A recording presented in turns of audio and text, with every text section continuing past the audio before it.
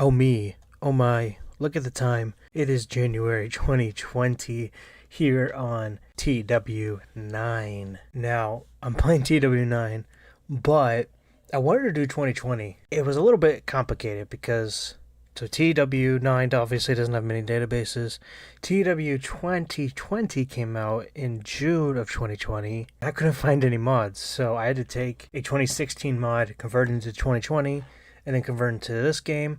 And then I added this is the Who's mod, and then I added the Who's 2024 July mod as an import. So there's gonna be doubles. There's also gonna be people like debuting and they're way better than they should be. But I feel like this is the best. Oh god, I just bring that mic up all the way.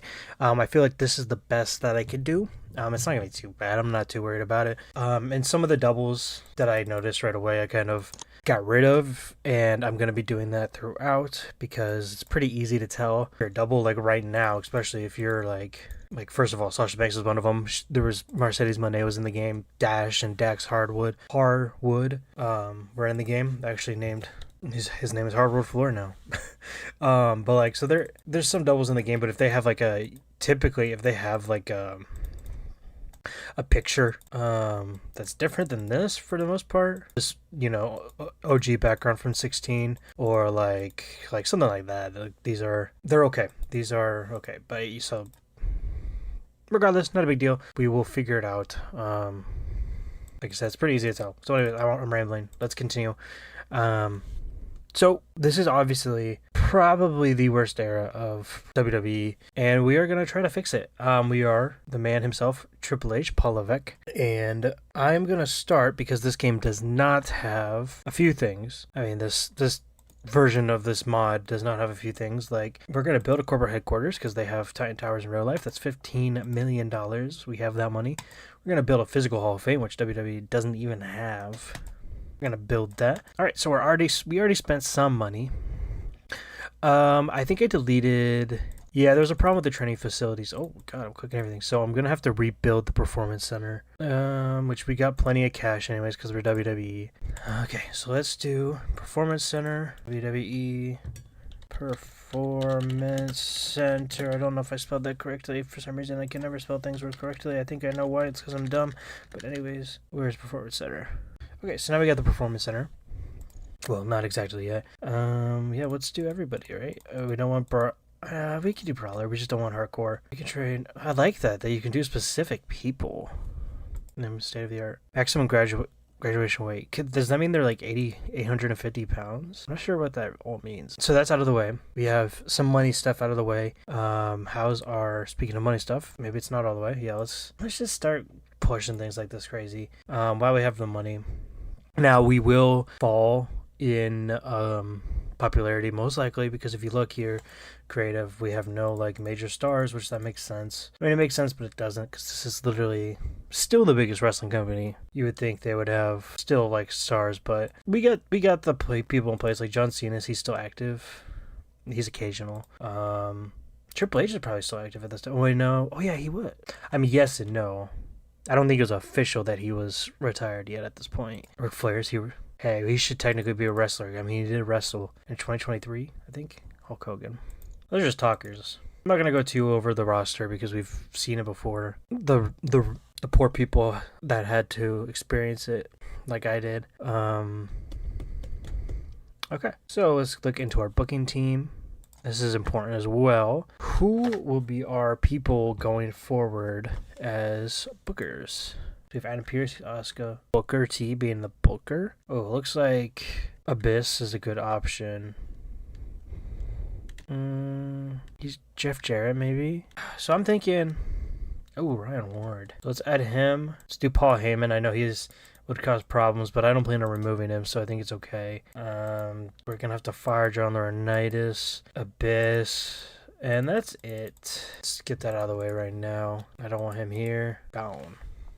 I don't like that his name is just Ali American. Let's change that. Let's just reset the character details. Okay, we can't do that. Let's just copy and paste his name. He's not Mustafa Ali American. That is not his name.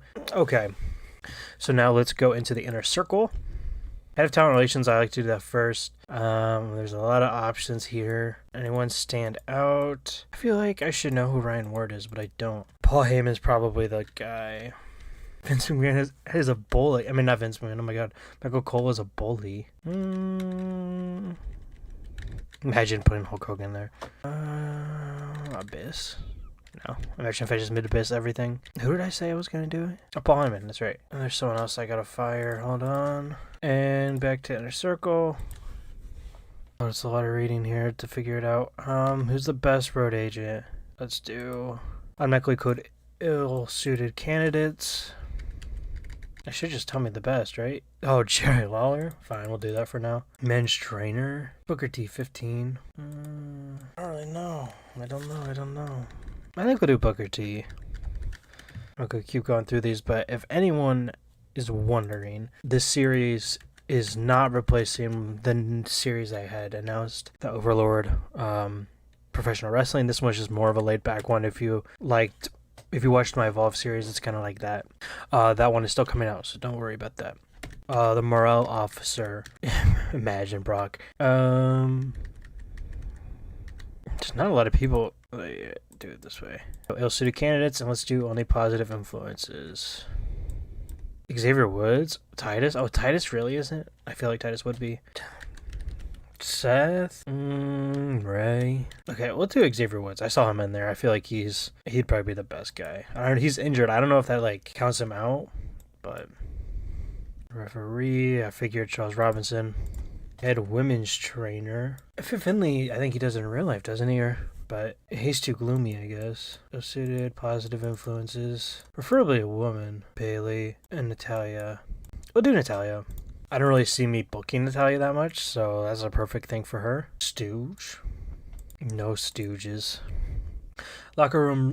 Locker room leaders. Positive influences. Ill-suited. Well, we want no ill-suited candidates. AJ Styles. Randy. Ray. Seth. Is that it? One more. Can we get a woman? Not good for that. Is she the only woman on here? Who else? I mean, Undertaker, but I feel like Undertaker's not really here enough, but I guess whatever. This way we have different, different eras and kinds of people. And then Chief Enforcers. Just the Undertaker. Okay. Man, this is that era right here. I just noticed his name in there. Cain Velasquez. Oh my god, what a time this was. And announcers, we got Michael Cole and Corey Graves on Raw. SmackDown, Byron Saxton and Corey Graves. So we got Jerry Lawler and Vic Joseph. And then we got Corey Graves and Michael Cole.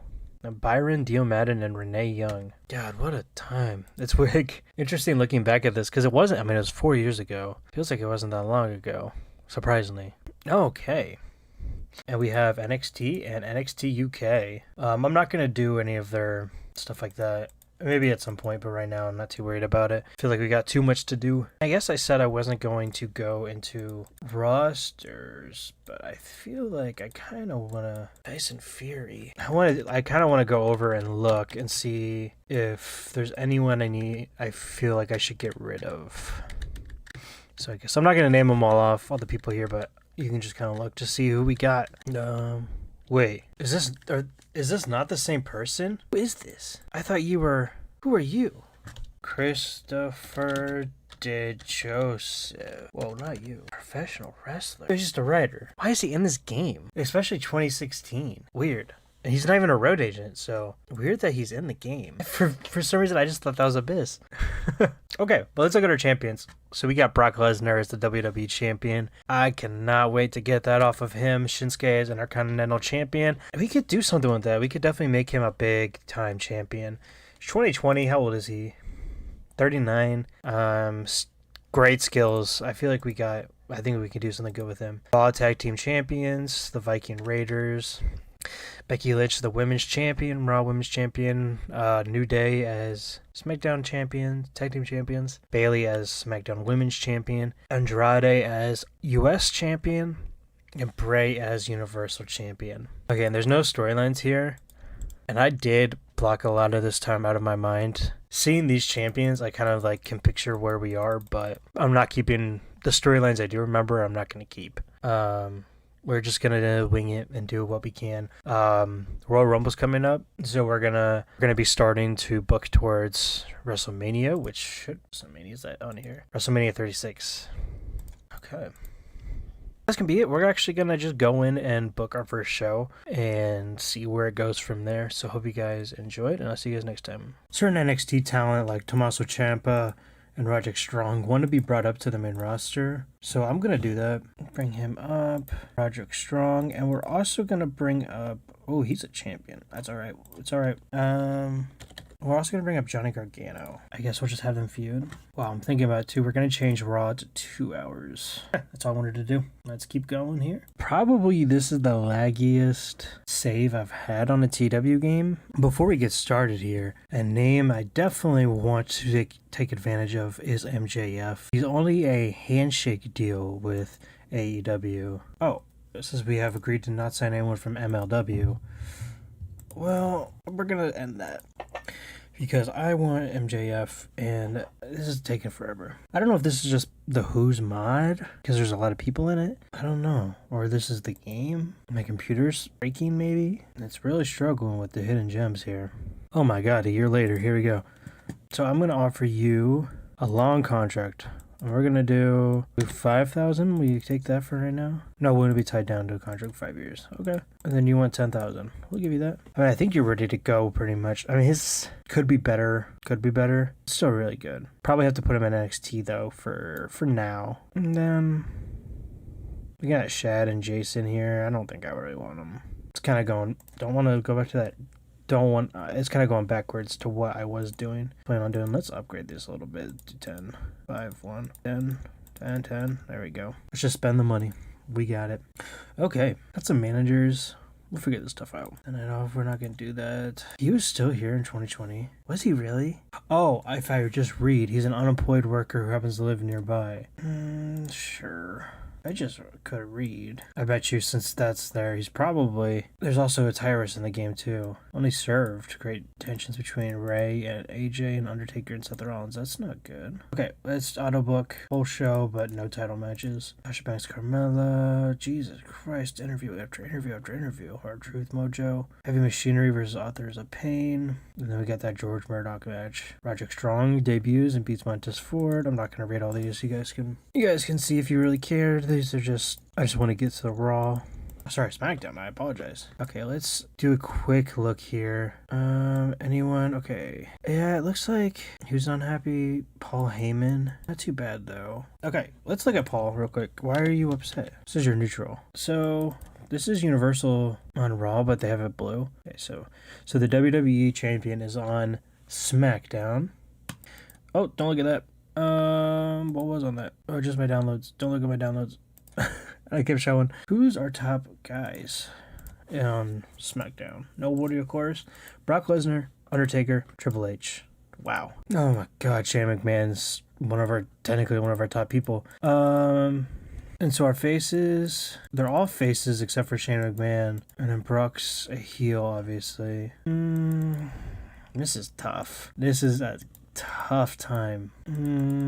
I'm stuck. I think it's gonna be Daniel Bryan. Let's get him. Sami Zayn's a heel. I don't want Sami Zayn to lose though. Let's do Dolph Ziggler. Let's do Daniel Bryan versus Dolph Ziggler. They steal the show. I mean, these guys probably would do a good match. And then, but we still got Brock. So since this is the era that Brock was never really here, Bryan versus Brock. And also double checking who's on commentary. Oh, just Corey Graves. So this is supposed to be Corey Graves and Michael Cole. Let me look and see who is our options here. We got Paul, Renee. There's not a lot of options. Like Samoa Joe, I don't want to use him for commentary. Paul Heyman, I don't use for commentary. So I guess we're stuck with Michael and Corey. Let's bring Michael back over let's actually take him off of a brand. No reason for that. What is Samoa Joe's status? He's not retired. He's active. Okay, cool. I know they were trying to get him to retire, I think, at that time. Things just falling. So let's have him call out. Let's cut a promo. Bryan cuts a promo on Brock, and Heyman responds. I feel like that'll be good enough, because then we'll add a part. And I'm still learning all this stuff, so. With Daniel Bryan cutting a promo, and then Paul Heyman cutting a promo, and then we'll have Brock as he's off screen. And then we'll have Daniel Bryan win and Brock lose that segment. Oh, they make this so much more difficult. Because now they can veto segments. How is Brock ever gonna do anything? Okay, let's take it off of him. Bryan wants to work without a script. Yeah, we can do that. It's him and Heyman. Okay, so technically that doesn't like help Daniel Bryan. It doesn't hurt him either. Same with Brock. So now let's focus on Shinsuke. So Shinsuke, he is recognizable. He's also someone that can have really good matches. But there's not a lot of people. Like we could do Mustafa. The Miz is a face. I guess Mustafa. So let's do Mustafa versus John Morrison. Oh, this sucks. And then we'll have Shinsuke at ringside. Storytelling. And then, there weren't GMs at this time, were there? I think we'll make them. If there's not GMs, I'm gonna make them. Let's have Kurt Angle. I saw he was on here. He's on Raw, but I'm gonna move him over to SmackDown for now. So so he can only be a world agent. Oh crap, never mind. It will not be Kurt Angle. Mark Henry's probably the same.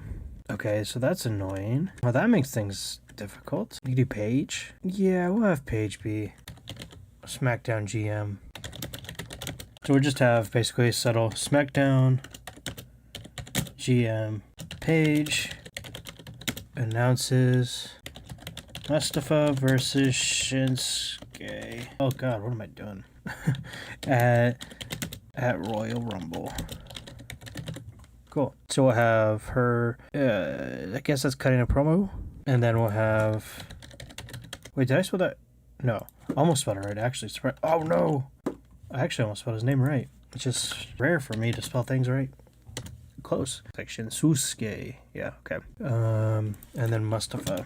Oh wait, no. We want him to be off screen. Mustafa off screen. Oh god, I can't. Shinsuke. There we go. And then we'll do minor storyline. Advanced storyline, actually. Just nothing really. Well, we gotta have a storyline first. Mustafa versus Shin. We gotta go back and make this SmackDown storyline.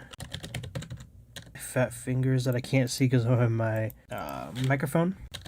SmackDown. Alright, and in the ring, Angle, live. Yep. Okay. So then we'll have that. So basically, episode shouldn't be this long later. This was probably gonna be a pretty long one. This and the Raw one will be.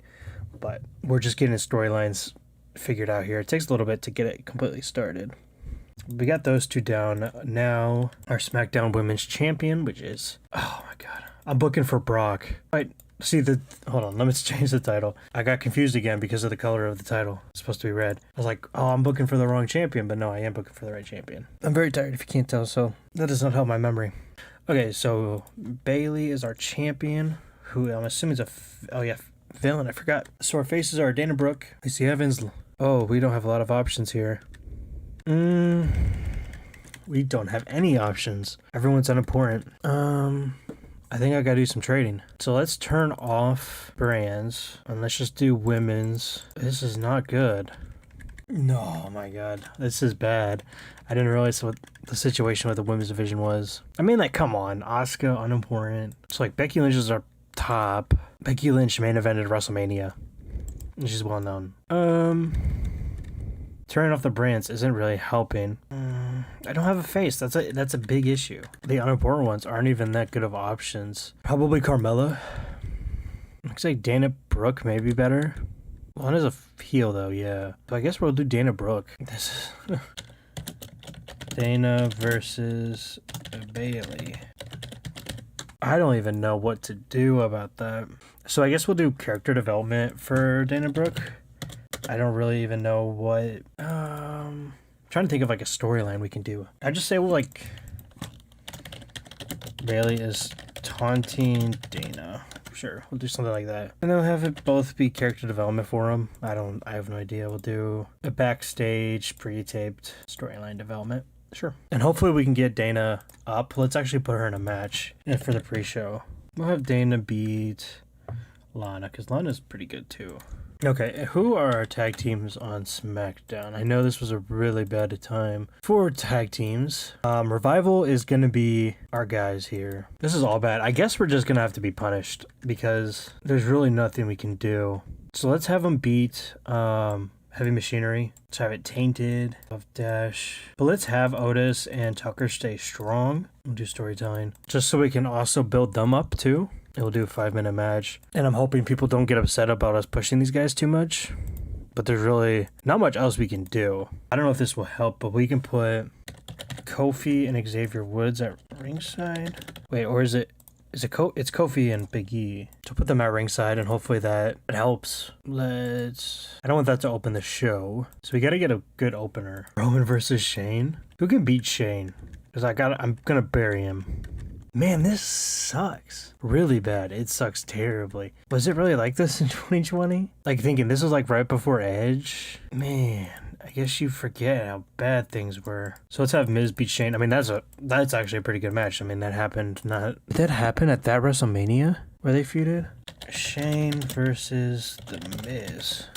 I'm just curious, did that happen in 2020? No, it happened the year before. Oh my god, we're The Miz's dad. I forgot. Oh my god. What a time it was to be alive back then. And this show was way too long, it seems. I think I gotta shrink the shows until we can get a good roster going. Let's do storytelling again.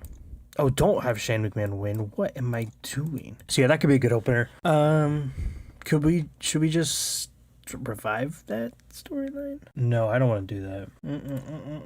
So I should get Undertaker involved. I guess we could have him have a match at Royal Rumble. Bray's on SmackDown.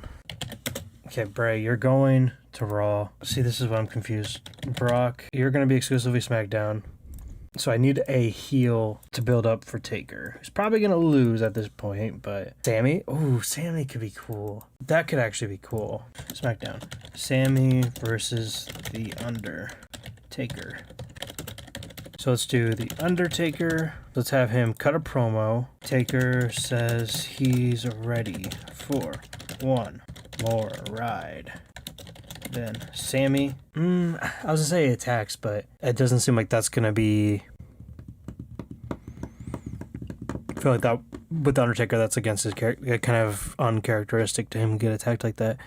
Then Sammy insults, so he comes out kind of mocking the fact that Taker's even still trying to wrestle and things like that. We'll do that.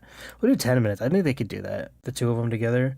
So we'll do Undertaker, continue doing cutting a promo, and then Sami Zayn. Cutting a promo, now will you please let me, Sami Zayn. The Undertaker, please let this work. Okay, good, because I would have been really mad if you didn't let me do another angle. And then we'll do Triple H probably on Raw. All of the talk people, like the best talkers are part-timers, and these two. Not here like Cena and then Ric Flair and Hulk Hogan. Let's do this. Flair v. Hogan. Now, I know what you're thinking. That sounds crazy, because it is. But what it's going to be is they are going to, basically, until Royal Rumble, do promos against each other. And then at Royal Rumble, have people representing them in a match. But it's a way to get better ratings. And it's a way to get better ratings and also give someone a little bit of a boost when it does come, I think, to have them be their manager. Hogan and Flair tease another match. Hogan wants to work without a script. Yeah, you guys can do that. More segments. More segments. I mean, we're doing pretty good with booking storylines now. We're picking things up a bit. Intercontinental. So we already got that taken care of. Is R-Truth on, what brand is he? He's on Raw, so won't worry about him right now. Or I could. He's 24/7 champion. He could defend anywhere. But no, I won't do that. We'll keep it on Raw for now. And yes, I'm gonna keep it for now. I may do something with it later, but it's not really a priority. We gotta do some of the Roman. I don't know if a Robert Roode push is worth it. Sheamus? Use Sheamus versus... Let's do this. Braun and Roman versus Sheamus and Cesaro. Are they still together? I don't think they are. Let's put them back together because we need teams. We'll do individuals so they don't always have to work together, but this will definitely help things out. And then we'll make that the main event. Let's have them win. Let's do... I know this wasn't how it happened in real life. Let's start to slowly... Oh, it says he's 100% a villain, but he's a face. That's cool. Let's start to get that in. Start to make him a heel. That's crazy because this is pre-Tribal Chief, but I guess that makes sense because he was getting booed all the time and everything. So I would do spectacle. Is that being too ambitious? And then we're gonna have Braun and Roman feud eventually. So we're gonna start planting the seeds for that by saying Braun Strowman. I wish there was just a story development, but we'll do dramatic acting, I guess. Roman and Braun celebrate. I advance the storyline. 5 more minutes, and we still have. Oh, and they gotta be segments.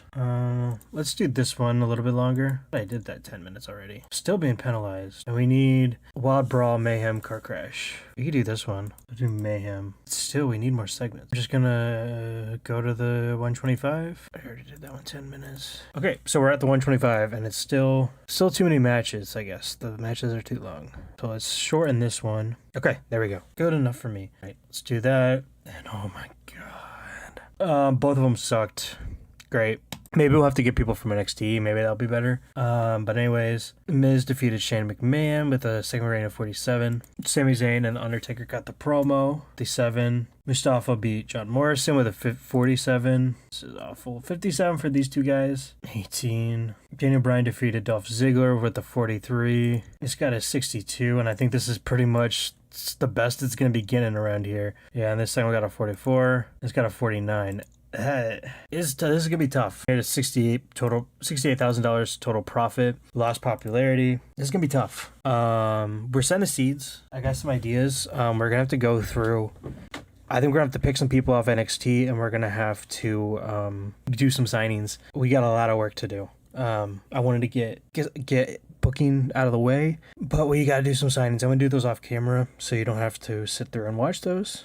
But I'll see you guys next time when we go and book SmackDown. Welcome back to WWE 2020 here on TEW IX. Now, I will start off this episode with a disclaimer that I am probably noticeable to you guys. I am sick. So, I don't know how this episode is going to go, but we're going to go ahead and get it done. First thing to note here is that we were able to sign MJF. I did immediately send him to NXT. I don't know how long that'll be, but right now he's got contracts still going with other companies, so right now while he's figuring that out, I don't know. Okay, so this is the WWE contract. I want to see, what's your contract with those? What time are you leaving those? Let's see. If I remember how to work this. I don't. Where is contracts? I don't know where his contracts are. Is it just 20 days? Job history? No. I would like to see your contracts. Oh, I never even noticed this before. This is cool. Okay. I'm learning new things every day. This actually gives a report of how they're doing. That's sick. Okay, cool. I like that a lot. Okay. Anyways, let's us go, and we're going to get started with Raw here. We're not going to give everyone the night off because I don't really know who I'm using right away. Best venue. Let's keep this going. Locker room incidents. Tony Thomas wants to hang out backstage. Sure. You don't even have a picture, bro. Luke Gallows helped the environment. Natalia ran basic and safety training for 5 students. Jessica Carr is a referee right now, isn't she? Let's do some team bonding. Let's hope it helps. Yeah, it did help with everybody here. Okay, cool. Alright, so I'm going to use, I had the Undertaker on SmackDown. So let's actually put him on that brand, SmackDown. And then let's do, Triple H is going to be on Raw. Unfortunately, these are our only guys really of, name value. So we have to kind of work with that. But let's see, who's our major stars here? Nobody. Triple H is a star. We have AJ, Randy, Rey Mysterio, and Seth Rollins. Who's our title holders? This is a Universal title. Oh, yeah, that's right, Bray Wyatt. Because I moved him over from SmackDown. And obviously, He's not. He's not in the star category when we're well known. He's a recognizable guy. I really like Bray, and this time of Bray is like my favorite, but I know I'm gonna have a hard time booking him in game. I don't know if it's worth it to have him stay as champion. Now this time was really difficult to book with Bray, especially because he's a champion. I wish he just didn't have the championship at all. Well, he does, so that's the issue. Who is a heel and who's a face? So I don't know why I went off that.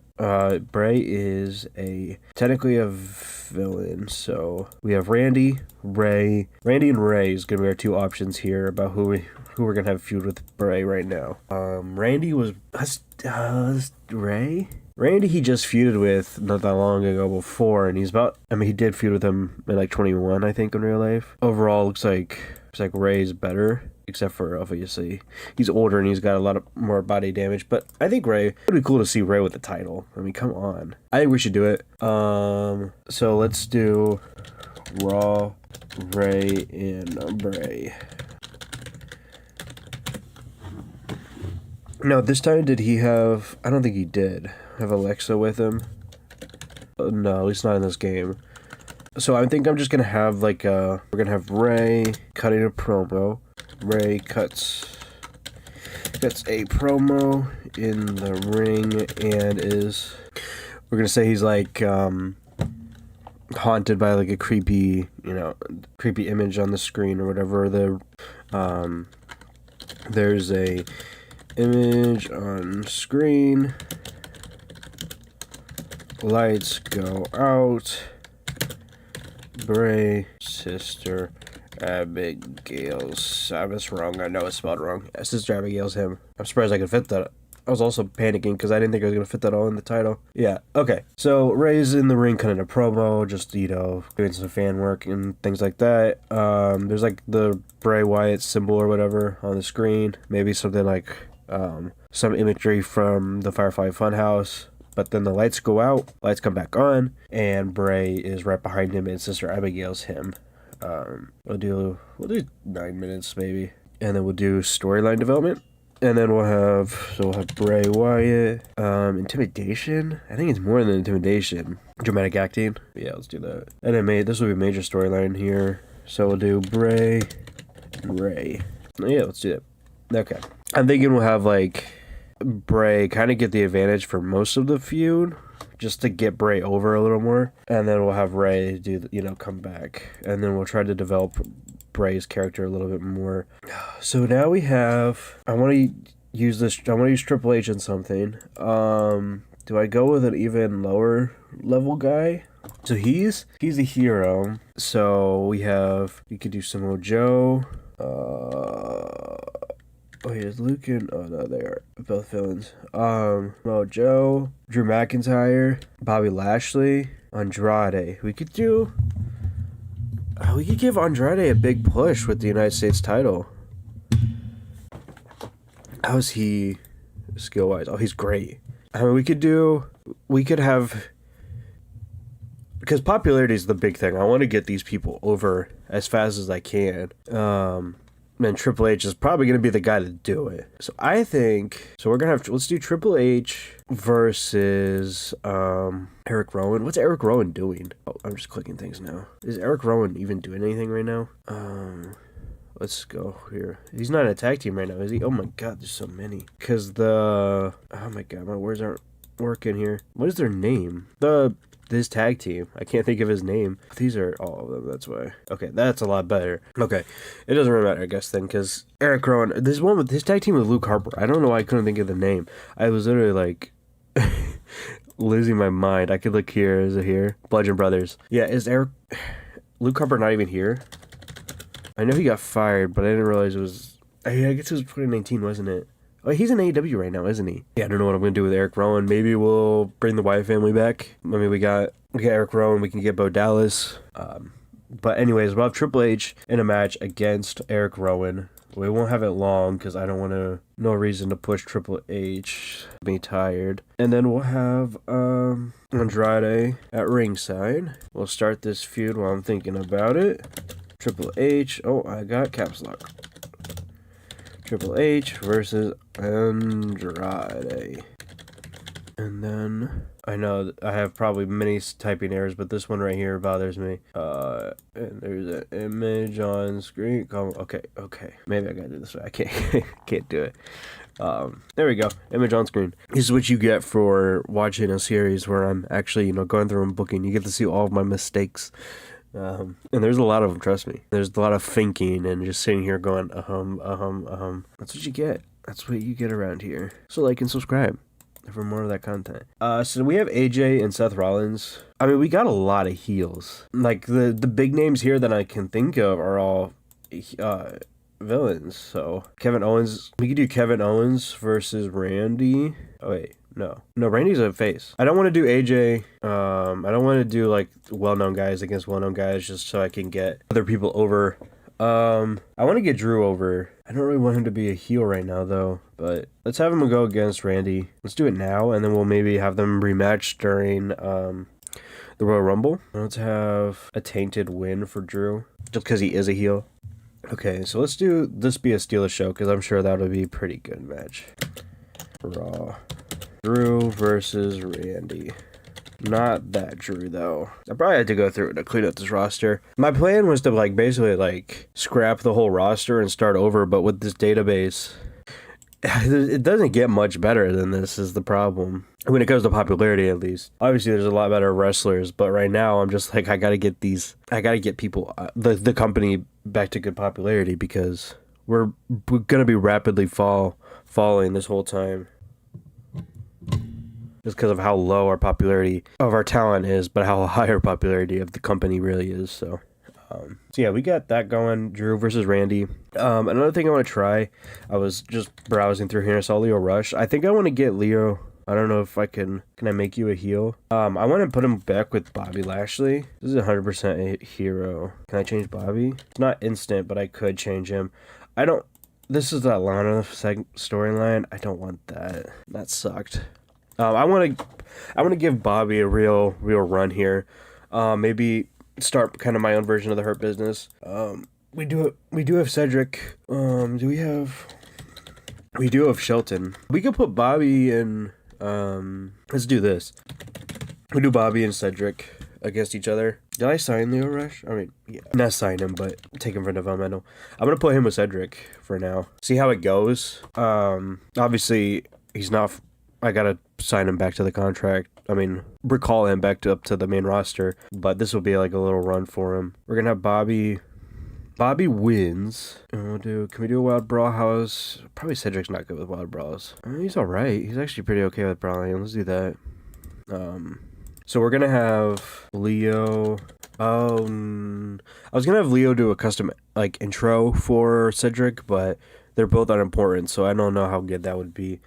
But we're gonna have after the match Leo pitches an idea for a new group starring Bobby. So we'll just kind of get it in the air there. We'll do Raw Bobby's new group.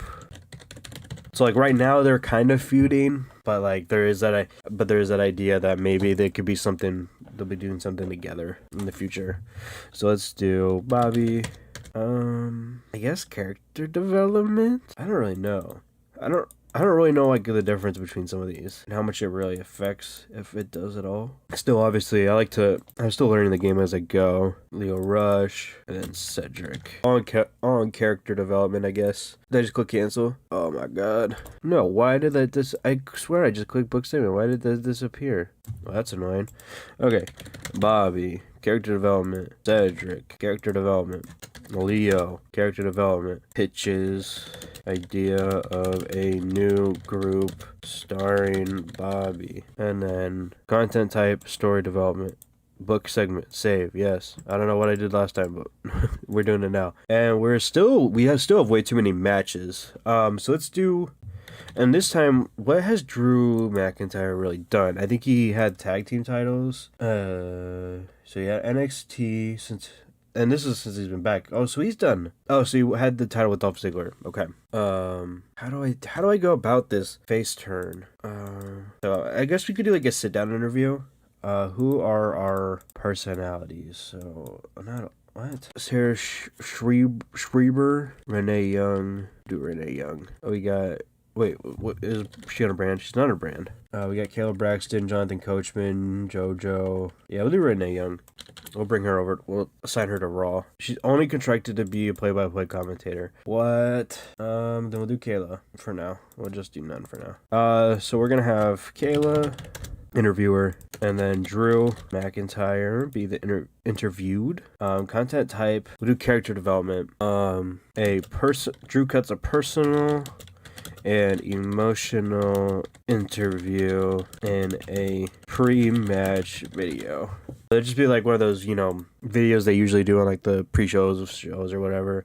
Just kind of planting the seeds for a face turn. But this one's going to be mentioning Randy because they are currently going to be feuding. Randy's going to be off screen. An advanced storyline, because I think we got to do that. I'm not sure exactly if we always have to do it, but... Alright, so that'll be right before their match. We'll do it longer. We got plenty of time to kill. We'll do 10 minutes. I don't know if that would really be 10 minutes in real life, but we got to do what we got to do in this game. Okay, so now we have AJ and Seth. We could probably... I don't know what to do with them right away, but... We could do a tag team match. Who's our tag team champions right now? Our Raw tag team champions, Eric and Ivar. That's got to change. Let's do it. Let's do like yeah, we don't have a lot of tag teams anyways. Oh, he's technically with the club. We'll do it anyways. AJ and Seth versus the Usos. But I also want them to AJ and Seth to win too now. If we just make them win the Raw tag team titles. Fuck it. Let's do it. Let's do it. I'm gonna regret it probably, but I just don't want the Viking Raiders to have it. Not right now. And, I mean, that will add a lot of popularity to the belts if these two have it. Can we do a 15-minute match? Like, Mayhem match, maybe? Maybe we could even do 20. We gotta have a winner. AJ Styles. I mean, I think at this time anyways, they both were really not doing much, if I remember correctly. But I just don't really want... I'm not really into the club stuff. I don't know if I want to keep the Good Brothers around. Maybe I can send them to NXT. I don't know if they'll go or not, but... So let's have that be right there. Yeah, I'm sure this match... no. Triple H versus Eric Rowan will not be a good opener. Almost just said it would have been.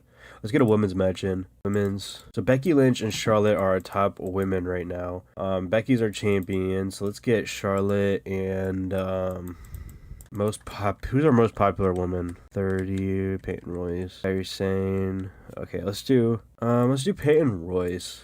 Peyton, Charlotte, and we'll do Raw women's title because I'm thinking we'll do Becky, Charlotte, Peyton, and Billie Kay. I'll be involved in this one. I'm gonna have Billie Kay obviously aligned to Peyton Royce. And in this match, we're gonna have outside interference from Billie Kay. So Charlotte will win. I mean, not Charlotte. Peyton Royce will win this number one contenders match. And then we'll have... So that'll be the opener. Oh, Peyton Royce. Got a promo. Billie Kay. Got a promo. Becky... will be off screen, and same with Charlotte. And then we'll have so this will be Peyton calls out Becky after winning number one contendership. And we're gonna make it long, realistically long, just because that's how things go. We'll do regular storyline victory. Peyton Royce, there we go. Becky will lose, and Charlotte will lose. And I guess Billie Kay wins too, right?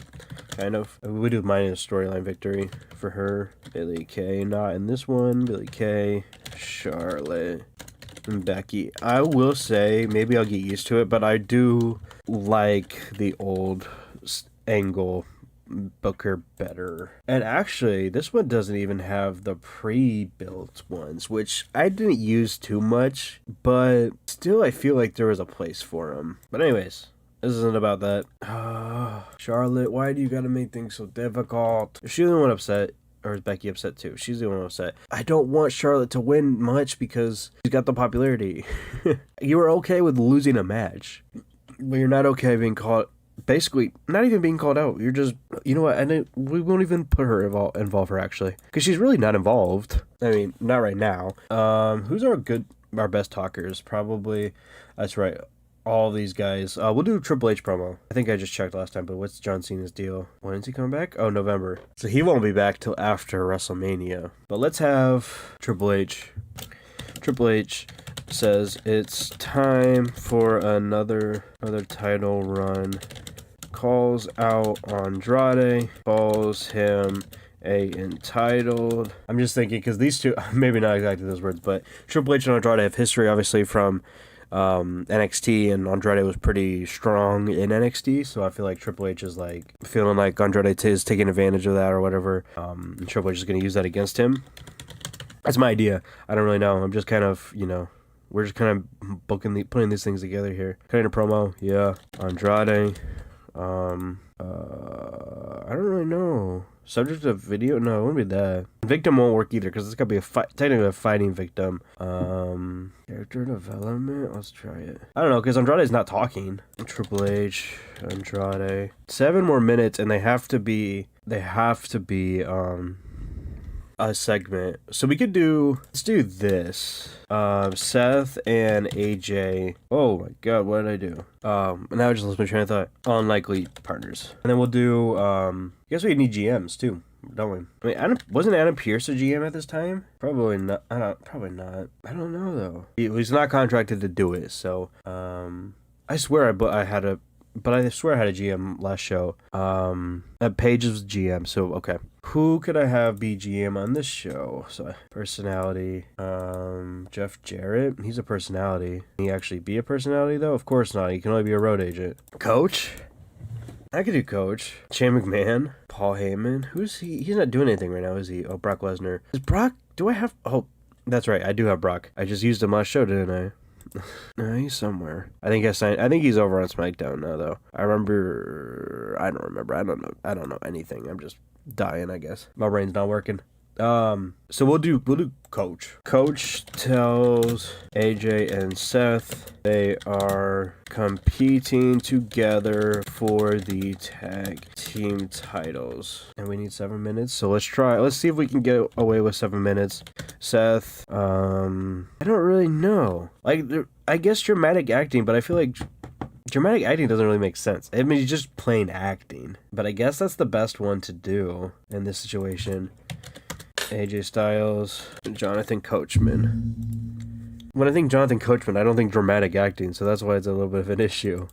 Let's start booking analysis. People are being used too much, whatever. We can't do much else about that.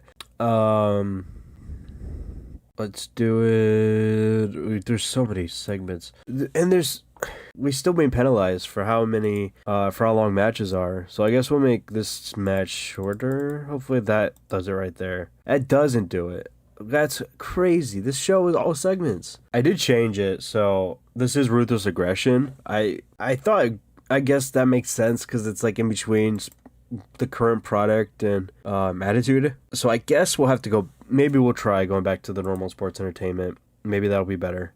I want to try a little bit different. I thought it was going to be better, but I don't think that is going to be the case. Maybe I'll do like 3-ring circus because I think that's what AEW is in the game, but we'll try it out. We'll play around with the products. Or I could just stick with it. Maybe I should just stick with it. We'll figure it out. Okay.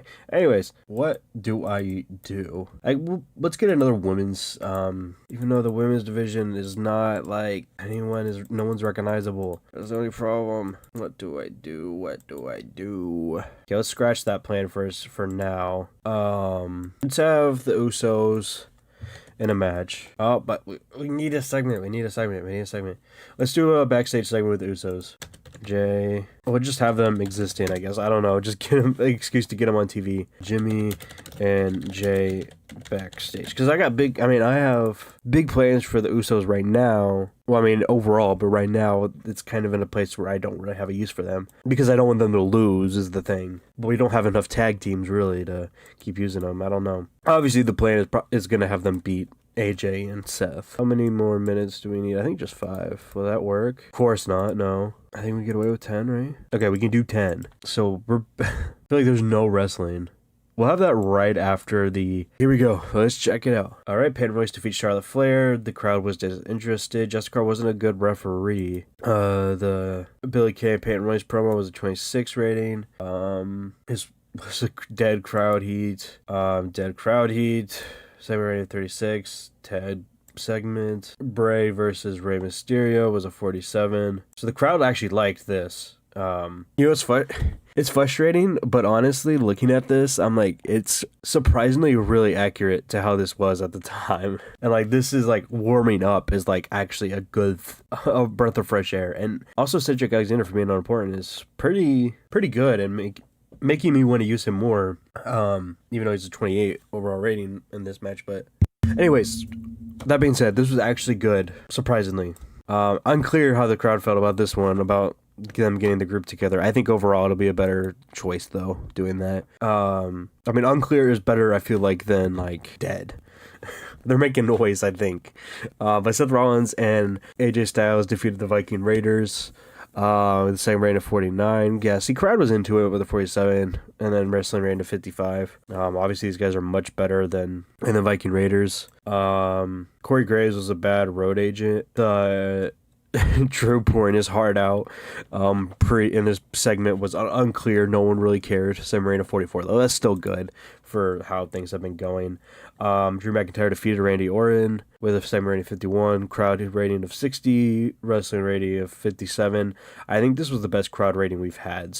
And we got to get rid of Jessica Carr, unfortunately. Yeah, we lost popularity. I think we're just in a bad place because we made some money with that, a little bit, not a lot. We're gonna keep going down. I think the idea is we just really have to focus on the future, because right now it's just inevitable that we're going to crash.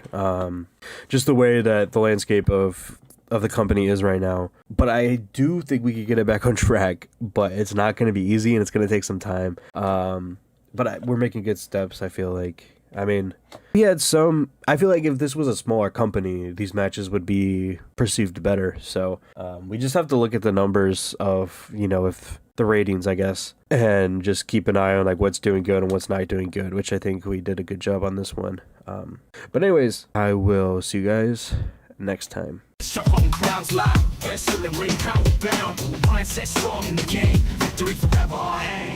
Step by step, on the right, smash the dot, break the chain, control the screen, hold the fame, mindsets here, feel flame.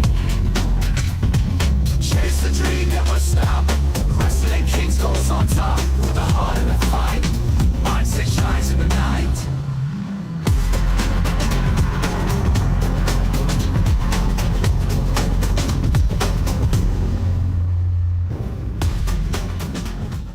Time for another episode of WWE 2020 here on TEW IX. We're going to start off this episode here with some signings. We got Darby Allin and Britt Baker, and I think, what contract did I offer him? Exclusive, that's right, because I tried to take him from AEW. So I got him on exclusive, and I got Britt Baker on exclusive. Normally, I don't really go for exclusive contracts, but this is a different story. Do I send him to NXT? It doesn't really matter because his popularity is really low. I was say everyone's popularity is pretty low, but his is like low. Fix him a mic like usual. Yeah, send him to NXT for now. Britt, she's really good, so I think I'll use her. It's tough. I'm back and forth in my head if I should combine the women's divisions. I think, kind of thinking about combining the brands anyways, but I'm not sure yet. I'm going to see how it goes for now. But women's is a different story because women's, there's like 2 women on each brand that can technically be on TV without people getting upset. But we'll figure it out. Something I want to do too before we actually get into the booking is I'm just going to raid NXT. Obviously champions like Adam Cole will stay, but I want to we're not going to look at popularity. We're just going to look at skills. Like Bianca, or bringing Bianca up. She's definitely going to help with women. She's a heel. Oh yeah, Bianca, is that her real name? Bianca Blair? Anyways, Brandon Vink, you're good, but I don't know. Maybe I should stick to some people with names. Cal Bloom, he was in NXT before they changed it, because this is right before NXT 2.0, isn't it? Yeah. Okay, so with Dakota Kai. What about Chelsea? Chelsea will keep down here. Damian Priest, definitely future world champion in my eyes. I mean, real life, but my plan is to definitely make him a future world champion. Dijak. Now, I don't have Finn Balor. Now, I don't have really specifically plans for these people, but basically, I just want to get a bunch of people on the roster, and if they don't work out, we'll send them back down. This way, we can just get it out of the way. Swerve? No, I kind of want to use him, but no. I don't really know. Chris Hero, of course. Cassius Ohno. Keith Lee, of course. He's not as good as I thought, but we could use him. And is he in a tag team with Alexander Wolf? I think he is. Let's get him. And then I'm going to keep them. I'm going to keep the era down there. Leo Rush, I'm going to bring, and I'm going to bring him up with Bobby Lashley again. He's going to be in that group. Marina Shafir? Yeah. I mean, there's plenty of really good people in here. Oh, Morrow. I love Morrow. I know announcers don't really mean much, I guess, because you don't hear them, but what is our situation like? So Raw, we have Vic Joseph and Jerry Lawler. Oh my God, Vic Joseph and Jerry Lawler. And then SmackDown is Corey and Michael. I think we're going to do a little bit of a switch here. I know why in real life they had that, because he had some problems, Morrow, but we also don't have Bradshaw, so I think that was who mainly his problems were with. And Jerry won't be here very long either. We'll have to figure out what the deal with how we're going to replace him though. And then we're also going to add Morrow to events. I know it's the 3-person booth, but Morrow and Jerry Lawler. But Morrow's great, so I don't think that's going to hurt too bad. I could definitely see him and Michael Cole kind of clashing though, but we'll see. Matt Riddle, he's not that good. Yim. Yeah, let's do it. She looks familiar, I think. MJF, I just brought him down there, so I'm going to keep him in there for now. Obviously, he's going to have some big things happen with him. How much longer is he going to be with AEW? I wish I could do the damn contract thing. Navigation is not what it used to be. Whatever. We'll find out, I'm sure. Sometime. Maybe not, though. Nick Camarado was there. Oh, Rachel's pretty good. Pete-Dunne's not that good. Rachel Ellering, she's out injured, so we're going to leave her down there for now. Rhea Ripley, she's a women's champion, so we're not going to bring her up, but obviously she will be up eventually. Rick Boogs, we're going to leave you down there. Indy? No, I think I got... Unless there's like a crazy one that sticks out. I think I got the women. Oh, Shane Thorne. I'm going to bring you up because I'm going to bring you, if I could remember your tag team partner, maybe he'll come up. I want to use you in a tag match. I mean, in the tag division. Shayna, of course. See, that's a huge, one of the exceptions to no more women. And Steve Cutler. I'm gonna bring you up just because I know you're really good. I know you didn't have a good run in WWE, but we'll figure it out. Velveteen Dream. No, I'm not gonna fire him, but we'll just kind of keep him in NXT, I guess. Tom Phillips. He's more of a play-by-play. I would bring him up to do color. Wesley Blake. I mean, I guess I could bring him up and team him with Cutler. I just gotta remember these things. Regal, Zia Lee. That's it. Okay, so let's do that real quick. Did I just Forgotten Sons? Yeah, okay. And then I think we gotta re-sign these guys, the clones. Or did I already do that? Epico. If only I could figure out how to work this game. Contract. Okay, yeah, his contract is about to expire. Can I offer? Yes, I can. Okay. Let's do the basic. Let's do 2 years, because I don't know. I just don't know.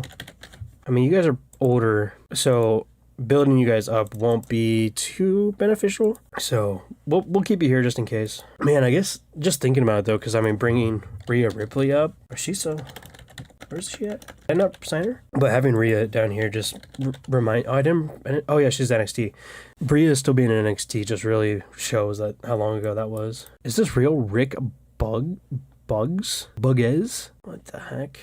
Okay, there was another tag team I was gonna do. Oh yeah, it was Alexander Wolf and Killian Dane, yeah. So they're gonna be Sanity. Oh, they're already technically a team. Let's go find them here. Sanity. We're gonna actually Sanity. Just the name is not, you know what I'm saying. Hopefully, if you just see what I'm doing. So it's there. Let's do that. And then we might as. Oh, I guess we already have him, don't we? Eric Young. And then do we have Nikki Cross? Nikki Cross, we do. So I guess we could just rebuild Sanity. Where's Eric Young? He's on Raw. Have I used him already? Match history. So he's on main event. So we can, technically, I feel like he's not bound to Raw. So let's do that. Oh, I still got Aiden English. How good are you? Oh, you have no color commentary skill. I'm going to send you to NXT. I'm going to do what they did in real life and pretty much just, he's okay. I think he'll be a good color commentator, so let's have him go down there to work on that. Anyways, I got distracted. Lucha House Party. And let's get rid of the OC while we're here. Let's get rid of, no, we'll keep it for now. We'll keep Lucha House Party, I guess. Eric Young, Killian Dane, Alexander Wolf, come on, there we go, and Nikki Cross. Bring Sanity back. I like Sanity. And I guess Colt, I think that's how they did it. Do I have... Oh wait, no, this is... I don't know if I don't have pictures or the things were not working. I can't remember. Whatever. Okay. I want to go in and add pictures. I wish, since this was a TEW 2016 save, the... Oh my god, I'm drawing a blank. There's no GIF options, so we're stuck with the full pictures. But let's do Leo Rush. What is Bobby? He's a villain, so... And I saw that I just made Lindsay Dorado his manager. And it says he's 100% a heel, but we're gonna... a face, but we're gonna make him a villain. Because he's gonna be. If I can do this correctly. What's her character details? There we go. Bobby Lashley, and then let's go back to Bobby, and then let's do Leo, not Lindsay. Let's also go back to Leo because I forgot to give him a brand, so let's do Raw. And did I have show history? Oh, so Leo Rush was the person that came out to pitch the idea, so that's already in works. So let's get that started. Leo, Bobby, and let's put Cedric, and I know they had a match, but we're going to make it the Hurt business, not the Hurty business. Okay, now that we got some more roster management out of the way, another thing is our TV deals. Of course, I just got rid of them. I don't know why I did that, but TV networks are not happy with us right now. Obviously, we're supposed to have an 89 show. That's not happening. So what we got to do is we got to adjust the time slots. Honestly, looks like Graveyard is... Probably for all of them, we have to go to Graveyard. What was our last shows? So for realistically 45. Hopefully we can do better than that. But for now, we gotta just negotiate and bring everything to Graveyard right now because our shows suck. So now all of our TV deals are Graveyard. Oh, except for this one. Good thing I went back and checked. For SmackDown. So yeah, all of our TV deals are Graveyard as of now. The event ones are not. I don't think hopefully it'll be okay. This is another one. Always double check things.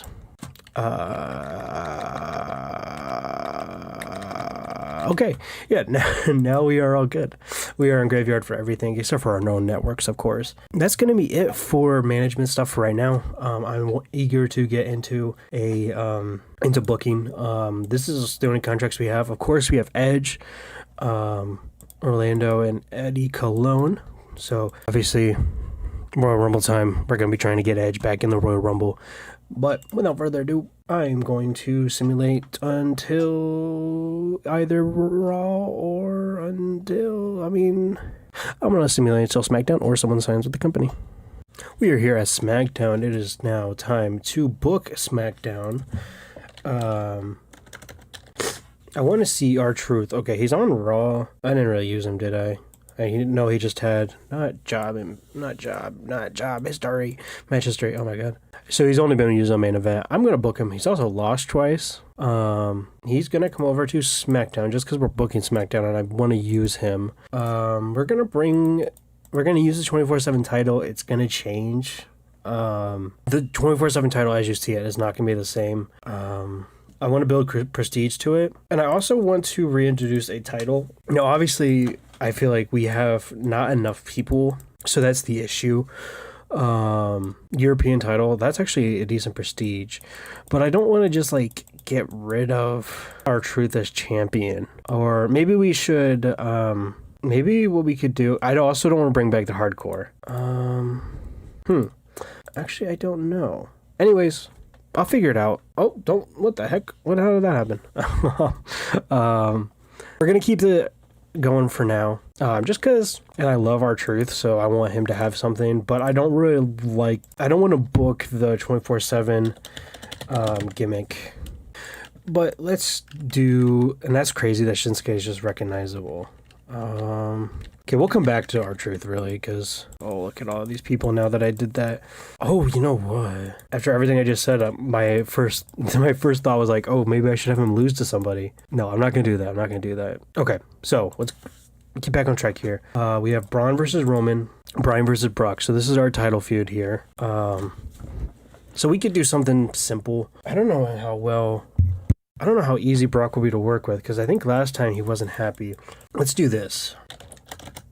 Brock attacks Bryan backstage. So we have attacker, Daniel Bryan. He'll be a victim. Yeah, we'll do 5 minutes. We'll do backstage. Yeah, sure. But then, so before all that will happen, we'll have Daniel Bryan in a match. He's well known. So let's do, oh, never mind. I was going to say we'll do a star, but no, that won't work. The Miz? No, we'll do Roman. Because Roman is in a feud with Braun, and Braun is going to cost Roman this match. So we'll have Roman. Can we do this spectacle? Oh, this is like a main event match, though. Okay. So we're not going to have it be backstage, because actually this is the main event match. So let's just book like this. Yeah. And actually we need to do Braun oh, wait, no, that's already going to happen. Bryan versus Brock. So let's have Brock win and Bryan lose. Okay. So now we got that taken care of. Actually, let's have Brock at ringside here. Okay, and we're gonna have Shinsuke next, which he is in a feud with Mustafa, and it's a cold one, of course. What is Shinsuke's stats? He's great with charisma, so we're gonna have him do charisma. What's the deal with Mustafa? Mustafa is not that. Can Shinsuke speak English at this point? Shinsuke. Okay, he speaks passable English, so that is fine. Who's our interviewers?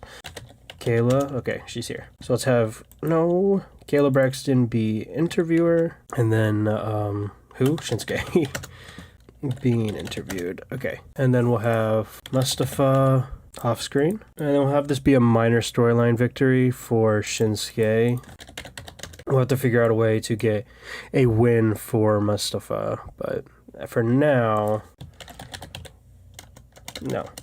Shin just talks about Mustafa during interview. And then we'll do 10 minutes. I did shorten the time, so let's do 5 for now, and then we'll adjust it if needed. Obviously I don't want it to be 10 minutes long, but the way these shows can be, it's kind of hard not to do it that long.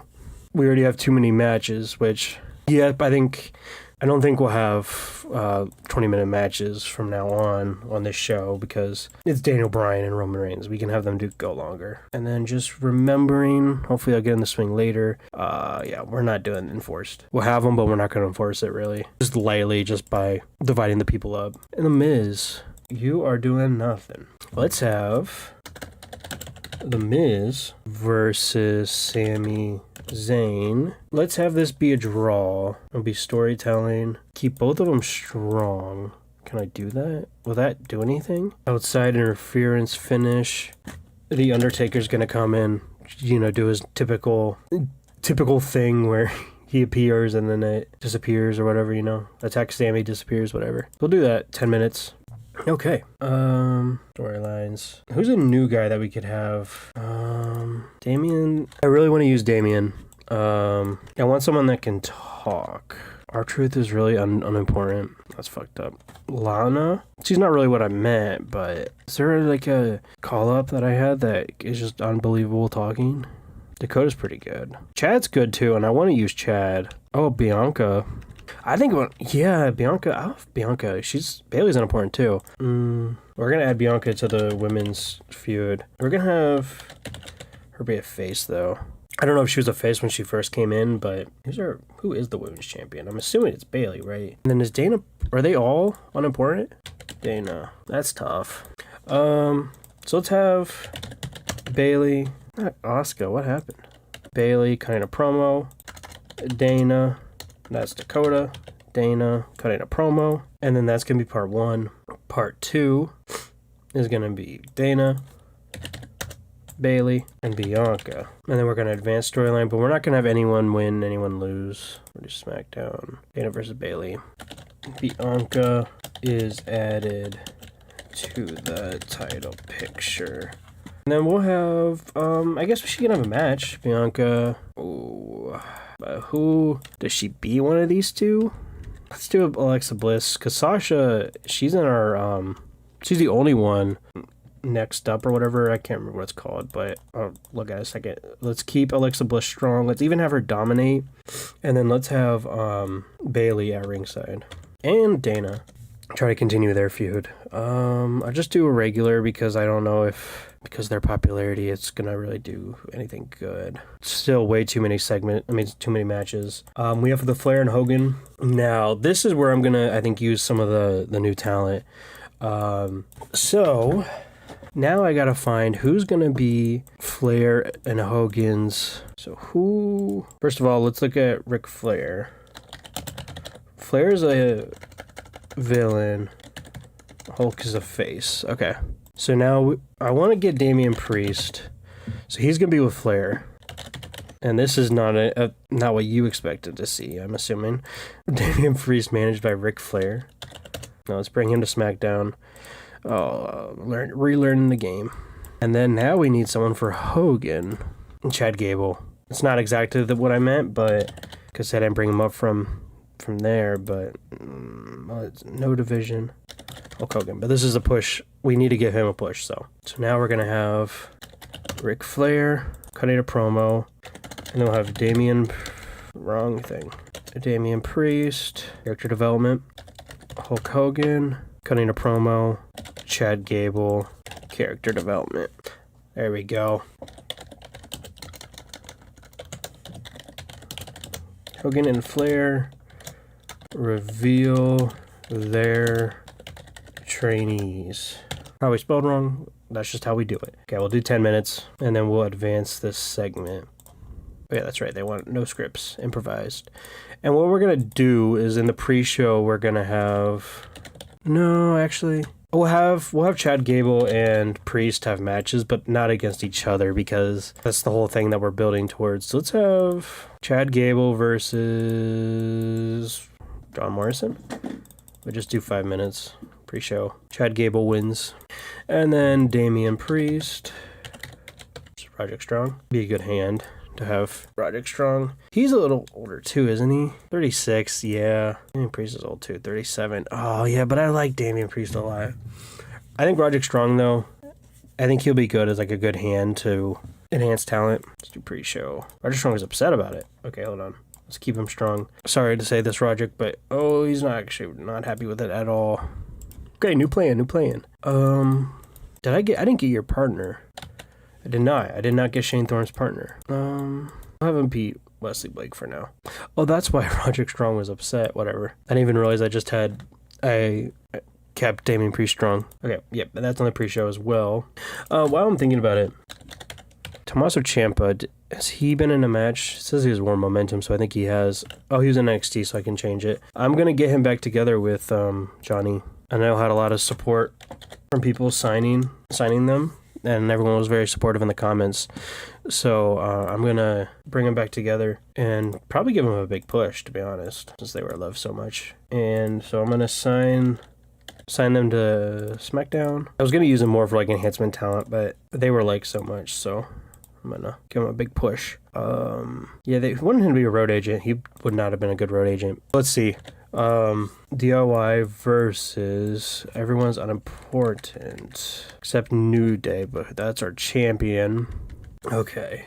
Looks like I'm gonna have them lose this time. So I'm going to do Revival. Oh, I don't like this, where they have to spell it all out. Let me just... Why you make it difficult? Just... Why you have one say 2v2 and then the other one's like spelled out? Want to do a multi tag match. No, 4-way tag team. Here we go. 4-way tag team elimination. Let's do that. So then we will have Ziggler and Rude, and then we'll have Viking Raiders. Oh wait, no, they should be on Raw because they had the Raw titles. So let's not do that. Why are they unbranded? Do we do B Team? The Bar, and then we'll have Revival win. Do we do that 15 minutes? Sheamus is unhappy. Sheamus, I'm sorry, but you're on SmackDown, so you gotta lose to Revival. Okay, so now we got a problem. We need a High Spots, steal a show, and then we need a Hardcore Wild Brawl Mayhem. And we still are not long enough. So this one, I'm gonna do, that one is a storytelling, so we're gonna keep that. Daniel Bryan versus Roman Reigns, that will do steal the show. We'll make that 15 minutes. Bianca Belair versus Alexa Bliss. Can I do Wild Brawl with these two? Can they brawl? I kind of can, but we'll do Damian Priest versus Wesley Blake be the Wild Brawl. So that got that taken care of. Now we just have to book more segments, which we have our current storyline set. Who else? Is anyone not doing anything? Like a big name? Corbin. He's a good talker. Kofi. Oh, Banks. Yeah, we could do Banks. But what would we have her do? This is the problem. So I guess we'll just do generic. What is she anyway? Sasha Banks. She's a heel. Okay, so let's do this. We'll get need a face. Mia Yim. Mia Yim's probably someone that I will be given a push to. Yeah, let's do Mia Yim. So we'll do Sasha versus Mia because Sasha is out for a match, but says that the competition isn't good enough and leaves. So she's gonna come out for her match against Mia Yim, and then she's gonna be like, it's not good enough, so I'm not gonna compete. That's basically it. Probably 10 minutes. Hopefully that helps. Nope. We gotta cut 3 minutes from a match because we're still over. Let's cut from Miz and Sami Zayn. And we still gotta cut, so let's cut here. Let's do 3 more minutes maybe. Oh, this is the worst part about all of this. There we go. That's perfect. So now let us get into this show. Okay, in our pre-show, Damian Priest defeats Wesley Blake. Crowd hated this. Paige did not do good as a road agent, so let's go ahead and remove Paige while I'm thinking about it.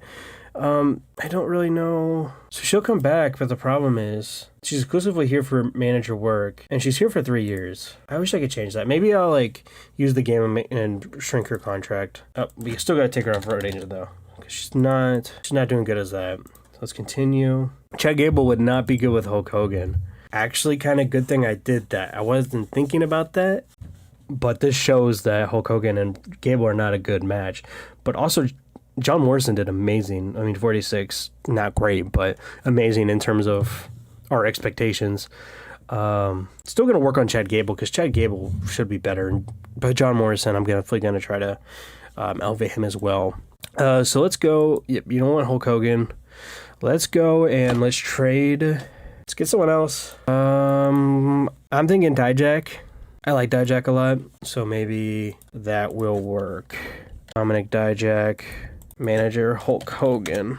And then let's get rid of Chad Gable, because no longer going to be with Hogan, but you are going to get the push, I promise. Brand SmackDown. Okay, now let's make sure I get Chad Gable out of here. Remove. And then Dominic Dijakovic. Yep. And did I even add these guys to the segment? I did not. So let's add Dominic Dijakovic to Hulk Hogan. Hopefully you work out. Damian Priest to Ric Flair. Okay, continue show. The Revival defeated DOI, Ziggler and Rude, and The Bar with a segment rating of 44, wrestling rating of 42, crowd rating was 39, not great. Simmering, Ciampa had a 29, Gargano 42. Surprisingly, other than Ciampa, Rival had the lowest rating. Dolph Ziggler, he could be doing more. So I think I'm going to break up this tag team. Same with Sheamus and Cesaro. It's not, I don't know. Maybe I should keep Sheamus and Cesaro. What do I do? This is tough because like I could use, it's tough because like, do I want to build this tag division or do I also want to build singles division? It's hard to do both right now because there's so much to think about. And when people are having this good of matches, it's hard to like ignore that. But you know what? Let's not touch it for right now. Let's not touch it. Anyways, this segment did really good other than the fact that crowd still hated it because it's 2020 WWE. And I forgot to take Chad out of it, so he's still in there even though he's technically not part of it. But it was a 46. Damian Priest performed poorly. So Damian Priest actually did not do well. Chad Gable did okay. That's good to know for future things since he will not be in that segment, that storyline. Crowd had a little bout that had little heat and embarrassing wrestling. So it's unclear how they felt. Segment rating of 29. Bliss did 35. Bianca Belair did 22. Oh my God. Crowd was disinterested. Segment rating was 28. I think it did okay though. I mean 29 and 27. This one is 6, 26. Crowd, he is dying. And it says crowd, he was dead, but this was actually pretty good. The Miz drew with Sami Zayn. Segment rating of 42. This was where Undertaker came in and interrupted it, so the Miz won. I mean, sorry, the Miz, it was a draw because I didn't want either of them to lose. And the segment with Shinsuke, where Mustafa Ali is backstage, I mean, off camera, Shinsuke's interviewed about him. It did okay, 44. Obviously, crowd is dead. We're having a hard time getting back into it. I guess we should probably... I need to get better with doing like the work the crowd stuff because at this point, obviously the crowd's going to be dead. So I'm learning. I got to figure this out. Hopefully we can get this taken care of. But Daniel Bryan defeated Roman Reigns with a submission after interference from Braun Strowman. Segment rating was 49. Wrestling rating is 54. They both did pretty good. I think best performances of the night almost. Maybe not. Maybe. The Bryan and Brock lost heat, but the Braun and Roman gained it. Hopefully that changes because with this next one, we're not going to have Roman turn yet. We're still building to that. Yeah, this is actually good where Brock attacked Daniel Bryan with a segment rating of 68. I don't know if Unclear is better or worse than Dead, but we had a good rating for our show, 68. Brock and Heyman had a good chemistry, and it got the crowd interested again. Sadly, that was the last segment of the night. Overall rating of 53, best show we've had. Lost 44, popularity in 44 regions. We're gaining money still. Yeah, we lost popularity. We're going to keep losing popularity. That sucks. Everyone's super low in popularity, but definitely big improvements here. We got to look at the positives. Best show, great performances. The tag team, I think, outperformed everybody, which puts me in a tough spot because I don't know if I should move some of them. Obviously, you can see I'm making big moves in the tag team division, but I don't know. I also really want to keep the singles division up. Ziggler is someone that I would like to put up, but also it's hard because what am I going to do with Robert Roode? I could throw him in another tag team. Maybe I could look at James Storm. Oh, looks like Bailey had a new catchphrase. That's cool. Let me look at... What person am I looking at? James Storm. Oh my God. My memory is going downhill, I guess. James Storm. He's an NWA. So I could bring these guys back together. Let's do it. Let's do 2 years written. Okay, he doesn't want to work house shows. We'll also do just events and A shows. Perfect. We had a signing. Oh, Paige wants a renegotiation. Oh, sick. That is so cool. I did not expect that. I thought I was going to go and cheat with the contracts, but no, she will actually renegotiate. Now, let's do that. Let's give her what she wants. How is she? She's unimportant. Popularity is still pretty good. She's really popular in England. Would it hurt to send her to NXT? No, she's okay with it. I think putting her in NXT would be a good idea. I don't know. I guess I really don't know my reasoning to putting her in NXT, but I just feel like it's right. I don't know. But looks like that's going to be it. We'll figure things out in the next episode. So I hope you guys enjoyed, and I'll see you guys next time. Time to do some roster management here before we get into any other booking. I'm just going to go down the list and basically send some people back, like Akira Tozawa. We had a few call-ups. Aleister Black too. Oh, he actually doesn't want to. Okay, so I will try to use you. But we had a few call-ups just to test the waters. So I want to send some people back so we can. Okay, you don't want to go either. So we can use the other people, and then also have these people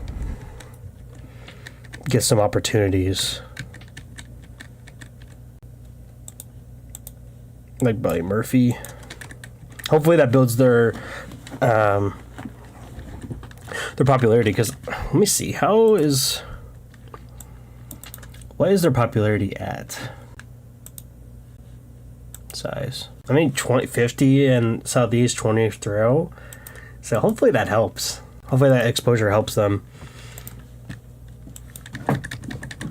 Because obviously the company, at least WWE, is set to a lot higher than it set the people to, the mod creator. Which I don't know if that's on purpose or not. It still has Abyss as a wrestler. Obviously he won't wrestle, but I'm just surprised by that. I swear my cat knows that I'm recording. She's using the cat pan, and then I stop recording and she will stop, but then I start again and she will start. She's not done yet. I think she's building a sandcastle. But anyways, women I'm not gonna like send down quite yet because I'm still trying to figure out my women's division. Grimalik, yeah. I feel like the roster just feels like such a mess right now. Heath. And like there's so many people I still want to use, but right now it's just not the time. Humberto.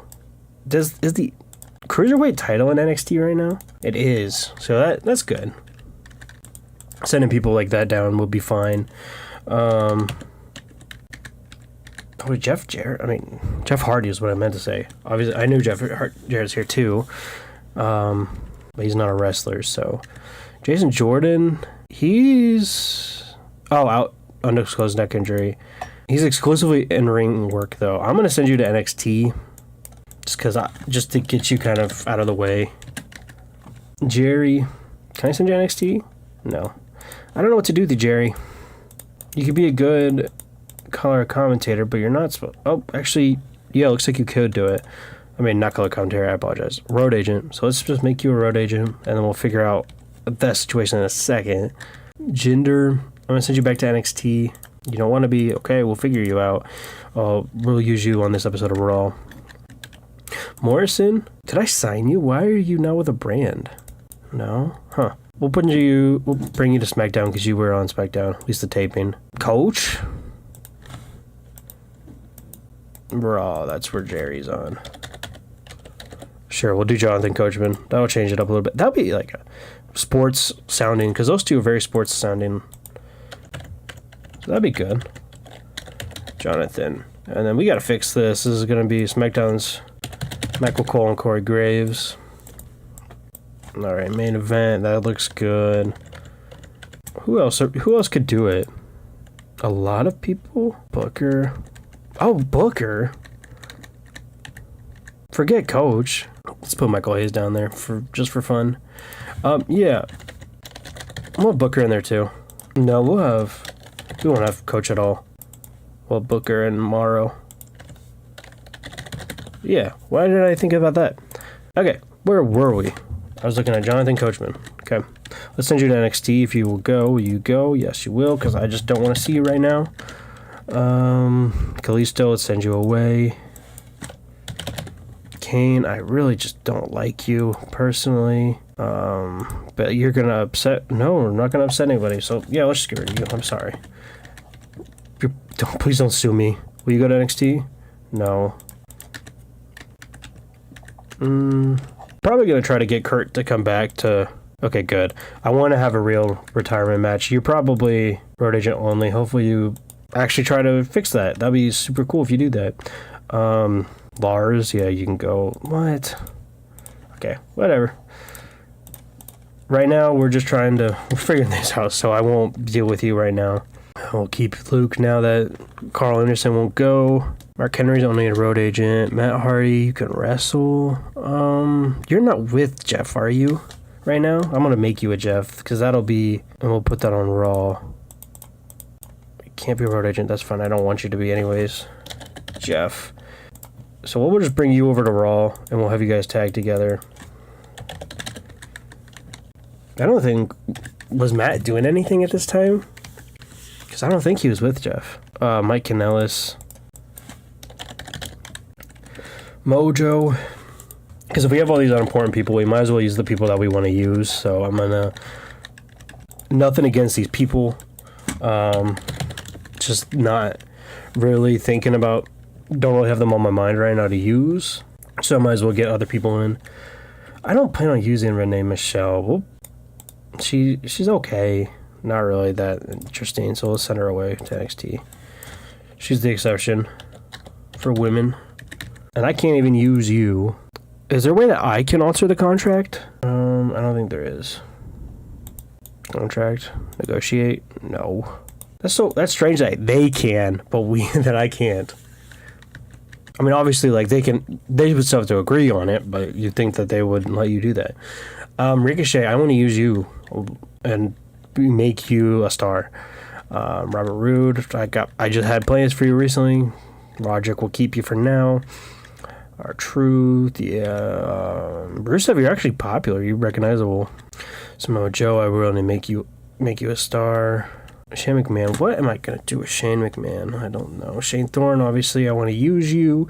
I got to remember to get your partner. Is he still in the company? He actually might not be in the company. No, I don't think he is, actually. So what do I do with you? I forgot about that. There was a time where, was it Nick something? Wow. But he was fired and Shane was still around for quite a while. Is he still around? No, he got fired. Shelton. The deal with Shelton, he's really good. Maybe Hurt Business. I think I'll do Hurt Business. I was going to get rid of him. I was going to send him to NXT, I mean, but at least Hurt Business, he will get some TV time, and hopefully that builds his popularity. I still got Tyson Fury. How much money are you making? Probably a lot. $20? Will you go... What's your skills? Good skills. I mean, at least on these... Will you make yourself an active wrestler? Okay. I'm gonna use you. No, actually. I'll send you to NXT. Sure. I was gonna use him, and then I saw his popularity. I'm like, is it really that worth it? But Wesley Blake, I'm gonna send you away. Zack Ryder, I think I can get you where you need to be. And then Zelina Vega, she's with Andrade. I don't really plan on using her for anything else for now. I got a lot of women I gotta focus on pushing, so. Oh, good news. Kurt Angle wants to renegotiate his contract. Of course. Yes, so hopefully we can give him a good send-off. And what? Where is he? I don't care about that. You are well known, so immediately we have a higher named person with really good skills. So, great. That is awesome. I'm really happy that this is a new feature, that they renegotiate contracts, because that was annoying. So, all right, see you guys on Raw. It is time for Monday Night Raw. It is time. I couldn't think of what to say afterwards, so I just went silent. Let's add Leo Rush to this group here. Let's grab him with Bobby, and then Cedric as well. Now they're with everybody. Man, these shows just suck, don't they? So obviously we got this new group to show off here. And I'm gonna add Shelton to it. So I'm gonna add Leo Rush as the manager. So let's have Shelton versus let's do Eric Rowan. Sorry, Eric, for being the fall guy. And then we're gonna have Bobby, Cedric, and Leo all come out and interfere. Basically just help him out to acknowledge the fact that they are now all together. And I actually did not know about this the quick angle thing. So we're gonna try doing that. Let's do cut a promo. So let's have Leo, Bobby, Shelton, and Cedric. The Hurt Business promo. On angle. Let's advance the storyline. And did I just add? Oh, we need to add Shelton. Yeah, let's do that. Now, since they're all aligned, is it going to keep going? Maybe I should change their alignments to nobody. Just for now, until I get something with this storyline. Because right now, this storyline is just playing around with what we got. Okay, so that's not going to be the opener, but Shelton Benjamin will beat Eric Rowan with interference, and then they'll just basically announce that they are the Hurt Business. Storylines. Okay, so we're going to have the show start with that segment, because it is that era of WWE. Cutting a promo. Andrade. Triple H. Andrade and Triple H promo battle. And then what is the deal with this? So who? Andrade, Triple H. Andrade is poor. That's what I thought. So we'll have Andrade get the better of Triple H in this segment. Andrade, Triple H. We'll do 10, even though I don't really want it to be 10. Yeah, we'll have it start with that just because classic this time period. I feel like they always had segments to start the show. And also, I don't know if you saw, we got Edge here. He's recognizable, which is insane. I'm going to wait to use him until the Rumble, though. AJ's a star. And then Kurt. So we have to figure out who we're going to do with Kurt. Samoa Joe would be cool. Which I know they have fought before. Then we're going to do Kurt and Joe. And this may not be Kurt's retirement. We'll see how things go. But anyways, regardless, we're going to tease that it's going to be his retirement. Kurt announces he's back for another one last run. And Joe comes out and challenges him. So we'll have Kurt Angle be out here for like 5 minutes. We'll do cut in a promo. And then we'll have Samoa Joe come out, cut a promo. Oh, wait, no. No. New part. Samoa Joe cut a promo. And then Kurt cut a promo. And then regular story advanced. We'll have Samoa Joe get the better of Kurt. I'm going to work without a script. Yeah, those two. Those two I trust. We need some more matches. We actually have too many segments now, which doesn't happen often. So Becky's the women's champ, but she's also cooled momentum. So maybe we should just give her like an unimportant person. Who is good? Bianca. She's Marina Shafir. She's really good. But I don't want to have her lose to. Let's do Britt. We'll give him some time, though, because I think it'll be a good match. We'll keep Britt strong. And so this is with Billie Kay and Charlotte. So we'll have Billie Kay and Charlotte at ringside. Charlotte. Yeah, we'll have a bit title defense, sure. Make sure Becky's winning the match. Oh, okay. Too long for Britt. So we'll shorten that. 10 minutes, maybe?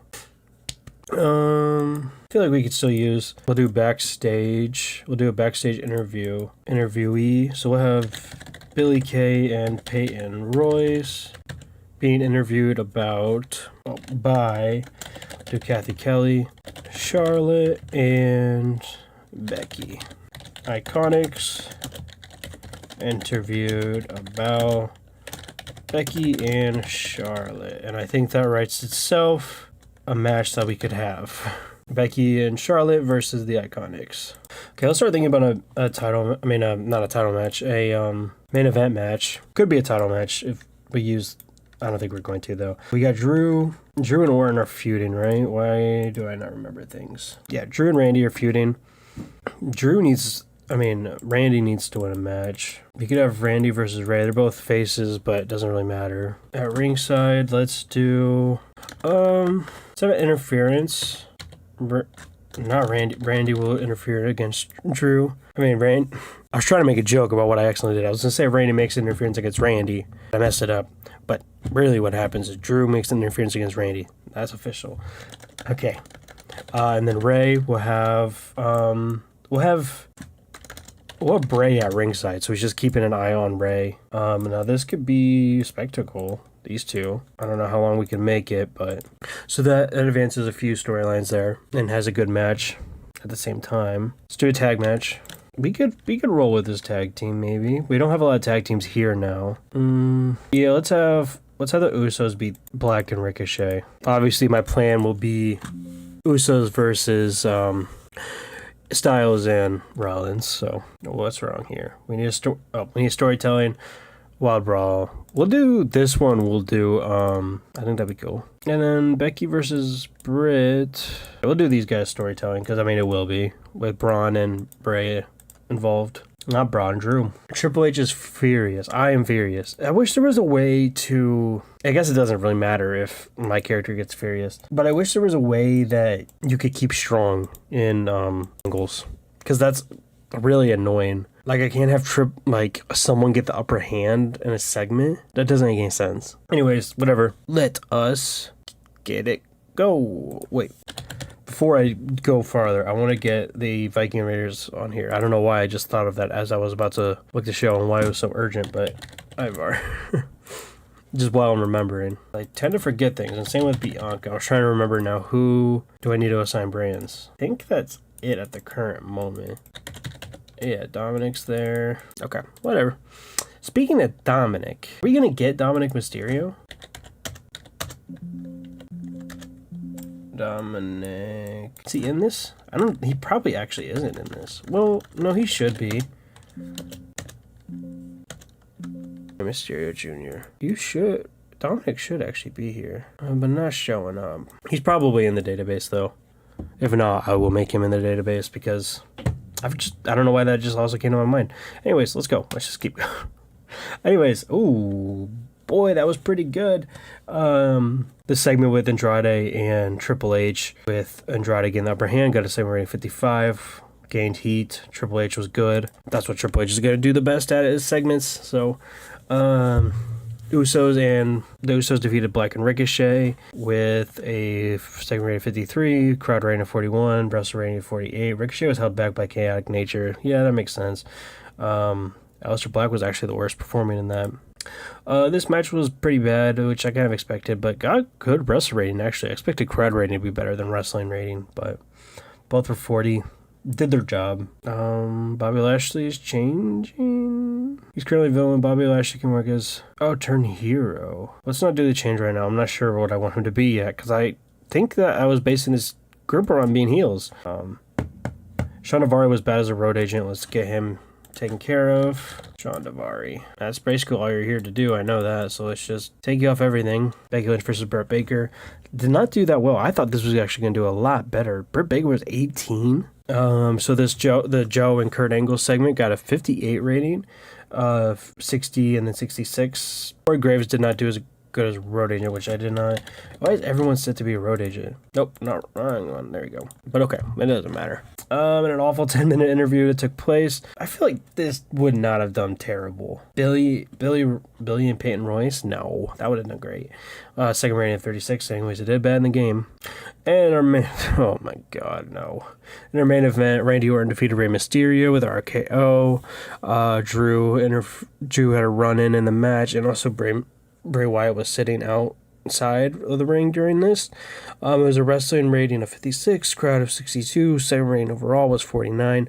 Randy Orton got injured. He was the better performer of the two, though, with a 60, Ray with a 51. Both gained heat with this. Randy was injured. Hopefully it's not too bad. Sustained a torn. It was probably bad. One of these wants to change. No, why did I do that too?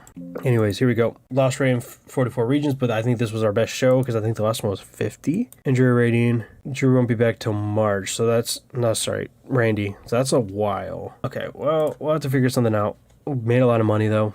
Obviously lost popularity. At some point it'll even out, and we'll hopefully get back to a point where we can start gaining the popularity back once it catches up with us on our actual popularity based on our wrestlers. But hopefully we can start building some people up and this won't be a problem too much longer. But I have little hopes of that at this moment. I think we're going to be struggling for probably a year in game, at least probably until Mania. And then hopefully after Mania, we'll be built up and we'll be ready to move on. I do not know. I'm just kind of talking while we look at Sid Vicious here. I don't think I have any other plans. I think just kind of keep going off of what we got. Randy getting hurt, of course, ruins everything. Minoru Suzuki was fired. Obviously he's a good performer, so that really just drives me nuts. But let's get him off of that feud with Randy, with Drew. That's what I was trying to say. Anything hot? Okay, this one's hot. That's good. Unlikely partners. I didn't do anything with these two. I should have done that. I didn't. The only one that's hot right now is Kurt versus Samoa Joe. But yeah, that was... Oh, SmackDown was better. But seemed like the matches... Everything seemed better with this Raw. But that's all I got for this one. So I hope you guys enjoyed. We're almost there. I feel like we're swinging into shape now. But anyways, I'll see you guys next time. Before we completely get into this and start booking Raw, I want to... Sorry, SmackDown actually. But anyways, I want to do some little bit of housekeeping things. So I went through and we have a terrible backstage environment and it's making people really upset, which is ultimately making more people have negative influences, which is making it more ruining the morale. So I'm going to do things like hotels are paid for, transport's paid for. I went through and I gave a lot of people, we're going to do like 3-hour pre-show time off. Dress code, no dress code. Nobody leaves before match is over. Let's get rid of that. We'll see how that goes. Average. So we moved up. But anyways, so I gave a lot of people money. Really poor morales.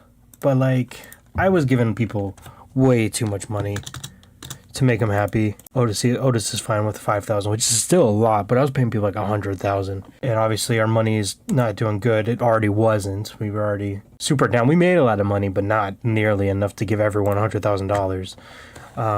So I did what I could. I think I helped it a little bit. Hopefully it gets a little bit better. We'll have to figure it out probably later. But what I want to go do is stuff like a role. I want to see who are our people, like personality. I want to see. So I think we have our GMs are. I thought Adam Pearce was here. Is he not a personality? I could have sworn I made Adam Pearce the GM. Adam Pearce. Maybe I didn't. Maybe I didn't have a... Am I crazy? I could have sworn I had Beth Phoenix and Adam Pearce as GMs. Am I... What? Okay, hold on. We gotta go back. Okay. Did I just make that up? Paige. Paige was GM. And I just got rid of her. She's down in NXT, so... Why did I think it was... I think I just made that up in my head. Coachman's a GM. So it's Paige and Jonathan Coachman. That's right. So I need a new one for SmackDown, which I think I just gave it to me. I'm going to do Adam Pearce. Don't be that. We'll see. Maybe if his contract lets me. Nope, I can't do it because of his contract. So let's take you off. You don't have to be exclusively SmackDown. So let's look at people that can be personalities. Personality. Triple H, I'm gonna take you off. You're not a personality right now. You are a wrestler. Shane McMahon, you could be your GM. But also, you're here, and I'm gonna have you wrestle for right now. I know it's kind of weird, but Honda, you're a wrestler. Paul, you're with Brock. I could do Nikki. She's a wrestler. We'll take her off that. She's only contracted to be a manager, of course. Let's just not get off there. My frog is screaming.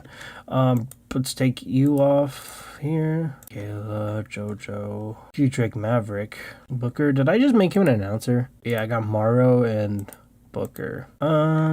Let's do Nikki Bella. How's her? She's okay. Yeah, let's do Nikki Bella. We'll have her be the GM for Raw. I mean, for SmackDown. I apologize. SmackDown. What's her contract like? Nothing. Okay, cool. So we'll do that. Is she a good road agent? I don't think I've seen anything bad about her, so...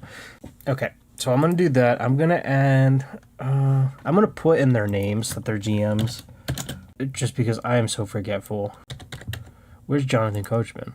I probably can't make him a GM either. Jonathan. Where's Coachman? Did I get rid of him too? What am I doing? I literally used him and then I sent him away. I'm gonna keep him. Okay, what am I doing? Jonathan Coachman. Okay. GM. Send it to Raw. Okay, cool. And yep. All right, we're all good with that.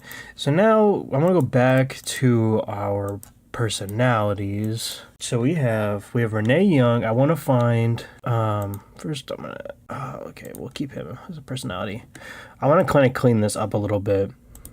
Like we'll get Paul Heyman, we'll just take him off all that except for those two, and he can only work as an on-screen personality. What? He's literally a manager. Okay, that's fine. I can still make him a man. I don't want him to. I can still make him a manager with no roles. See, that's kind of annoying because we have they have the like ring announcers too. I don't need all these people. I just feel like they're taking up space. So we're gonna do Kathy Kelly. We'll have her be for Raw, and then we'll do Kayla for SmackDown. And we don't need all those people, so I am going to send you guys to NXT. I just don't need it. I feel bad, but like I don't need all these people here. And I don't really want you either, because you're not really contracted to wrestle, I'm assuming. Yeah, I'm gonna send, I'm gonna fire him. I don't want these people. I don't know what to do with them. Alexa Bliss, you're not a personality. Alicia Fox, I'm gonna let you go. I mean, you're exclusively for in-ring work, and you are retired, so not much I can do with you there. Brie Bella, I'll keep her because it's Brie Bella. I guess I could have her be. She's still with Daniel Bryan. I'm assuming she is, right? I guess I could have her be his manager. What's her contract say? Something stupid, I'm assuming. No, nothing. Okay. Bruce Pritchard, can you be a road agent? That's literally like what you do, isn't it? No. Okay. You're just here. Kathy Kelly, yeah, Brian, you are a wrestler. And thank God you're here. That makes it easier.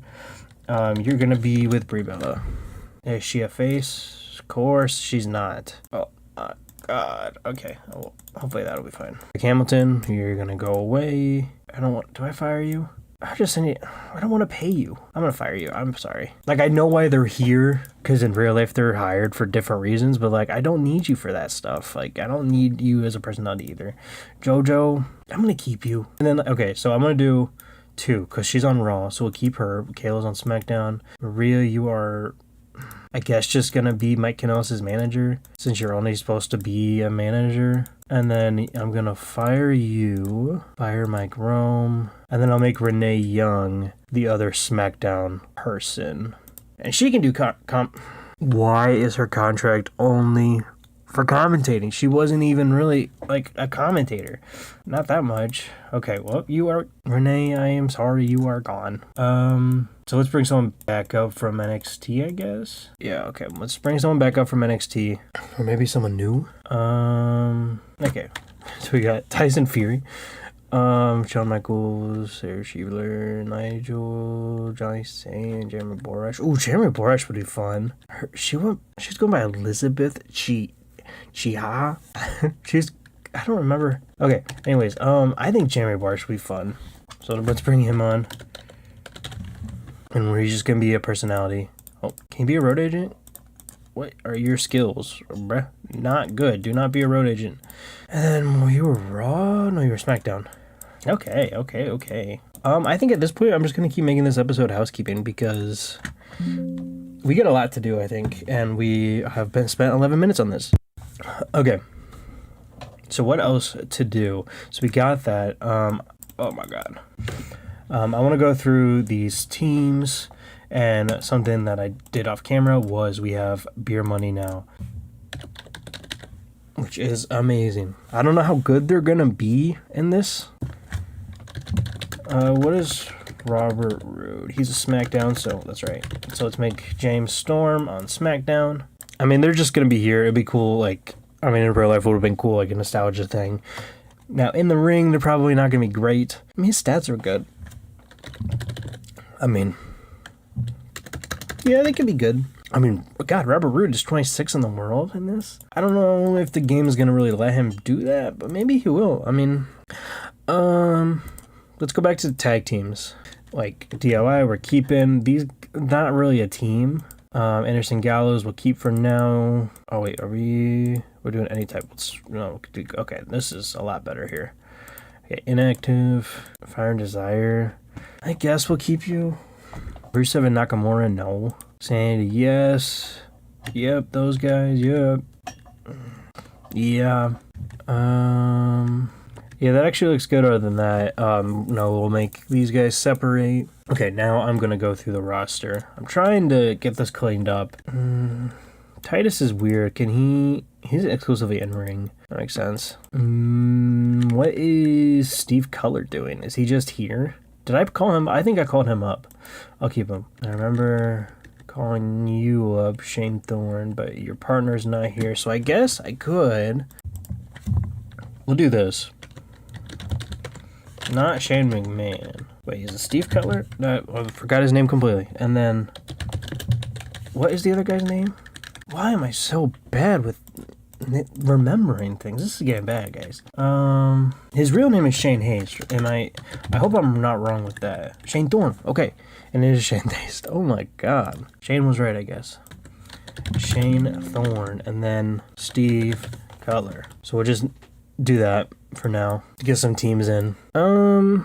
Not too much else. Some people are more important, like Damian Priest. I want to get him happy.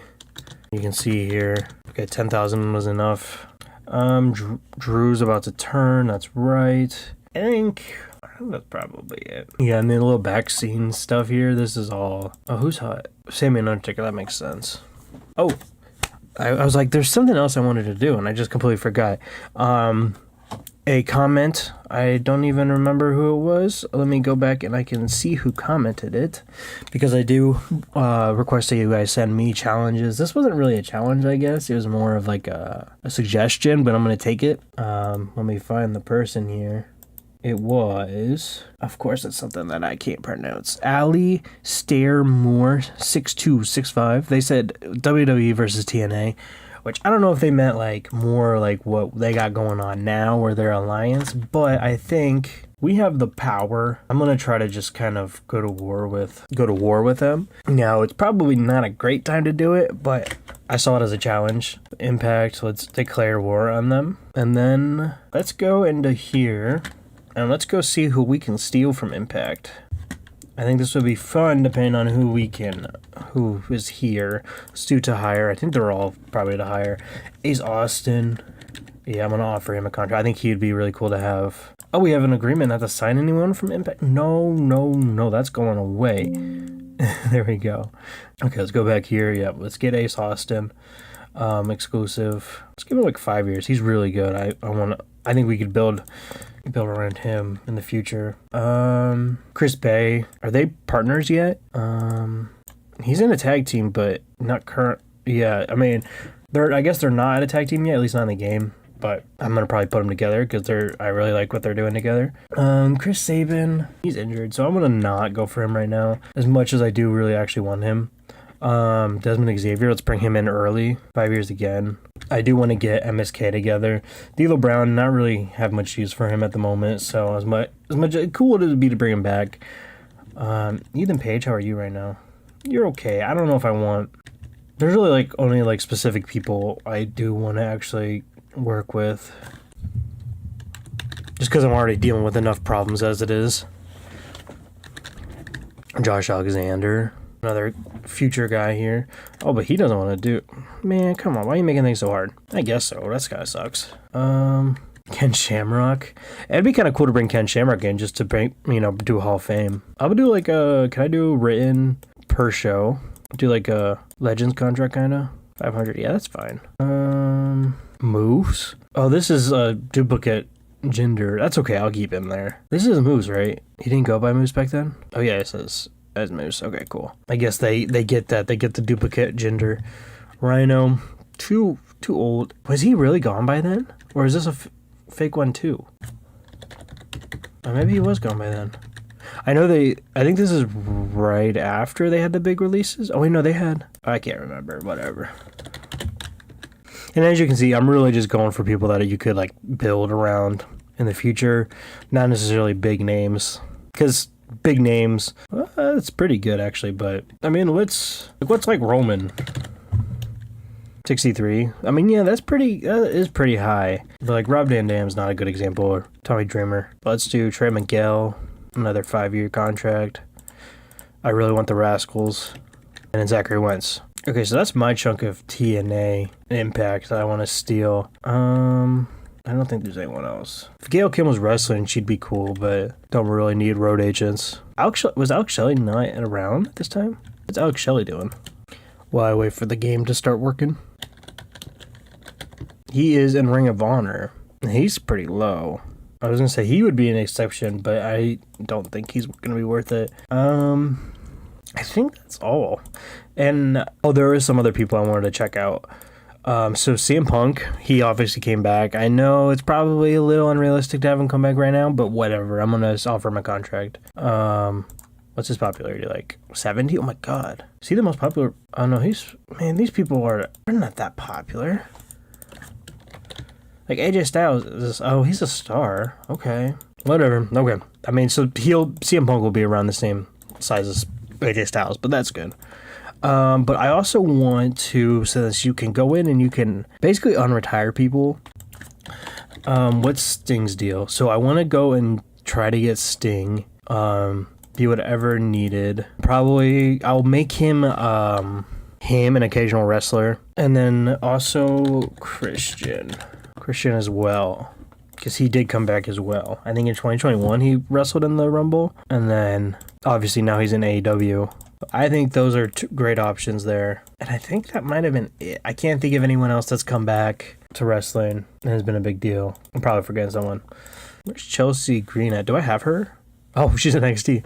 So I guess that answers that question. So that's it. Just a little bit of getting things together here. Hope you guys enjoyed, and I'll see you guys next time. We're going to start off this episode booking Sunday night going into SmackDown. I'm decided to actually start booking B show, which is now Heat. I changed it for main event because I don't like main event.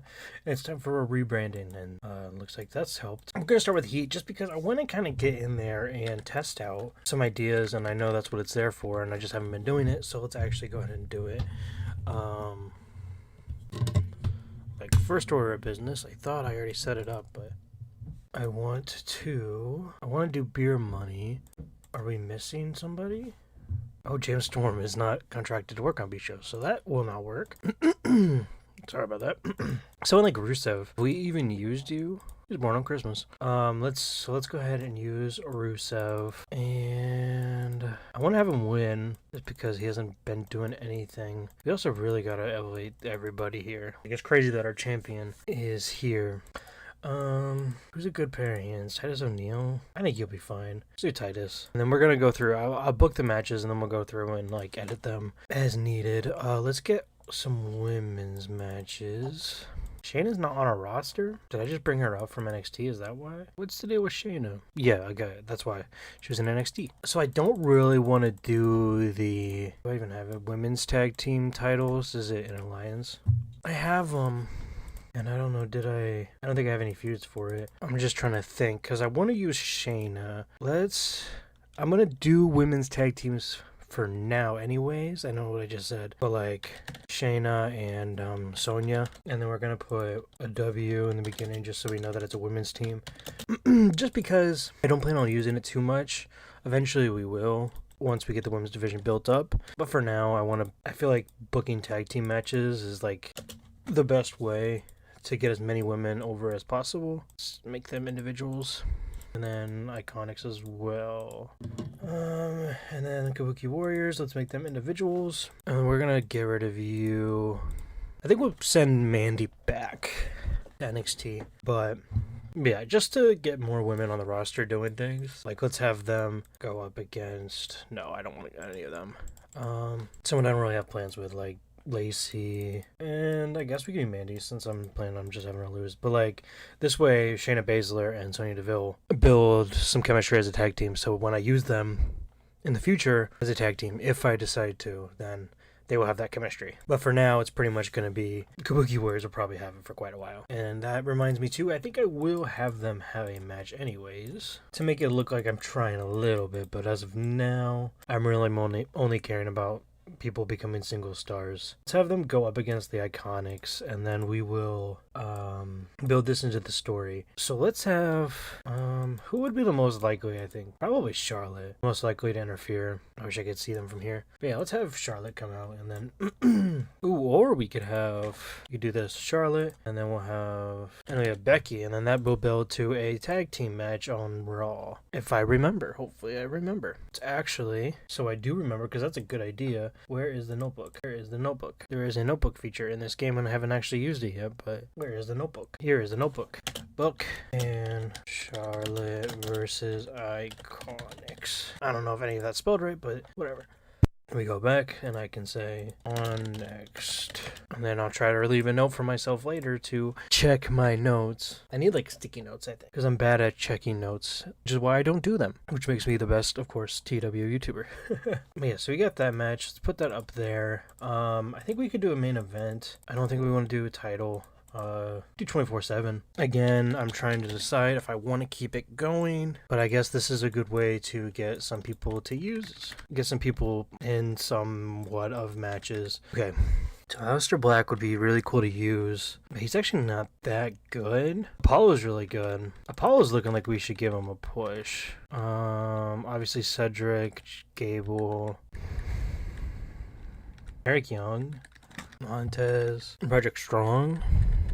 I gotta figure out something. It's like getting these started is so hard because especially WWE. I always try to start personal WWE saves and I give up. This is my time to not give up. Let's do these match types. These default match types are strange. I gotta go through and edit them as well. Do a 3-way. R-Truth, Roderick Strong, and Apollo Crews. And I think I'm going to have Apollo win. I think it's time for the Apollo push. I got the European title in here as well. I put it in. I don't know. 24/7 titles, and I hear you. What am I doing? I thought about rebranding the 24/7 title to it, but the problem is the title reigns are all...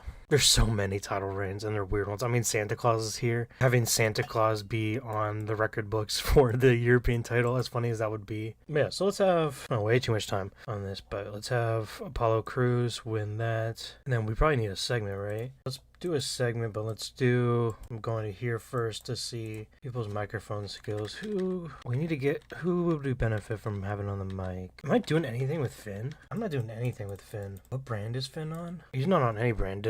I must have called him up.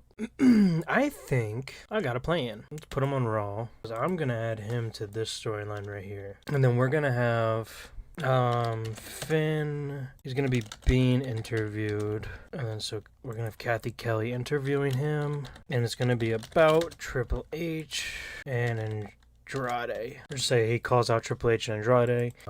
This will be a pretty big deal because he's coming back from NXT, and I think that'll be good. I think that'll add a lot to the match. Oh, I actually need still too long a match. Still too many matches, obviously.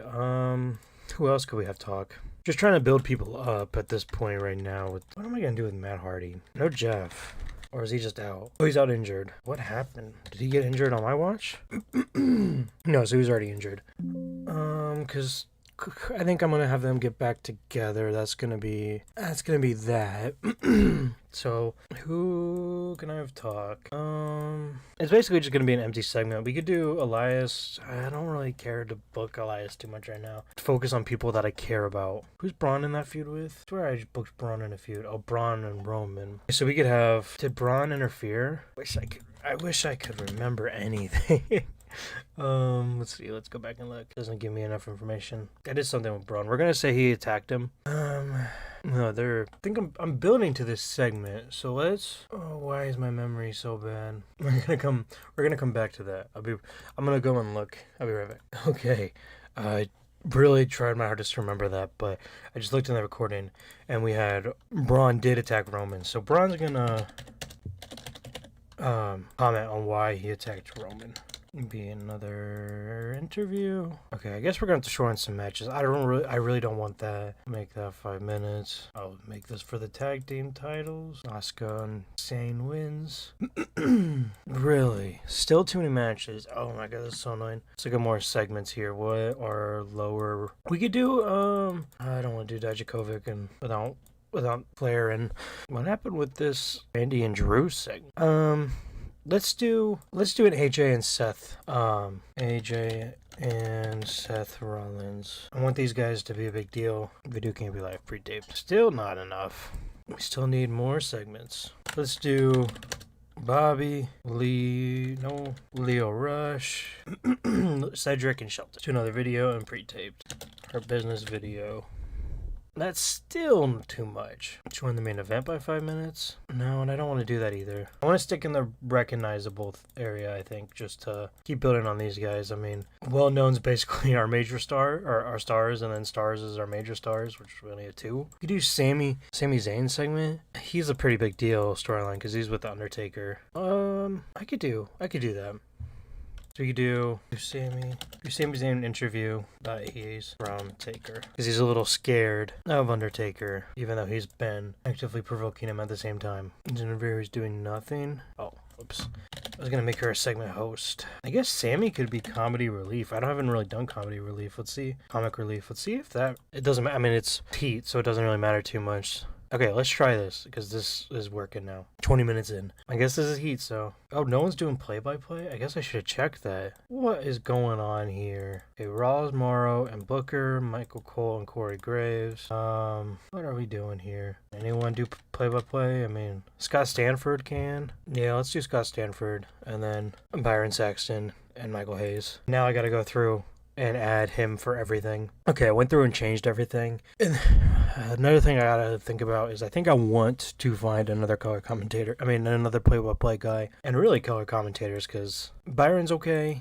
I don't know about Michael Hayes. And Michael Hayes is better than Byron, I guess, but I don't know. Probably younger people. Byron's okay. Of course, it's not popping up. Oh, everything. Now I think he's 38. Scott Stanford. He's pretty old. He's in his 40s, isn't he? 42. I guess he's not that old, but I don't know. I think I just want to spruce it up. I'll play with it. Find some guys. But anyways, back to the task at hand. Finn Balor calls out Andrade and Triple H. 42. He did pretty good. I gotta also look at these scores in terms of what these shows and segments have been rated in general, and these are actually pretty good. Rusev had a ring performance of 41, second rating 25. Braun Strowman being interviewed about Roman Reigns, second rating 46. No interviewer. I wonder if it would have been better if I would have put it in an interviewer. Business video, 31. The Kabuki Warriors versus Iconics got a 14. Michael Hayes and Scott Stanford are awkward pairing. Okay, well, it looks like I definitely have to find somebody new, but Byron and Michael Hayes are good together, so maybe I'll just keep it. Asuka and Peyton Royce did pretty good. Kairi Sane was close to Peyton Royce, but Billie Kay was at 30. I'm thinking Billie Kay is mainly just going to be a manager for Peyton Royce with their singles run, so it doesn't upset me too much. AJ and Seth Rollins segment got a 52.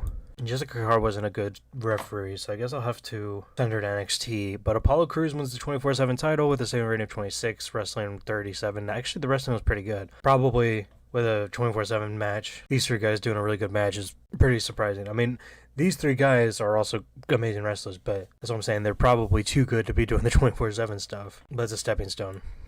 I'm just going to have people randomly win it for now until I either decide to get rid of it or have plans for it. But now it is time for SmackDown. Dijakovic and Britt Baker have been hanging out. I think I want to change Dijakovic's name to just Dijak. Let's do it right now. I was going to say current WWE. His name is Dijak, but not anymore. All right, let's get into SmackDown. I had to clear my throat mid-word there. So, just like I've been saying, it's a little rough. And by a little, I mean it's really rough. I'm still trying to play around with ways to get the best matches possible for our circumstances, but also still try to make it like storyline based. It's tough. It's pretty tough. Yeah, it's tough. What I'm going to do for this one, though, I'm going to Hulk Hogan and Ric Flair are going to start the show with Dijak and who is the other guy? Why am I so bad?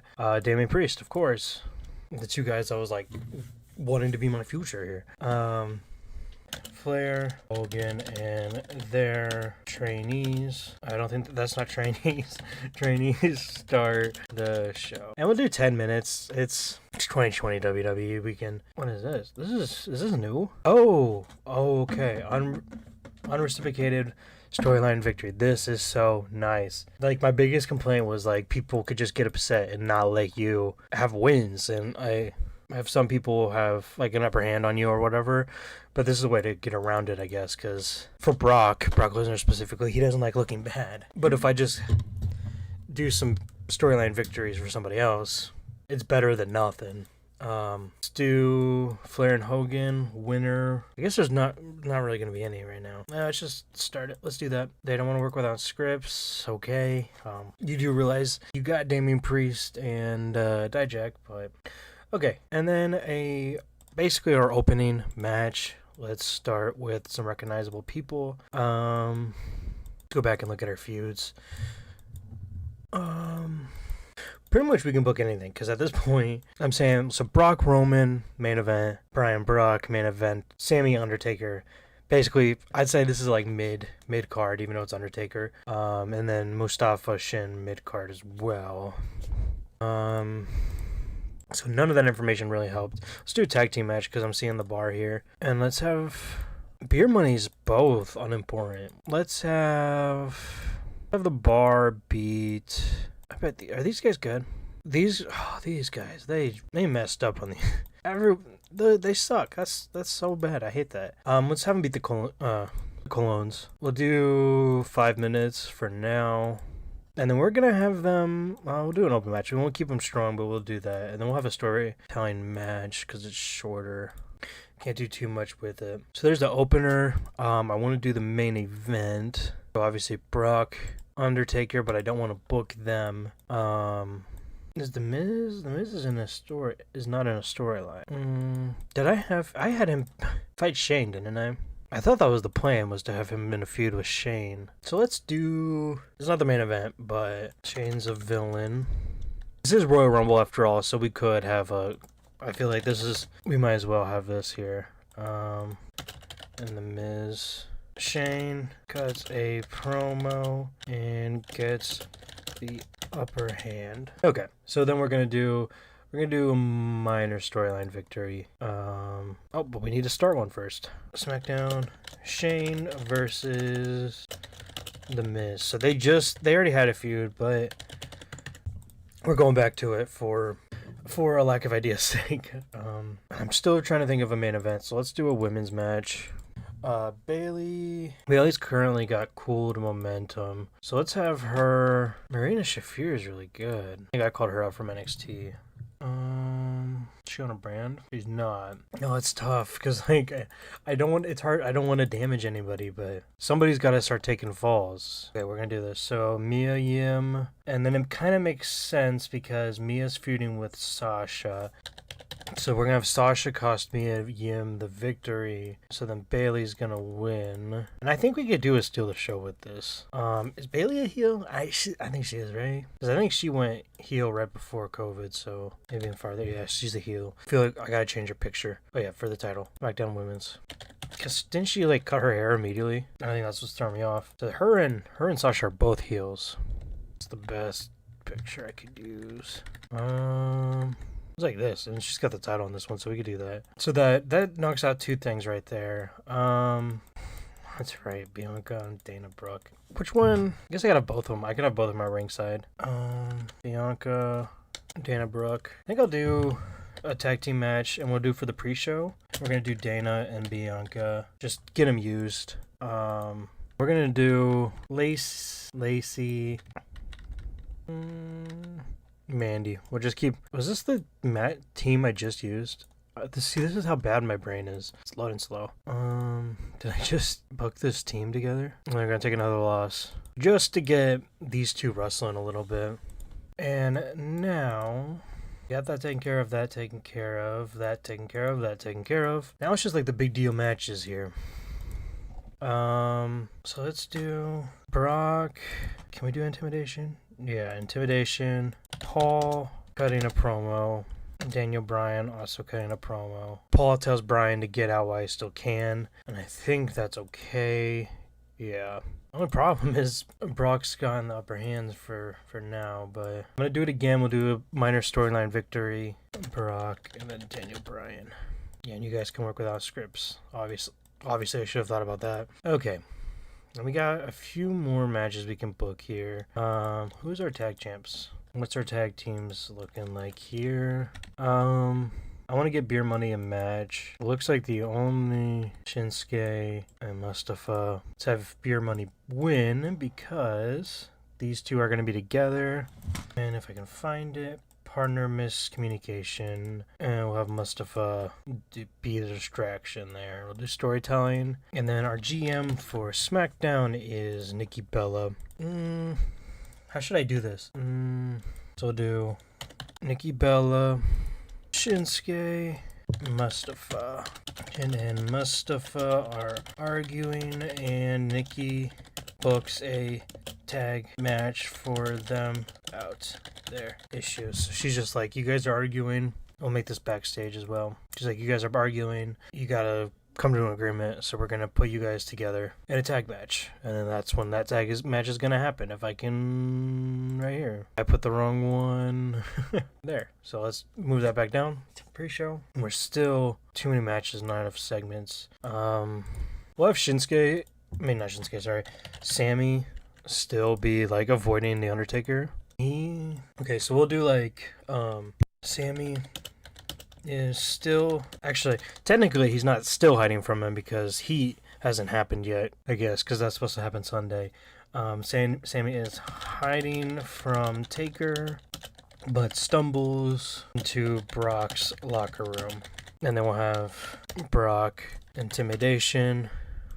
Paul be what should he be? I guess just a non-speaking appearance, cameo appearance. I guess that's what he would be.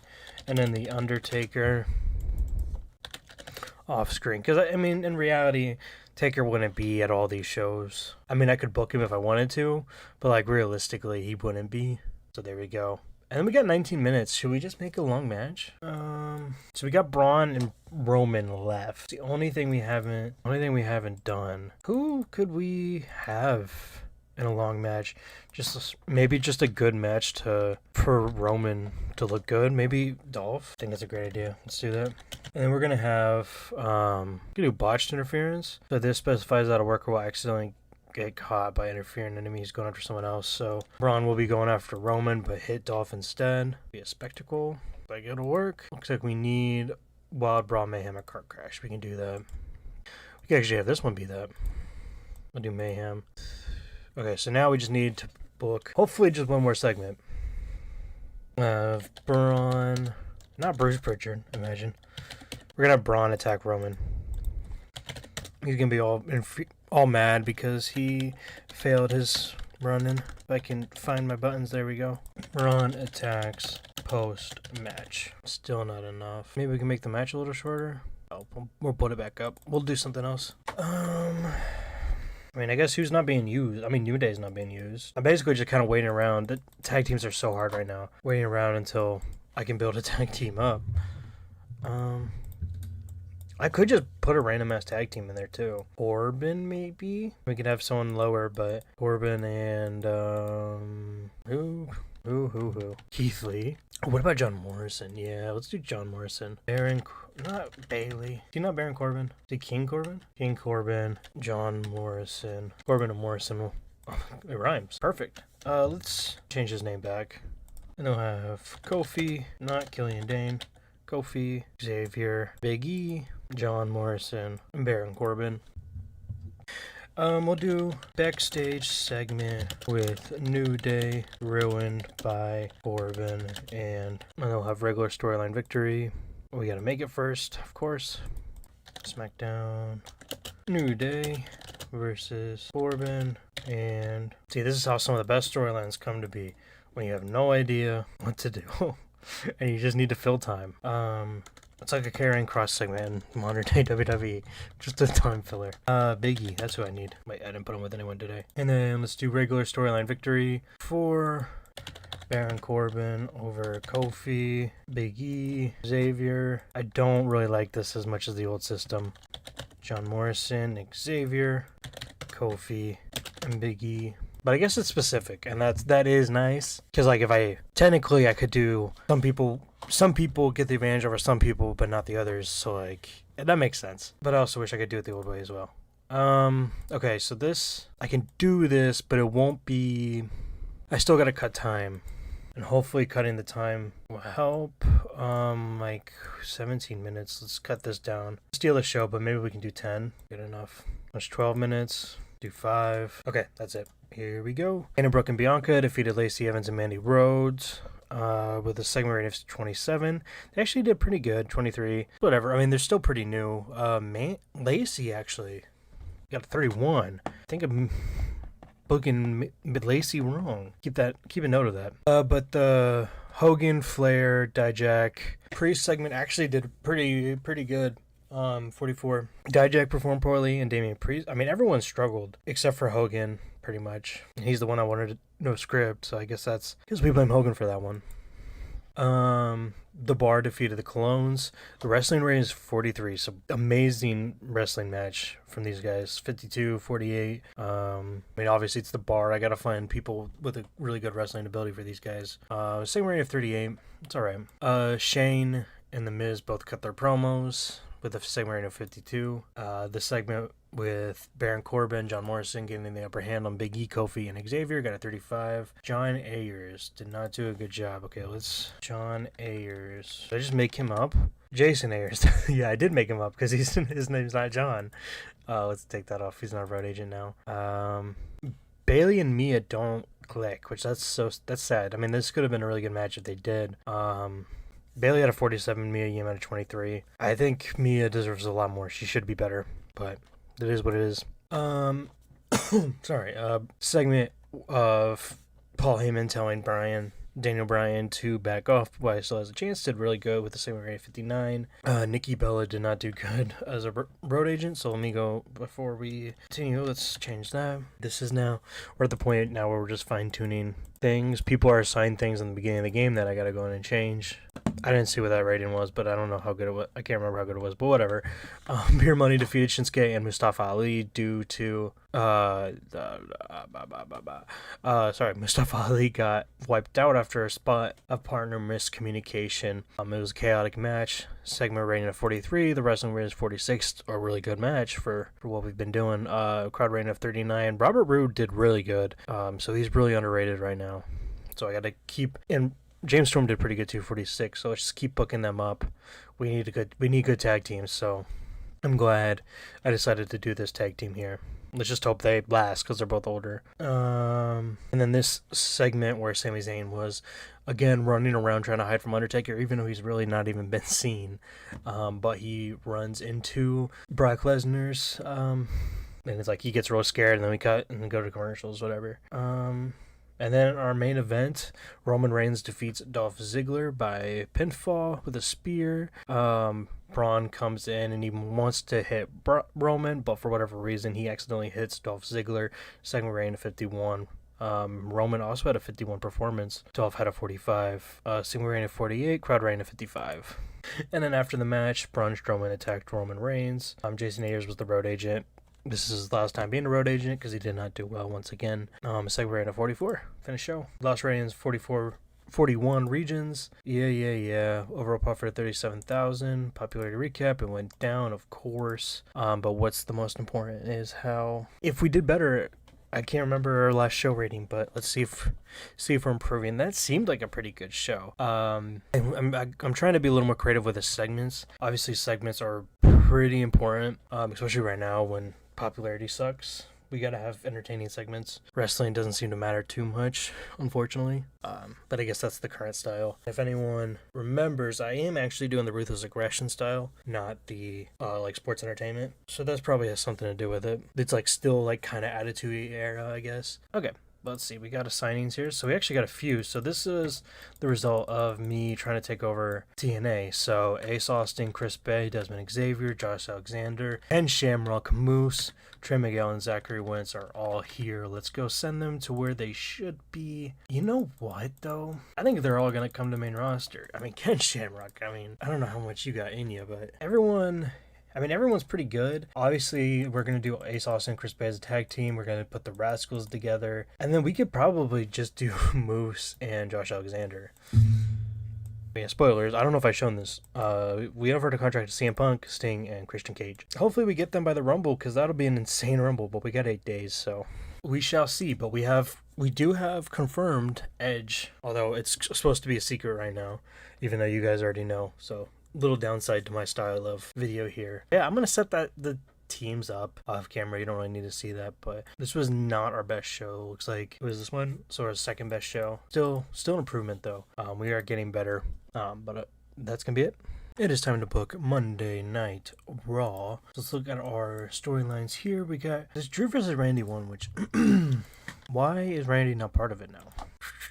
Why are you not part of it? I don't know. I don't know if that was intentional or what, but let's add you back. So let's start with, I forgot to add Finn to this.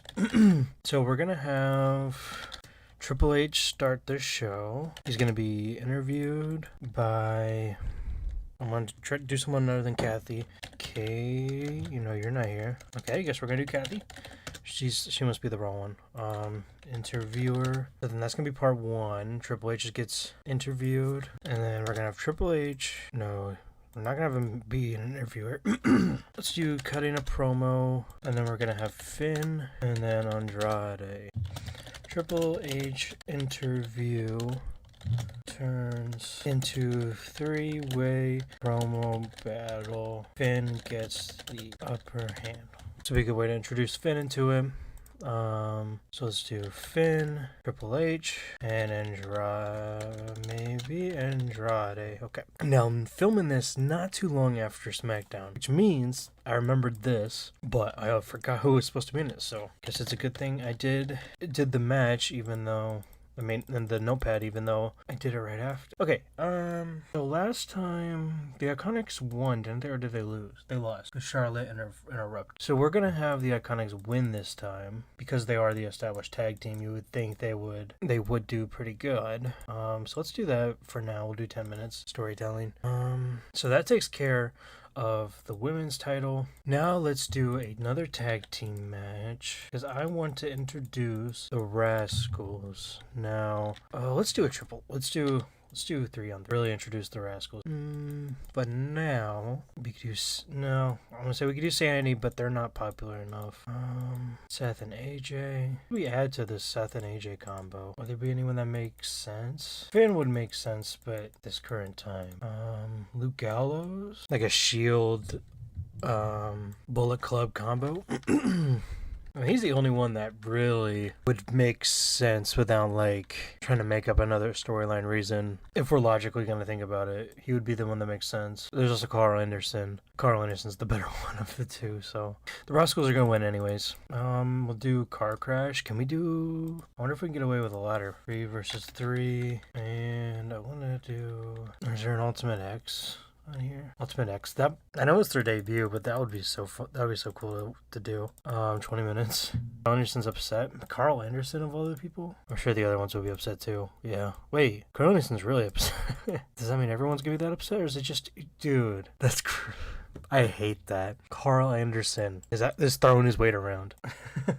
When he's also in a tag team with AJ Styles and Seth Rollins, who I would completely understand if they were upset. I mean, I guess the storyline for that would be like they're, again, same with with the Iconics and Becky Lynch Charlotte match. Rascals are a unit where AJ Styles and Seth Rollins and Carl Anderson aren't really a unit. I mean, Styles and Rollins are about there, and then AJ and Carl has chemistry, but like it's not a full chemistry like the Rascals are. It would be cool. I mean, I guess let's say it'd be cool to start like a group kind of like Bullet Club, but I guess Hurt Business is kind of like that. I don't want to do Bullet Club again, but like I want my own like stable. And I think Hurt Business will be that. People can come and go, but as of now, obviously we got these guys, but I don't think I like throughout this series I do want to have one like stable that just is always here, like Bullet Club, where they, you know, change leaders and members come and go, like that sort of thing. Anyways, we're still in the first month, so I don't think we got to be worrying about that right now. So then we got the Ray and Bray segment. I don't know about that one.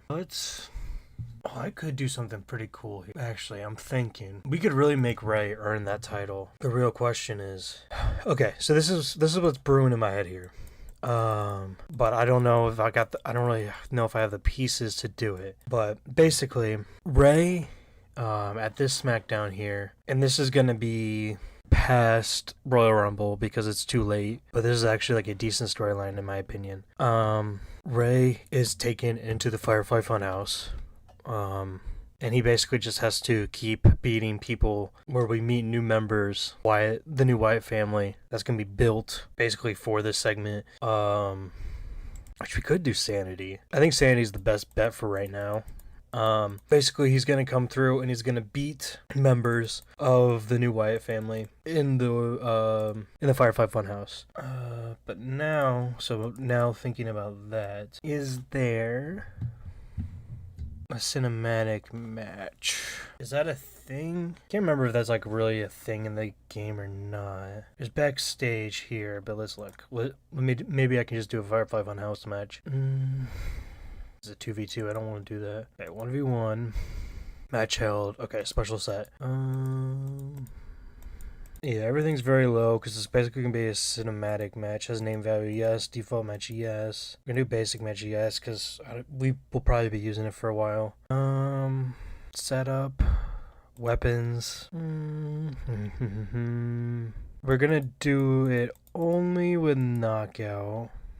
Okay, 1v1 Firefly Funhouse. So basically, I mean, it's similar. I mean, it's more of a match than like the real Firefly Funhouse match, but I thought this was a kind of a cool idea. Risk must be at least low. Okay, that's fine. So let's do Ray.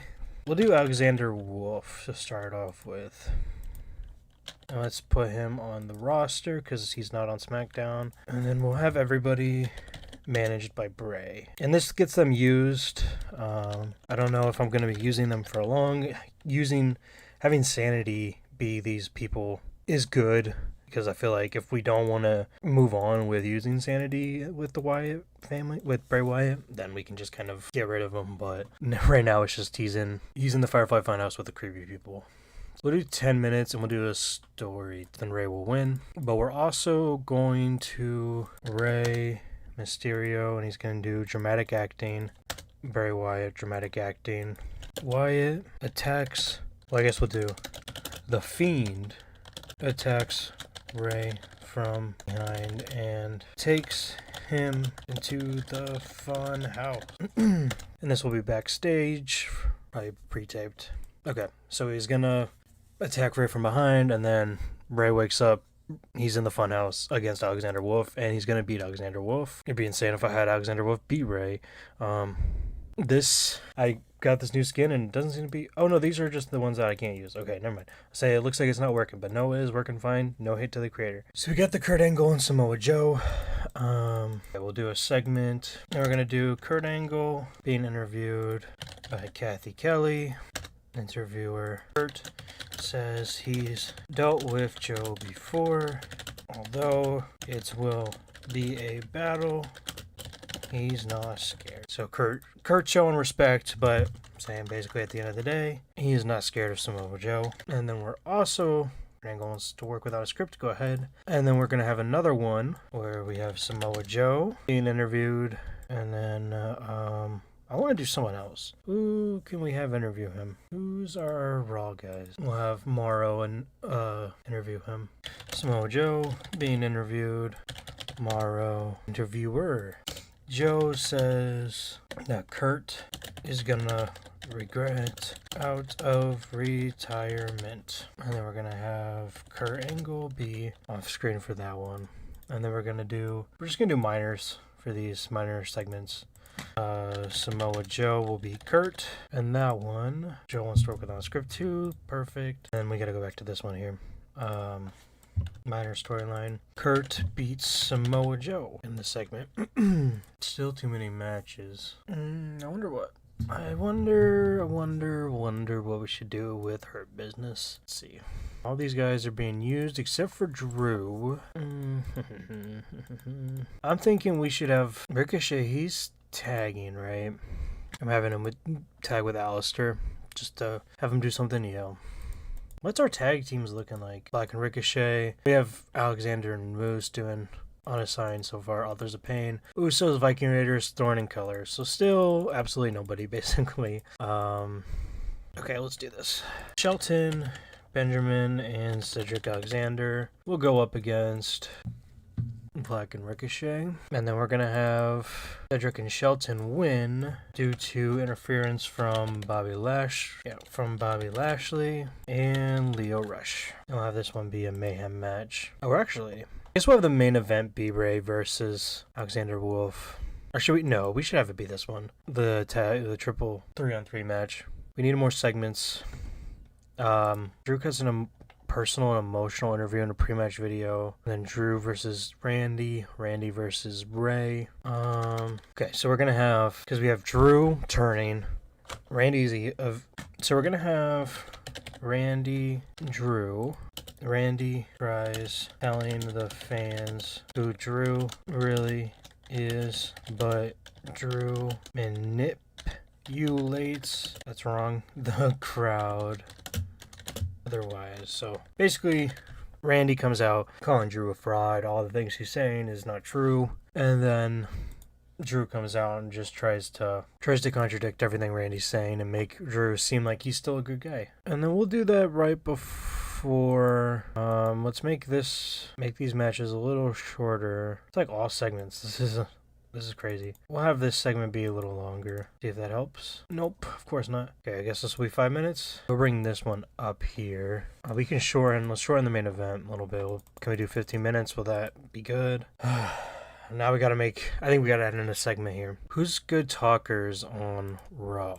Obviously Triple H, we're using him though. Samoa Joe's talking, Kurt's talking, Drew's talking. Edge isn't technically here yet. Andrade's talking. Kevin Owens isn't doing anything. Is he a heel? Or he's a face. This kind of sucks, but how could we do this? I'm thinking Kevin Owens and Luke Gallows makes kind of, in terms of talking skill, the most sense to do this. But how could we like put this in a segment? And then we also have these people: Rusev, Matt Hardy, Luke Gallows, and Kevin Owens. The problem is, I'm thinking about using all those people for somehow, but Luke Gallows is the only. We could do this.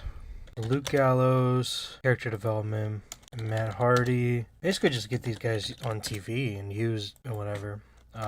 Who is the other? Matt Hardy, Kevin Owens. There's another person in that level. I gotta find out. I want to use them. It was someone I wanted to use. Rusev. Yeah. How you can't forget about Rusev, dude. And then Rusev. And then just because we'll throw Lana in as well. Maybe we won't. Is she SmackDown? Did I separate these two? I did. I separated them. Are they both faces? Oh no, they're different. That's why. Oh, do they have their breakup set, like, storyline before this? With, like, Lana. Oh, yeah, that's right. Because I remember starting it. It was like the Lana and Bobby Lashley thing at the beginning of this. So, yeah, they were apart. That's right. Anyway, back to important things here. Rusev. Gallows tries to intimidate the faces. This will be a backstage segment. Book at least 3 more minutes. Do that. I'll book at least 1 more minute. Lengthen this one up. So that's fine. We need a high spots or steal a show. What is this top one? We can do a high spots. We'll do steal a show. And then now what's the problem? Triple H is unhappy. That's okay. It's just, I don't think, since I'm playing as Triple H, I don't think that's going to ruin anything. But we'll have Gallows backstage trying to intimidate them, just like a little segment to get people used. Let's go ahead and start the show here. All right, this was a segment rating of 58. Actually, I'm thinking about something here. That's a storytelling match. We're going to go in here. Oh, Mayhem, actually. Maybe I won't. I don't know if I can. I'm going to try putting this a little lift the crowd. I got to play around with these a little bit more, but the problem is I don't really have room for them right now. So we'll see if this lift the crowd didn't work because it was already hot. I'm actually surprised that segment got things going and this match was a hot because that hasn't been happening. Our shows crowd heat has been bad. And of course I tried to do something to mess with crowd heat and it was already a hot segment. I tried, but anyways, this was a really good segment. Charlotte and Becky Lynch had pretty good performances of 48 and 55. Peyton Royce had 39, Billie Kay 33. This got penalized because I did the lifting the crowd, and I I did it quickly. I wasn't really thinking. That's my fault. Wrestling rating is 44. Crowd rating is 42. Segment rating 44. And we were hot crowd heat. It's continued to be a hot crowd heat. James Long did not do good as a road agent. This was a segment rating of 49 with Luke Gallows trying to intimidate these guys, and I forgot to add Rusev in it. Let's get James Long out of here, though. I went to go. I typed in Jason. I don't really know what to do with you, guy. I can't send you away, but I think I probably will. This is Kurt Angle's interview. Got a 67 rating. Oh my. This match had a 33 segment rating, 42 wrestling rating, which, yeah, these guys all did really good, except for Cedric with 33, but it's still good. Crowd rating of 32. Crowd heat was very hot. Who is turning? I'm not gonna do it right now. Are these? I can't remember if these guys are heels or faces. But Ricochet was held back by the chaotic nature of the match. Drew Randy segment got a 60 rating, and in the Bray taking Rey Mysterio to the Firefly Funhouse segment got a 52. And I'm hoping this did okay. We're very hot right now. Okay. I actually was kind of worried about this. But it actually did pretty well. I'm actually super happy with this Raw. Rey Mysterio defeated Alexander Wolf in the Firefly Funhouse match once Alexander Wolf was knocked out. This was a wrestling rating of 43, crowd rating of 40, segment rating of 45. Everything did pretty good. Rey Mysterio was a 53. Wolf was a 32. Brie Bella did not do well as a road agent, but Bray did good at ringside. So let's go ahead and get rid of Brie as a road agent. I think she's just going to be Daniel Bryan's manager. Then it looks like we'll remove her as a personality because I don't really know how I would use her as a personality. And then we're going to continue. This is going to be Joe's interview against Kurt Angle. Jesus Christ. This is just amazing. What is going on? Segment rating of 69. And we continue to be crowd heat very high. Trey Miguel was 24. Zachary Wentz 33. Desmond Xavier 41. Carl Anderson 49. But then Seth and AJ got a 60 and 69 rating. Wrestling rating of 46, segment rating of 52, crowd rating of 31. So crowd wasn't too into it. I mean, it was still very hot. The crowd didn't like that as much, probably just because the Rascals are new to WWE, but I think the Rascals are going to do big things with us. Finished show, though. We lost popularity in 40 regions, but I think this is our top show, so nothing to sneeze at. We gained $71,000. Obviously, popularity is going down. I think hopefully soon we'll start to, we'll stop to lose popularity, and maybe we'll either stay the same or start to actually grow. But, you know, we're in a tough spot right now, but obviously things are getting a lot better. So we got some big signings here. We got Sting and Christian Cage, both excited for them for the Royal Rumble. Spoiler, that's how I'm going to have them debut. Still waiting on CM Punk. I sent a contract to MVP. Obviously, I want to get him into her business. And then I don't know why I thought about it, but I thought about Daniel Garcia. I'm going to put him in NXT. Hopefully, I personally, I'm a fan of him, but I hate his gimmick in AEW. So hopefully things will go better for him and I can use him well. Adam Cole wants to come up. I'm like looking for people with popularity just because of how bad the popularity is. 30. I'm looking at Bobby Fish now. He's an okay wrestler. He's a great talker. And I don't want to, I mean, obviously, okay, so he is the NXT champion, so I guess I'll prepare to recall him, but I'm not going to do it he's not going to come up obviously just yet, because I don't want to just vacate the title. I don't know where he'd fit in. I don't want to just make him a manager like they try to do in real life. I'm thinking about send Jessica Carr to NXT. I don't know, do we start a stable? I'm thinking maybe we do thinking of another stable idea here. So obviously Adam Cole, Roderick Strong, Johnny Gargano, and Tommaso Ciampa. Just like an indie, I don't know what to call him. This is kind of a dumb name. Indie boys. Obviously Roderick Strong, Adam Cole when he gets here, but this could be a cool stable. I mean, I feel like they all fit together. I'll have to think of a different name for them. Royal Rumble is in 5 days, so not too much longer. Looks like a couple more episodes and we'll be there. But I'm gonna stop this episode for here. Hope you guys enjoyed, and I will see you guys next time. We are starting this episode of TEW 2020. It's gonna be Monday Night Raw SmackDown. This is gonna be SmackDown, and we have two new signings. We have Daniel Garcia, who's going to go to NXT. Most importantly, CM Punk. Let's see, how is he doing? Pretty popular. It's 70. It's okay. Actually, I think that's really good for our roster, actually. I take that back. Of course, wrestling is really good. It doesn't seem like he has any to... This is 2020, so this is before AEW. He doesn't have any, like, negative stats, because I'm assuming in the current saves he would have pretty negative stats. But we're going to make it seem... I mean, like, in real life WWE, he's doing really well, and it's under Triple H. This is Triple H right now. So I think it's going to be okay. I think he will be doing just fine. Roderick Strong... Sorry, Adam Cole wants to be brought up to the main roster. He's the NXT champion, so let's... Oh, it's already him preparing him for... Just lose that title and then we'll talk. He has not even wrestled. Has there been an NXT show history? Yeah, there's been some. He didn't defend it. I forgot MJF is here. I was like, whoa, what the heck? Okay, well, that's fine. Let's bring you up. Let's recall him. He'll do that. And I'm thinking we'll have him join this stable. I don't know what I should call this group. I think Indie Boys is a little bit... But, I mean, this is a cool group. It's kind of like the Undisputed Era. DIY. I think they'd probably have some good matches against the Rascals. Maybe we can get another member of the Rascals. But it looks like we are going to go into Royal Rumble. Yeah, it's this week. We got another signing from MVP. We can add him to the Hurt Business. How are his stats, I wonder? We're going to make him the leader. Just because that's kind of how he was in real life. He's pretty good. He's not popular, though. I think we probably just have him be a manager. He's okay with that. He's pretty... In the Power 500, though, he's ranked 155, at least the year before. So let's do Bobby Lashley. Let's make MVP the manager now. MVP...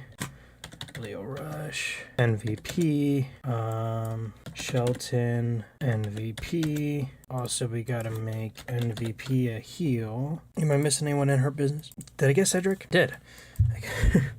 So now we definitely have to plan out what we're gonna do for these guys. So I'm thinking Cedric and Shelton will be tag team guys.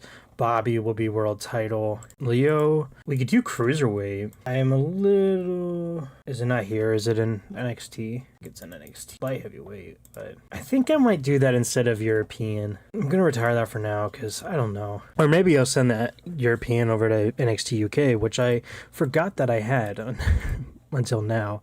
But let's deal with the cruiserweight title. It's being used. I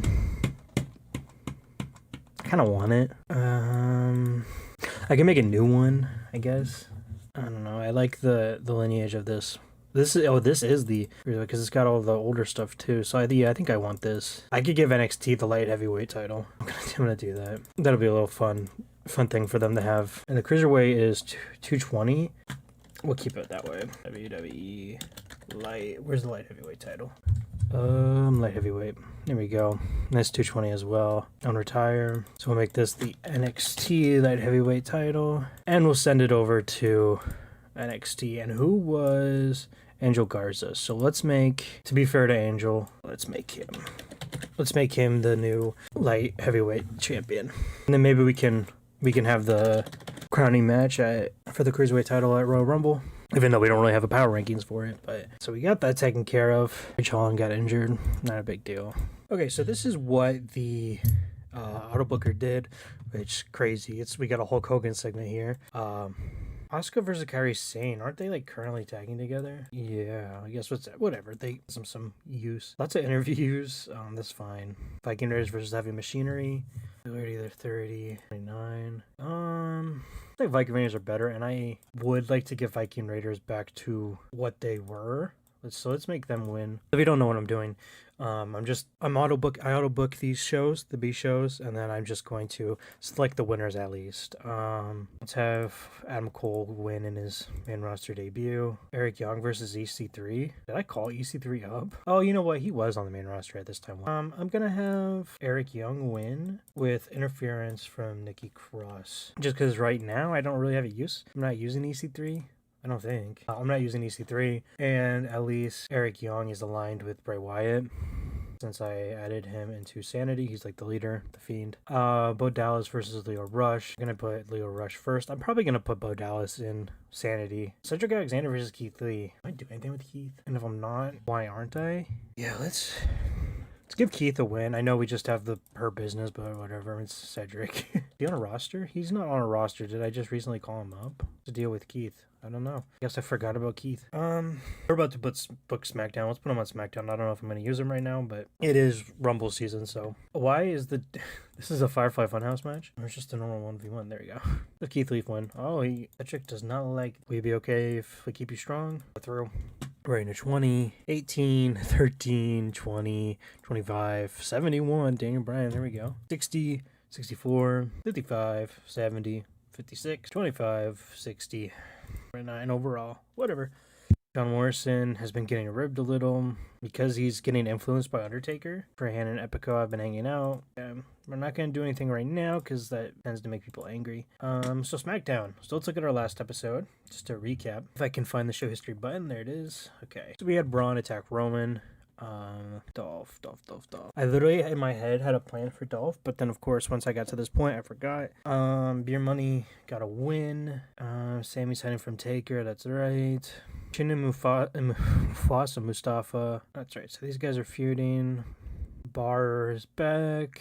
Okay, so let's start the show. We got Daniel Bryan. Let's start the show with Daniel. He's feuding with Brock. And he's poor right now. So let's do Daniel Bryan cutting a promo. We'll have Paul Heyman cutting a promo. And then Brock is not there. Bryan ready to be a fighting champ and a champ for the fans. I don't really know what that means other than the fact that he's going to show up and be on TV. We'll do unreciprocated. I don't know what I said before. I think I definitely said that wrong last time I brought it up. I feel like what you get with this. We're going to have Daniel Bryan get a victory, but Brock will not take a loss. Fine, he can be unscripted. Brock will not take a loss when it comes to segments, so but he won't take a loss when it comes to this match either, but we'll have to figure something out. So both Braun and Roman are have not done well in this segment. So maybe we each I don't know, what should I do with these? Ignore that CM Punk's right there. I guess we could have them both have like segment wins. So let's do interview.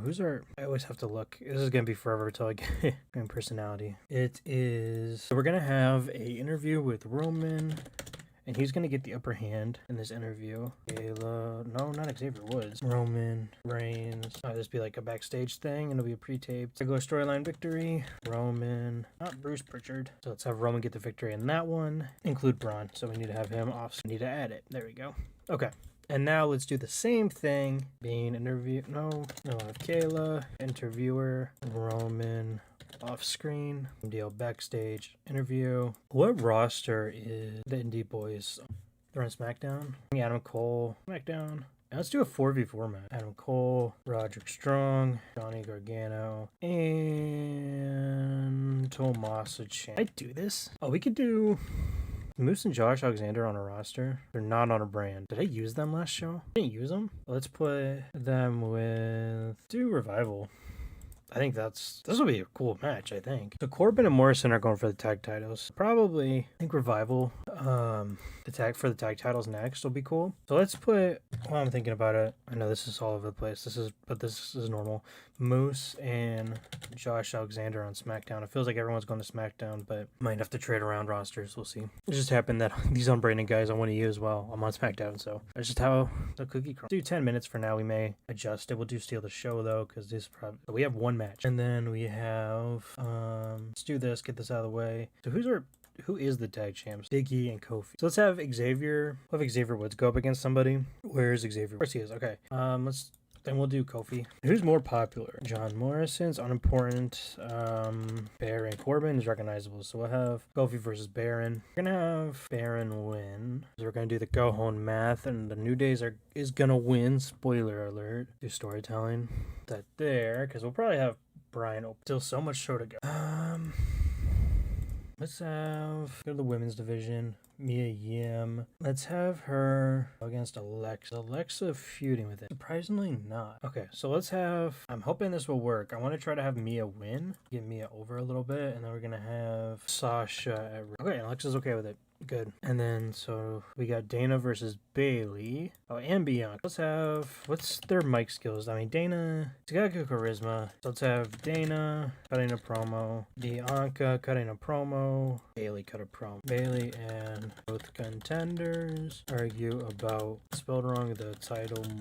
Do this for 5 minutes. And then we'll do another video. We'll do the Undertaker. Taker tells Sammy that soon the will be over once they casket match. So this has now become a casket match because I think that'll be cool. And we'll make this one for a little bit because it's Undertaker. So he's gonna be cutting a promo in this one, and then part 2, Sami Zayn getting interviewed. Let me do it. Is getting interviewed not an option anymore? They do it too much? Am I crazy? There's interviewer. Like, even if I type it, does it come up? I guess we'll do dramatic acting. And then we'll have Kayla. I don't really know. No, because it's going to say we need to do segment host, I guess. And then the Undertaker will be / Sammy. This could be 5 minutes, and then this could be, it's gonna be a long segment, but it's an Undertaker segment, so. And then basically it's main event time, but we still don't have Flair and Undertaker. We could do Shane and Miz and get that over with, or at least I probably do a series between them. So let's do Shane and the Miz. We'll have this main event, and we won't have them against each other at the Rumble. So we're gonna have this be a mayhem match. Shane's gonna win this first one because of tainted. It's gonna be a tainted victory. Oh, he doesn't have the stand up. Okay, so I won't be in I guess it'll be the main event, but that can be I guess we could have this segment be the main event technically. And then we can get this Damian Priest Dijak thing going here. I guess character development. Damian Priest character development. Ric Flair character development. Did I just change him back to Dijak? Hook and Flair are training. I know, I feel like this is getting lazier and lazier. I kind of dug myself into a hole with this. I'm not a huge fan of it, but let's finish it off. Okay, let's make one of these segments longer. I guess we could do Roman and make that a minute longer. And then it's a little odd, but it's the best with what we got, right? And I just skipped over that for no reason. That was the 67. Baron Corbin defeated Kofi Kingston with a segment rating 56. Crowd heat was hot. Okay, and then this interview with Roman Reigns, I think. Yeah, where Roman Reigns was interviewed with a segment rating of 45. Indie Boys versus Moose, Alexander, and Revival. I don't know what to call them. Got a segment rating of 36. It's alright. I mean, everyone did pretty well. I think what's important is that the crowd heat is still hot. And then the Braun interview did a 42. It keeps still hot. Damian Priest and Dijak were training with Hulk Hogan and Ric Flair. Got a segment rating of 45. Mia Yim defeated Alexa Bliss. Crowd heat is simmering down. Segment rating of 32. This women's division is so hard. I can't do it. I don't know what to do. Bailey, Bianca, and Dana Brooke cut promos. And then in our main event, Shane defeated The Miz. Segment rating of 35. Wrestling rating was good. Crowd rating was good. I think it's just people were turned off by the last few women's segments, and so crowd rating was unclear. And then this segment did pretty good, even though it was unclear. Undertaker cut his promo, and then Sami Zayn responds right afterwards to make this overall segment of 56. Looks like Undertaker talking did a lot better than Sami Zayn doing his interview. It didn't help that Caleb Braxton looked poorly. Maybe we'll have to find a different interviewer. But I mean, I guess it was with The Undertaker, so whatever. That's probably why he overshined. We lost popularity in 53 regions, 51 rating overall. I think that's pretty good. We made $30,000. Popularity down, everything. We do have some new weapons to throw in there, though, coming up in the Rumble. You have seen them. You know who they are, but obviously, in terms of our story and game, they're going to be surprises. It is time for the Royal Rumble pay-per-view. Let's get the easy ones out of the way, like Rey and Bray Wyatt. Now, the tough question is, do I take this title off Bray? I like Bray a lot, but this booking is hard. I'm not that creative of a guy, I guess.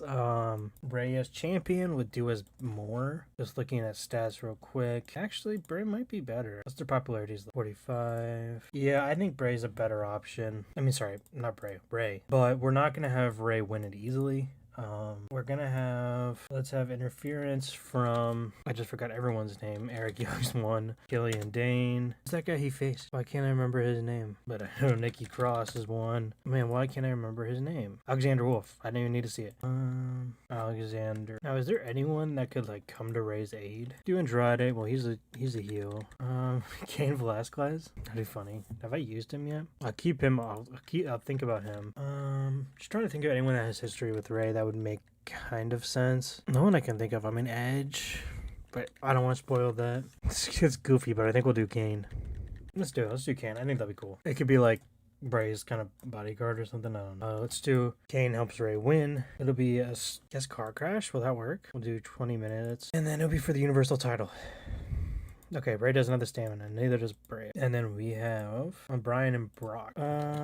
Obviously this is going to be a pretty feel-good night for the Royal Rumble, because I'm going to have Bryan win. Now who is my plan to even win the Rumble? I don't know. Face one of these faces, obviously it's going to be a heel, but I want better champions to lead us into WrestleMania, because Brock and Bray I don't think are going to... Can we do a spectacle? Will they do that? I mean, it is Brock and Daniel. They could have a really good match. I don't know if they have the stamina for it. The problem is Brock's going to be difficult. Come on, Brock. Don't do this. I got a little worried on that we were going to maybe be stuck with Brock as champ. So those are our title matches out of the way. Or world titles, I mean. And then we got Triple H versus Andrade. And then it's Andrade, right? Let's do three-way match. Andrade, Triple H, and Finn Balor. When it comes to this story, I don't think anyone's really... Andrade's poor, Finn Balor's good, Triple H is neutral. Again, I'm going to go with who I just think's going to overall be better for the company. Right now, story's really not important because I'm trying to think better. Trying to think history, I mean, the future and everything like that, and I think it's Finn. Although Andrade is actually, stat-wise, I think Andrade's better. I did not expect popularity 45, Finn, popularity 50. So Finn's more popular, but Andrade's better. And then obviously Triple H is really good too, actually. And he's even got good stamina. Triple H could go for the world title, though, if it came to it. I'm going to make an unpopular decision. I think I'm going to have Andrade do it. To steal the show, I think they can do. I'm a little worried about Triple H. Okay, that's fine. I'm going to try to structure this as I go. I don't think this is going to, Ray versus Bray is going to open, but I think it's going to be up.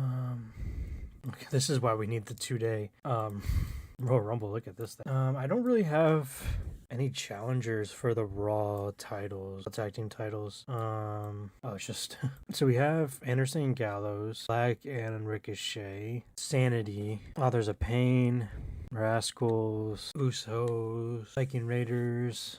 Thorn and Color will bring to Raw. I don't know. And then who else? Shane Thorne. Oh my god, I'm really doing bad with these names. We don't have really good choices. So they're both heels. So I think Usos will probably be the good... I mean, I think these guys would have the best match. How have the Usos been doing title-wise at this point? Oh yeah, they've had it. I'm going to keep it on Seth and AJ because I like this team. I know they probably deserve a little bit more, but I just think that we don't have a lot of options here. I did that. I guess because they had Carl Anderson there. Let's do 10 minutes. We don't want to make this too long. I'm worried already because it is going to be pretty long. I have AJ get the win. We'll keep it regular for now. And then let's do New Day versus Corbin and Morrison. That's why I had them team. That's right. New Day, Corbin and Morrison. That's why I had them team because of their names. Where are New Day? Where is the New Day? Are they gone? Something happened? The New Day is gone. Am I crazy? Or are they not technically... No, wait, what the heck? Big E's injured. Xavier Woods is injured. When did that happen? Did that happen when I was... Oh, I'm so confused. When did that happen? Broken scapula. Okay, well, I guess the New Day have to vacate their titles.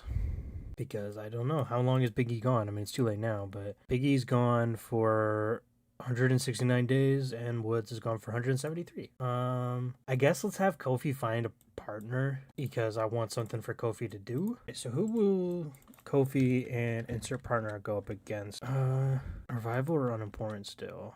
The Bar are recognizable. Kofi's also recognizable. Let's find a well-known guy to team with Kofi if we can. Somebody I'm not currently using. I could do but Kofi's Kofi's a villain. That's a problem. You could have Kofi join the Rascals. Who would match well with Kofi? I'm trying not to do the Triple H booking and just find a random black guy and team him with them. Trying to do a little bit better. I know I made the Hurt Business, but R-Truth could be cool. Not for the reasons I just said I wasn't gonna do, but I mean they were partners before. Zack Ryder could be cool. I think we'll do R-Truth. That actually, I like that pairing. And they do have history, so that makes things a lot better. Did they ever win the tag titles together? I cannot. Try to see with R-Truth because of all his 24/7 title wins. He did. They did win together. And I think I'm going to do it again. That way I can keep building tag teams. And I was going to have New Day win anyways. Wait, who are they feuding against?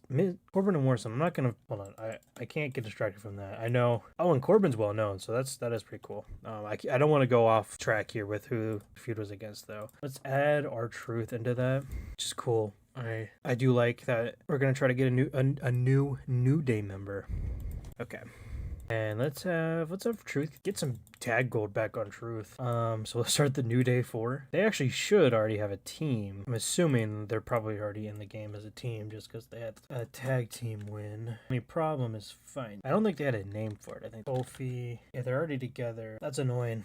I gotta find their team. We'll name them the New Day. And I guess we can get some storyline for it. So let's do Kofi is looking for a partner. R-Truth. What else do we gotta do? Shane and Miz we took care of. Sammy and Undertaker. That's right, they got a casket match. Sami Zayn and the Undertaker. What's Sammy's... I mean, I don't think there's gonna be a way that I can have him beat Undertaker. I mean, I don't think it'd make... So I just wanted to see if it was gonna hurt Sammy too much. And I don't think Undertaker beat him. This is kind of a crazy show. Fortunately, hate to say it, I don't have really high hopes. Game sometimes can be frustrating. Kurt and Samoa Joe. I think we're gonna stick that to... We're gonna stick Drew and Randy, Kurt and Samoa Joe, even the Flair and Hogan one. We'll stick them. They'll be in the Royal Rumble. We're not gonna really advance them by having singles matches, but we're gonna do Mustafa and Shin. But that could be the opener, I think. Mustafa and Shin. And I want Shin to be a good champion. He's had it for 202 days, but he's got 0 defense. And I think, if I remember correctly, this Intercontinental reign was a whole lot of nothing for him, but he did have it for a long time. We're gonna change that. Oh, and that's right. We'll do... No, Mustafa won't do. We still got the Cruiserweight match, but I think we'll do that in the pre-show. No, we won't do this as a steal the show. We'll just do a regular because I want it to open. Can we do 15 minutes now? While I'm thinking about the Cruiserweight, let's do that. The only problem is who do we have that's even a Cruiserweight in the first place? Ricochet? Finn's already in a match. 220. Anyone under 220? I guess we could do a range. 220. We'll do men that are 220. Ace Austin, Adam Cole, Aleister Black, Cedric, Chad, Chris Bay, Desmond Xavier, Epico. I think Chad would be cool. Let's do a few people. Let's do a 6-way Ultimate X. Ricochet, Chad Gable. Who's the best aerial of these guys? Zach 71, Trey Miguel's Desmond is 72, so we'll put Desmond Xavier in here. Ace Austin is 45. He's actually low too. Oh, he's really low, so he's not aerial at all. I don't think that's true. Isn't he really flippy and aerial in real life? Kind of why I brought the title back. We'll put Zachary Winston too. I think he'll be good in it. There's actually not. Maybe let's bring someone in from NXT, maybe. Someone flippy from there. Brian Kendrick. And he's an NXT Tag Team Champion. And then I was going to have Ricochet win, but I do that too often. Chad Gable's cool, and I don't think he's doing anything. Chad Gable deserves so much more. I know he's doing pretty well in real life, but okay, this is going to be a pre-show. And now let's do the Royal Rumble. So 2-1 War Games. That's Royal 50-man Royal Rumble. And I don't think I have like many options anyway, so I'm not gonna do a women's Royal Rumble. Okay, so we don't have many options left, so we gotta be picky here. Ken Shamrock, obviously. Bo Dallas, Cain Velasquez. Adding people that should be names but aren't for whatever reason. MVP, Damian Priest. That's fine. I'm sure I missed some important people. But now the question is, out of this list, who's gonna win? So obviously, the most popular person is CM Punk. And I said they have to be a heel. I think I'm gonna do CM Punk. There's not a lot of options, and CM Punk is popular, so I don't think it's even something I have to think about. I'm doing CM Punk. Wasn't there like a thing? Oh, this is the first time I've actually done a Royal Rumble, so you can do specifically all the elimination. You could do this all. Now the only thing I don't see is there's no like Iron Man. Who's the Iron Man? It doesn't look like there's even like I can do elimination, but I can't do entry.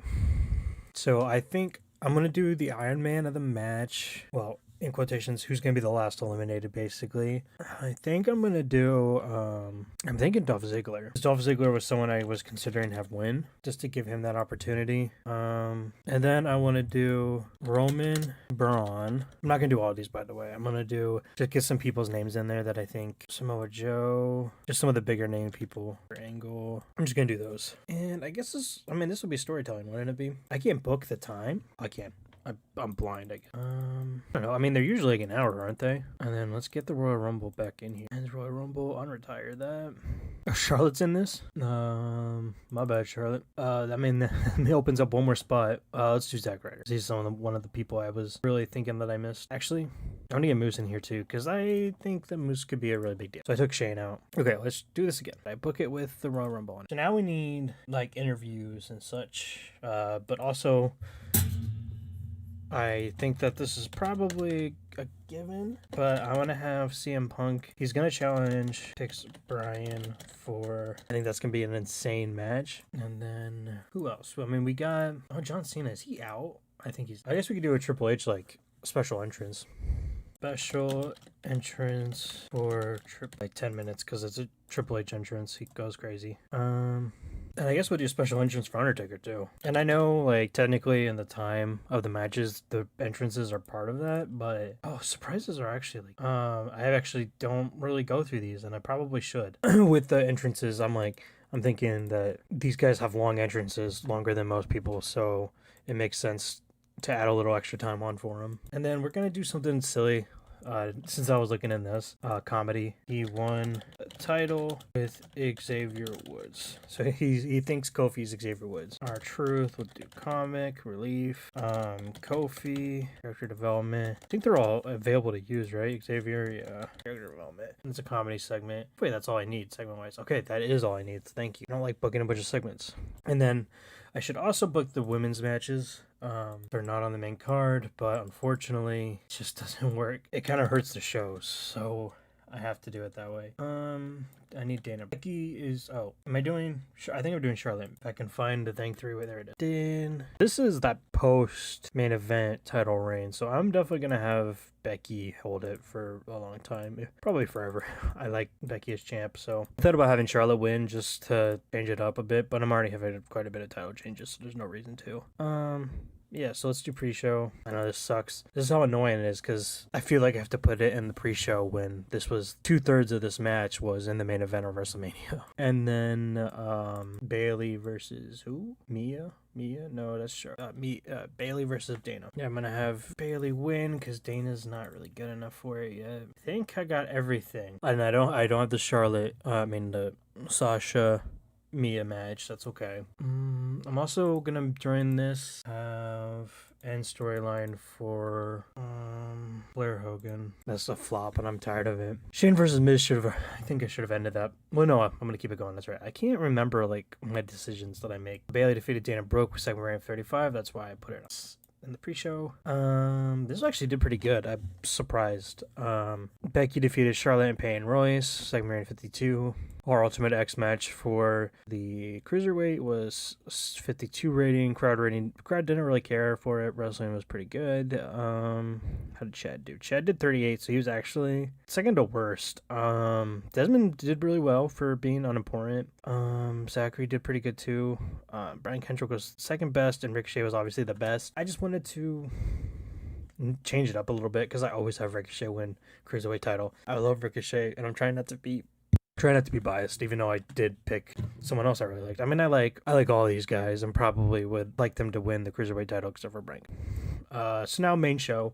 Shinsuke Nakamura defeated Mustafa Ali. Segment rating 55, wrestling rating 51, crowd rating of 40, simmering crowd heat. And then Kofi finding R-Truth as his partner got a segment rating of 52. Then the tag match got a rating of 50. Wrestling rating of 48, crowd rating of 43, simmering crowd heat. And this R-Truth mistaking Kofi for Xavier Woods got a 53 rating, and R-Truth's comedy gimmick is suited to being comic relief, so I think that helped us a little bit. Rey Mysterio defeated Bray Wyatt with a whole bunch of interferences. It was all chaotic. Bray wins the Universal title. He actually is better performance. Segment rating of 55, crowd of 52, segment 58, hot and rising, crowd heat. So we're doing pretty good. Styles and Rollins defeated the Usos with a 58 rating, 59 wrestling, 54 crowd heat, 54 crowd rating. Crowd heat is hot. We're doing well. I mean, I'm actually really impressed. This segment, Undertaker segment, got a 73. The match got a 64. I'm actually really impressed. Triple H's entrance got a 72. The match got a 68, 56 crowd rating, 61 wrestling rating, very hot. Andrade carried the match, which is good. I mean, I made him win the match, so that was a good choice on my part. So Andrade is still the United States champion. And in our world title match, we got a 7 rating of 57. Wrestling rating of 68. The crowd loved it with a 72 rating. Daniel Bryan wins the WWE, but Daniel Bryan got injured. It says Daniel Bryan and Brie Bell on different sides of hero villain divide, so I don't know if who's a heel. Maybe Brie. Hopefully Daniel Bryan's injury is not bad because he just won the title. And then this next segment, after the Rumble, needs Daniel Bryan. I'm not gonna read all this, but it got a 50 rating, crowd rating of 40, wrestling rate of 45. Was very hot. Obviously, we saw the debut of CM Punk and the debut of Edge. I think it was a pretty overall good Royal Rumble. There wasn't like too many surprises that I put in there, other than Edge and Kurt. Oh, and I think probably honestly more than Punk and Edge would have been Ken Shamrock, which Shamrock was off his game, Kane was off his game, Alistair was off, and Zach. And then the Punk challenging Daniel Bryan got a 79. He did not do well with the script. That's shoot. But it was a very hot crowd heat. So finish show 61. We still lost popularity. I think this was our best show though, and it did not like how much we used R-Truth. But they're gonna have to get used to it because he's now address the locker room. Let's compliment Ricochet. He's someone that stood out to me. I don't really remember his performance, but let's compliment Shinsuke, just because he's showing up for us. Can't remember anyone that had like super good performances. Daniel Bryan, let's do that. Praise on a great performance. Hopefully you're okay. Injury review. Daniel Bryan's 14 days can be worked through. I'm not gonna work him. There's no reason to. But that's good to know. He'll still be around, and by the next pay-per-view, he'll be able to. Financial report, we made $467,000. Popularity report, I know we lost that, so. Media scrum, okay. Not for the first time, but Brock Lesnar botched a move and caused an injury. Isn't it true that he simply is unsafe to work with? This is a tough one. An issue, it's just bad luck. He's perfectly safe in the ring. I think this is fine. Will that upset Daniel Bryan? Oh, Daniel Bryan's mad. I'll give him some money. There's tension between Michael Cole and Baron Corbin. What are your thoughts? Man, I feel like all these are terrible. I mean, I guess it's the non-issue. They'll work it out is the best thing to say. Trey Miguel, strong push. I mean, we're definitely going to be pushing him. Daniel Bryan, the WWE title tonight's show. Should we expect him to have a long reign? Yeah, we're going to get behind him with a big push. Same with Ray. I mean, I don't know how true that is, but I feel like R-Truth is all over Royal Rumble. Probably too much. Was he overused? No, I think he did a great job. This is R-Truth, man. New Day 4 won the SmackDown Tag Team titles. This is a long reign on the cards. I don't know, but we'll say we're going to get behind him with a big push. Carl Anderson was off. I have faith he'll become more consistent. Out of everyone, I feel like they were all pretty good talking points, except for Carl Anderson. I'm like, why him specifically? I'm really happy with that show. So yeah, it looks like this was our best show overall. 61. Actually, Andrade, Triple H, and Finn was our best match ever. And actually, Brian Brock, Rey Mysterio, Bray, CM Punk, the Royal Rumble, Rollins and the Usos, Undertaker, Sami Zayn, and then Andrade, Triple H, and Finn Balor were all our best matches. Shinsuke Nakamura, Mustafa Ali, the Ultimate X match. Royal Rumble was a success. We lost popularity, but that just keeps happening, unfortunately. Yeah, looks good. We got Ray as a champion, Brian as a champion. Chad Gable is our cruiserweight title champion. Shinsuke is still our Intercontinental champion. CM Punk won the 2020 Royal Rumble. AJ Styles and Seth Rollins are still our tag team champions. Becky Lynch still women's champion, SmackDown women's champion. Kofi and R-Truth are still, well, actually, Kofi's still R-Truth, now new SmackDown Tag Team Champion. Bayley still SmackDown Women's Champion. Andrade United States. And Rey Mysterio is our Universal Champion. This is it for this episode. I do have one question for everybody. Would you like to see the Universal title stay? Or instead, should I bring back the World Heavyweight Championship and make Rey the World Heavyweight? I like the World Heavyweight Championship because it's lineage. Or should we just keep the Universal and build that lineage as well? Let me know in the comments of this episode if you made it all the way to the end. A long episode, but I'm glad we got it done. It was a fun one. But anyways, I hope you guys enjoyed, and I'll see you guys. Welcome everybody back to our TEW IX gameplay of WWE 2020. I know last time I said TEW 2020, but I meant WWE 2020. My bad. So today we're going to be booking another episode of Raw. We are just off the back of the Royal Rumble. If you haven't seen it, here is our match card. You can go ahead and look. Off camera, I did go through and I did make some offers to people. You can probably see what they are. There's a few. This is gonna be for NXT UK minus Jordan Grace.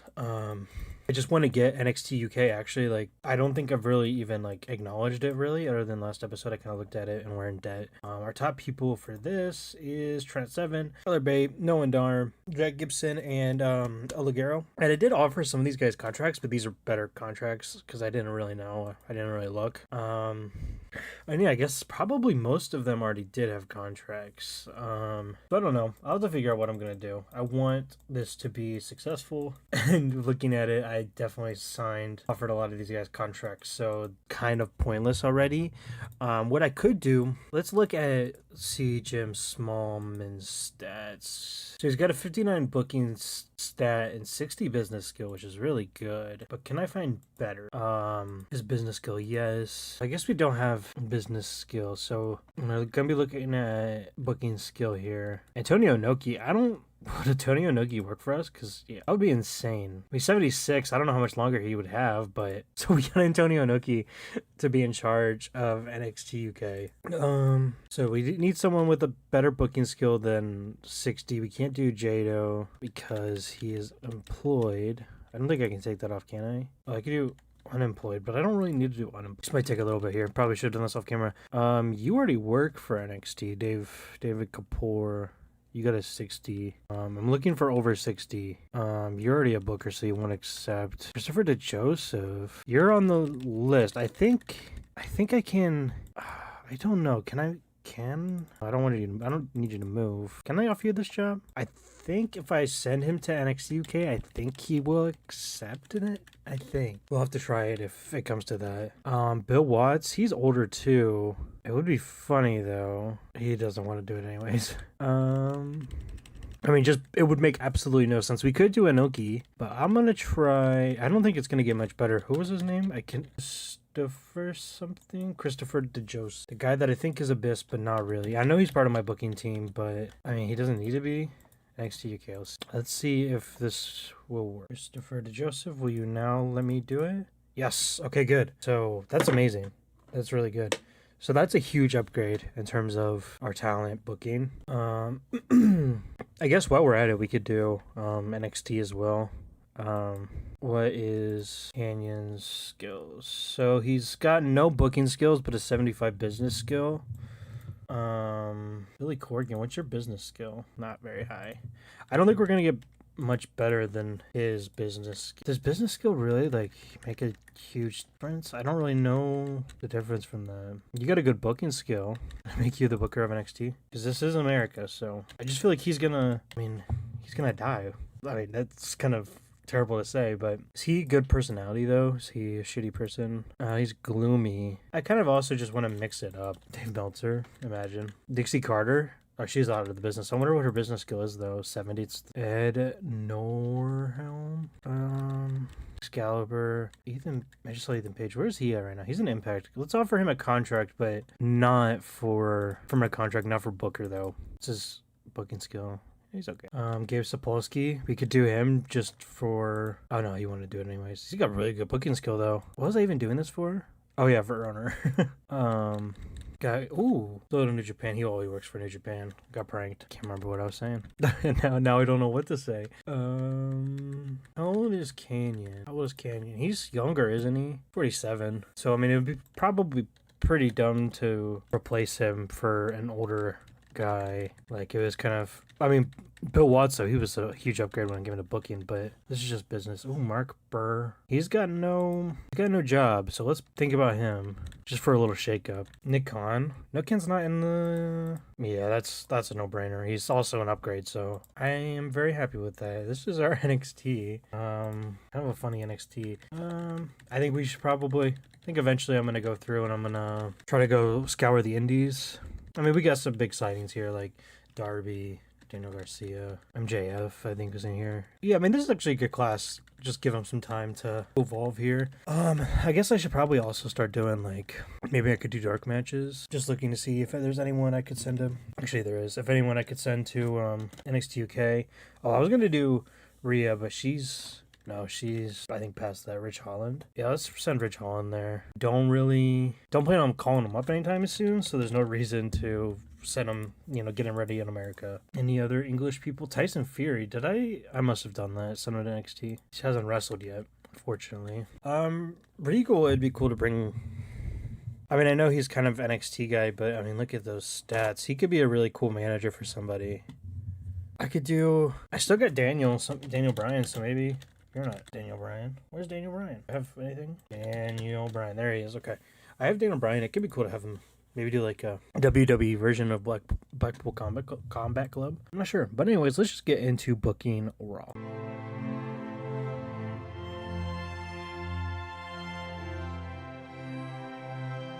Okay, so this is now WrestleMania season is started. So now we really need to start working on our WrestleMania feuds. I'm not going to continue Ray and I don't think I'm going to continue Ray and Bray Wyatt because we'll see here. So our Ray's our top. We got Seth Rollins and Ray.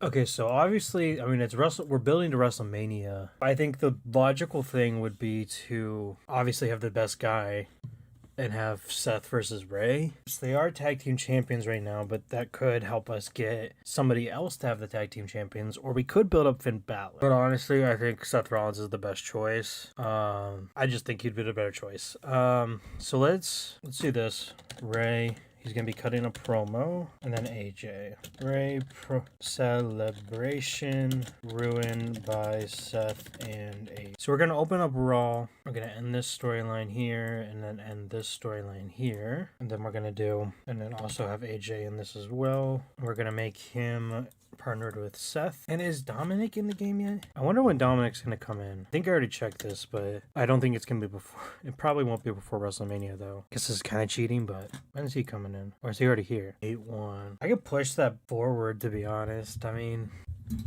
I'm gonna do it. I'm gonna push it forward. We're gonna do January. So obviously he won't be debuting this time, but he'll be ready for hopefully the next Raw. Just because I think he could fit in this storyline. I don't know necessarily if I'm gonna have him with the tag team titles, but I definitely need to figure out who could take those tag team titles and align with Ray. The Rascals could be cool, or we could do like an LWO thing with. Oh, these guys are villains, though. Honestly, I think I want to do the Rascals. Did I make them a stable already? This is kind of funny, but I think Dominic would fit in there really well. It's a little goofy, but and let's put them in a match. We're probably gonna have these guys go for the tag titles. They're both unimportant. So let's do a pre-show match. And I guess we could do we'll do this 5 minutes. All right, and then we'll say the Rascals come to the aid. Ray. Character development, I guess. Ray, Desmond, Trey, and Zachary Wentz. And then also AJ. I think that's cool. I mean, it gets the spotlight on Rascals, someone I really want to use. And I mean, we got to get tag teams built up. So this is a good way to do it. And then we could have Trey Miguel maybe go focus on the Cruiserweight title. It just makes sense because these guys won't really be... It wouldn't make sense to have Ray with them in this match. So that would be why I would put him there. Our roster? No, okay. I was like, what the heck? And we're going to do it this way. We're going to go through the titles first. So United States title. What's Triple H's popularity? He's a star. Why is he not on Oh, he's probably only for, no. Why was he not on here? Oh, he is. Where did, oh, I must have had okay, that makes more sense. I was like, I thought we had top guys. AJ Styles is actually, now that I fixed that, I'm going to make this AJ now, not Seth. I mean, they're both still involved, but AJ is the more popular one, so I want it to be AJ. Punk, he's gonna be on SmackDown, so unfortunately we don't have him. Okay, and then we're gonna do Triple H. Triple H wants his 1v1 Andrade, and that keeps this feud going a little bit longer. And we'll actually, Andrade will be off screen. Let's play with this a little bit. Triple H will be being interviewed, and who is our Kathy Kelly? I think that's right. He'll be the interviewer. And let's take Finn Balor out of that. Don't need him right now for that. We'll figure out. Maybe we could put him. Where's Chad? He's on SmackDown. But I mean, Cruiserweight doesn't beat both brands, I think. So who? I want to do Finn. Where's he? He's recognizable. Oh, we got Edge now. That's right. I think so. Edge will be on. I think Edge will be on Raw. Just because Punk went to. Do Ricochet, but. Ricochet is cool momentum. I'm trying to find an opponent for. I don't want to do Trey Miguel because I want him to have a good momentum as well. Face or a heel stuff. He's a heel, so let's do a high spots match. We'll keep Cedric strong though. Make it an open match. They're short though because Cedric's not that popular. There we go. That gets him on the show. Gets Finn on the show. So now that I remember, we have Edge here. Edge is going to cut a promo. But now we need a feud for Edge. Kevin Owens. Oh, we could have Drew. This is shitty Drew era. Because Samoa Joe and Kurt's still going, and I'm gonna have Kurt versus Joe at WrestleMania. Kevin Owens would be nice, but Drew's a heel. And for all the Drew McIntyre fans, I want to apologize because we're not getting the Drew McIntyre push that we did in 2020. So I apologize. Oh, I already did that. Yeah, so let's do that. Let's have. I guess we didn't really end Drew versus Randy. Whatever, we'll put it in. That can play into it. Edge and emotional promo. Interrupted. That's whatever. Interrupted by. Okay, so we're gonna first do Edge cutting a promo, then Randy. Drew interrupts. And then because Drew is feuding with Randy, Randy comes out as Drew's cutting a promo, Edge is cutting a promo, then Randy is cutting a promo. Then we're gonna have Kevin Owens in a match since he's not really in a feud. We could have him against Samoa. Let's have Kevin Owens keep strong. We'll do steal the show. Then we're gonna have Joe win. We gotta get Joe's momentum up. That could be our main event, but we'll see. Because we also have Becky. Which, who is she feuding with? Let's have Becky versus Charlotte. And this is going to end the feud. I really don't know what to do with the women's division. No, not that one. Women's. I'm going to have Becky win. Do like storytelling. There we go. Got 22 more minutes. Obviously, these are our tag titles. So we have no more titles to worry about. Guess we could do a Hurt Business match. Could we do 5? MVP, Shelton, Bobby, Leo. Oh, Cedric's in a match already. So we'll do 4. MVP, Shelton, Leo, and then we could do. Her Business is heels, right? So we could do Aleister Black and Ricochet and the Viking Raiders. Can we make that do 20 minutes? No, actually, I want to do it shorter because I want to see if I can squeeze in another match. We'll do Mayhem, see if that works. We have too many matches. That's frustrating. I feel like we have too many promos. Cut this back. We'll do a Hurt Business promo. I mean, because have we been introduced to MVP? No, probably. I think we have. I don't know. Business on themselves the best, and what have you? Have not. Have not. That's what I think. That's what I want to say. and have not. Let's see though. The Raw. Her Business centric. I think this is the first time we've seen MVP. I guess I could also look. Oh my god. We could also see when I signed MVP. His first match was in Royal Rumble. I don't know. You can fact check me there. Let's do a Kurt Angle promo. I guess we'll do interview. No, we'll do like a video interview. Interviewer Kevin Owens. We'll do pre-taped and then we'll backstage. Oh wait, not Kevin Owens. What am I doing? Kurt Angle, and hopefully, fine, you can work with that. Hopefully that's enough. No, of course not. Okay, till we 10 minutes. That's whatever. That's it. I think this will be good. Let's check it out. Pre-show match got a 37. Shane Thorne and Steve Cutler don't do well as a team. I think I knew that. Let me break them up. And then we open the show with a segment rating of 54. The Rascals did not look good. Hopefully that changes. If not, I'll send them to NXT, but let's see. Balor defeated Cedric Alexander with a segment rating of 35. The wrestling was really good, though. Cedric and MVP are on two different sides. I think I'm going to turn off the heel and face divide because I really don't like it, and I don't really ever... At this point, I mean, in real life, there's really no heels and faces anymore, so give us more freedom that way. But anyways, this Triple H interview segment got a 63 rating. The Hurt Business match got a 48. Good rate. Pretty good wrestling. In the Hurt Business, Leo Rush kind of did not do well, and then Aleister Black didn't do well on the opposite side. But other than that, everyone did. MVP was pretty low though, but I'm not going to have him wrestle that much. Segment did not do well. Becky versus Charlotte actually did pretty well and helped it out. They don't click at all though, which that's not true. I'm gonna have to change that because I'm sure they're gonna be facing a lot in the series. But yeah, segment rating of 45, crowd 48, wrestling 42, and they continued to be hot. They recovered from the last segment. So in this Edge, Drew, and Randy segment, got a 62. You can see here a rating of 61, 54, and 60. It got the storyline started there.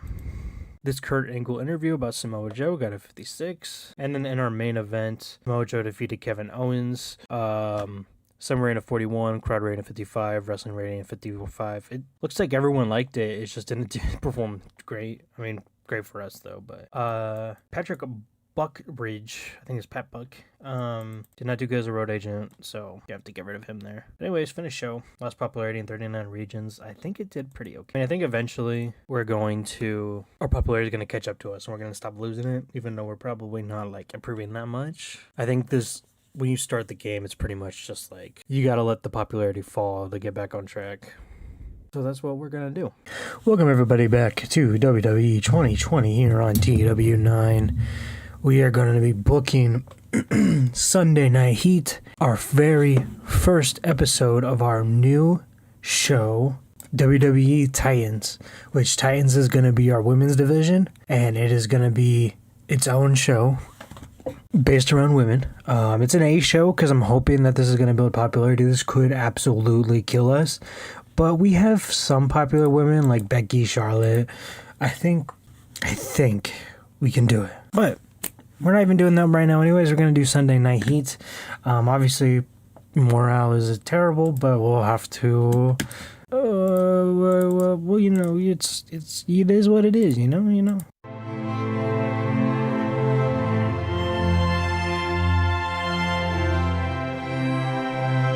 Okay. Locker room incidents. Natalia's doing her training. Booker T did his training. Adjust the locker room. We're not going to do that. Okay. So up until now, I've been just simulating heat, but I want to use it the way it should be. Now, I don't know if I got this on camera, but we just called up Matt Riddle, so I want to use him. Let's do just men because we don't really want to put Matt Riddle against men, first of all, and then second of all, probably not going to have them on this show, women on this show. Well, who can we have Matt Riddle against? I think it's probably... we should probably have Matt Riddle lose. No reason to win. He's not great. Let's see. Who has cool momentum? Shinsuke is managed by Sami Zayn. I don't think I did that. I think I have to change that. Oh, nope. We can put him against Shinsuke. I don't know why I checked Shinsuke's score. Of course, he's really good. Yeah, we could do that. Trying to build Shinsuke and get him over. He's had some good matches, though, hasn't he? Yeah, they're all right. Oh, he's actually had one defense. I thought he had a decent amount. I don't know why I thought that. We'll do 10 for now.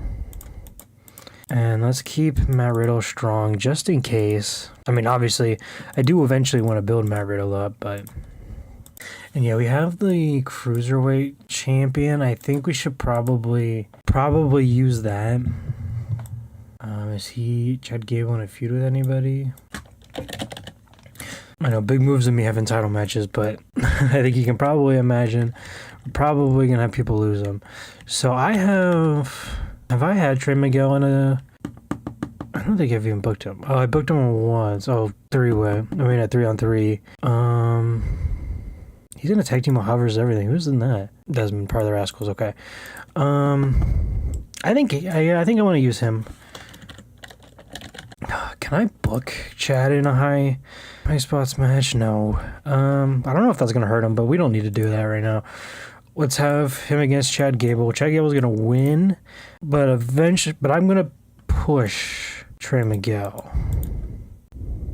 Or maybe I should have Trey Miguel against somebody else. I mean, we could. We don't really need to do that. Is there any cruiserweights? Dolph, are you a cruiserweight? 231. I think I'm sticking to 205. I think. There's Finn.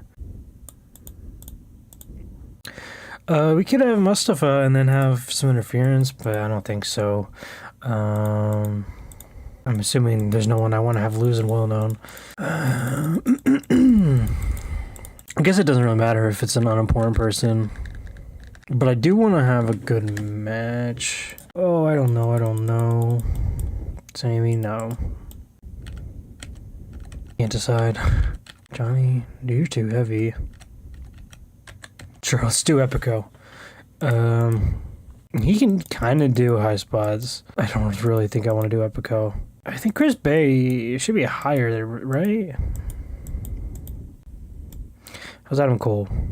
Actually, Adam Cole is lower than I thought. Okay, let's do Epico. Why not? Oh, and then Trent Miguel. So we won't have that. We won't have that title match after all. There you go. Let's have Trent Miguel win that match. Let's get him over.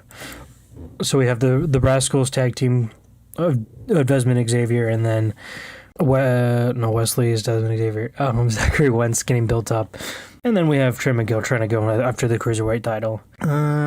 So I don't think I really need to do storylines right now. I'm just kind of, who are people that I want to see in matches? Rusev, definitely. I think I want to try to do something with Rusev. I thought I saw that Cesaro was on Titans. I was like, I think I messed up, but no. I could do him versus Shelton. I don't really have a plan for Shelton other than just being a member of her business. What brand is Rusev on? He's on Raw, and then her business is on... Oh, it's on Raw too. Could I involve Rusev in this in some sort of way? I could. I don't know if it's gonna hurt the segment, but I guess we can try. They can beat down Rusev after the match. I think we could do a steal a show with these two, honestly. Skills, Rusev's pretty good. Shelton's pretty good. I think he might be a little worse than I expected. He doesn't have power and toughness and consistency, but he's okay. But I'm gonna Rusev win anyways, because I just feel like Rusev has I feel like he has the longevity. Yeah, he's younger too. Yeah, we'll do that. Suddenly heat's long. I didn't realize it was so long. Oh, I guess it's only an hour. Okay, so probably not Talk the Talk was not who I'm going to see. I want to see someone with promo ability. Would you recognizable?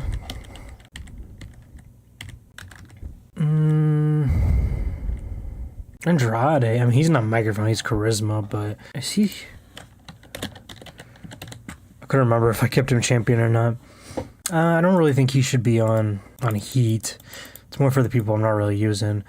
We'll do a beer money promo. Oh wait, but I bet you James Storm. No, can he be on this? James Storm. I mean, I could just check, I guess, but he's not contracted to wrestle on B shows and not wrestle. Will you you talk? Cutting a promo. Beer money promo, and then let's get Robert Roode. You guys do that? Oh, so he'll show up. That's cool. I actually did not know that. I don't know if that has always been a thing in all the games, but if it has, then I've been missing out. We'll do another promo. I kind of want to do Usos. I don't think I've done any. I think it's time to... So I was thinking about using the Usos, so I offered Jacob, Zilla... Well, no, I haven't offered Zilla because he's not debuted yet, but eventually I might. But Jacob and Solo Sikoa, I've offered them both contracts. So obviously I want to do something Bloodline, but I want to do something different. And I think that different may be Jay being the tribal chief. I also got to make sure I build them up Let's do Authors of Pain. Are they faces? Oh, I guess I turned that off, so it doesn't really matter. So yeah, I think somehow I want the Bloodline to start. Probably do something similar with Roman versus Jay, but instead I'm gonna have Jay win. That's what I'm thinking. Because ultimately it doesn't really matter, and who is a better? I wonder who's a better wrestler. So Jay. It's probably Roman by a lot. Oh yeah, it's Roman by a lot. I don't know. We'll see. I mean, he does literally have everything, so. But I could always just have Roman not be a part of it. I don't know. This is interesting. He's got oh yeah, that's right. He has 100% heal. I remember we've already talked about that. Anyways, let's get back to contract here. Usos versus Authors of Pain. We'll do Mayhem. And then do Usos have a manager? Jay. They manage each other. So let's have Roman. Let's get in the picture a little bit. So he'll be their manager. Right now we're not having Paul Heyman because he's still with Brock. Both on SmackDown, so we could do something with the two of them if I'm not already. Oh no, he's with that's right. What is Brock doing? Oh, that's right, he's in that. It doesn't even matter right now because we're not doing that. Okay, let's do that, and then they're gonna cut a promo. Jimmy cutting a promo. Jay cutting a promo. Roman cutting a promo. And then we're gonna add Jimmy and Jay. They're not gonna be aligned with Roman fully. And what roster is Jimmy and Jay on? Yeah, I'll change them. They're not on the same roster, but they will be. They'll be on SmackDown. Usos and Roman promo. Okay. We have too many matches. At least the too long of ones. We'll have the main event be 10. This can go down to 5. Let's go down to 5. We'll keep the opener. Oh, that's a Steelers show. I think that'll actually be okay. Now we can start with Beer Money. I don't know if we want to start with Beer Money actually. Now that I'm thinking. Chad Gable. We could have him. Yeah, let's have an interview with Chad Gable. Interview with Gable. Chad Gable being interviewed, and we'll have like Byron interview him. Is Byron what does Byron do? Is he announcer? Sunday Night Heat. Oh, he is. So whatever. It allows us to do it, so it's fine. And then let's make that 2 more minutes. Is that enough? No, of course not. That's annoying. I don't want to shorten this, but I guess I gotta. Oh, we could do. How's Matt Riddle at talking? I think he's pretty good, isn't he? Got good charisma. Let's have him cut a promo before.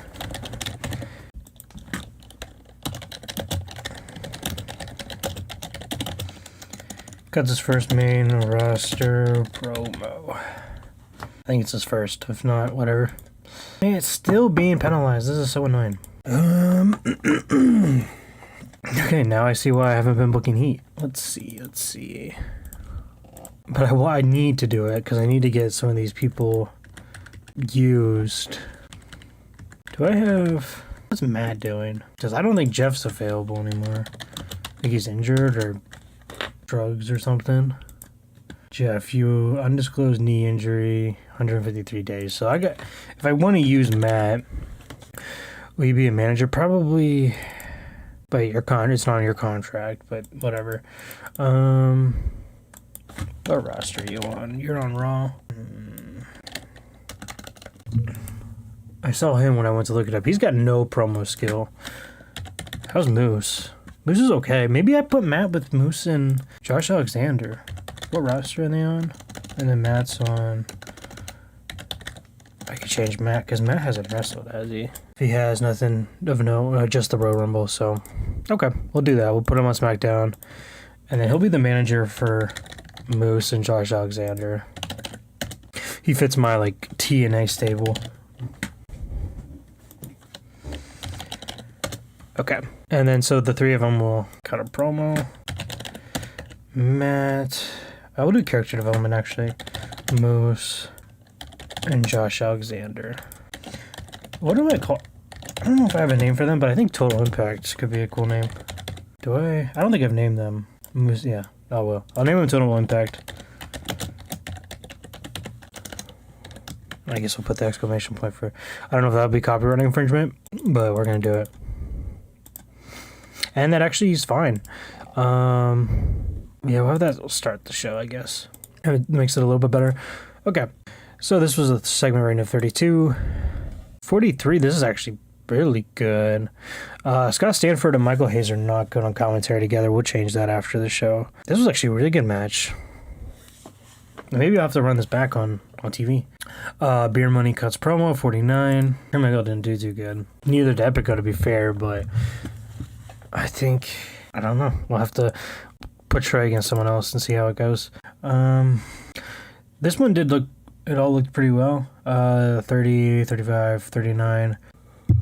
I think the faults were of the Authors of Pain though, so that's good that it does that, and they have good chemistry. And then Roman's did good as a manager. Jay and Roman have good chemistry together. And this was a great segment with a 50 rated. So it sees several mannerisms to hint at future villain turn, but he's not actually doing that now because it's not a thing. And then the Chad Gable interview got a 33. Pat Buck is not a good road agent. Let me change that too. I think I knew that already. He did wrestle? Oh, but he's not contracted to do anything else, so. I guess I could send him to NXT. Maybe that'll work. But Matt Riddle cuts his promo at 34. And then in our main event, not as good as I was hoping. But Shinsuke makes defense number 2 of his Intercontinental Championship. Segment rating of 34. Crowd of 36. Wrestling rating of 38. So this wasn't great. Overall rating of 41, though. I think that's actually pretty good. Especially for the B show. But now we are going to book Titans. It's going to be a little nerve-wracking here. I'm a little nervous. I'm looking at our roster here. So this is our roster. Becky Lynch is our top, which will probably do a world title match. Well, do we do the world title match for a unification match? I think that's what we'll do. And then I will introduce, if I didn't do it already. No, we'll have to do a secondary women's championship. I'm going to have, I guess it doesn't matter which one I unify, who wins. I'm going to have Becky win, but we're going to go with this title, the WWE Women's title, just because it's got more of the lineage, not like much more, but, oh wait, July 2016, April 2016, and this started in September, so actually, they're both about the same. I thought one of them had more, which I think it was this one. This is the Brawl one. I thought that had more lineage, but Becky's had this one longer. So maybe, you know what? I'll keep it. I'll do this one. I'll keep this one because then I can keep it on Becky because she's had it for a long time. So okay, so our unification match. I could probably do 20 minutes, right? Spectacle. This is like a pay-per-view match right here. And then let's do let's have Becky being interviewed, and then we can, we need an interviewer, don't we? Adam Pearce. What's up, JoJo? Not James Long. JoJo interviewer. And let's have Bailey off screen. So let's end this Dana Bailey one. It looks like I already ended the Becky one, so let's do,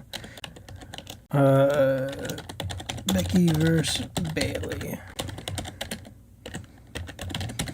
So we'll probably keep this feud going after this match too.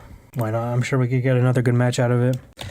Becky interview. So this is going to be like throughout the night. We're going to come back and do this. So we'll have a Becky interview, and then we're also going to have a Bailey interview.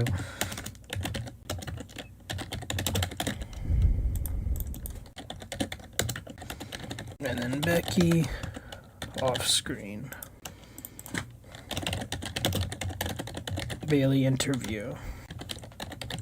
And then we obviously need some more matches. Alright, so we got Alexa Bliss, and I think I'm going to have her lose to somebody just because she's well known and we need to build someone up. MVP's here. I guess these guys are just unbranded. Dana's actually pretty good. Also Dakota Kai. I think Dakota, she actually might be one of our best women. Oh my god, Billie Kay's pretty good too. Like, honestly, Roderick Strong, he's up there. Marina Shafir. Wait, who's better? I think Dakota. But let's also book Marina in a match too. We'll do this one, a steal the show match. Keep Alexa Strong. Alexa's not happy. What will make you happy though? Can I have a manager or something for Dakota? Tamina. I was gonna say, I don't have like a giant. I think Tamina's probably the closest I got. So let me see if I can do a outside interference, if that's gonna make things a little bit better. I think I'm gonna have to deal with it. Or maybe I can have, I don't need to have it be Alexa Bliss. You paying? Will you be happy? Get rid of all this stuff here. We'll still keep her strong regardless. Outside interference from Tamina. So Pan Royce will accept it. So we want Marina Shafir now. We could have, let's have her beat Sasha if it lets us, because then we're also gonna have a Mia Yim interference. We'll keep that feud going. I like it, Mia Yim, so I want to have her be used. Storytelling. Oh, I'm actually surprised. I didn't think that was going to work. So that's actually looks like Titans. So we have Marina Shafir versus Sasha Banks. We have a Bayley interview. Dakota Kai versus Peyton Royce. A Becky interview. And then we have a 20-minute match between Becky Lynch and Bayley for the unification of the women's championships. Let's start. Okay. Segment rating of 40.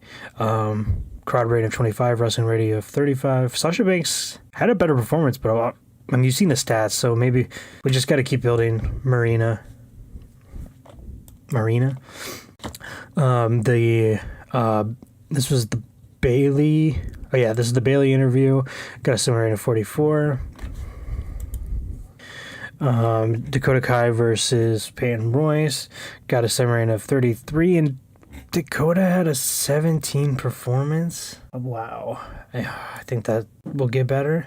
This is the Becky interview. Got a 50 rating. That match really threw me off. I'm sorry.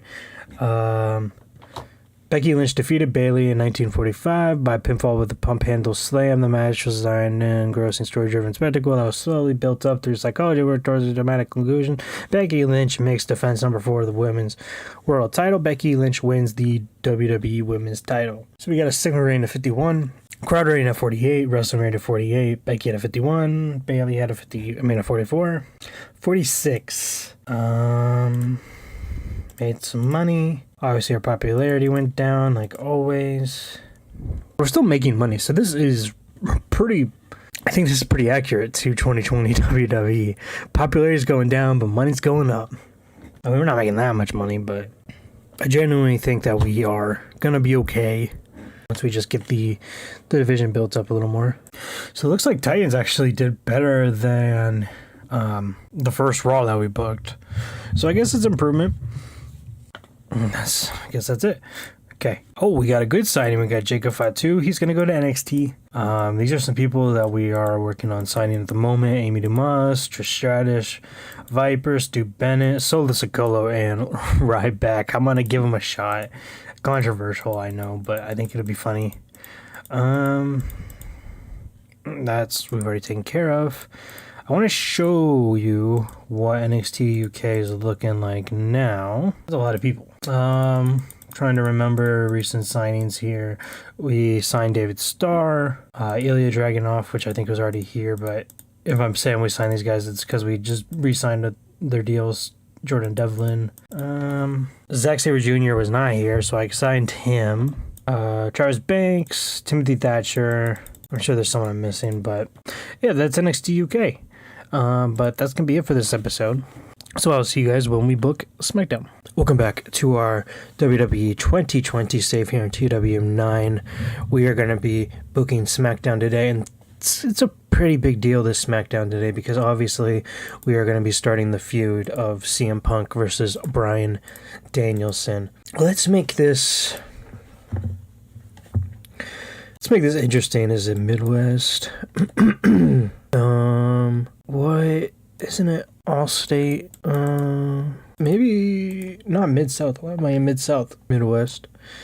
No. Maybe it's Great Lakes. Oh, there it is. No, we're not gonna do Allstate because that's a lot of people. But let's try to find one. Obviously, I'm trying to do Chicago. Because we're gonna have CM Punk. It would be nice if there was some way we could like sort by. I mean, you could sort by like city and state or whatever. Here's a small one in Illinois. Normal, Illinois. Are we not going to be able to find one in Illinois? Because they're all too big. Dude, they're way too big or like really small. This one's not... Okay, so this one's close. We'll select this one for now, the Huff Hall. Oh, I go. Well, that's fine. We'll do that. Whatever. I didn't really read. Brock Lesnar looks like he's drinking. What's his name? Baron Corbin. I guess I should probably be reading. It's causing problems. Just the locker room. We're not going to do that. Sometimes it hurts it, so I'm going to save that for when I feel like I need to.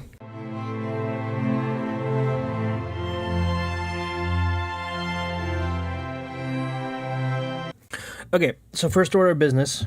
We got Bryan versus Punk plus Brock's rematch. But we're not gonna Brock on this one. We're gonna have CM Punk kind of promo. Daniel Bryan.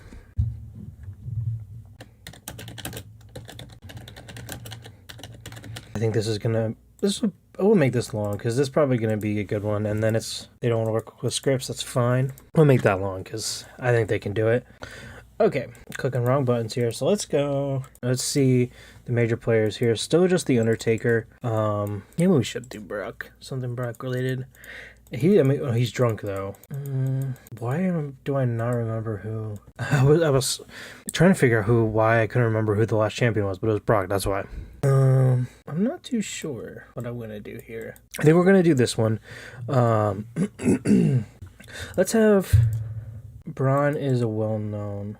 So let's put Braun here. Let's do a recognizable guy. We'll do Dolph. Dolph could benefit because I want to have Dolph win because he's gonna get attacked by Jimmy and Jay. And we'll do storytelling. Let's just do 5 minutes for now. We could change that if we need to. And then, so there's that.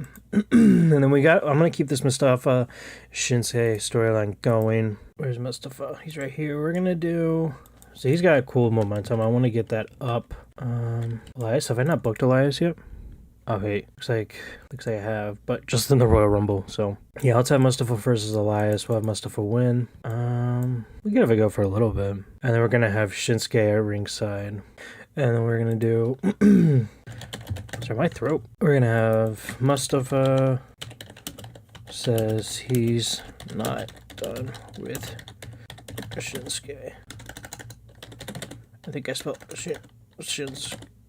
I think I'm spelling it right, but I also keep pressing wrong letters. Shinsuke. Yeah, I think that's right. I'll have Shinsuke talk too, just because. So currently, they still want us to do more segments. While I'm here, I'm gonna change this to be Titans.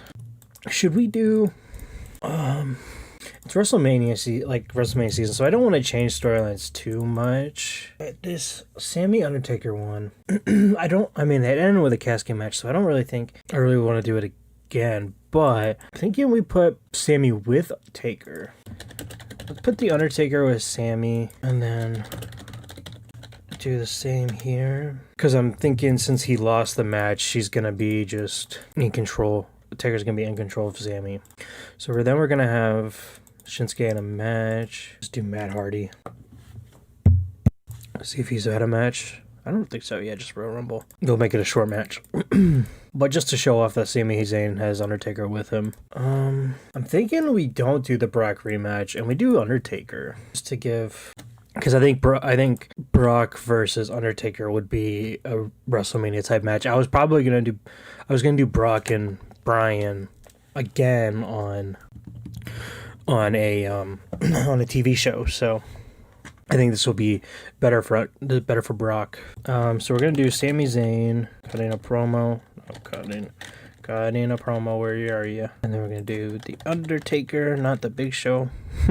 Brock and Paul. Sami and Taker call out Brock. I think that'll be cool. So let's add Brock to this.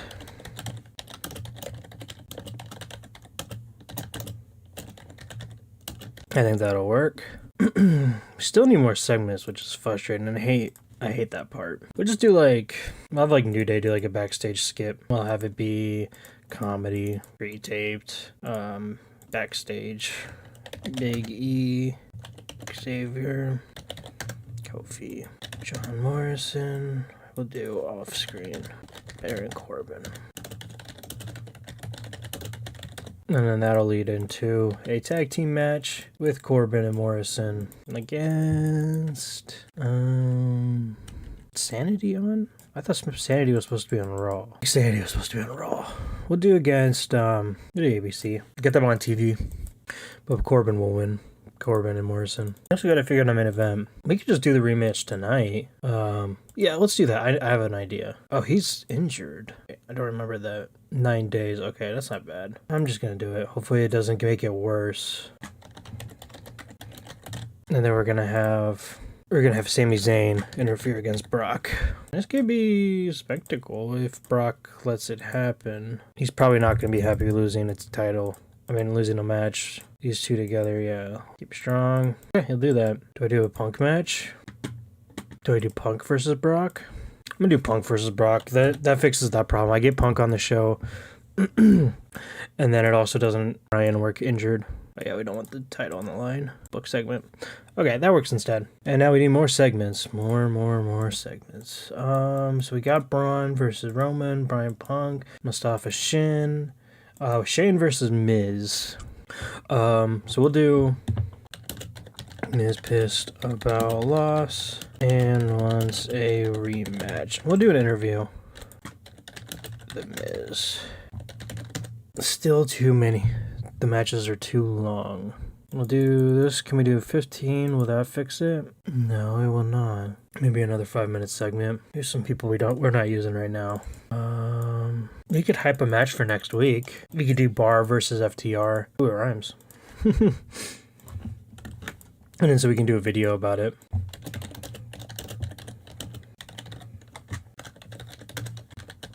That's still too many matches. Let's see. I guess we'll shorten Mustafa versus Elias. I don't want to shorten Punk versus Brock. We still need more segments. Let me also... Hopefully, I really hope I remember to do this. Let's do it.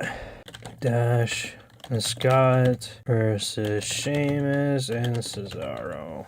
Hopefully I remember to actually book that next week. Who's someone I want to get over a little more? Could do Usos. I forgot that I put R-Truth in the New Day. I didn't put him over here though, but I'm going to add him to that segment. I was like, I saw that R-Truth had a title, and then I saw that Apollo had a title, the 24/7 title, and then I got really confused, but that's why I just completely blanked on that. Where is that New Day? Right here. R-Truth. We'll make him comic relief. We'll make him extra comedic in this comedic segment. Anyways, that didn't help the problem because we still need to figure out what we're gonna do. So probably, yeah, we could do a cruiserweight thing. Chad Gable, and then we could do Johnny. They'll face next week. I wonder how much, if this actually helps with popularity. I guess we will find out. But that's it. That actually is fine.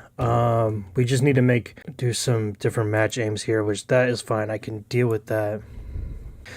But let's do another pre-booking.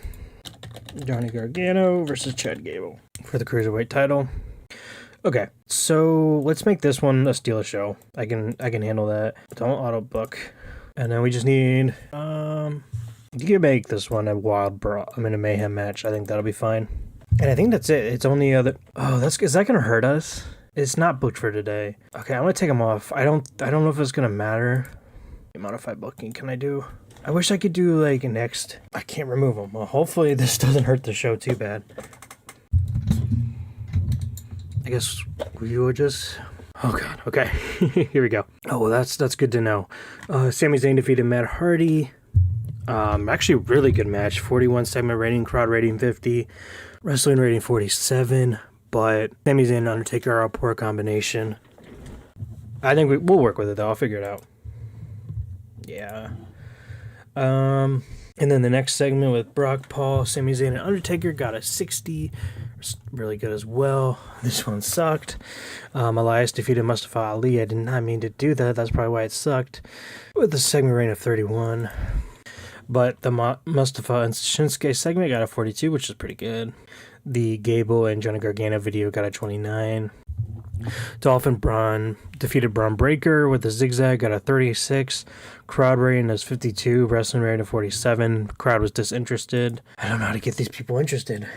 In this New Day skit, we saw it was a 41 segment. R-Truth actually was, the only one with a positive note coming out of it, so that's good.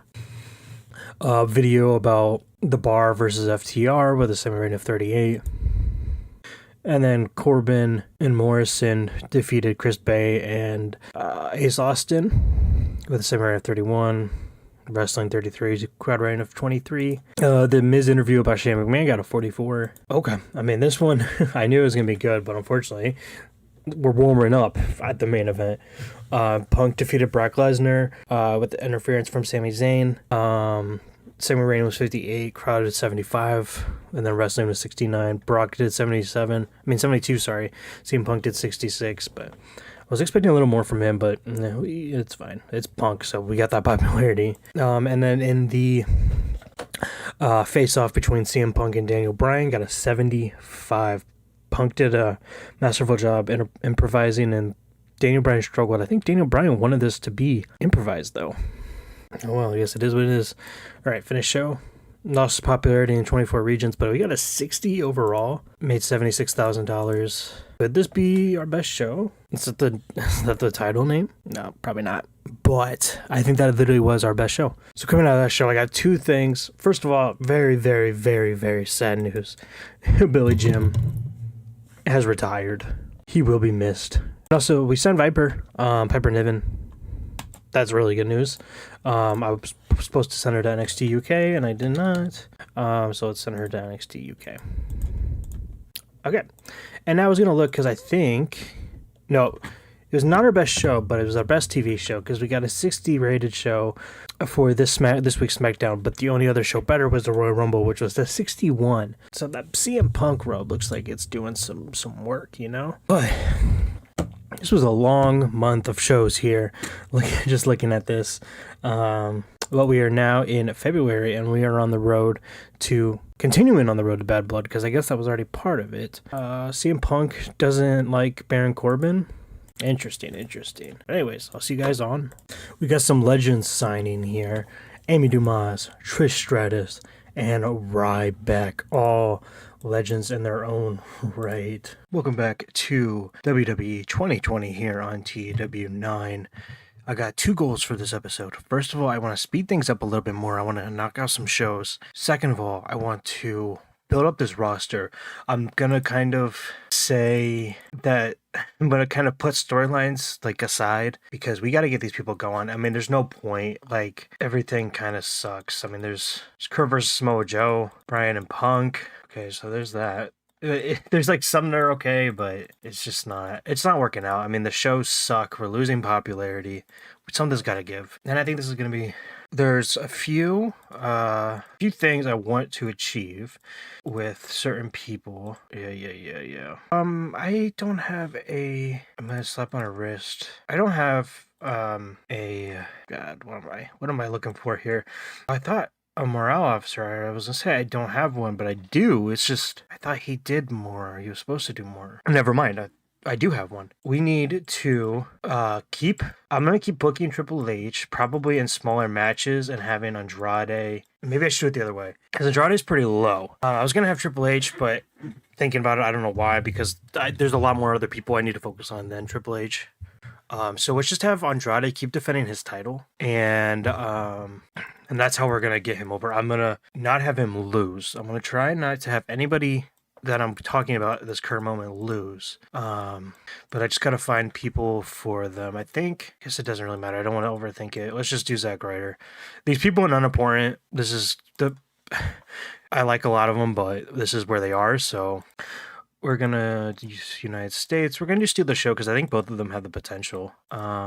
This won't be the first match. This is probably like second or so. But there's Andrade out of the way. But let's have Triple H at ringside, so he's being used and being this feud going. Perfect. Okay. Then what's next? Randy Orton needs some momentum. Who's he feuding with? Have him with Drew and Edge? Okay, what's the story of that? Okay. I can't remember because I'm so bad at remembering this stuff. This is some real WWE 2020 booking we're doing here. I'm gonna have Edge and Randy. They're gonna tag together against Drew, and it would kind of make sense with Drew. I think Aleister Black would be cool. It doesn't really make sense, but let's have Edge get the pin. We'll have that be a storytelling match. I'll do 10 for now. We'll keep these all 10 for right now. I want Andrade versus Zack Ryder to be the second, so get things off high here. We need an opener. What's the deal with Finn? Are you not in a storyline? Okay, so let's get Finn doing something. It would be nice to get him back up to like world contender status. I'm gonna have him and Ricochet have a match. We'll probably have them do a back and forth. They'll just keep fighting every night until it gets. Is Chad Gable on? I'm assuming he's on SmackDown. So who's he in a feud with? Nobody, of course. Okay, so this is what I'm gonna do. No, not that one. It's gonna be for the Cruiserweight title. So we're gonna have Finn and Ricochet keep going at it on shows, and then we are gonna turn off brands for 1 second because we're gonna have Chad Gable here to observe. Because then once the winner of this feud will go on to face Chad Gable. Okay, I'm just kind of like doing my normal looking around. I'm trying. Want to speed this process up a little bit better. Not as much rambling and looking around. I'm gonna have tag team title match against Styles and Rollins versus the Rascals with Rey Mysterio at ringside because of last week when they had the Rascals helped. Obviously I'm gonna have AJ Styles win. There's not like a cheat, just blatantly cheating, is there? I wish there was, because there's finishes that you can kind of do cheating, like tainted or cheat, but there's not really like this specific person cheats in the match, but that would be nice to have in the future. I don't know. I'm gonna do an open match. I think at this very moment I'm gonna keep things regular because I don't want to overdo it. Oh yeah, let's make this for the tag team titles. I still need an opener. I mean, I guess this could be the opener at this point. That would make more sense. So let's put this match here then. So now we definitely need some segments. So let's go back and let's look at our oh wait, we still have brands off. So obviously we got Triple H. It makes the most sense. But Andrade, he's actually got good charisma and good star quality. So who are our interviewers? Oh my god, I wish I could remember stuff. Hold on, one thing I do really wish is that interviewer was more of like a role other than on-screen personality. Because like you get this is the my normal rant territory. Because you get people like, oh, I want a GM, but they're an on-screen, personality. I guess you could do color. That might work a little bit better for them, but not everyone would want to do color. But it is what it is. Booker T. Is he our guy? Do we have Smack a Brawl person? I guess it'll be David Otunga. Because it's not... I think Booker T's on commentary, isn't he? Oh, he cannot. David Otunga can only wrestle. Oh, I guess it's annoying, though. Oh, Kathy Kelly, of course. So let's do... Kathy Kelly is an interviewer. We're gonna have Triple H. This mic is really messing with my keyboard. Triple H is gonna be being interviewed, and then we're gonna have Andrade. Can we do intimidation? That's probably based on menace, though. Is he menacing? Let's see. Is it worth doing? No, definitely not. Dramatic acting? Is acting a skill?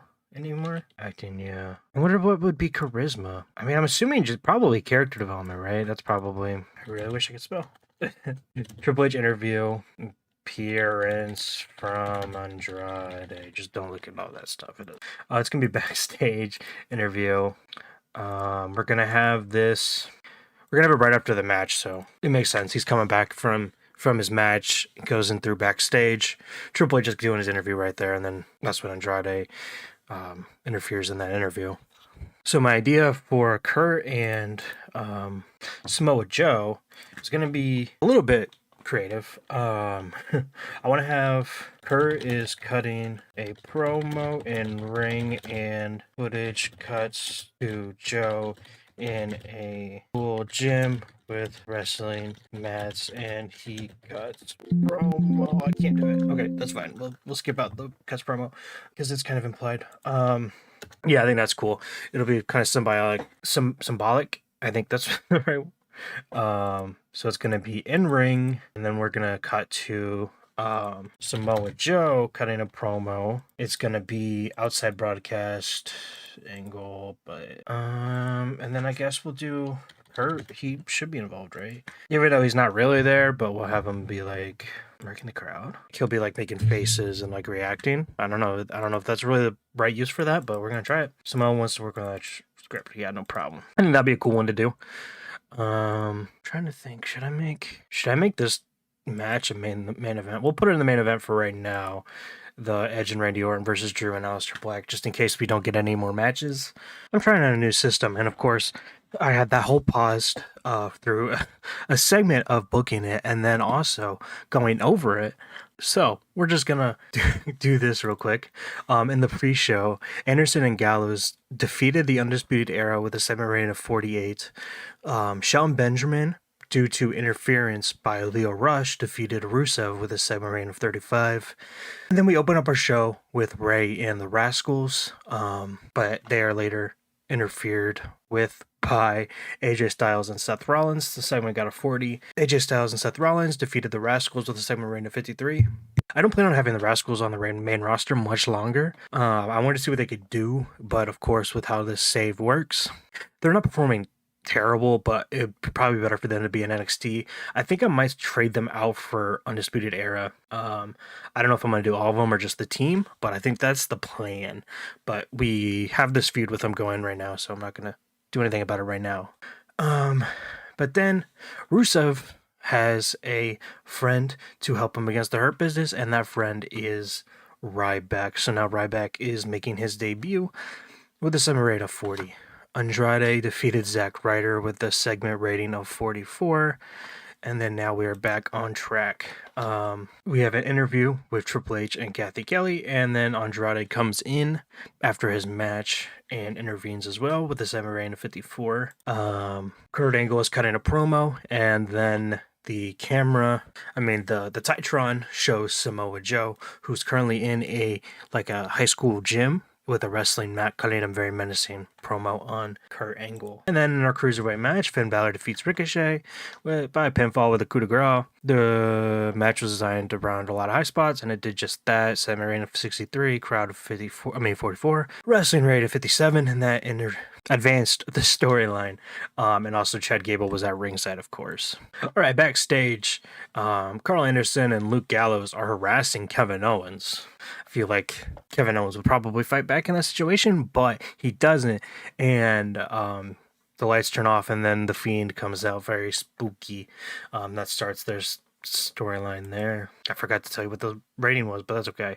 And in our main event, the team of RK Bro accidentally lose to Drew McIntyre and Aleister Black. That's fine. I mean, whatever. I guess we could say they had some problems. Rated RKO, but anyways, with the segment rating of 57, crowd rating of 49, wrestling rate of 49. Drew had a 52. Aleister Black did 37. Not great, but not terrible. Edge 46, Randy Orton 62. Drew is turning. I don't know how to get rid of that now that I already changed there's no face and heel divide. So looks like Edge also did not perform well, because it said the the chaos of the match hid how badly Edge was performing. So I guess we got to keep that in mind for in the future. But it was a 57 rating. 59 show. Still didn't do great. I think made a little bit of money.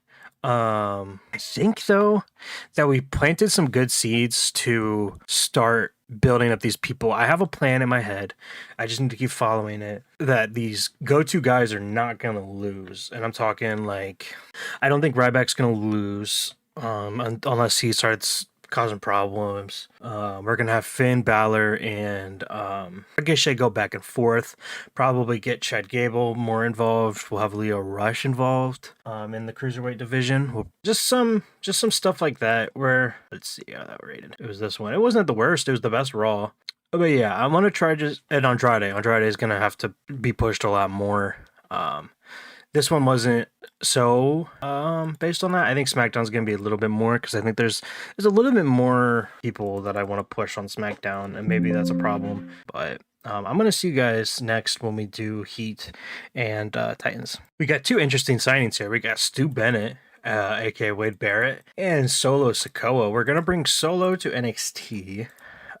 He actually does not want to go. Will you go to UK?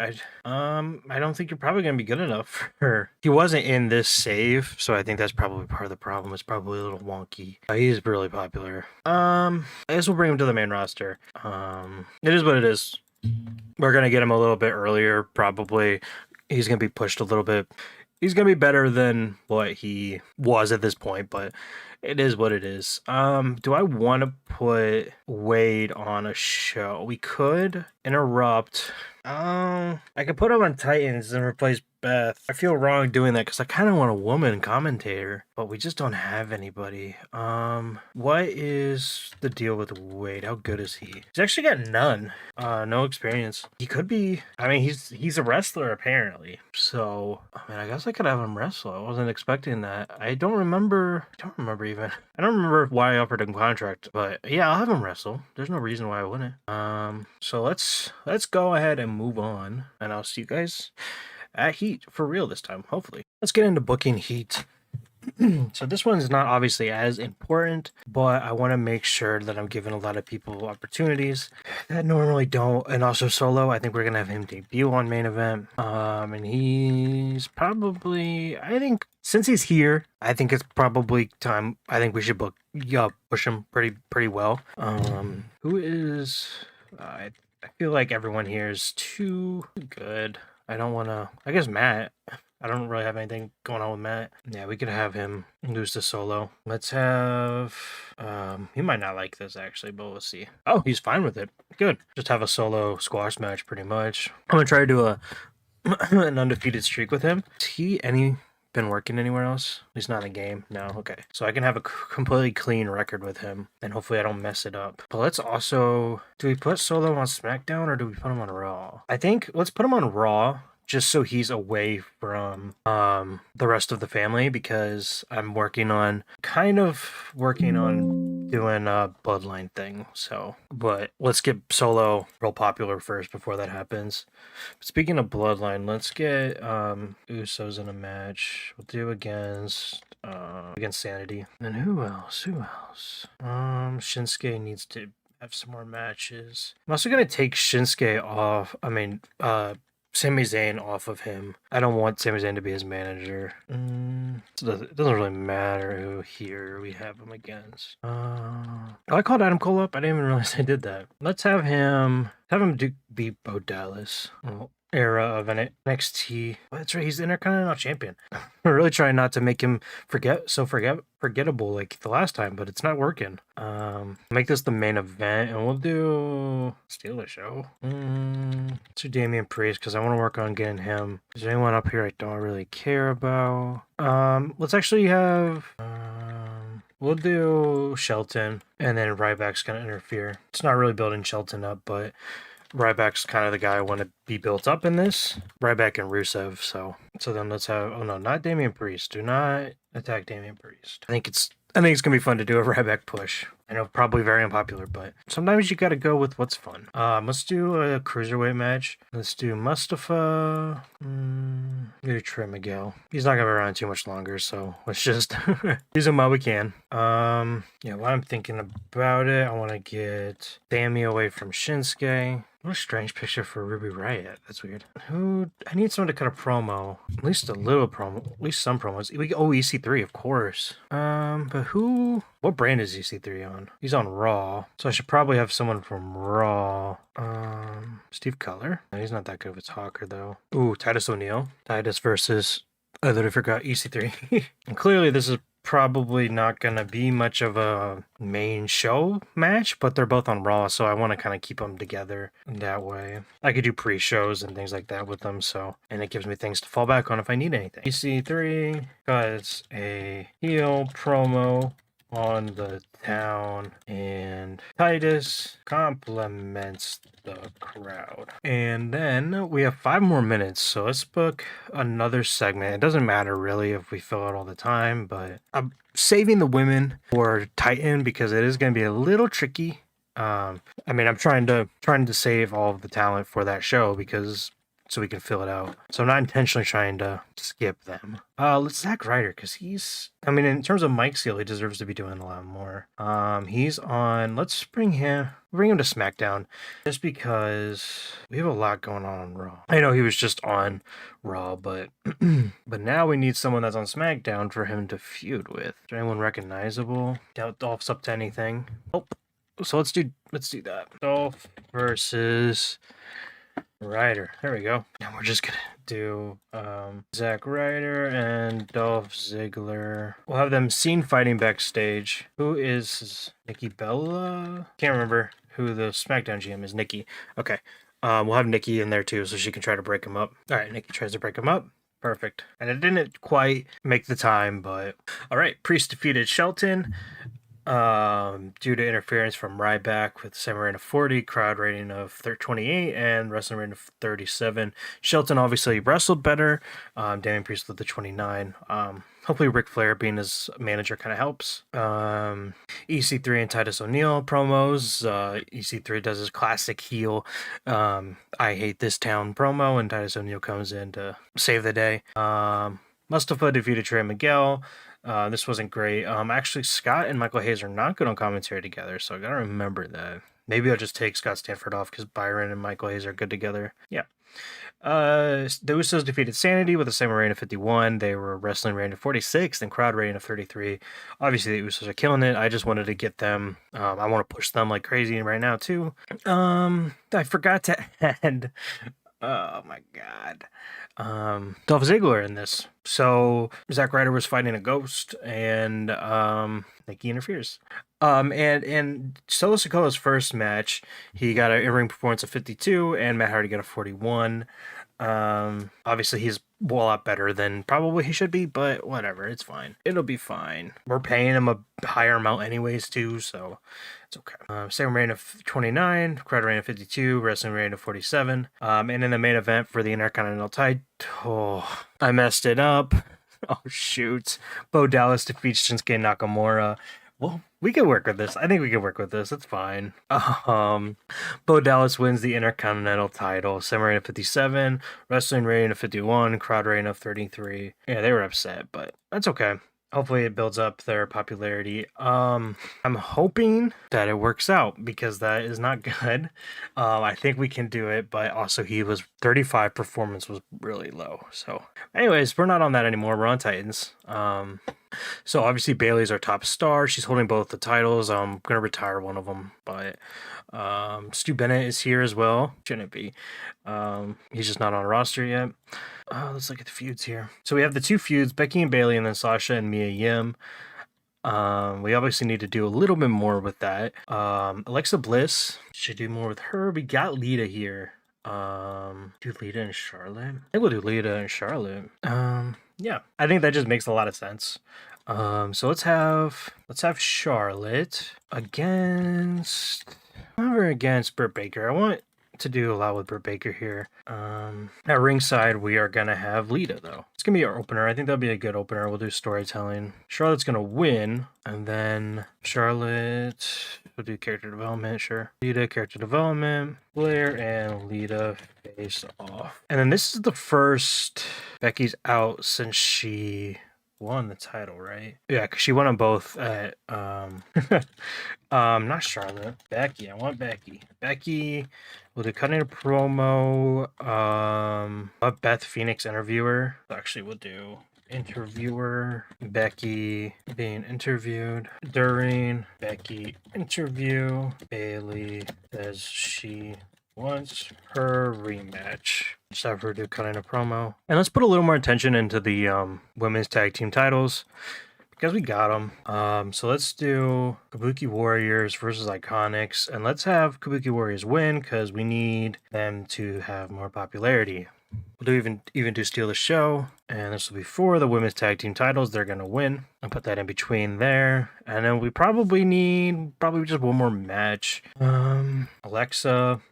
Alexa Bliss versus Sasha, which is interrupted by, and that gives Alexa Bliss a win. Or should we not? Because I need to focus on getting people over, and I don't know if that, I think that might be my problem that I'm having with the women's division, is I'm having people lose important matches. So let's actually just try something else. We're gonna have Liv Morgan. She's probably, oh no, actually Lana's really good, but I don't want to waste that. Yeah, we'll do Liv. That just feels right. We'll have Sasha beat Liv in a short match. We're just gonna do classic at ringside with Mia Yim, and I guess it's probably. I don't know why I keep saying probably, because I'm doing it. I'm gonna put Mia Yim in the pre-show. We'll do Tamina. I just offered Tamina a new contract. I thought about just, oh wait, no, did I? Yeah, I thought about letting her go, but I think she'd be okay. I think it'd be nice to have her around. She's not gonna really win too many matches, but at least we got her around. So let's keep building up Mia Yim. And then let's get Alexa Bliss. We'll have her have an easy match against Natalya for the same reason. She's nice to have around. She'll do a good job. I'll make that 2 minutes longer. Perfect. We don't really have a good main event. I guess Kabuki Warriors versus Iconics makes the most sense, though. It just sucks. We're not really in a good spot, so what's the problem? We need 3 different names. Let's steal a show. Let's do Mayhem. I don't know. All right, segment rating of 15 for the Mia Yim Tamina match. Crowd rating 20, wrestling rating 26. Charlotte versus Britt Baker kind of sucked too, but Britt Baker got 24. Not doing as good as I wanted to. Maybe I'm gonna send her to NXT. We'll bring someone else up. But we had Lita on the sidelines. This match got a segment rating of 35, 26 crowd rating, and 33 wrestling rating. It's a poor way to start the show, and I agree with that. But we had Lita and Charlotte go face to face with a segment rating of 40. Alexa Bliss defeated Natalya with a segment rating of 38, crowd rating of 32, wrestling rating of 38. Bailey saying that she is owed her title rematch. Got a segment rating of 44. Sasha Banks defeated Liv Morgan. Segment rating of 23. Crowd rating of 28. Wrestling of 33. Sasha with 45. Liv 21. Kabuki Warriors defeated Iconics. Actually, everyone did pretty well. Peyton Royce was actually surprisingly the worst in the match, but everyone did pretty well. Crowd rating of 44. Segment rating of 44. Crowd of 33. Wrestling 44. Obviously, dead crowd heat. They really hate women. All I can say about that.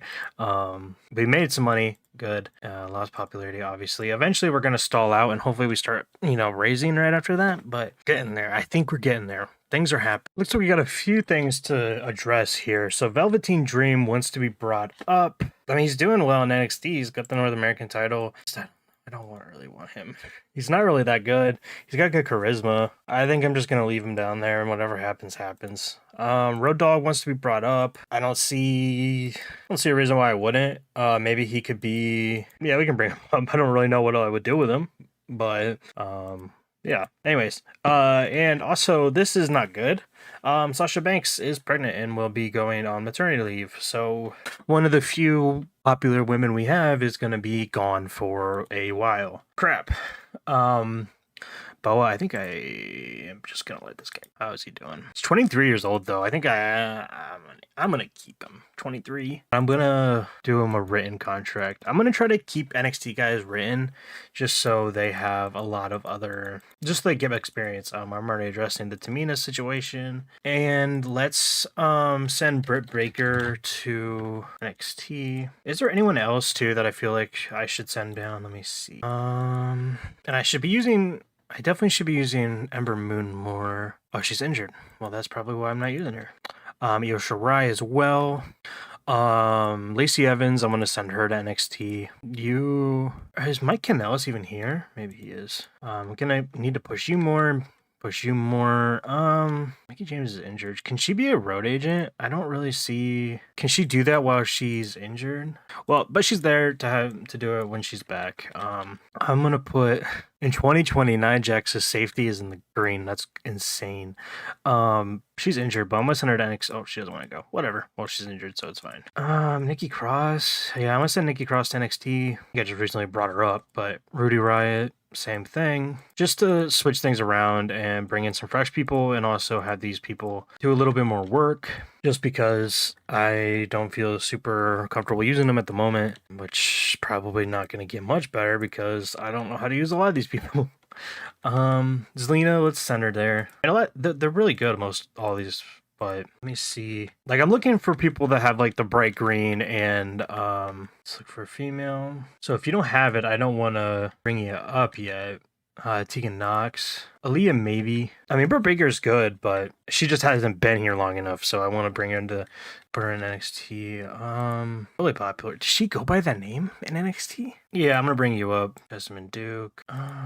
I don't want to bring everyone up though too. There's that concern that it's maybe too early. I send Paige. Oh, she's a manager. Wait, she can wrestle? Or is her contract not let her? No, I'm pretty sure she can wrestle. Yeah, let's bring Paige up. She's managing Kalisto. I'll bring Rhea up once she loses her title. And she's also pretty young, so no reason to rush her.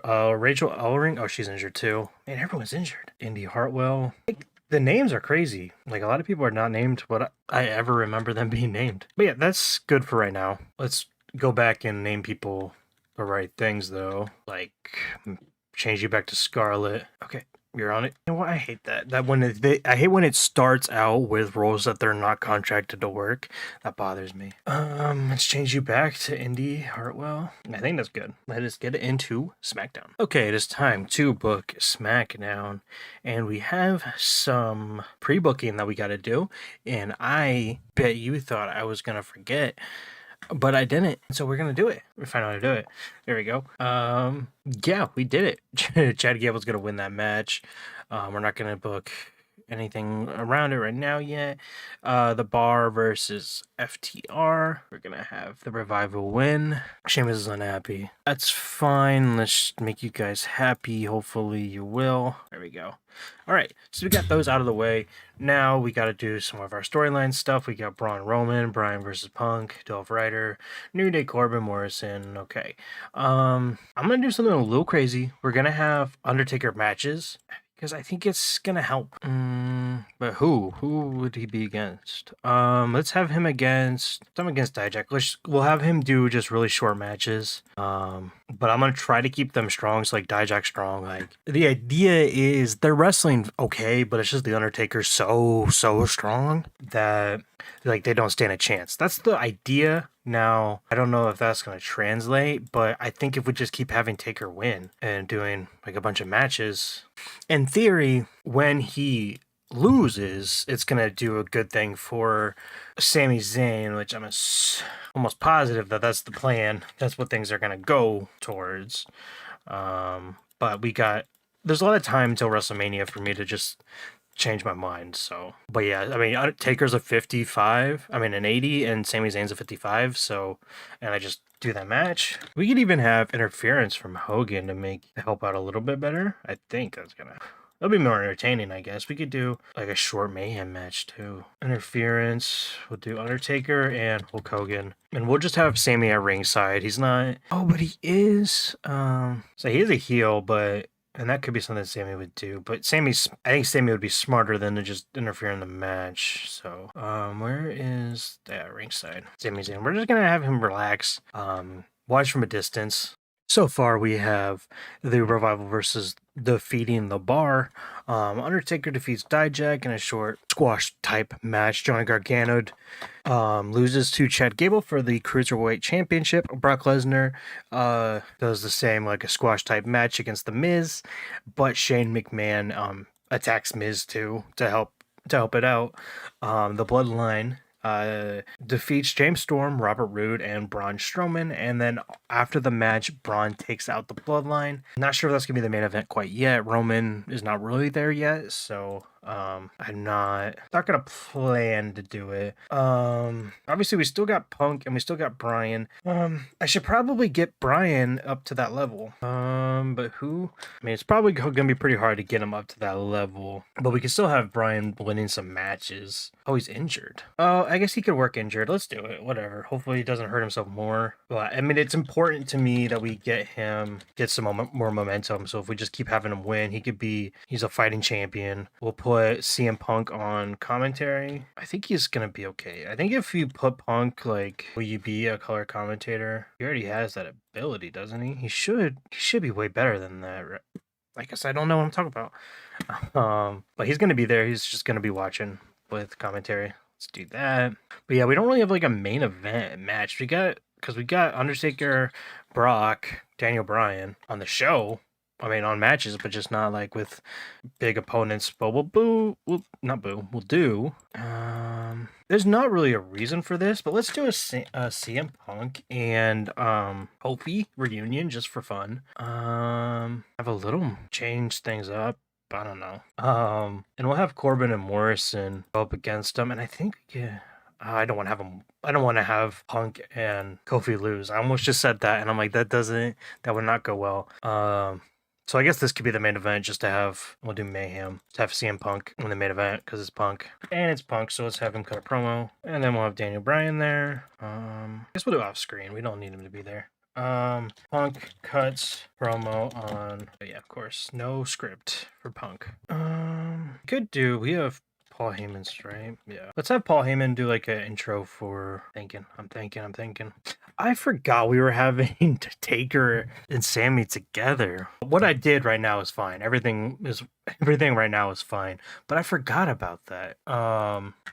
Anyways, Paul says that what is gonna do to Miz is a warning on what he's gonna do to Sammy and Taker. That adds Brock into that storyline. Undertaker, he's gonna be off screen.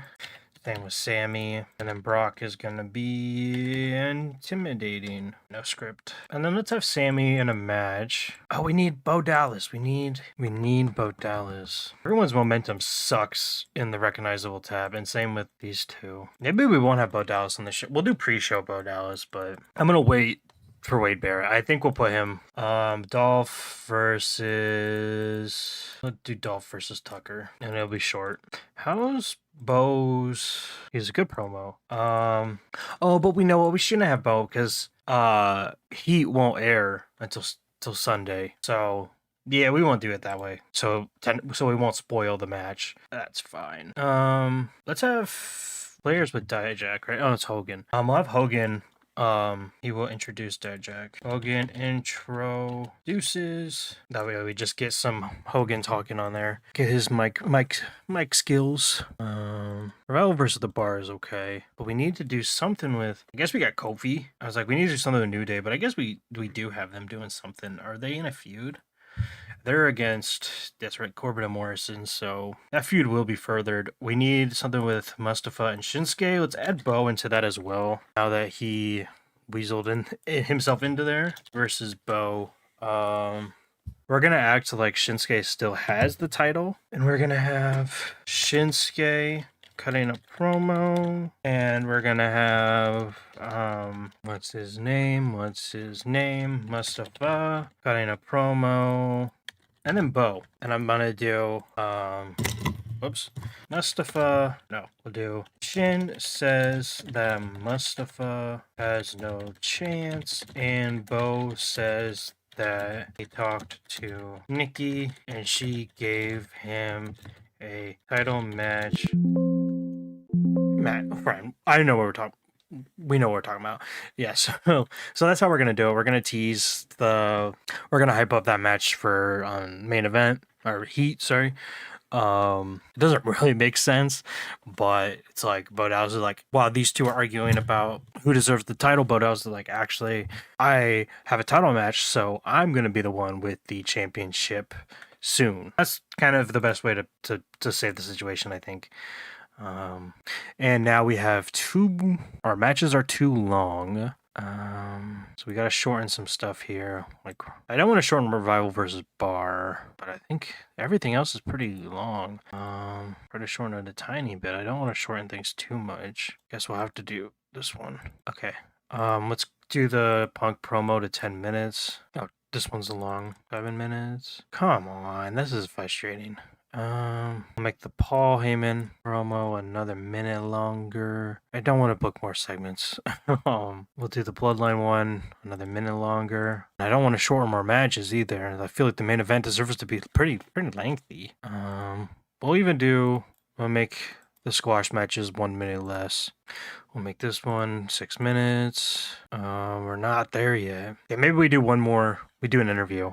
Who's not being used? Sammy's being used, but maybe we do a Sammy interview, or we could do Wade. Wade introduction, but no, I'm gonna put him on Raw actually. I would like to get Moose and Josh Alexander on more. Maybe we just do a video of them. Moose, Josh Alexander, Total Impact. Please be enough. Oh, of course not. Why? That's so frustrating. Put that back by 2 minutes. This is insane. Okay, I'm gonna make this steal the show because I'm also gonna solve this other problem that we have. That our matches are not, because we need to steal the show match. Okay, so that's taken care of. Now we just need to figure out how to make. I guess we'll make the Daniel Bryan Elias match shorter. This is so annoying. This is crazy. Did I really have this problem before? I feel like there's like gonna be no matches. This is like Attitude Era. I mean, I guess we are doing Ruthless Aggression. I guess that makes sense. I just don't feel like I've had this much problem. I really don't. I feel like I'm tearing apart this show. I guess we gotta mess with the main event. We'll make it 5 minutes. Probably still not gonna be good enough. Yeah, what the heck? This is insane. Yeah, I'm gonna boost that back up because I don't want to ruin the main event. We got 9. A couple more minutes. Just make the Punk promo 2 minutes longer. Please be enough. Make that 4 minutes. We'll add another promo. Who else can I use? We can do Sammy. So do Kayla Braxton, interviewer. Sammy, he's being interviewed. And then we'll have The Undertaker off screen. We're going to have, says how much he loves The Undertaker. Just kind of like more brainwashed behavior. Finally. The only problem we have now is that Daniel Bryan's injured. We finally did it. That was insane. Let's have that right after the Sammy segment, right after the Undertaker match. There, we did it. This is a weird show, really short segments. This feels like Attitude Era, but let's go ahead and let's get into the results. Revival beat the Bar with a 7 rating of 46, crowd of 42, wrestling rating of 47. Hulk Hogan introduces Dijak before the match, got a 7 rating of 40.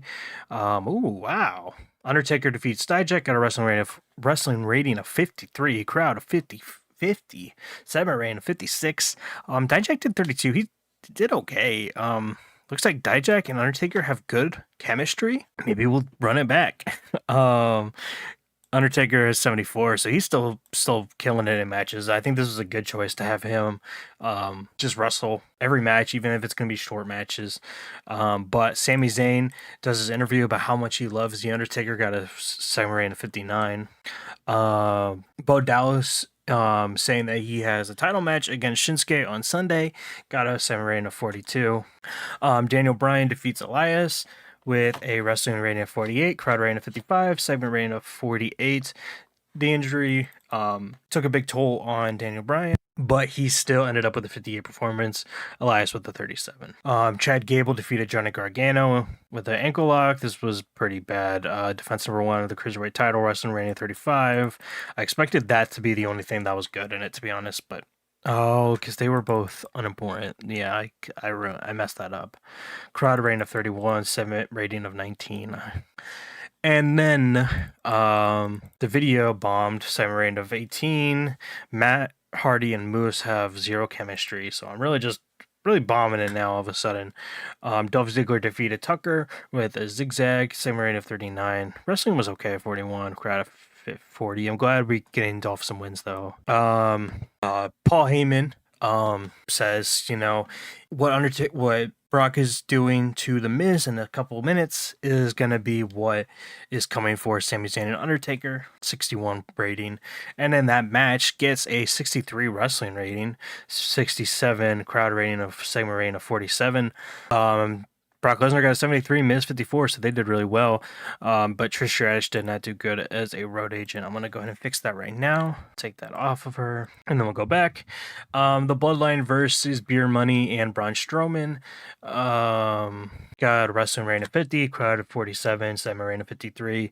Everyone did pretty good. Above 45, everyone. Jay got a 35, James Storm did a 45, so they were the lowest of the match, but Roman Reigns obviously got a 63, the best of the match. And then Braun takes out the whole bloodline by himself. Got a Sami Zayn of 55. And then in the main event, CM Punk and Kofi Kingston defeat Baron Corbin and John Morrison with a wrestling rating of 53, crowd rating of 54, Sami Zayn of 54. This just helps move along the storyline of the New Day and Corbin and Morrison. Xavier Woods did good at ringside, and that storyline continues. Punk did a 68 performance. And then right after that match, CM Punk cuts a long 12-minute promo on Daniel Bryan with a 78 rating. And 62 best show? Question mark. We got some money, not a lot, but we're just like making a little bit of money. I have a plan. I don't really have a lot of time to get into it because this has already been a long episode. But I think I'm gonna do a developmental company with the idea of making a lot of money. I've tried it in a different save. A lot of people in a company that have shows every single day does wonders for if you do it right. We'll have to work on the network, I think, but I'm gonna try that. We'll see. Hopefully it goes well. It may just ruin the whole thing, but I'll try to work on that in the next episode if I remember, but we're just going to check a few things. Boa has re-signed. Let's send him to NXT. Jonathan Coachman, his contract is expiring. Let's renew it. He's our GM. I want to keep him. We'll do exclusive for him because he's on main roster. Jerry Lawler likes the way Elias talks, and same with Daniel Bryan. Oh no, Daniel Bryan doesn't like how he sells. So we got to remember that. Maybe do like Elias promos before the match starts. But yeah, let's look. Yes, best show. Okay, it was a pain to book, but it was worth it. It was well worth it. But yeah, this is the end for this week. We did a whole week in an episode. Let me know if that's what you like, and I'll see you guys next time. We're on the road to WrestleMania 36, and we're also 15 days away from Bad Blood.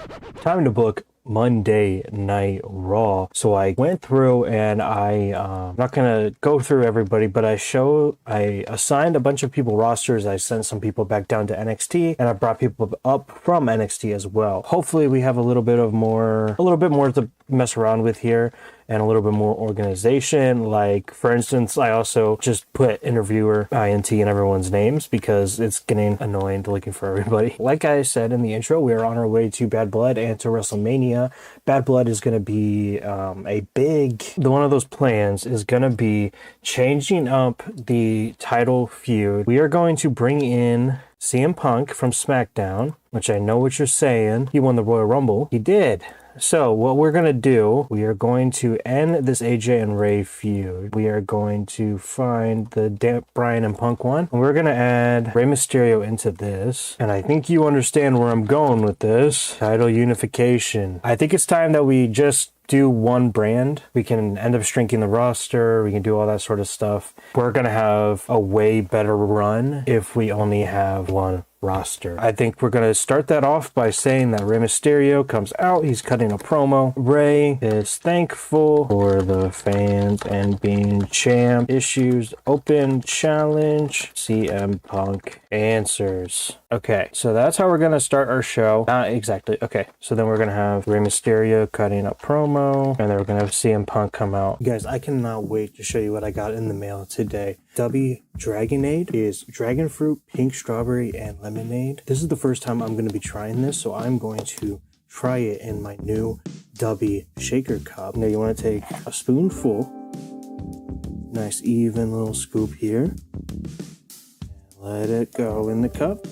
Give it a nice and big shake. And now we're going to give it a try here.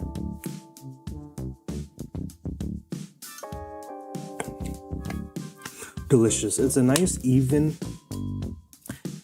blend of all the different flavors that you're gonna get through here. It is made to give you focus with no crash, jitters, or angst like other energy drinks. They also have no maltodextrin filters and don't use artificial dyes. W contains vitamins, amino acids, a nootropic, and 150 milligrams caffeine.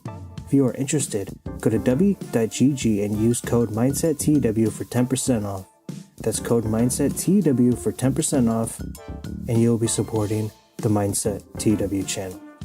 The coach makes the world title match at Bad Blood official. And then let's just add Rey Mysterio off screen and CM Punk off screen. Okay, so let's have Kurt wants Joe tonight, but coach says that Joe didn't show books Kurt in a match anyway. All right, so basically Kurt wants a match against Samoa Joe. That's not happening. Samoa Joe's not here. Let's just do all that. He's off screen. So he wants a match against Samoa Joe, but Samoa Joe is not here. So Kurt's like, okay, just put me in a match against somebody anyways. No big deal. Well, I mean, kind of big deal, but you know what I mean. Let's do storyline victory for Joe, just because he kind of avoids that. We'll do a minor one actually, just because he avoids the beating that he might be getting from Kurt Angle. Oh, Joe Kurt Angle. There we go. He has storyline victory, but doesn't have a role that allows this. Oh, okay. I guess we won't do anything there. That just, okay, that's fine. Kurt wants to work without a script. Go ahead. It's fine. I trust you, Kurt. I don't know if I trust Coach that much, but we can make these back to back. So like Kurt comes in right after Coach makes that official. So let's do a match now. So who is Kurt gonna be in a match? And I think we could do the debuting Solo Sikoa. I believe he's debuting. No, he defeated Matt Hardy on Heat, but I think that's what we're gonna do. This is gonna be our main event. Solo Sikoa is gonna win, which is crazy. Hold on. It's gonna be due to, you guessed it, interference from Samoa Joe. Let's do, I don't know. I mean, we'll just steal the show because I think they're both capable of it. This is a little bit more of an experience Solo Sikoa, just due to the save that I imported him from. So it'll be okay. We'll be fine with it. I didn't even realize that they're both Samoan. I mean, I guess I did realize it, but I'm just putting it together now that they are both Samoans, so they could be in cahoots. I don't know for sure though. That was not really the current plan. So now I want to focus on this Kevin Owens and Bray Wyatt versus Good Brothers part. We'll have KO tells Wyatt doesn't need help and pushes Bray to the side. Kevin Owens, and this probably will be character development, I guess. Bray Wyatt. Let's have victory from Kevin Owens. Do minor though. Kevin Owens and minor loss for not Booker T. How do you sneak in there? That'll also be backstage, and we'll go through and fix the times if we need to. I'm kind of going at a different approach because usually I go straight for matches, but we always have a hard time booking segments. So feeling creative, let's get some segments in for this show. But we're gonna have Kevin Owens versus which Good Brother is the better of the two. I'm assuming Carl, right? Not Leo Rush. Leo Rush is pretty good though. Yeah, it's Carl Anderson. Okay, so let's have Kevin Owens go against Carl Anderson. We are gonna have Carl Anderson win because of interference from Luke Gallows. This could be a wild brawl, right? I think let's do 10 minutes for now, and then let's have KO is attacked by the Good Brothers and Bray makes the save. Kevin Owens will do victim, Carl Anderson attacker, Luke Gallows attacker, and then we'll have Bray making the save. Well, we'll shorten that. We'll do like 3 minutes. Okay, we got plenty of matches now. Plenty of segments now. We got I can never remember. Chad Gable's on SmackDown with the Cruiserweight title. Let's get a Ryback and Rusev match out of the way here. Do I have them together right now? So let's do Rusev and Ryback. Let's have them up against... Let's do Tony Nese and Drew Gulak. We'll have it be a short match that they're gonna dominate. And then let's have Bobby, Shelton. Let's have the whole crew just at ringside. If I can remember the whole crew. Leo, MVP, Cedric Alexander, and I think I got everyone, right? Let's see. I got everybody. That's incredible. And let's make this a mayhem. I think mayhem will work. Intentionally chaotic. Yeah, we'll do it. For 5 minutes, I think that'll be okay. We'll have Ray start the show. We'll have that part start the show. The Ray and Punk segment. And then we also need an Andrade match because I want to get Andrade more over before his title match, which Andrade is recognizable. Let's have him go up against oh yeah, Christian is actually was available, so like as a talent, so I went ahead and made him a talent. And I believe I have... So we're going to have Edge as his manager. Then we are going to have Randy beat... do I have him interfere? We're going to have Christian come in and interfere, make his return during that match. And I think that match could be a spectacle. Randy versus Drew McIntyre. So that's how we're going to get Christian's return. And then Christian will be involved with this segment, aligned with Edge, and I'm gonna add Drew versus Christian. That's how things are gonna be. We got Drew versus Christian that way. That's the best I think I can do it. I definitely want to have Drew on the show, but things are going a little bit of a different way than I was thinking. So we need a storytelling match, and we also need to shorten these segments now because for the first time ever, we have too many segments. So let's see. This one doesn't need to be so long. We'll make that 2 minutes. I have another match I want to do, so I'm not too worried about making this show too short at this current moment. We'll make this one 3 minutes, and then we'll make this one also 3 minutes. So that gives us 6 minutes to play with. We'll make this one 4 minutes. Okay, let's see. Hopefully this is fine. I want to have another tag match. Let's have Black and Ricochet go against the War Raiders. We're gonna have War Raiders win because I really want to get them over. We have 7 minutes, so let's do that. But that's actually we have too many matches. Our matches are too long. God dang it. Okay, we'll keep that one 7 minutes still, though. We'll shorten the Solo and Kurt Angle match down to we'll do 7 minutes as well. Randy versus Drew, we'll do 15. What is this one anyways? This is still a show, so we actually should do this 10. Oh, now we need more segments. This is insane. I guess we can make them longer. We'll make it 6. We'll just boost everything up a little bit here. We'll make this one 3. We'll make this one 4. And we'll make this one 5. And we'll make this one 5. Did I put that we have Samoa Joe in there? Okay, yeah. Okay, so just because of this problem, we're actually going to add some Solo into this segment here. Solo, Sikoa. Sorry, no, we'll do Samoa Joe raises Solos, and then we'll do Major because this is a huge deal now. Samoa Joe beats Kurt Angle, and then we'll add Solo into this segment, into the storyline with Samoa Joe. Kurt is actually unhappy about that. We'll do unreciprocated, I guess. I think that is a big annoyance about this new feature of the game. Segments being political are kind of frustrating sometimes. Okay, but we have that. We still need to do more segments. I'll have Chad Gable because he's a cruiserweight. Who are our cruiserweights? Do I have any more of them? Division cruiserweight. So these are the ones I have. I guess we can make all of these guys unbranded just so we have more, we can use them more. Okay, so we have Xavier Woods, Mustafa Ali, Leo Rush, Kalisto, Chad Gable, Cedric, and Buddy. The only problem is a lot of them are unimportant. I think we should just get a lot of them together here. And maybe we do, how many we got? 1, 2, 3, 4, 5, 6. That's 6 people that can compete for it. So we could do like 3v3 matches. We could do one on probably not a Bad Blood. Well, we could do Bad Blood. Well, I don't know. We'll see. Oh, hang on. Let me put my thoughts out loud here for a second. My thought was we could do a 3-on-3 match. We could do 2 3-on-3 matches. Why can't I like figure this out? I want to do 3-on-3 matches somehow to get contenders for the cruiserweight title, but that doesn't make any sense. So we're gonna act like I did not say that. But what we are gonna do, I think, is we'll do 2 triple threats. That's what we will.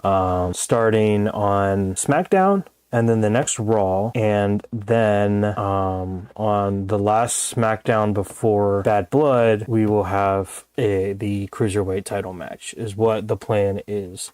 I'm going to put right here before... Oh, you can't see that, but I'm too lazy to really like... SmackDown before Bad Blood, Chad Gable versus winner of Triple Threat Contenders match. Sure. Okay. I was able to figure it out because me thinking out loud was like causing me to lose my mind for a second. And I'm sure you guys were like, this is so much easier than what you're making it seem. But anyways, this is what we are doing. So on the next week's SmackDown, we are going to have a triple threat between Xavier Woods, Kalisto, and Cedric Alexander. And then on the Raw, after that, we're going to have another triple threat between Buddy Murphy, Leo Rush, and Mustafa Ali. The winners of each of those matches will face each other on the SmackDown before Bad Blood, and then on Bad Blood we are gonna get Chad Gable versus the winner of that match. So my plan is we're gonna have Mustafa win this match, Xavier win that match, and then so I think I'm gonna do Mustafa beat Xavier because I want more of like a high flyer kind of guy as the Cruiserweight champion. So then at Bad Blood, we are going to get Mustafa, Chad Gable versus Mustafa Ali. Okay. And then I will highlight this yellow because that is my plan. Okay. Now we're back on track. But still, we have a problem. This one, I'm going to get rid of this one. I know what I'm doing now. So let us get rid of this actually we'll move this to, can I just get rid of it? I guess I can add the booking sheet, right? And then not do it. Oh no, add the booking sheet book. There we go. And then we can get rid of it. All right, will that work? No. Well, shoot, I messed that up. Of course I did. Okay. Well, we are just gonna have this now. It's annoying, but we're gonna have this now, and we'll do it in a pre-show. Okay, so we need to have some more segments stuff. Let's just do an interview.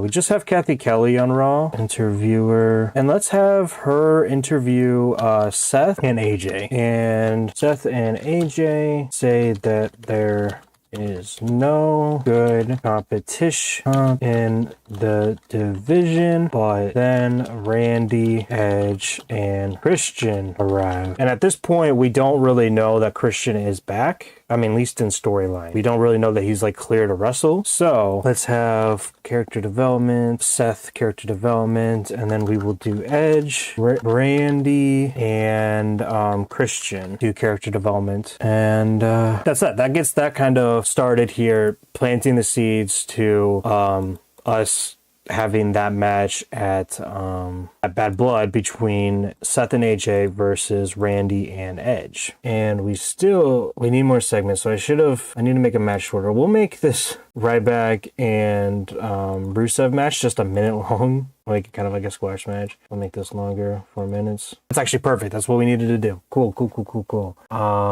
So let's just put that here. We have too many angles, but I guess that's the nature of the game, I guess, if that makes sense. We have Her Business. We have this whole mess here. Let's add Seth and AJ into this. Now the only problem is we don't have Andrade and Triple H. I could change Kurt and put him against Andrade, but I like what we got going on here. Let's see. We'll make this 10 minutes, and then we'll do a short Andrade match. We'll have Andrade versus we'll do Matt Riddle. I don't want to do someone that's terrible. And then we'll have Triple H just on commentary. Oh yeah, it'll be for the United States title. Just to have him keep defending it. What's the issue now? That's really, really short, but there's been worse, I guess. Let's squeeze that in there in that spot that we had nothing going on in. So this is our episode of Raw. So let's get into it. Okay. So in our pre-show match, our first of our number one contenders, little triple threat matches here. So we had Mustafa Ali beat Buddy Murphy and Lio Rush with a segment reign of 35, a crowd of 27, wrestling reign of 31. Lio Rush actually was the best one in here. I was not thinking that was going to be the case, but it is what it is. Mustafa Ali at a 32, he did pretty good still. War Raiders defeated Black and Ricochet in an opening match, and this is kind of a bad opening match. Yeah, it was a poor way to start the crowd. I wasn't really thinking. Summer reign of 32, crowd reign of 33. Wrestling was actually pretty good, though. It was a 43. Yeah, because, I mean, Ricochet 53, Aleister Black 36, Ivar 43, Eric 38. Maybe I should be smart and I should just book Ricochet better. What was supposed to be the opener had Rey Mysterio come out and thank everybody, but then issue an open challenge that Punk answers. So now we are going to get Rey Mysterio versus CM Punk at Bad Blood. And then Rusev and Ryback beat down Nice and Gulak with a summer reign of 40, crowd reign of 31, wrestling reign of 44. Yeah, one of these is making a change. That's Bobby Lashley. He's currently a villain. Must be a... What is he doing? Was he changing? Oh, yeah. We're not going to change it. We're not going to turn him. I got to go cancel that. But anyways, so this segment here where Seth and AJ say that there's not any competition. But then here comes this new stable, I guess, in quotations, of Randy Orton, Edge, and Christian to put the tag team champions in their place with a segment reign of 58. So Andrade defeats Matt Riddle with Triple H on commentary with a segment reign of 51, crowd of 39, and wrestling reign of 53. Pretty impressive for being a 3-minute match. This segment backstage where Kevin Owens says, "I don't need your help," kind of shoves Bray Wyatt out of the way, got a segment reign of 56. And then Randy Orton defeats Drew McIntyre from interference with Christian. This was kind of supposed to be beforehand, but man, I'm a mess. This is a mess. But I mean, I think everything works out still. Christian, shows up on Raw, showing up backstage. So here's a big reveal of him when he comes in with the tag team segment. But now he's obviously helping out. This was hurt by it being such a short match, which was because we had to shorten all of our matches and I did not do the work in there. It looks like 10 minutes. I thought 10 minutes was enough for spectacles, but maybe it must be 15, and then Steelers shows are 10. So I do got to know that. I wasn't thinking it was actually going to be that big of a deal, but it looks like it is. So I got to make sure I keep track of that for the future. There's a change going on here. We don't want to change Drew. All these are from before that I got to go on and I got to fix. Anyways, next segment. This one should have done way better. Oh no, because they weren't actually involved. Okay, so this makes sense. Coachman has been interviewed by Kathy Kelly, where he makes the announcement that we are going to get CM Punk versus Rey Mysterio at Bad Blood. And then we see Jonathan Coachman. Kurt Angle comes up to Jonathan Coachman after that little interview and says he wants Samoa Joe in the ring right now. And Jonathan's like, of course you want him, but he's not here. So instead, I'll give you another match. And Kurt Angle agrees. This was segment reign 56. Meanwhile, Kevin Owens gets attacked mid-match by Luke Gallows, so giving Carl Anderson the victory with a summer reign of 55, crowd reign of 47, and a wrestling reign of 51. Kevin Owens did really well with his performance of 60. The whole Owens Bray Good Brothers segment or feud has gained heat. Carlos was off his game, but he still did pretty good, 42, at least in current roster standards. Carl Anderson and Luke Gallows and Kevin Owens and Bray Wyatt. Oh, yeah, that's right. So the Good Brothers were beating down on Kevin Owens, and Bray Wyatt makes the save, segment reign of 53.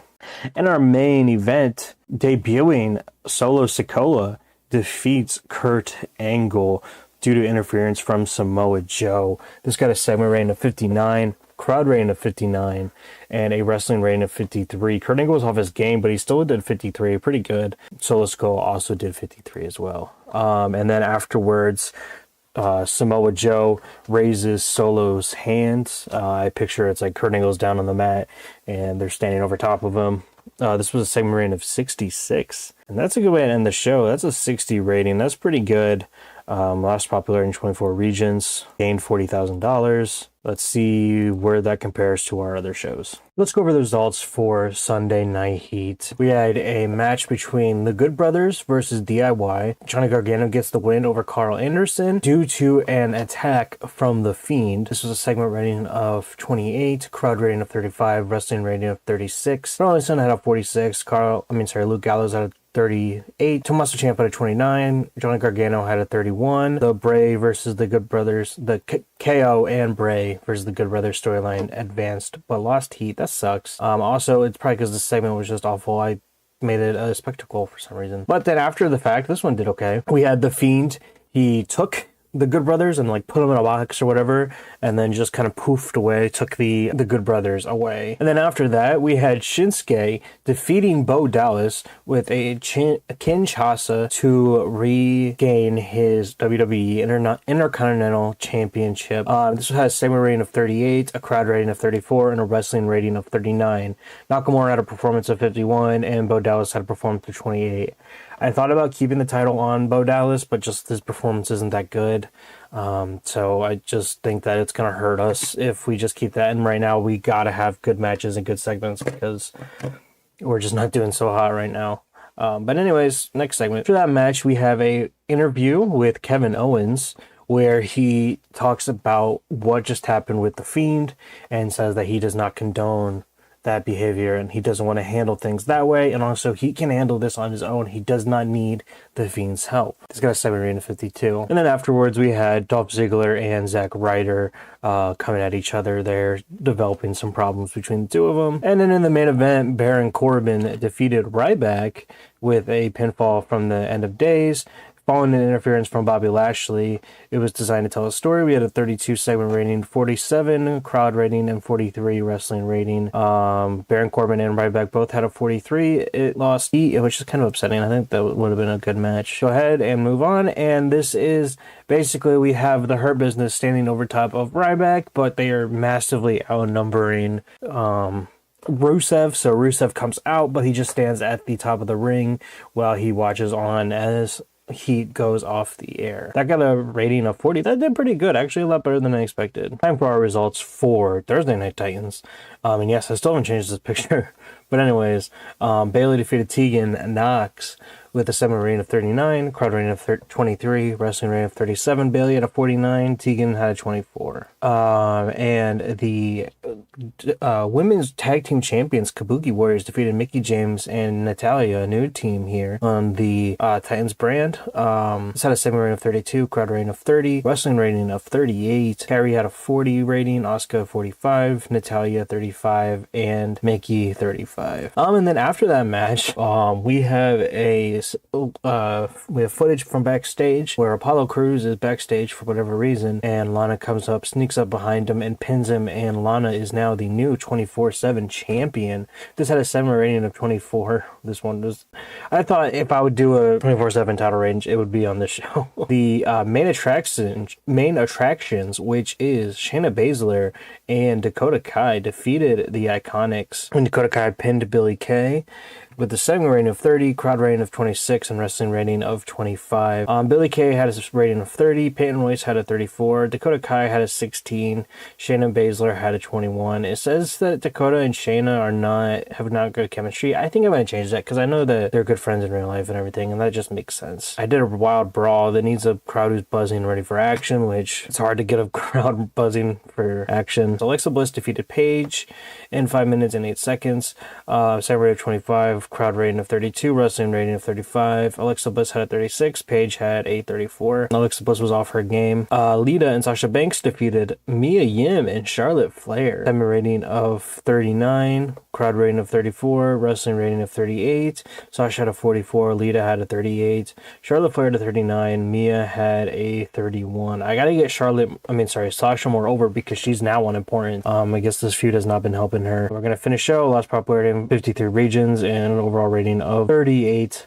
We had a whole lot of money with these two shows, 186,000, so that's good to see. Popularity obviously still going down. If you like this video, go ahead, click subscribe and like. If you want to see more content like this, you can go through the rest of the page and see the rest of the series. If you want to see my Evolve series, you can go ahead and click on this right here, and you'll go to the Evolve series. SmackDown on our TEW IX save here on WWE 2020. There we go. And we're going to start off with a segment with Shane McMahon. He's going to be cutting a promo on The Miz, talking trash against The Miz. Shane's talking trash on The Miz. But during that, we're going to have CM Punk come and he's going to start cutting a promo, just basically pushing Shane out of the way. And Punk he's going to address Brian and Ray. I'm going to keep that short because there's a lot that I would have to type in for the title, but he's going to come out, and I guess we could have Daniel and I think Ray. I'm going to have to, I can make you guys work with that script in a second, but I'll have to turn off brands for this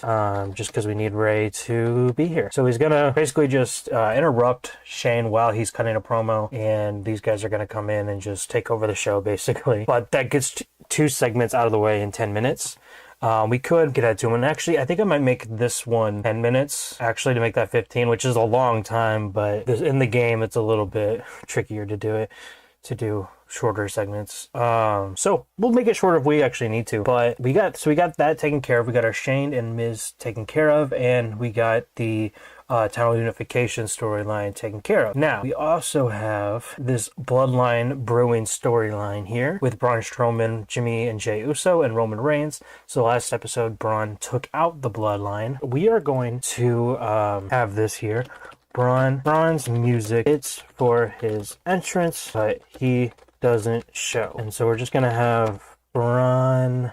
I wonder, how could we do this? I guess we could have him do off screen. And then I guess probably what we would do is we'll put Corey. This may not be good, I'm not sure. But Corey and Michael Cole dramatic acting. And then we're going to do actually, we'll do regular storyline victory. We're going to have Roman beat Braun. Because really, as of now, Braun's kind of the not the heel of the story, but we kind of are going to switch that. There's really no heels and faces, to be honest, with how I'm going to be booking things, but the Bloodline's going to be bad. So I think you can already kind of understand where this is going. We got to get Roman in here off screen, and I guess just to make things clean and neat, we'll get Jay and Jimmy in here as well. They're not seen, but we know it's involving them. Okay, storyline victory, but doesn't have a role. Okay, well, I guess we will not have the victory in this, but the next one will. So this isn't going to go directly afterwards, but we're going to do it right now to get it taken care of. So we're going to have Roman. We'll just do the Bloodline is seen attacking Braun backstage during interview. So someone's gonna be doing an interview.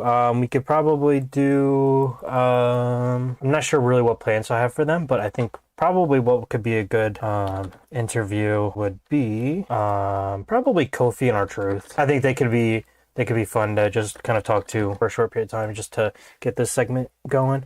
I'm really testing out the parts segment. That wasn't my intention today, but I think we're trying it out, and I think this is a good use for it. So they're being interviewed, and then all of a sudden in the background, we're seeing Roman, attacker, Jay, and Jimmy attacking Braun. So this will probably go down later in the night. I think we'll probably do this part right here. So this could work because we have the first segment, and then we think we're going to have a match, and then it's another, technically a segment, because Michael Cole and Corey Graves are just basically being shown because they're like addressing the crowd while he's not here or whatever. Okay, let's get some matches in.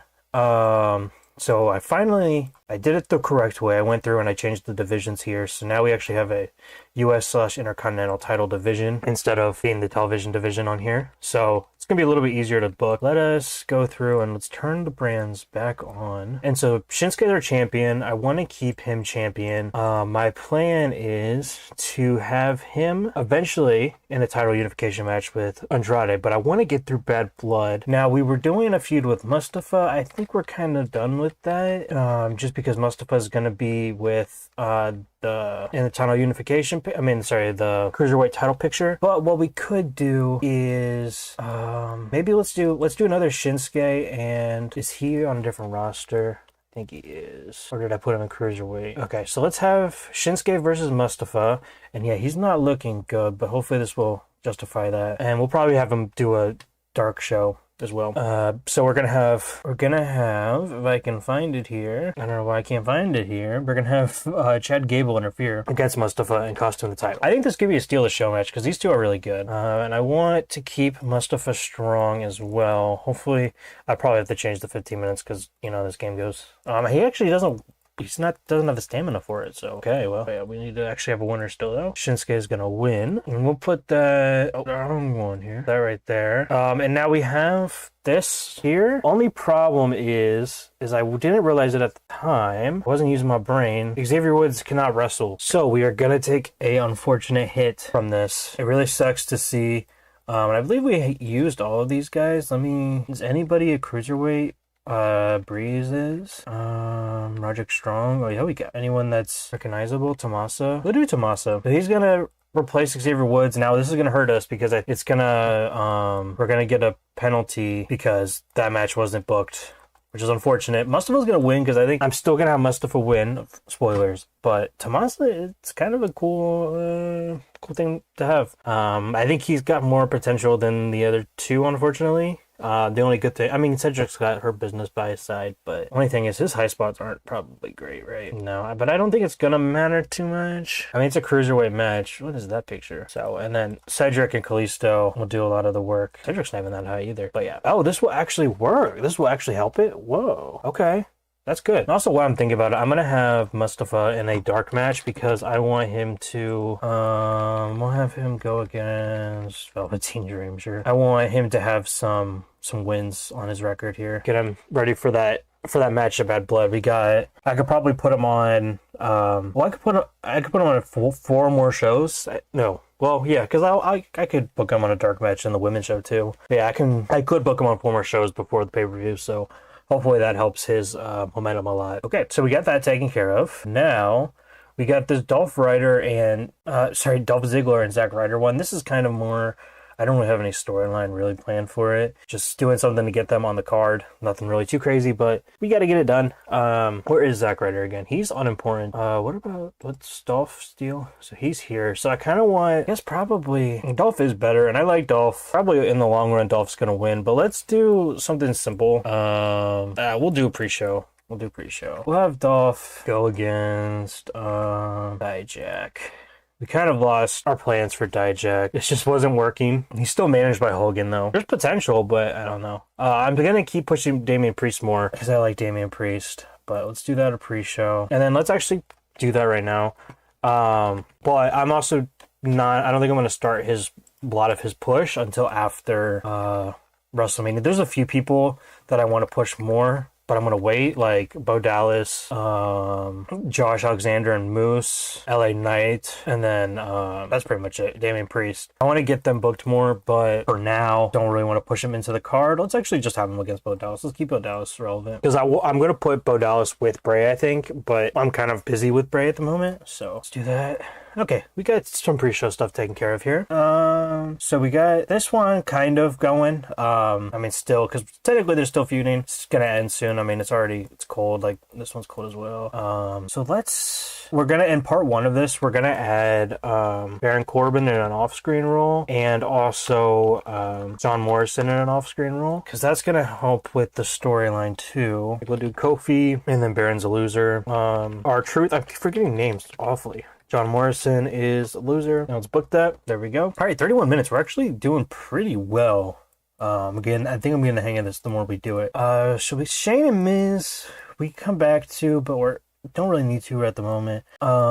This one is kind of a mess storyline, but we're figuring it out. So this one's Brock Lesnar versus Sami Zayn and Undertaker. I'm gonna look back at my notes here. So I actually have New Day versus Undertaker and Sammy for Bad Blood, and I don't think that's gonna happen. I think what I could do, I don't know why I put that. I mean, I obviously wanted them to have a tag team title shot. I'm gonna do it like this. So this is what I'm gonna do. I'm gonna have, because my plan is to start having Undertaker and Sammy again kind of fall apart, because Sammy doesn't really want to be with Taker. He's kind of just doing it more by fear. So I think we're gonna have Sammy kind of slowly ruining things, for which what we're gonna do, if I can find it, handicap matches aren't a thing, 1 versus 2, so we're gonna do that. Should be a normal match, hopefully fine. We're gonna have Brock here and Sami Zayn, and then we're gonna have Brock win because we're gonna have partner miscommunication from Sami Zayn. It's not gonna be much. It's gonna be like, it could be not enough that Taker's like, you're intentionally trying to screw me over, but we're gonna kind of slowly start seeing it. So we're gonna keep this Undertaker, Sami Zayn, and Brock thing going until Bad Blood, and then on the road to WrestleMania is where we're kind of see things turn in there a little bit. Let's not make this a post show. Might be a main event, even though it's kind of wonky, but we'll see in a second. Who's our GM? I never remember the GMs, of course. It's Nikki Bella. So let's do Nikki. GM. Running a promo, and we'll just have an interviewer there just to sure, we'll have Jeremy Borash announces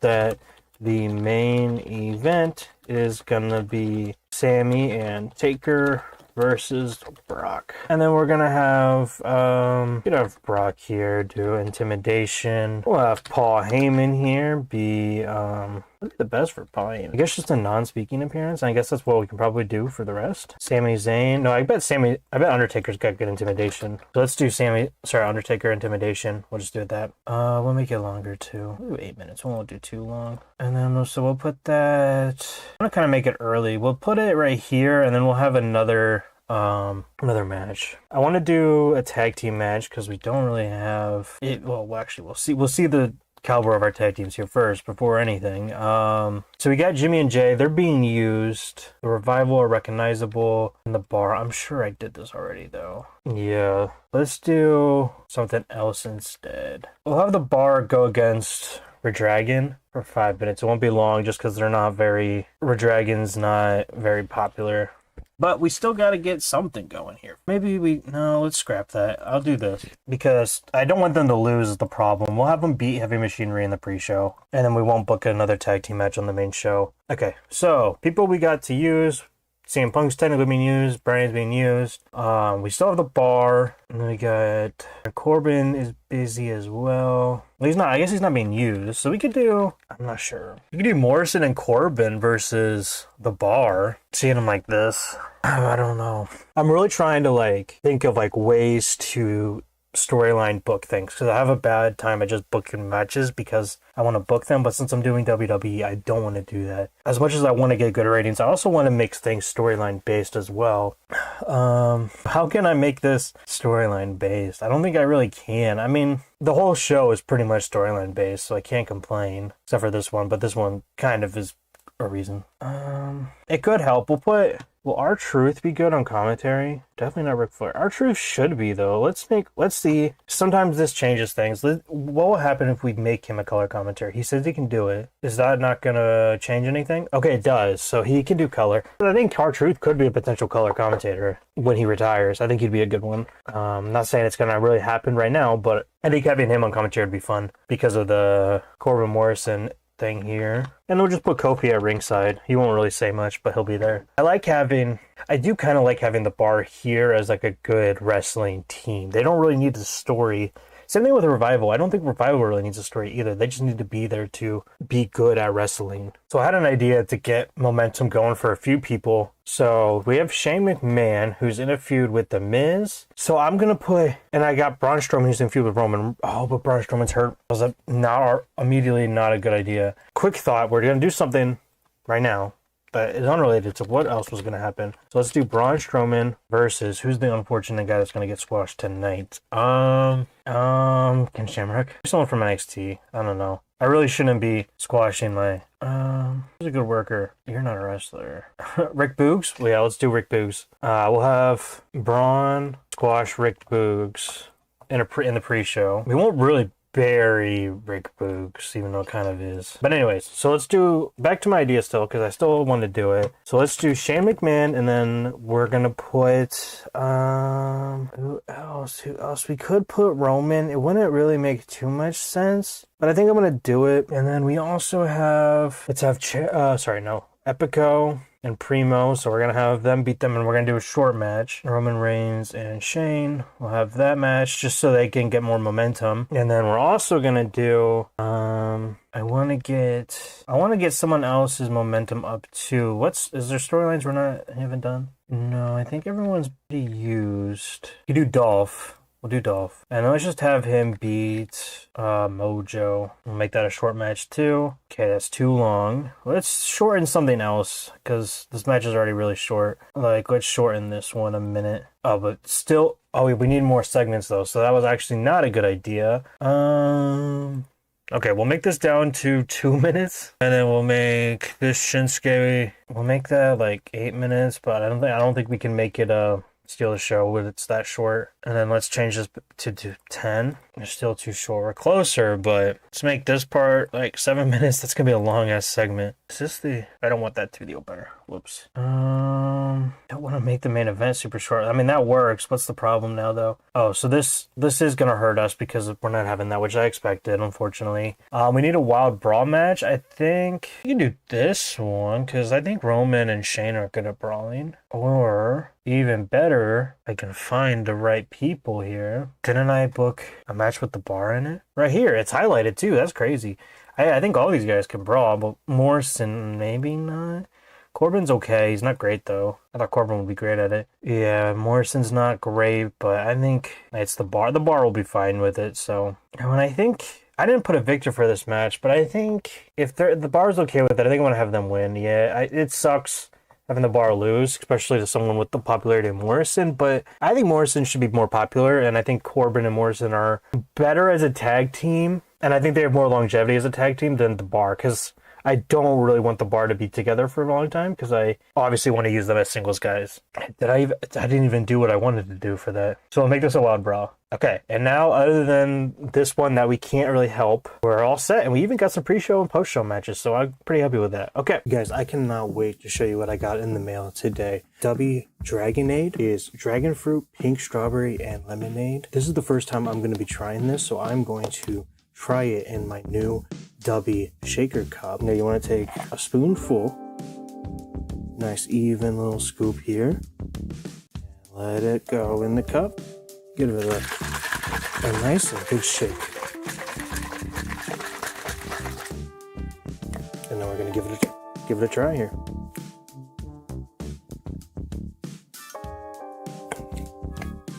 Delicious. It's a nice even blend of all the different flavors that you're gonna get through here. It is made to give you focus with no crash, jitters, or angst like other energy drinks. They also have no maltodextrin filters and don't use artificial dyes.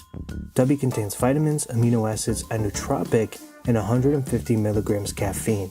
If you are interested, go to w.gg and use code MindsetTW for 10% off. That's code MindsetTW for 10% off, and you'll be supporting the Mindset TW channel. So, Redragon defeated Heavy Machinery with a wrestling rating of 35, crowd of 25, segment rating of 39, expected and simmering heat. Braun Strowman defeated Rick Boogs, wrestling 32, crowd of 26, segment of 29, is whatever. Damian Priest defeated Bo Dallas with a wrestling rating of 30, crowd rating of 25, segment rating of 33. Zack Ryder defeated Dijak with a wrestling rating of 29, crowd of 22, and segment rating of 32. And then this segment here, where Shane McMahon is cutting a promo on The Miz when CM Punk interrupts him to start cutting his promo on Daniel Bryan and Rey Mysterio, since he's got a match with both of them in the future. Same arena 54. And then this segment, it says it was an awful segment. It wasn't terrible though, 43. This is where Braun is supposed to be making his entrance, but he doesn't. So then we have Michael Cole and Corey Graves just kind of like killing time, trying to figure out what's going on, basically. 43. Shinsuke Nakamura defeated Mustafa Ali following interference from Chad Gable. Shinsuke Nakamura wins the Intercontinental title, or defends it. It's got a wrestling rating of 42, crowd rating of 39, segment rating of 43. Crowdy was actually hot, so that's good to see. Shinsuke got a performance of 50, where Mustafa had a performance of 34, and the storyline advanced. I'm going to take Bo out of it. Bo's not really in this anymore. I mean, I guess really, Shinsuke's not in it either. We're going to kind of just end this segment, I think. An extremely short match, Shane McMahon and Roman Reigns defeated the Colognes. Wrestling rating of 42, crowd rating of 37, segment rating of 39. Shane actually had a pretty good performance. This is Roman carried the match, but Shane was actually better than the Colognes, so that's good to see. Crowd is still hot. So this is a segment where Nikki Bella announces that the main event is going to be Brock Lesnar versus Sami Zayn and The Undertaker. And Jerry Borash is actually underwhelming as an interviewer there. And it lost, so the segment lost heat. This is a segment rating of 42. This one did a lot better than I expected, so that's good to see. Dolph Ziggler defeated Mojo Rawley with a segment rating of 41, crowd of 40, segment rating of 40, wrestling rating of 41. For a minute and a half match, pretty impressive. Corbin and Morrison defeated The Bar. This is, of course, when we had R-Truth on commentary and Kofi Kingston also just kind of there at ringside. It's got a wrestling rating of 46, crowd rating of 46, segment rating of 51. We're seeing more of the green. They're not the bright green yet, but we're seeing more of the green rated segments. So I'm very happy to see that. In this interview with R-Truth, this is a mess, looks like here. But R-Truth and Kofi Kingston are being interviewed by Kathy Kelly. And in the background, we see the Bloodline beating down on beating down on Braun Strowman. So the camera just goes back there and looks at them. It's got a segment rating of 44. And in our Cruiserweight contending match, Tommaso Ciampa defeated Kalisto and Cedric Alexander with a wrestling rating of 37, crowd rating of 26, and segment rating of 45. Says it was a terrible match, and this was definitely one of the worst matches of the main show. Tommaso had a performance of 31, Kalisto had a performance of 45, Cedric had a performance of 37. I honestly thought that Tommaso was going to be the best performer in this, but we kind of made our bet already, so we're going to have to put Tommaso in that. But maybe we could do another match between Kalisto and Cedric in some point in the future. And in our main event, this is white hot. Okay, so Brock Lesnar defeats Undertaker and Sami Zayn due to some miscommunication between Sami Zayn and Undertaker. Now, like I said, we don't really know. Sami Zayn didn't intentionally do it. He's just kind of like he's just not really on the same page as Undertaker, but we kind of think there's something suspicious going on, but we can't really say it yet. But it's got a wrestling rating of 62, crowd rating of 72. They loved it. And a segment rating of 66. So this was definitely a good main event material match. And then we're just going to go into a post-show match, sending the people home with a weird-ass experience afterwards. Mustafa Ali defeated Velveteen Dream with this segment rating, wrestling rating of 33, crowd of 35, and segment rating of 26. Mustafa got a 34. Velveteen got a 32. I wanted to put this match at the end just because it made more sense after we had his...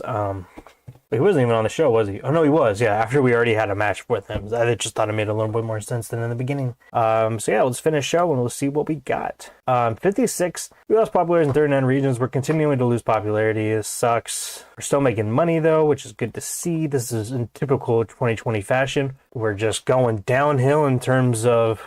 oh my god, in terms of quality. We're going up in terms of money. So behind the scenes, I am playing around with NXT UK. I'm planning on making it NXT Europe, like the kind of plan was in real life around this time. I'm not going to close it down. I'm just going to kind of transition it. Probably going to make the full transition after WrestleMania, but I'm going to start signing official contracts because a lot of these people are on handshake deals and not actually exclusive contracts. So that means Will Ospreay, Zack Sabre Jr., Walter, Tony Storm, Ilya Dragunov, Ora Mensa, Killer Kelly, David Starr, and then Pat McAfee is not coming from NXT UK, but he's coming for the main roster. And then also for like NXT And main roster eventually, hopefully. I got Eddie Edwards, Alicia Edwards, Chris Sabin, and Alex Shelley. And then I'm just renewing Nikki Bella's contract. And then eventually the next order of business is I'm going to bring back the European title. It's going to be a little weird because I obviously I'm bringing it back because I want the history of it back in here. But it's the European title, which you would think would have more prestige than the United Kingdom Championship, just because it's should be the top belt of the company, but it's not going to be. It's going to be the secondary belt to the United Kingdom belt. It's not like one of those things that really matters, but in terms of name, it just kind of sounds weird, but it's the best we're going to do. I'm going to bring it back now, I guess. There's no reason not to. So yeah, also because I don't do it enough, I'm going to make a donation to charity. We're doing 10,000. Let's do 2 more zeros and we'll do, that's 1 million. No, one less. We'll do 1 more zero. Let's give it to, I'll do education. Well, did not do much for us. Well, what the heck is charity for anyways then? So we have our first full-time members here in NXT UK. So Will Ospreay, I think he's actually in NXT though. Yeah, we may keep him down there, but we have Volter and Killer Kelly. That's good to see. Let's see if we can get Will Ospreay. Well, we'll see. We'll check Will Ospreay out. I think he may be too popular anyways. Oh, he's actually not really that popular. Popular in Japan though. I would love to get an NXT Japan going too. It would be cool to be able to actually do like all over the world. He probably won't. Oh yeah, he'll go. We'll send him there at least for now. It'd be nice to have him there for the rollout of NXT Europe. What's he looking like? Match history? Are you having good matches there? Oh yeah, he's doing pretty good. But yeah, I think my plan is I want to not really make a new company, but I want to buy out companies. Usually in saves by now, I guess it's only been a month. Usually there's like companies that are like almost out of business. Here's one, but then yeah, these are owned by DDT, so I guess that doesn't even matter. So yeah, there's no companies that are actually going into debt, which is a surprise. It doesn't seem to really happen too much, but that's my plan. So probably won't be for a while, but like I said, that's the plan. Michael Cole has been kind of an annoyance lately. He caused an incident when he antagonized Buddy Murphy, that a fight broke out. I've been giving him a lot of passes. Giving him passes. It's getting annoying. I mean, obviously, I really like Michael Cole, but I gotta start doing something. I'm gonna give him a fine. Yeah, that didn't look like it hurt him. It hurt his moral, but Buddy liked it, so that's good to see. There's a lot of problems, and I think I really got to get those sorted. You know, if Michael Cole's causing problems and he's causing problems, I got to get the morale back up, and I guess that's the way we got to do it. So now let's get into booking Raw here. So I think we should probably start this the same way, just because it didn't do that well last time, but let's see. We'll have CM Punk promo, and then we'll just have him talk. We won't have anyone else be involved. Because I think we'll have an interviewer, obviously, though. No, actually, we won't have an interviewer because that might hurt it. Let's have Punk come out and he'll just talk for 5 minutes. Hopefully that's okay. So yeah. So this Cruiserweight is kind of not a thing. We're kind of a mess on our storylines. I have the storylines in my head, but when it comes to in the segment. So let's put Shad in here, and then let's put Tomasa, not you. Yeah, and then we can just get rid of Finn and Ricochet. Doesn't really make sense, but this is a hot storyline, so I kind of want to keep it going. We'll just say this is the Cruiser storyline. But yeah, so we got this this is not doing well. What's their Rusev? Does he have mic skills? He's okay. He's got good acting and good charisma. Ryback is Ryback. Let's do this. Business face off with Rusev. That's a horrible name, I think, but I'm gonna do it because I'm tired of typing out their names. So we'll have that. We'll have Bobby Lashley. We're just gonna have the two of them, and then Ryback and Rusev. So we're just gonna go at it. We're at the last Raw before Bad Blood, so it's kind of just showing you what matches are going to be happening over the weekend. We'll make this 8 minutes. Like I keep saying, we'll always change it if we need to, but there's that. I'm actually going to go change their name because that's not what they are. That's what happens when no one's here to stop me. Rusev. We get Rusev. So now we got that taken care of. We got the Kurt and Samoa Joe. So we're gonna have says you can throw anything at him. He's not gonna stand. Attacks him from behind. So basically my plan is Kurt's gonna come out. He's going to be cutting a promo about how it doesn't matter that Solo's involved. You're not going to be able to take him down. And then Samoa Joe's going to come out from backstage and be staring down the ramp at him. While that stare down's happening, Solo's going to come down from behind and attack Kurt Angle. So we're going to have Kurt Angle. We're going to have him cutting a promo. And then we're going to have, I guess, Samoa Joe be character development, because he's just kind of there. Kurt Angle, victim, and then Solo, attacker. Okay, for now, that's 10 minutes. We'll probably have to put it longer, but there's that. We're kind of bouncing around, I guess. So this is this storyline here with the tag team feud, but with Drew McIntyre involved. And actually, this kind of writes itself here. I think I'm just going to do a 3-on-3. So we're going to have AJ, Drew, and Randy. No, sorry. AJ, Drew, and Seth versus Randy, Edge, and Christian. That writes itself. That's a pretty good match. That'd probably be main event. AJ, Seth, and Drew McIntyre versus Randy, Edge, and Christian. So that's going to be, I guess, Christian's comeback. I don't really know. I don't really have a storyline for Christian's comeback. It's just kind of that he's here to kind of bring Edge and Randy apart. 2:15, I doubt we're even going to be able to do that, because I may actually boost this up to 3 hours. It's crazy, but it's just with the segments, it's kind of hurting it. So I don't know. We'll have to see. But yeah, we're gonna put AJ, Seth, and Drew winning this one. We'll do Steal the Show for now, as long as this can be 15, and we'll probably do, looking at it's Jonathan Coachman. We're going to do there's going to be a backstage problem with AJ. We'll have them just be fighting backstage. AJ, Seth, Drew, Edge, Randy, and Christian. We're going to be fighting backstage. And then we're going to have Jonathan Coachman basically book that match. Now we got to go back and we got to put everyone in non-speaking roles, I guess. Edge, Christian, Randy, AJ, Drew McIntyre, not Gulak, and the last guy, I can't remember who it is, Seth Rollins. Brawl backstage leads to coach booking main event. Oh, okay, that's cool. I didn't actually realize that. I guess I did, but I didn't really pay attention. So one segment can be backstage, and the other one can be in the ring, which is perfect for what we're doing right now. Okay, we'll probably put that a little bit before the match so that we can get people hyped for the match. So now we got Triple H and Andrade. What are we gonna do? So is Triple H's momentum good? Yeah, he's got more momentum. Andrade, we're kind of working on boosting him up.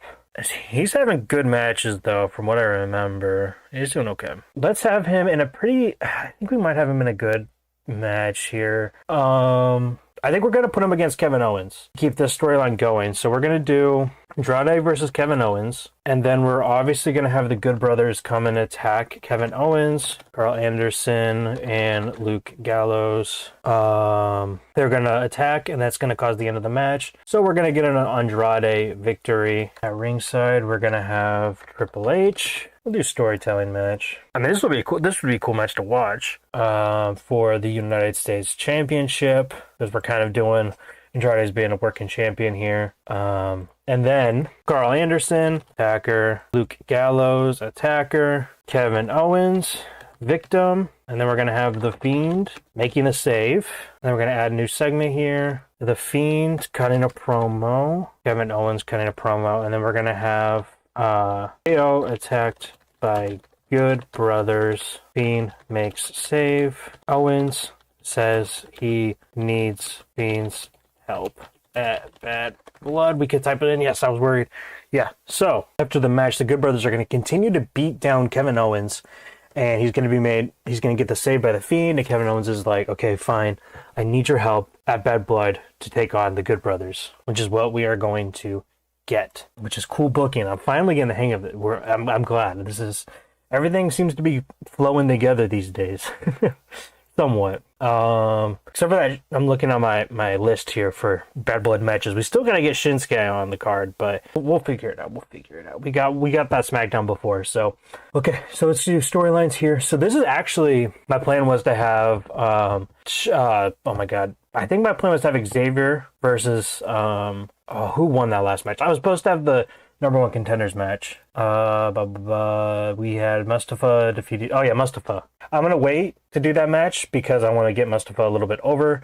Now he is obviously, I think he's on SmackDown, or is he? Oh no, that's right, because he's unbranded because he's cruiserweight. So let's have him in a match tonight against everyone's momentum's shot. I guess my booking's probably not helping that, like with Kevin Owens, for instance. But obviously this feud's gonna get the Fiend and Kevin Owens' momentum up quite a bit because things are gonna start going well for them. Let's have him go against Finn Balor. I hate to have Finn Balor lose, but it's not going to be... Yeah, I feel like I keep saying that. It's going to change. Finn's going to obviously start getting over more. I just really need to get Mustafa built, and this match will be a fun match. So, and also we haven't really had Finn on the cards, so it's nice to at least get him on TV. We need one more minute, but it looks like we actually did it in terms of segments. Which doesn't happen often. Let's see, make sure we got everything. And it looks like we did. We got all of our segments down. We don't have anything with Ray and Daniel Bryan. I think this is kind of crazy. I think I'm just going to put them in a dark show match. No, I'm not going to do that because that's a terrible idea because that's going to be a good match. So we're going to put this one in the post show. It makes a little more sense because Mustafa's not even technically on the roster, but I think this could be fun. It doesn't really make sense, but I need to put Daniel. I need to turn the brands off. Daniel Bryan's not on the roster either, but it kind of makes sense because we have the storyline going. It doesn't really make sense, but whatever. It's not going to be that long. I do steal the show because it can be 10 minutes. It's weird to have either of them lose. I'm just going to let the game decide. Actually, no. You know what? I don't need to do it like that because I'm going to have CM Punk attack Ray because Ray is his most recent opponent. And then so Bryan's going to win the match. And we're not going to put the WWE title on the line. No way. Not the Universal title. We're just a fun champion versus champion match. It's not going to be the main event. It's just kind of like an exhibition match. It's a little crazy. I won't lie. We got to do the organize a little bit better, though. Too many... this is 3 segments to start it off. I guess we're just going to have to kind of deal with that. I guess we can have the Hurt Business... Face off of the Rusev after, Derisive after them. Wait, Brawl backstage. No, actually, we'll switch that. There we go. That makes the most sense, I guess. There's a lot of segments. That's just what we get. So let's actually make that a minute longer. Just because. What's the problem? We still need Wild Brawl, Car Crash match. I don't really want any of these to be that. These are all pretty good matches. I just realized we have 3 matches on the main card.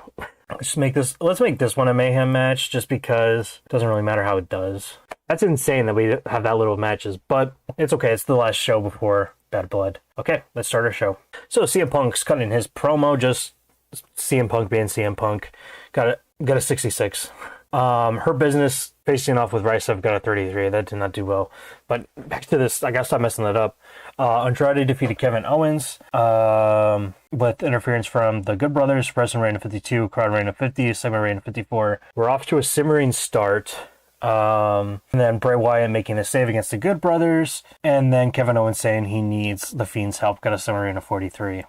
And in the backstage brawl between RKO and Christian against Seth, AJ, and Drew. Oh my god, I forgot everyone's names. And then booking the main event match, got a summary of 49. Okay, well, this is good to know. It's a good thing they're on different rosters. Daniel Bryan and Rey Mysterio did not click, and it made it for an awkward bout. But Daniel Bryan won due to interference from CM Punk. This has got a wrestling rating of 53, crowd rating of 65, segment rating of 57. Still, we're hot and rising. Probably wish it was better before that, but at least we got there in the end. This segment did really well. I didn't expect this to be one of the best, but look at the people involved. Of course it did. So yeah, basically the sneak attack on Kurt Angle mid promo got a semi rating of 63. Kurt Angle did a masterful job improvising, and then Samoa Joe improvised well. And in the main event, Drew McIntyre and Seth Rollins and AJ Styles defeated Christian and rated RKO with a wrestling rating of 55, crowd rating of 55, semi rating of 60. Everyone did pretty good except for Edge and Christian, the two kind of people who just returned, which is kind of expected. But Drew was also off his game. But still, everything did pretty good. We actually gained heat in this, so it's good for me. And then in the post-show, Mustafa defeated Finn Balor in a chaotic match, which might have actually kind of helped because they were, the chaos of the match hit how badly Mustafa Ali was performing. And then Mustafa and Finn don't get along when it comes to wrestling. So they had a wrestling reign of 33, crowd of 44, segment reign of 24. Looks like the crowd buzzing kind of just helped this match perform a little bit better than it probably would have normally. So yeah, let's finish show 58, almost the same as last one. We lost popularity in 24 regions, which is a lot less. Where I think each show we're getting a little bit better, like we're losing less and less fans, which I know it means we're so low that we're not losing anymore, but that means we're about to be at the point where we're like leveled out and then we can start going back up again.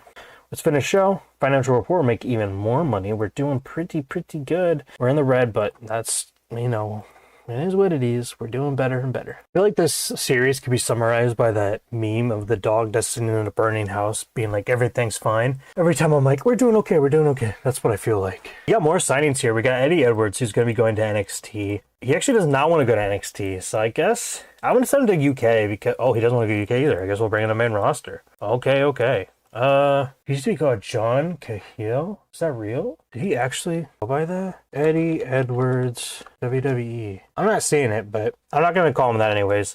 Weird. Okay, and then we got Zack Sabre Jr., Tony Storm, Ilya Dragunov, which, like I said, these people are already here, but these are just like full-time contracts now. So I can't lose them to indie companies.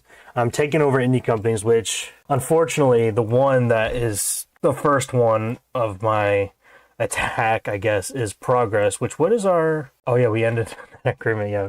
So yeah, we're basically just trying to take down Progress. It's unfortunate. I mean, this is kind of what happened in real life. There's a lot of people I'm going to keep down there, so hopefully they do okay. I'm not trying to kill them, really. I'm just trying to get my company going, which... Isla Dawn, I could probably also sign her. I didn't see her before. I kind of went through quickly. I'm offering 2 years, so I don't have to pay them that much more. Okay. Back to business here. We're going to go over the results for Sunday night. So this is going to be the first heat after Bad Blood, but we're going to start this off with Mustafa Ali. At this time, he will be, I'm going to spoil it, our Cruiserweight champion.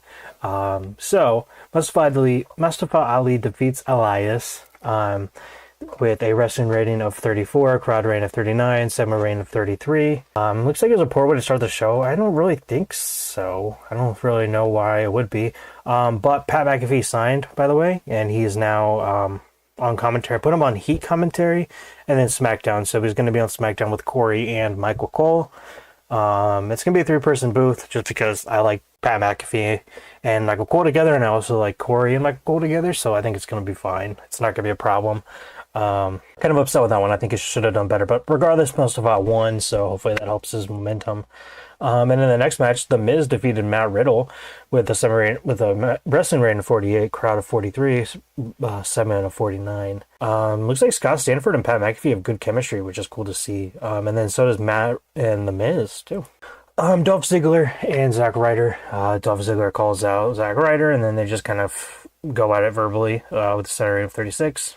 Braun Strowman defeats Shane Thorne in less than a minute with a segment wrestling rating of 37, crowd rating of 33, segment rating of 34. Eddie Edwards debuts against Matt Hardy and got a wrestling rating of 40, crowd rating of 43, and a segment rating of 28. I'm actually impressed. I don't know, I guess surprised, but Eddie Edwards is actually, I think he's recognizable, so he's not unimportant, which is really nice to have someone come in and actually have some popularity.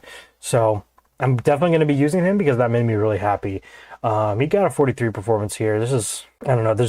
Heat's really not a good proving ground. I think he'll do okay once we get him against someone different. Matt Hardy probably wasn't a great opponent either, but I think I might send Matt Hardy to NXT before we get Jeff Hardy back. Their next segment, Drew McIntyre is interviewed about him not being in Bad Blood, even though he was, currently in segments with Randy Orton. But he's upset about being left out of Bad Blood, and he challenges Christian on the next Raw to a match. And that gets a 7 rating of 50. The New Day defeat Nice and Gulak with a wrestling rating of 38, crowd rating of 33, and segment rating of 44. And this was obviously for the SmackDown Tag Team titles.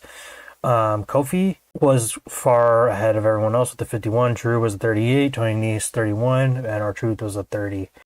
They were upset that we didn't have many interviews and angles. I think we had plenty, but it is what it is. It's not going to hurt our popularity, so I'm not too upset about it. We're starting off Titans with Ric Flair doing an intro, introducing Charlotte Flair, and this is before the Lita and Charlotte Flair match.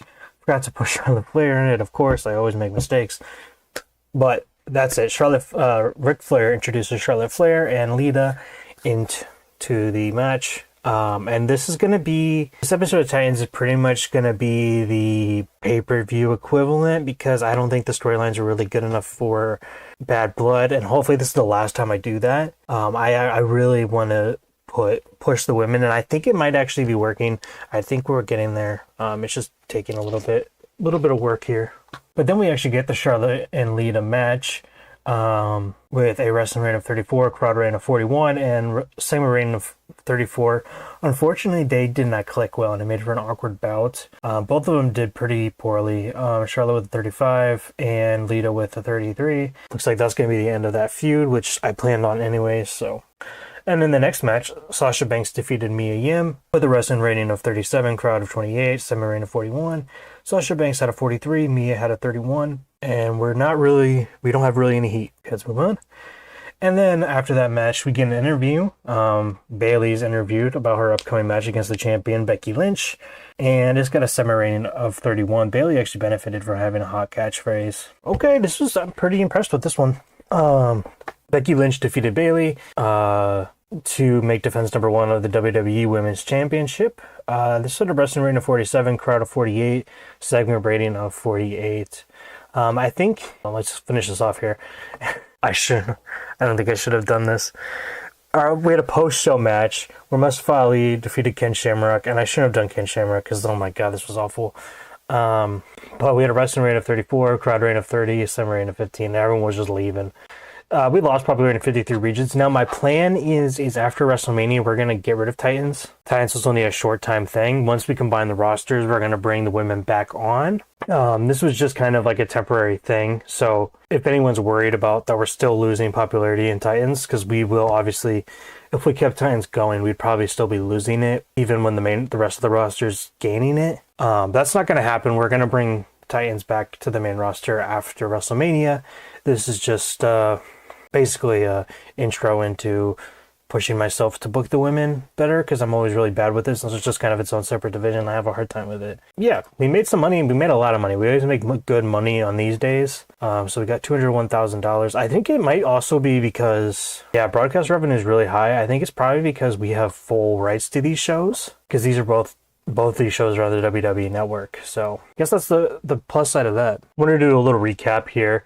Just to show you who our current champions are, we got the WWE champion, Daniel Bryan, our Cruiserweight champion, Chad Gable, our Intercontinental champion, Shinsuke Nakamura, our last Royal Rumble winner was CM Punk, Raw Tag Team champions are AJ Styles and Seth Rollins, SmackDown Tag Team champions is The New Day, Kofi Kingston and R-Truth, United States champion is Andrade, Universal champion is Rey Mysterio, and Women's champion is Becky Lynch. And let's go down and check out NXT. We don't really do that very often. I think last time I checked, though, we don't have many champions. Our last champion was Adam Cole. Our light heavyweight champion is Angel Garza. Our North American champion was Velveteen Dream, but we brought him up. Tag Team champion was Brian Kendrick and Velveteen Dream. Brought him up. NXT Women's Champion is Rhea Ripley. So NXT is kind of in a weird spot right now, just because they wanted to come up and I didn't want them to be upset. So, and then we're going to go into our NXT UK. We got Walter as our champion, Mark Coffey and Wolfgang as tag team champions, and then we got Kaylee Ray as our women's champion. I don't know why I couldn't say that. These are our top shows. I believe our number one. No, I was thinking this was the last one they did, but that's not it. Okay, that's actually gonna do it for this episode. Next episode, we are going to book the last SmackDown before Bad Blood, and we are going to be booking Bad Blood. After that, we are on the road to WrestleMania. That's the next pay-per-view, and it's gonna come quicker than you think. Hope you guys enjoyed, and I'll see you guys next time. We are one day away from Bad Blood, and today we're going to be booking the last episode before Bad Blood, which is going to be SmackDown. And we're going to start our show by Brian comes out, and he says that he needs a challenger for Bad Blood. And Taker comes out and answers his challenge, and then also Brock Lesnar does, because obviously Taker and Lesnar are feuding. And this is obviously because Daniel Bryan's really feuding with CM Punk, but CM Punk answered Rey Mysterio's open challenge over on Raw. So this leaves him open, and I thought this was a perfect opportunity to get some star power in here. So let me have him cutting a promo, and then we're going to have a second part, which is going to have Daniel Bryan again. Let's have Undertaker, and then we'll also have Sami Zayn because he's with Undertaker. Then we'll have Brock Lesnar, and then we will have Paul Heyman. And then, so yeah, that'll be like 10 minutes total. They don't want to be scripted. That's fine. At least Brian doesn't. Okay, so that's 10 minutes total. That should be fine. I think that's a really interesting way, because that gives Brian something to do, which we didn't have for him originally. So now let's take care of some other businesses here. So we have our cruiserweight contendership match we got to do today as well, because Bad Blood, we will see the challenger against Chad Gable, and those two competitors for this is Tommaso Ciampa and Mustafa Ali. And we'll do 15 minutes for now. I'll probably have to shorten that, but we'll do a high spots match, and we'll have Mustafa win. So he's gonna compete against Chad Gable for the cruiserweight title tomorrow. I didn't mean to do that, but I think I'm gonna have to. I messed up, but I forgot to get rid of this. That was gonna be my plan, and then I forgot. So once again, we're gonna get hurt because I keep forgetting to get rid of that pre-booking there. But let's move on. So we have our Intercontinental title. There's not really much going on with the Intercontinental title. I have failed and have forgotten about that. We still have Bo Dallas here, but Bo Dallas he's unimportant, and I know he just had it, which was not ideal. He just held it for a couple of days, 7 days, yeah, because I accidentally gave it to him. So let's see who could we give this opportunity to? We could do Sammy. Sammy's available. There's a name in here that you can probably see, but I'm not going to acknowledge it because it's going to come for later. You know what? I think we'll be okay. I think I immediately have an idea for Shinsuke. Okay, so let's move on from that. So we have the Braun and Bloodline segment, which last time we saw Braun and the Bloodline was attacking Braun Strowman backstage. Let's have Braun Strowman being interviewed. Let's see, we got Jeremy. He didn't do so well, so let's have Kayla Braxton interview her, and then she'll be interviewing Braun Strowman. Braun says that he's beaten up, but he will give everything he's got against Roman Reigns. Awesome. Okay, we'll make that a interview segment, and then we also have Dolphin Rider. I'm gonna ignore that one for now because there's more of like a heat segment, and so we're gonna keep it like that because I really don't have I don't really have a storyline for them. But so going on to the New Day versus the Corbin and Morrison feud, the last time that they were involved, they were talking bad about the New Day were talking about Corbin and Morrison, so I believe that they got the one up on them. This is they were the ones being interviewed when the Bloodline got seen being a Braun Strowman.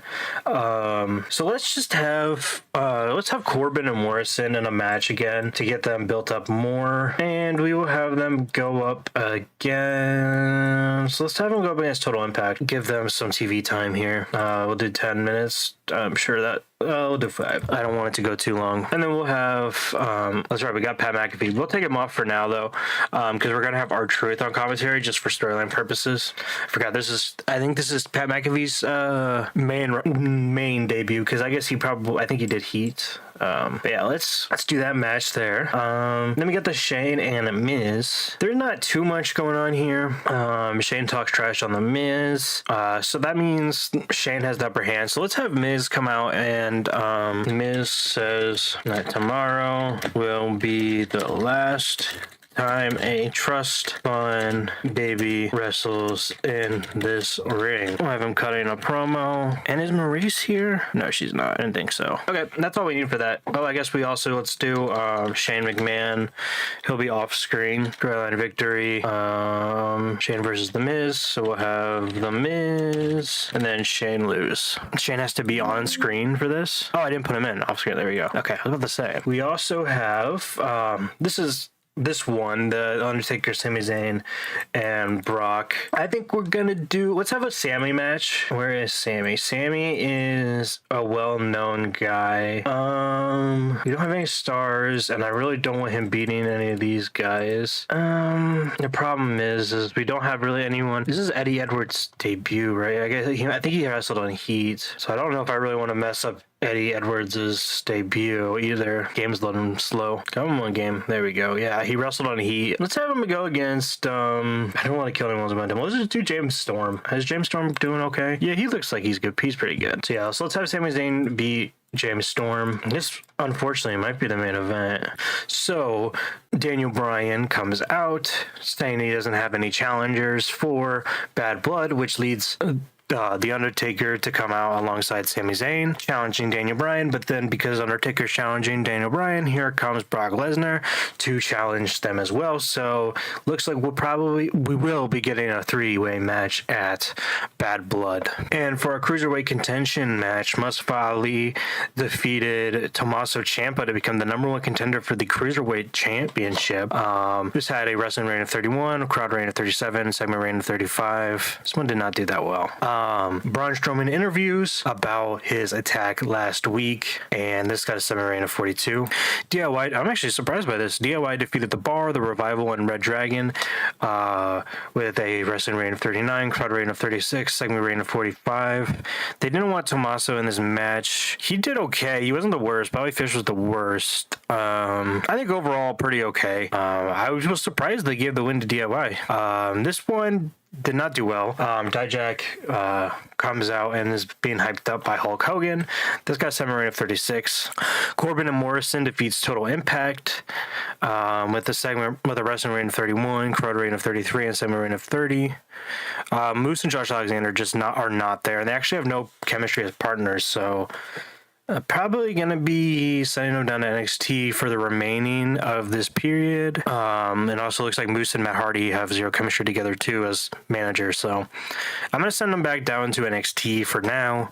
We will maybe bring them up depending on how things go down there, I guess. The Bloodline is being interviewed, also talking about their attack on Braun Strowman last week, kind of bragging about it and, saying that talking about the match tomorrow.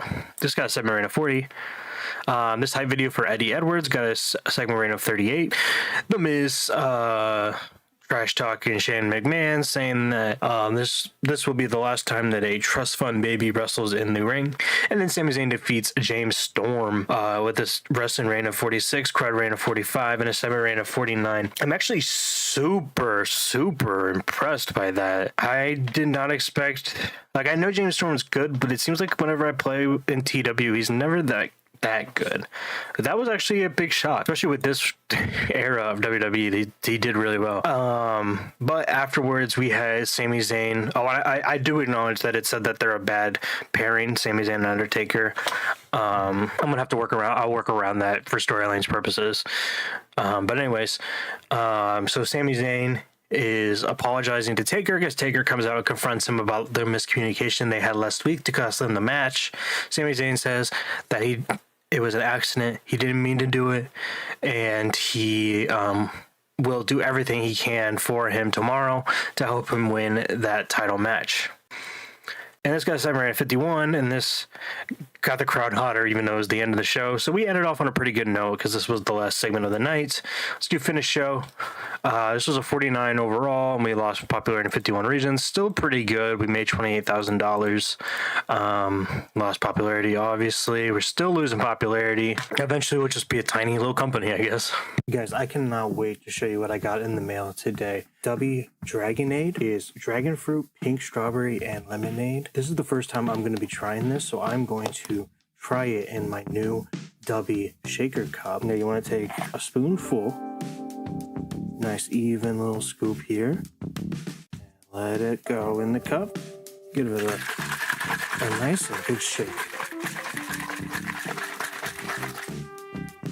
And then we're gonna give it a try here.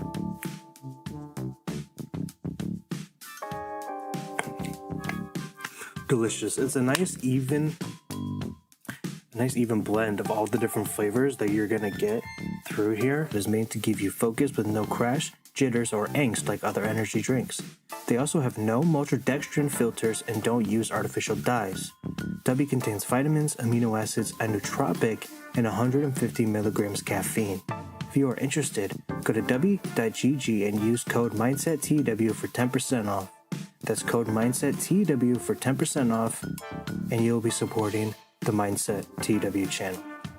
All right, we are live here in Southern England for Bad Blood, our last show before WrestleMania. Let's get right out of the bat here. It's gonna be a pretty easy one to book because we already pretty much know what we're doing here. We have CM Punk versus Rey Mysterio for the Universal Championship. Now, I don't know if you could guess this ahead. We're gonna have CM Punk beat Rey Mysterio for the Universal Championship. This is going to be a spectacle. CM Punk cannot be the road agent for this. Let's make, we'll make Michael Hayes the road agent for this match. Let's have Pat McAfee on commentary as well. I want to make sure we have the best match possible for these ones. So Charles Robinson is going to be our referee. We got Pat and Corey on commentary, and then Michael Cole. I don't think there's anyone better than Michael Cole. Is there a play-by-play? Oh wait, Morrow. Let's do that. Do I really take Michael Cole off? Because he's got the chemistry. I feel like a pay-per-view is not a good time to play with that. Yeah, let's not do that. We'll put Pat there, but we're not going to take Morrow off. And then we got the triple threat. And I am going to have Daniel Bryan win this one. And also, got to take Sami Zayn off of The Undertaker so he doesn't hurt the match. Doesn't really matter anyways because Sami Zayn, he's going to interfere against Brock Lesnar, but he's also going to interfere against The Undertaker. And we'll make this one steal the show. No, I'm gonna... Yeah, I don't know. I want this to be really good. Steal the show might be fine. It's not gonna be that long. Can they do 15 minutes? I'm worried about Undertaker, though. Brock Lesnar does not like this. That's not a good... I might mess our plans up. Come on, Brock. Okay, good. he'll be okay losing if he's allowed to beat the crap out of everybody. We're gonna make that steal the show. Let's do the same here. Charles Robinson will do title matches. Michael Hayes as well. Okay. Let me open up my Google sheet here with my ideas. Of course I did not pull it up before this. So we got... That's right. We got Punk with Bray. Oh, you know what? Punk's not gonna... I completely messed that up. So let's fix this here because it's gonna be an Iron Man match. I don't think we could do 60. We could try. Let's try 60. Okay, so we'll do 60 minutes. It's gonna be a draw. Let's take Punk off the victor and we'll see. I doubt Ray can do it. I mean, I doubt Punk can do it too. Punk's actually unhappy with the draw. Okay, yeah, that I expected. So it's too long for them. We'll do 30 because my plan is we'll have all three of them face each other so we'll have all three against each other at Mania, basically. We'll do 30 minutes. Okay, so my bad. So that's actually gonna be a tie. And then we have Brock Lesnar versus Undertaker versus Daniel Bryan. And then Shinsuke Nakamura is going to defend his Intercontinental title against, probably saw him already, Chris Jericho. I have a partnership with AEW now. They are in our alliance. And I thought this would be a good name to bring up. There's actually not a lot of names in AEW. I think Jon Moxley's another one. There's not actually a lot, but I'm going to try to use them more. We'll play around with it, but I think this is a perfect idea here, especially because of Chris Jericho's experience with Intercontinental Championships, and it's a good way to give Shinsuke something to do when we otherwise don't really have anything else for him to do.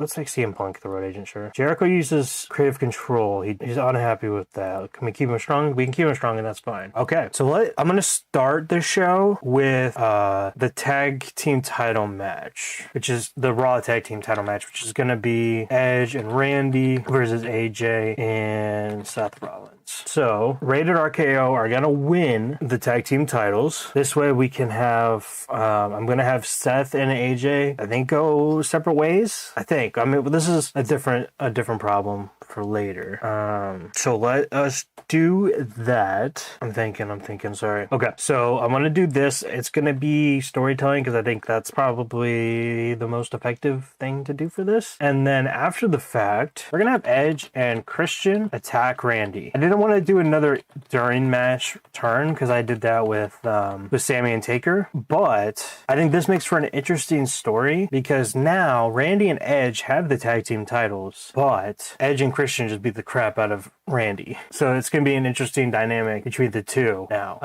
So now we got that taken care of. We also have another tag team match because we have The Fiend and Kevin Owens versus the Good Brothers, Carl Anderson and Luke Gallows. And a lot of interferences. That's just kind of, for some reason, that's just how I book things, I guess.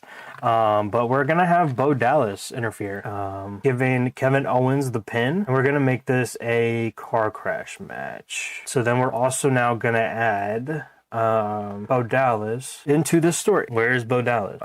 Is he already in the story? Oh yeah, he's already in the story. That's why. Hold on. Let's end the storyline. It's not going. Let's add Bo Dallas. He's on a different roster, but it's fine. We'll have him with Bray. And then we're going to have Kevin Owens will stun The Fiend and Bo Dallas because, he wants to do everything by himself. So he's mad that Bo Dallas interfered to help him. He stuns The Fiend and Bo. And as he leaves, they laugh. So they'll be sitting in the middle of the ring after they were attacked, and they are just sitting in the middle of the ring laughing about it. We're not going to have that be first. We'll put that right there. Where'd that match go? Over here. We'll put that there. Bring that back down to where it's supposed to be. And then we have Kurt Angle versus Samoa Joe. And Samoa Joe's going to get the win. We're going to keep Kurt strong. This isn't the end of Kurt, but I just don't think it's really fair to have him lose right here. To have him win right here, especially because Samoa Joe, we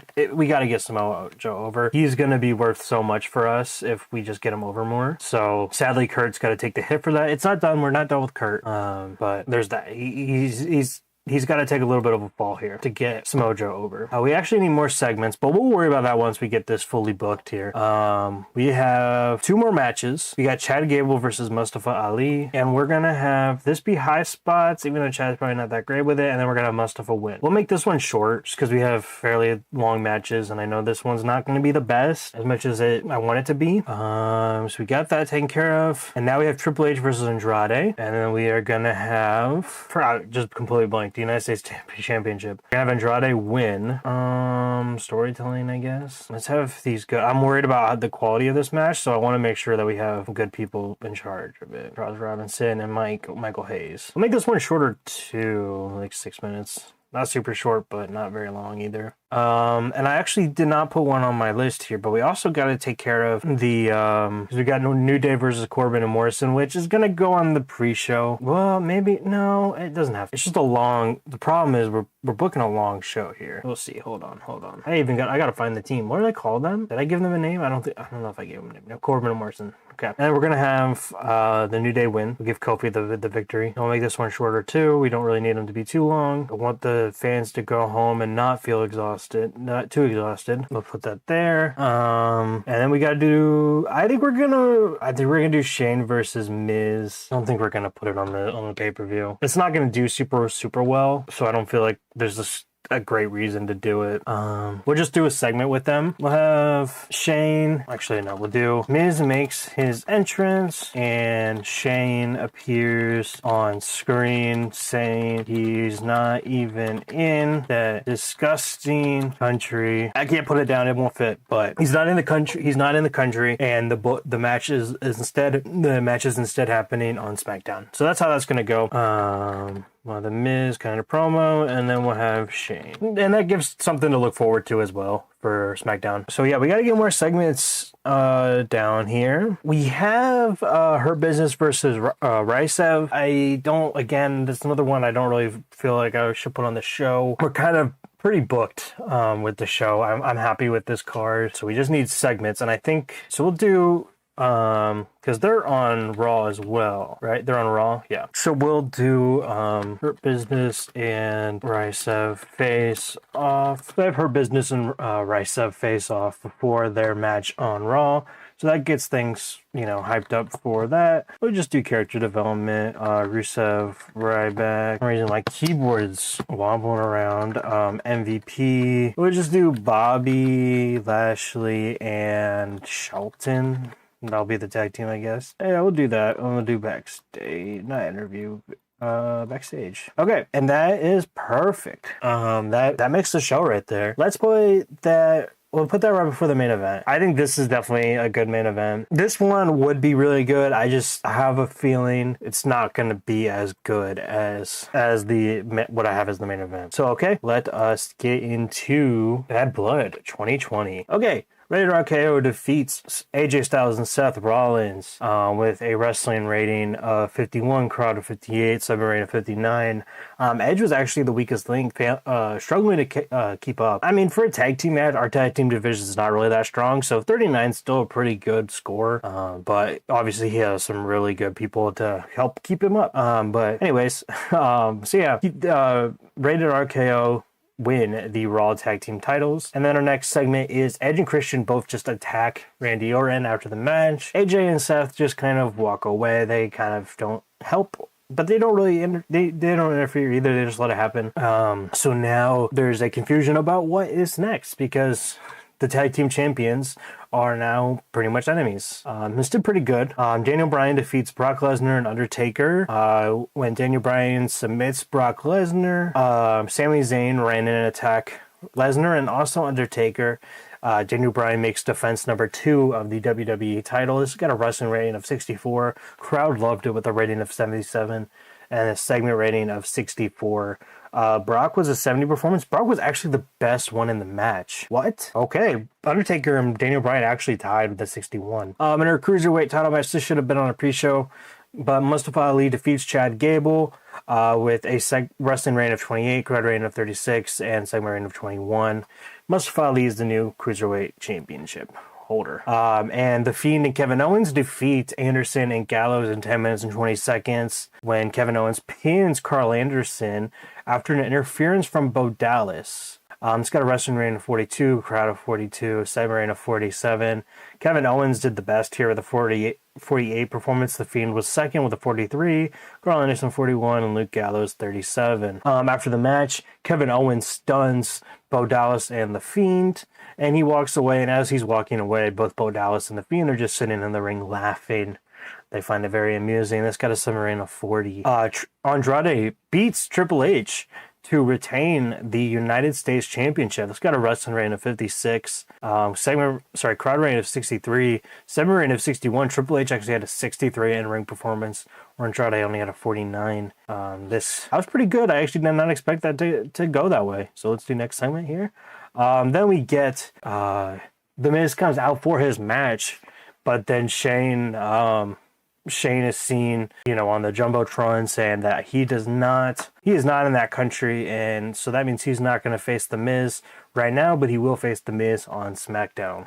The New Day defeats Baron Corbin and John Morrison with the Trouble in Paradise. The New Day makes defense number 2 of their SmackDown titles. R-Truth was the weakest link, getting a ring performance of 30. This was also a pretty good overall performing match for all these people. The match wasn't that great, but everyone did pretty good except for R-Truth. This got a wrestling rating of 42, crowd of 46, and unfortunately this was a segment rating of 37. Samoa Joe defeats Kurt Angle with a wrestling rating of 55, crowd rating of 56, segment rating of 58. Kurt Angle had a performance of 52, Samoa Joe performance of 57. Shinsuke Nakamura defeats Chris Jericho in 1941 by pinfall with a Kinshasa. Shinsuke makes defense number 2 of the Intercontinental title over Chris Jericho. Is a huge defense, especially the guy that's held the most Intercontinental titles and also beating a AEW superstar. This got a wrestling rating of 50, crowd rating of 50, segment rating of 53. Shinsuke was a 46, and Chris Jericho was a 53. So it shows footage of backstage, and we have Bobby Lashley, MVP, and Shelton Benjamin kind of facing off with Rusev and Ryback. They don't have a match tonight. They have a match actually the Monday of Raw. So basically just them getting into a pre-match, keeping their rivalry alive. And in our main event, it's kind of disappointing, but it was all right. Rey Mysterio had a draw with CM Punk in the 30-minute Iron Man match, having 2 falls each. This guy, a segment rating of wrestling rating of 56, crowd of 68, and a segment rating of 58. Oh my god. And then we had Rey Mysterio with a performance of 48, CM Punk with a performance of 63, and our title unification segment continues. Okay, this was good. It wasn't great, but hopefully the triple threat, I mean, it did have the downfall of being a draw. That probably definitely did not help.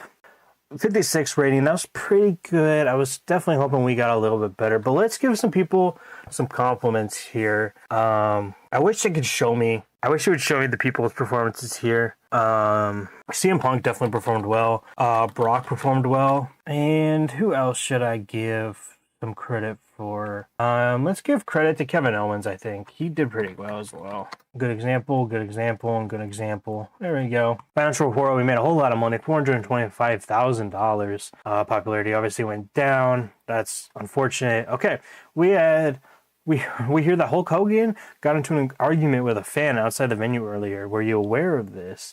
I can only apologize for his terrible behavior. Sure. Irritated Hulk Hogan, but yeah, man, that was awful. You hired Lita recently. How do you see her fitting into your roster?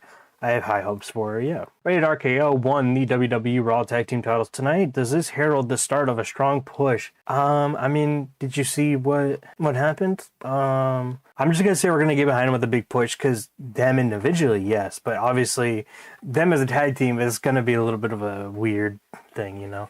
Word is that the WWE locker room is an absolute mess and the morals rock bottom. How do you respond to this? So this one really is true. Moral is awful and it sucks. I need to definitely fix it. But I don't really know what to say. This completely falls. I'm not responsible for morale. I do not interfere in the locker room's business. They can sort themselves out. I'll sort it out. You also say I'll sort it out. Went down really well with the locker room. Okay. Weird rumors that Michael Cole has got quite a lot of heat backstage at the moment. Your thoughts? It's a trivial issue. He screwed up. He can face the consequences. Fully support him in the locker room. Needs to cut him some slack. I'm gonna say if he screwed up, needs to face the consequences. Went down with the locker room. Didn't look like it had any bad effects on Michael Cole, which is surprising. But backstage sources say there's tension between Brock Lesnar and Luke Gallows. Is that something that you'll be dealing with? It's a non-issue. They'll work it out. Saw Carl Anderson have an off night. Is his inconsistency going to hold him back in WWE? I'll have faith he has become more consistent. Morale is definitely a big issue. And it seems like we're in a tough place because, like Michael Cole, for instance, I'm pretty sure I'm going to have to let Michael Cole go. He's one of those people that is kind of causing problems. I think I'm going to keep him till WrestleMania, but after WrestleMania, I'm probably going to bring Morrow to be the main commentator just because Michael Cole is a bully. That's his personality trait. I know in real life he's pretty good, and I'm pretty sure he's a nice guy in real life. But that's how he is in the game, so we kind of have to work around that. We got some signings here. Dominic Mysterio. I want to bring him to NXT first. He actually, big time in me here. You gotta. Oh, God dang. Okay, incident involving Brock. That's not good. He's a steroid user. Shoot. And see, someone like Brock is going to be hard to let go.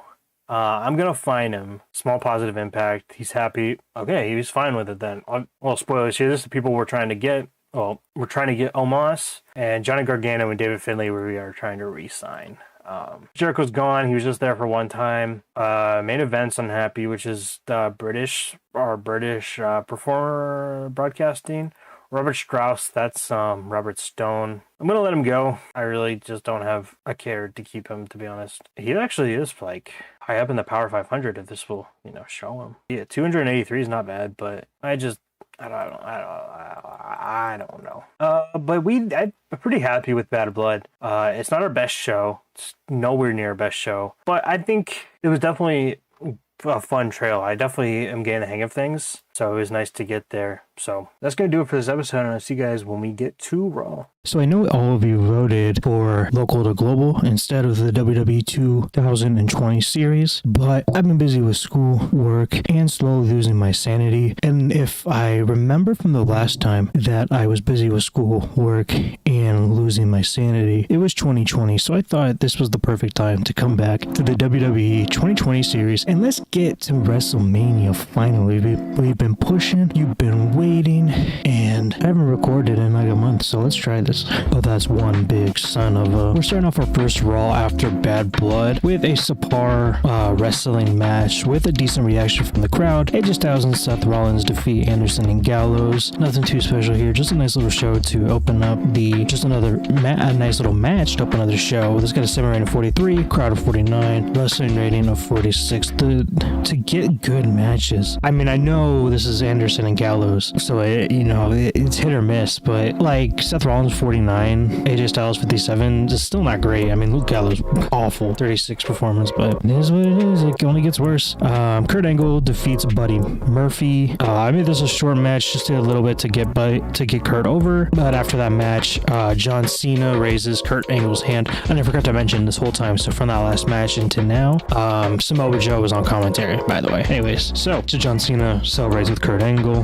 This is, I believe, John's debut. Up next, we have an interview from Kevin Owens where he mocks and makes fun of The Fiend after he attacked The Fiend after the match that The Fiend assisted him in to help fight off the Good Brothers. Also, I will add that after that little interview, the footage kind of glitches and cuts away early. So Finn Balor defeats Solo Sikoa. I just wanted to get another good match, and it looks like it did pretty good. Solo got a 51 performance, so he killed it. 45 segment rating, crowd rating 55, wrestling rating 41.9. Still unclear though with the crowd heat. I don't know what we're gonna have to do. This really does feel like 2020 WWE though, doesn't it?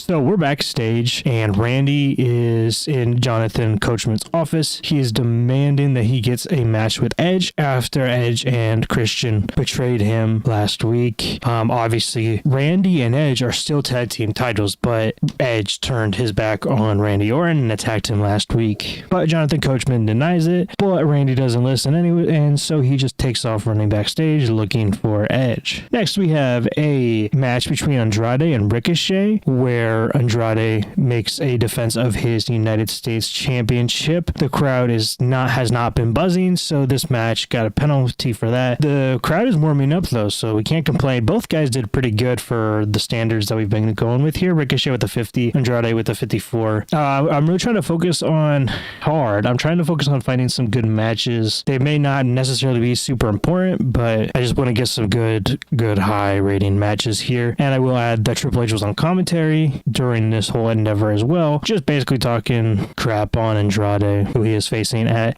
Mania, this is here. After the match, Triple H comes from commentary and he jumps Andrade, attacking him, raising up the United States title up above his head, and then he just drops it and throws it on Andrade's prone body. But it got a 61 performance. Randy eventually has his match, and he defeats Drew McIntyre with an RKO. Set a wrestling rating of 56, crowd rating of 63, 7 rating of 57. Drew had a 55 performance and Randy had a 56 performance, so they did pretty good here. But after the match, Randy Orton, he's cutting a promo and he wants Edge and Christian. But while he's cutting the promo, Edge and Christian come up on the screen, basically saying, "You really think that we would come here and fight you? No, we are just celebrating our new tag team championship belt." This got a 7 rating of 50. So how are things gonna go? We got the tag team champions basically hating each other. But CM Punk comes out after that, and he's saying that he was the better man in the Iron Man match against Rey Mysterio. Also, a reminder that CM Punk is also the Royal Rumble winner, and he has challenged Daniel Bryan at WrestleMania. But he had lost his 30-minute Iron Man match against Rey Mysterio. Well, they both tied it, I guess I should say. They were an even draw Raw there. But CM Punk gets heated after calling out Rey Mysterio and just eventually starts attacking him, so both men fight. And the GMs come out, security pulls them apart, and they announce that at WrestleMania, we are going to get CM Punk versus Rey Mysterio versus Daniel Bryan to unify the WWE Championship and the WWE Universal Championship. This got a semi rating of 57, but lost popularity. I think this was a pretty good show for what things have been. A lot of angles. We're definitely in Mania season here, where it seems like it's going to be pretty segment based. 59 rating though. I don't think it was terrible. I can compare. We made some money, a little bit of money. I got to compare it with the others, but I don't think it's been terrible. So it looks like this was our best Raw. Well, it was tied for. There's 2 Raws here with the 59 rating. Oh no, we actually got a 60 Raw. So it's our second best Raw, tied with another Raw. But we're figuring it out here. I wish. What's our best match going back? Our best match was Andrade versus Triple H versus Finn Balor. Yeah, so we are. This is kind of what we got here. We're working on it. It is time for Sunday Night Heat. The Bar defeats Heavy Machinery with a semi rating of 44. The Kabuki Warriors defeat the Boston Hug Connection when Mia Yim comes in and attacks Sasha Banks, costing her and Bayley the women's tag team titles. This got a semi rating of 46. After the match, Mia Yim and Sasha Banks stare each other down. These two have been feuding for quite a while, and seems like tensions are brewing highly. Although not highly enough, because the semi rating was only 34, but it's okay because it's just heat. Now this one seems kind of out of place. But Becky Lynch and Charlotte team up and defeat Heavy Machinery. I'm gonna do some mixed intergender matches every once in a while just to get them over. Like, if you look, Charlotte Flair and Becky performed better than Otis and Tucker, so I think that's a win in my book. At a semi rating of 41, and obviously Becky and Charlotte are feuding against each other, but I feel like they have enough respect to tag to with each other, take on the men. And in our main event, Shinsuke Nakamura defeats The Miz to defend his Intercontinental title. The Miz got a 51 performance, Shinsuke got a 44. I thought Shinsuke was going to do better than The Miz, but it looks like that did not happen. Still a pretty good match with a 52 overall rating. 27 overall show, but it's just heat, so it's okay. SmackDown starts with CM Punk coming out, basically saying that Daniel Bryan should have stayed retired because he is going to wish that he did after their match at WrestleMania, and he tells Rey Mysterio that Rey Mysterio should have just retired early because he's going to want to retire after this match at WrestleMania. Obviously said in a lot more elegant CM Punk way, but this got a 56 rating. And then our next match is R-Truth defeating John Morrison with a 7 rating of 40, crowd rating of 34, wrestling rating of 34. After the match, John Morrison says, it is okay that I lost because all we have to do is just wait around for another member of the New Day to get injured. Obviously, Big E and Xavier Woods are both out, which has led R-Truth to be in the New Day in the first place. He is now with Kofi Kingston as the tag team champions. Discuss our rating of 34 though. Shane McMahon and Kofi Kingston have a match where Kofi Kingston wins due to a interference from The Miz. Got a wrestling rating of 44, crowd rating of 60, but there were so many different... Ooh, that's not good.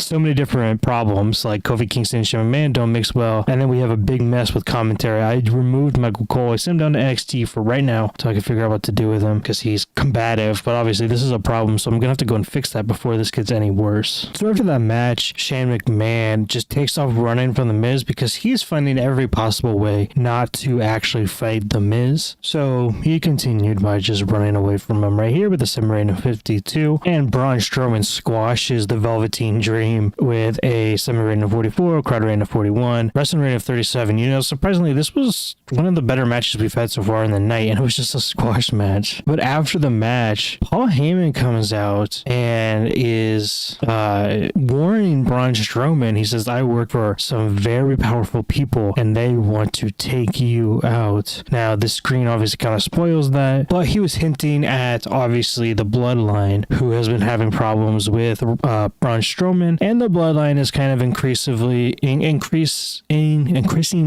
growing more together and also getting a lot angrier. And obviously Braun Strowman's who they're challenging, and now it looks like we have a new member in Paul Heyman, and that is a very strong member to have on your side. Got a 7 rating of 54 though. I spoiled this before, but it was announced here on SmackDown that we're gonna have a fatal 4-way match at WrestleMania for the Women's World World Championship between Bayley, the champion Becky Lynch, Charlotte Flair, and Lita, pitting together basically the top women we have together for a match at WrestleMania. This got a 7 rating of 39. That kind of sucks. But anyways, Mustafa Ali defeats Johnny Gargano to defend his cruiserweight title. This got a 7 rating of 42, crowd rating of 37, wrestling rating of 37 as well. In our main event, Sami Zayn defeats Brock Lesnar due to interference from The Undertaker, but still a huge win regardless for Sami Zayn. Got a wrestling rating of 60, crowd rating of 67, and a 7 rating of 54. Brock had a 68 performance. Sami Zayn had a 53 performance. But after the match, we have Undertaker, who is visibly upset with Sami Zayn because he blames Sami Zayn for losing that match at Bad Blood. But while Undertaker is angry and talking to Sami Zayn just straight up attacks Undertaker. Doesn't really go well, obviously. But from behind, here comes Brock Lesnar suplexing the Undertaker a whole bunch of times, leaving Undertaker on the mat, beaten and broken down. And that is how we end our show with a 7 rating of 58. Okay, so this had a performance of 53. We'll take our wins when we can. I think that actually was worse than our last one. I was celebrating, and then I realized I think this might be worse. So we continue to make money, not a lot. What I'm trying to do is I'll show you what our broadcasting is, because I'm upgrading our broadcasting, and I don't believe we have a deal with Raw and SmackDown yet, which I should go and do. But my plan is I believe that if we upgrade and we upgrade our broadcaster, we give better deals. We give ourselves TV deals. Even though the show sucks, we'll still grow. Obviously, I want the show to be good, but that's just not happening right now. Yeah, I don't know what I was thinking. The show pretty much sucked. But this is what I'm talking about. So here's our broadcaster. I upgraded USA, Canada, and Mexico to very big. So in theory, we should be growing a lot more. Now, let me look at our broadcasting. So we actually do have deals with these. I think, now obviously, like I said, our show should just be better, and that would make things a lot easier. I should have done this in the first place, but let's make this is crazy, but how an enormous broadcaster is 55 million, and obviously we have that. How much if we make it enormous in Canada? 90 million. Let's stick to, we're gonna make WWE TV, and it's gonna be just a USA thing. This is gonna be commercial, so people are gonna more likely use this because it's free as opposed to the WWE network. And let's see how much of a difference that makes, because our popularity should grow a lot. So let's view all broadcasters, do WWE TV, and then let's give some deals for Raw and SmackDown, and it's letting us do it. There's not going to be interference, it looks like. So we got Raw, SmackDown, and Heat. And I guess I should do events. So now we have both. We have the network. Basically, is the way, if you want to see it, is if you have the WWE TV, that's the ad version, where if you do the WWE network, you can see the promo packages and things like that, like kind of what they do now. But that is it. In order to improve morale, we had to make some decisions here. We had to let go of some people, basically people that had the traits, the negative personality traits. Not everybody, but the ones I felt okay releasing, like Ryback. Probably shouldn't have got him in the first place. The Bellas, it's a shame, but they were just GMs. I feel like not worth the headache. Shane Helms, another one, unfortunate one. And then Maria Kanellis. I don't even know what she did, to be honest. Did she even wrestle? I think she might not have. She didn't wrestle. And then also we extended the contract with Roderick Strong. I sent it back down to NXT. And then we also, I forgot to put it on there. Matt Hardy's contract is expiring. I'm going to go ahead and let it go. I don't really have a use for him. And so we're just kind of trying to clean up the roster a little bit, get it to a good spot. So spending absolutely way too much money. Locker room morale is good. The only negative personalities we got is Baron Corbin, Brock Lesnar, Devon Dudley, and The Miz. I think I'm going to let Devon go because he's a road agent and not a major player. I want to keep Baron Corbin. Brock, how much longer is on Brock's contract? I don't really want to fire him, but I also probably wouldn't rehire him. He's actually about to leave, so in December. So I just got to deal with him for a little bit longer. Actually, it's a while, but I'm not worried about him. If he causes more problems, we'll get rid of him. But as of now, our backstage environment is good. So our matches should, first of all, our matches should get better, and the chaos backstage should also kind of go away. Another update is when I was going through the people, I saw Hulk Hogan. I just went ahead and released him because I don't want any of those problems. Let's look at Devon here. He's still annoyed actually.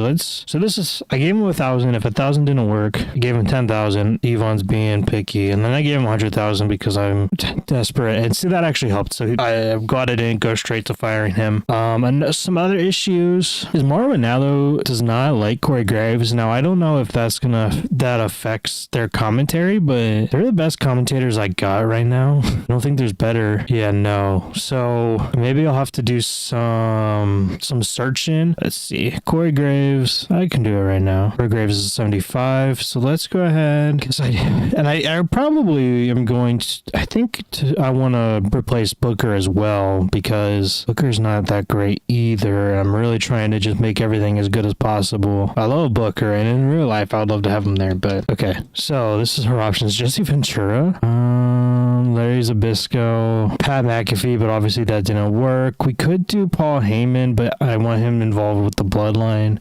Can we offer Jesse? This is not like a long-term solution, but maybe we can, he might not even accept, but if he does accept, we could put him in there, and I don't know if it's going to improve him much, but he's a 79 too, so we could have a 3-man booth, him, Corey, and Mauro. I don't know how much that actually is going to fix it, but that is kind of cool that we would have Jesse Ventura on commentary. We start Raw with a match between Finn Balor and Ricochet. This got a segment rating of 69, a crowd rating of 46, and a wrestling rating of 61. Finn Balor with a 56 performance, Ricochet with a 66 performance. Already, I think that this locker room morale has definitely helped things. Fingers crossed the rest of them are like this, or better. I would love better. Anyways, so Rusev is out cutting a promo, and the Hurt Business kind of surround him, saying that even though your partner no longer works here, our eyes are still on you. What that means, we'll just have to wait and see, but this got a semi-rating of 44. I meant to do this reversed, but anyways, Kurt Angle defeats Rusev because of interference from Bobby Lashley and the rest of the Hurt Business. This got a semi-rating of 50, crowd rating of 47, wrestling rating of 50, Kurt Angle with a 53, Rusev with a 46. And then each of the members of the title unification match got interviewed. This got a semi-rating of 67. Both their interviewers underperformed. That's unfortunate. AJ Styles defeats Wade Barrett. Not really much to say here. Semi-rating 50, crowd rating 52, wrestling rating 54. AJ Styles with a 65 performance. And then in this, right after the match, AJ Styles and Seth Rollins came out for the match together. And so afterwards, they, are in the ring cutting some promos, saying that they have a mutual respect for each other, but they want to see what the two can do in the ring together. So at WrestleMania, we're going to see AJ Styles versus Seth Rollins in a friendly competition. And this got a semi-rating of 65. Samoa Joe comes out and he's telling John Cena not to interfere in his business. Obviously, Samoa Joe has been having some problems with Kurt Angle. Well, he does not want John Cena involved because last week John Cena came out and raised his hand. It's got a 72 performance, and I knew putting these two to get Samoa Joe and John Cena would do really well. Looks like Kurt Angle did a really good job too. So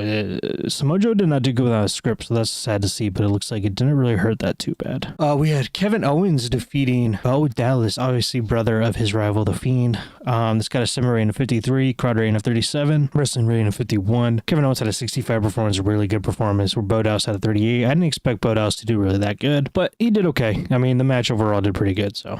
And then after the match, Kevin Owens says he doesn't want to deal with Bo Dallas anymore and his stupid brother, The Fiend. This got a semi-rating of 58. RKO, rated RKO. It says draw. It says defeated. They were supposed to draw due to stoppage finish because this match never really got underway. Basically, they went out. They had a little bit of a match, but eventually Randy Orton and Edge just started brawling. So they didn't really lose, but the War Raiders also didn't really lose either. This got a summer rating of 45, crowd rating of 47, wrestling rating of 49. And then we end the show basically just with Edge and Randy Orton brawling out of the arena. It's got a 50-year performance. Not great. I felt improvement, and now maybe we're on that. Now we're just actually are building some momentum because I felt that the 72, all the matches seemed better. We made a lot more money, but that's probably because of the new broadcaster. So looking at our male, Jesse Ventura, our bid failed with him. He just wants to retire in peace. That's understandable. I didn't know if that was going to go through or not. Daniel Bryan has some opinions. Bo Dallas has poor ring psychology. He's not worth keeping around. Well, that's sad to see. I probably will keep him around anyways, but thank you for your opinion. And then Finley and Omos want to be brought up. Finley, I really just brought him down because of I put him in NXT UK because of his negative personality. And then Omos, I wasn't really ready for him, and I want him to get some experience, but I guess I gotta bring him up. Did he even wrestle? Because, I don't want to get a lot of these new guys in until after WrestleMania. So let's bring him up so he's not... Oh my god, I just smacked something. Let's bring him up so I know he's not mad. Let's check our backstage. Looks like nobody's causing more problems yet, so I think we're on a good track. Let's look at... So broadcaster revenue in one show, we made $418,000.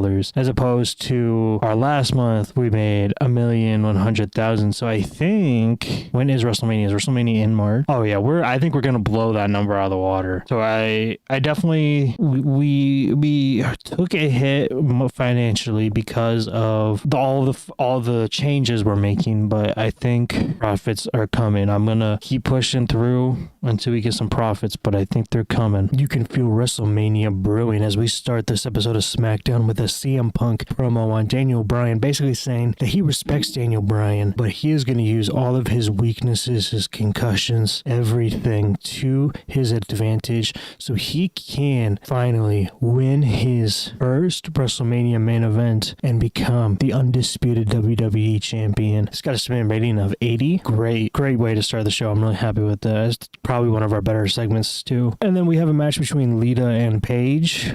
It's got a wrestling rating of 41, crowd rating of 32, segment rating of 47. Pretty good. I'm hoping that these women's matches are slowly picking up momentum with the women's division. So I really hope by the next Rumble we'll be able to have a decent Rumble, but I don't know if that's going to actually happen. I'm really trying though. Anyways, we have a segment where the Usos are walking out of a locker room, smiles on their face, looking menacing, and then the camera crew goes back into the locker room and Braun Strowman is laid out unconscious back there. It's got 52 7 rating. And Mia Yim defeats Sasha Banks. This says the crowd was turned off by having a match outside pre-show. I thought Sasha Banks was recognizable, but I guess not. But anyways, this had a wrestling rating of 38, crowd rating of 27, segment rating of 33. Sasha Banks had a 43 performance, and Mia Yim had a 32 performance. Really disappointed with that. That's unfortunate. But anyways, Mia Yim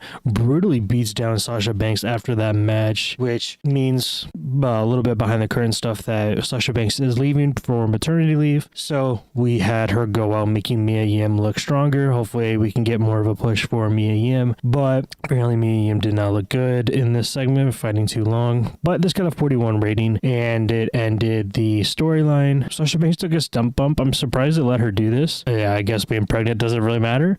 There's that. So obviously if it was real life, probably wouldn't have her do anything dangerous, but it's a video game. Anyways, we have Baron Corbin and John Morrison are backstage doing their usual shtick of making fun of Kofi, how all of his partners get injured and everything like that. And then R-Truth comes in and he's got a Raw tag team title instead of the SmackDown tag team title. Who knows where he even got that belt? But obviously that's some more fuel for the flame for Baron Corbin and Morrison. And then the Revival defeat Beer Money, which kind of a cool match to happen.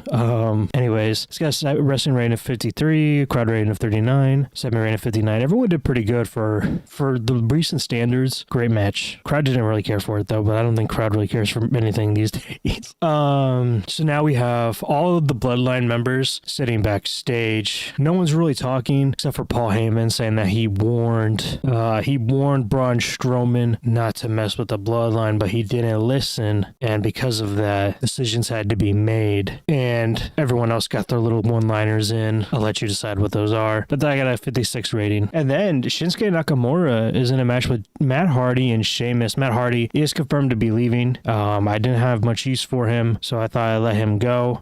Hopefully things are on good terms, at least for me. I just don't want to really use him as more than just a manager, so I thought he's leaving, let's just let him go. But he came up short in this match. He didn't win the Intercontinental title. Shinsuke Nakamura defended it. Sheamus is obviously searching for that first Intercontinental title, but came up short again. But this got a wrestling rating of 50, crowd rating of 46, segment rating of 52. Shinsuke had a 60 performance, Matt Hardy with 37, Sheamus with a 54. Sheamus and Shinsuke performed really, really well, so I'm really happy with that. Miz makes his entrance for his match coming up, but he has a microphone in hand, calling out Shane McMahon, saying that he's got to stop running, that Miz wants his revenge. And of course, Shane calls in. He's on the Titantron, just laughing at Miz, saying that he will not get what he wants, and he will come when he's good and ready. It's got a semi rating of 61. Obviously, Miz was out here for his match with Dolph Ziggler against Sami Zayn and Brock Lesnar, a team you never thought would have ever happened.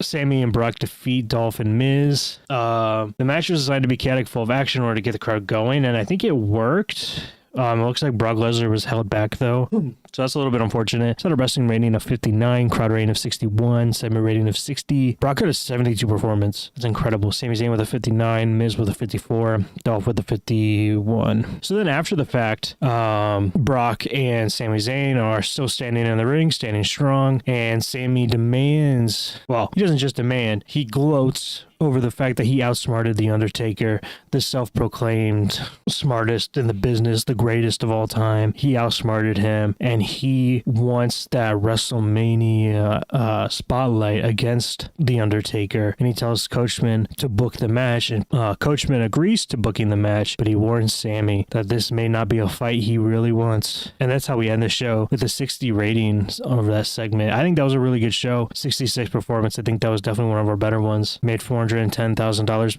We really got to figure out the money situation. Get these. Maybe we gotta really take a look at these contracts and stuff. See if there's anyone making way too much money or whatever. But I feel like we should be making more. Hope you guys are liking the video. And if you are liking the video, go ahead and leave a like. It would help the algorithm find my videos better, so people like you can also enjoy the content. And if you haven't already subscribed, I would recommend you do, so you can always keep up to date with the series on my channel. And if you have any suggestions or just want to say hello, leave a comment below. Thank you. So I believe this is the second failed drug test we've had from Brock Lesnar. That's not good. Let's see at this point. Yeah, so we've had one. He's not, I guess, super important to WrestleMania. I'm gonna leave it up to you guys. What I should do with Brock Lesnar. Should I suspend him? Should I just keep finding him, or should I fire him, let him go? It's a pain, but I don't feel like hasn't done too much damage yet. But obviously, we don't want someone on steroids in the company, so it is Brock Lesnar, and he is performing well. So go ahead and let me know in the comments. We start off Raw with an argument from Edge and Christian against Randy Orton, and while they are arguing, Coachman comes out and he says he is tired of the bickering and it is time to decide who our tag team champions are, since Edge and Randy Orton, cannot coexist together. So tonight we are going to have a tag team match between Edge and Christian versus Randy Orton and a partner of his choosing. So you're going to see that later tonight. Up next, we have Andrade versus Ricochet. Andrade defends his United States Championship. Obviously, Triple H is still lurking around, but does not interfere this time. He lets it happen.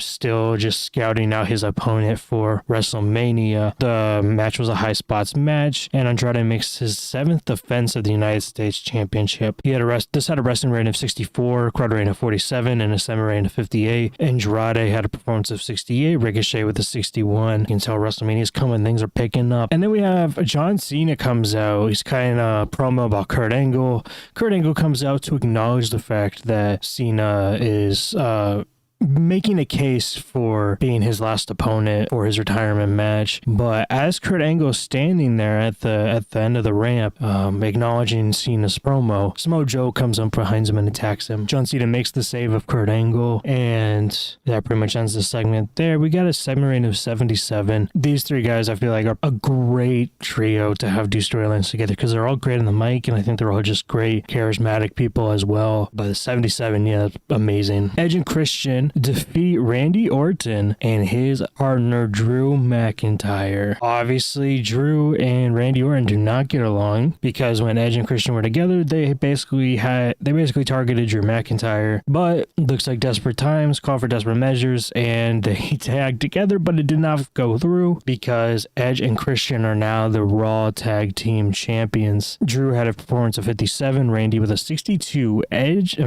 Christian with a 52, Edge with a 49. I actually did not expect Edge to do so poor. But anyways, this had a wrestling rating of 55, crowd rating of 54, and a semi rating of 59. Drew McIntyre debuted a new high spot and popped the crowd. Wow. Then after that match, Edge, Christian, and Drew McIntyre all team up, beating up Randy Orton. But as they're doing that, Devon Dudley comes out and takes the aid of Randy Orton, scaring off the three men. Not something you would expect, but obviously Devon has a lot of history with Edge and Christian, so very interesting. I wonder where this is going to be going. It's got a semi rating of 60. And then we had a short match. Triple H defeats Adam Cole in less than 6 minutes. This got a wrestling rating of 53, crowd rating of 50, and a semi rating of 55. Adam Cole had a 41 performance. Triple H had a 64. Adam Cole did not do terrible. I can't hate on him for that. So building up Adam Cole a little bit. It's going to take some time, but right now is not the time. We need a good worker that can lose to Triple H. He was our guy. So, and then we just have an interview segment. Nothing really, no meat really to it. It's just AJ Styles and Seth Rollins being interviewed about how they have respect for each other and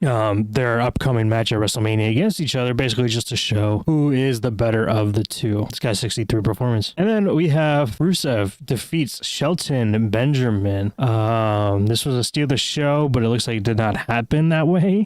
Shelton Benjamin with 37 performance, Rusev with a 46. Rusev did really good. This had a wrestling rating of 42, crowd rating of 37, semi rating of 50. So it looks like it did pretty good. It's just the crowd wasn't into it. And then Jonathan Coachman comes out and says that we are going to end this once and for all. So next week on Raw, we're going to have Bobby Lashley versus Rusev one last time to end this business. Obviously, the Hurt Business storyline that I set up, it kind of fell through. I didn't really have too many plans for it. The little plans I had for it kind of fell through because most of the Hurt Business team is gone in NXT and stuff just because they weren't, ready yet. And obviously we fired Ryback. So this was kind of a flop. I think we're going to have a good match between Rusev and Bobby Lashley. But after that, it's up in the air what's going to happen. So you can leave a comment, see what future ideas we should do for the Hurt Business. And Rusev too, because Rusev performed pretty good in that last match. It's got a semi rating of 46. We have another interview. This one of Finn Balor, who's not really doing too much at the moment, just kind of talking about himself. But while he's doing that, Mustafa Ali comes in and just basically gets in Finn's face. Obviously, Mustafa Ali is the Cruiserweight champion, and maybe a win over Finn Balor is what he wants to prove that he is the best. But right now, we just have a confrontation between the two that has a semi rating of 51. And then we have CM Punk taking on AJ Styles, a dream match right here.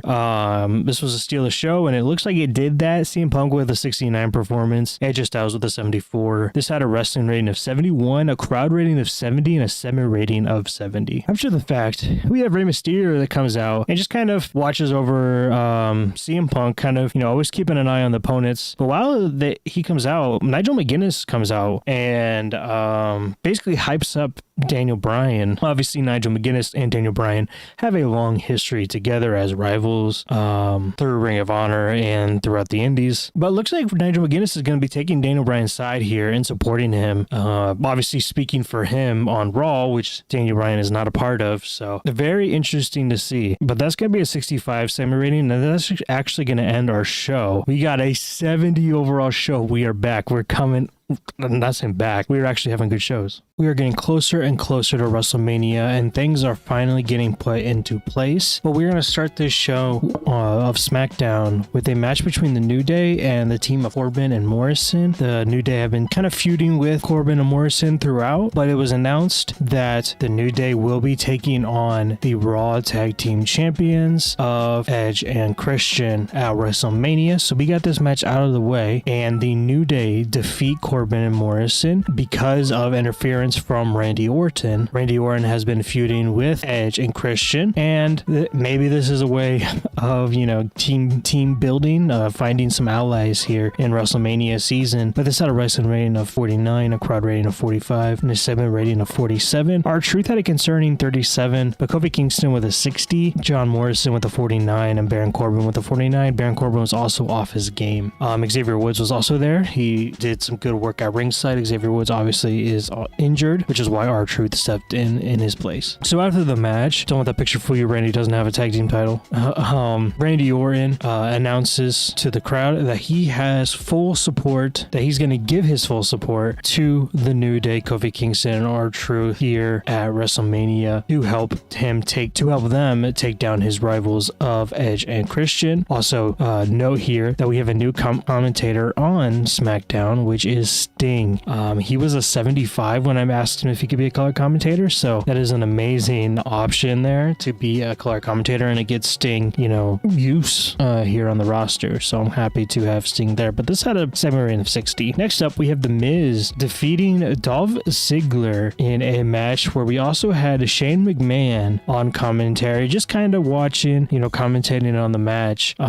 This had a wrestling rating of 53, crowd rating of 52, segment rating of 55. Dolph Ziggler with a 54 performance, The Miz with a 52 performance, and obviously Shane and The Miz storyline gained heat here. After the fact, The Miz, immediately after his win, he goes and chases down Shane McMahon, but immediately security comes and stops them, stops The Miz, trying to keep The Miz away from Shane. Obviously Shane has been dodging The Miz forever now, and still The Miz is unable to get a hold of Shane McMahon. This had a rating of 64. After that, we have Elias comes out to the stage and plays his guitar and sings a song about Shinsuke Nakamura, our Intercontinental Champion, and just kind of says how he's a useless champion. He defends his title every once in a while, but nothing to really note, and he's not really making an impact, and making his case that if he had the Intercontinental title, he would be making an impact on the roster. This had a segment rating of 59. We had a match between Sheamus and Tommaso Ciampa where Sheamus wins. This had a wrestling rating of 47, crowd rating of 40, and a segment rating of 56. Ciampa with a 39 performance and Sheamus with the 55. Sheamus getting a little bit more momentum there after he lost his Intercontinental title match last week. We have a backstage segment where the Revival and Beer Money Inc. are just kind of debating and arguing with each other, each of them claiming that they're the better tag team. Nothing really else happens of it, but this had a segment rating of 51. Then we have a very short match where Braun Strowman defeats Apollo Crews in less than 2 minutes with a wrestling rating of 47, a crowd rating of 40, and a segment rating of 47. Braun with a 49 performance, and Apollo had a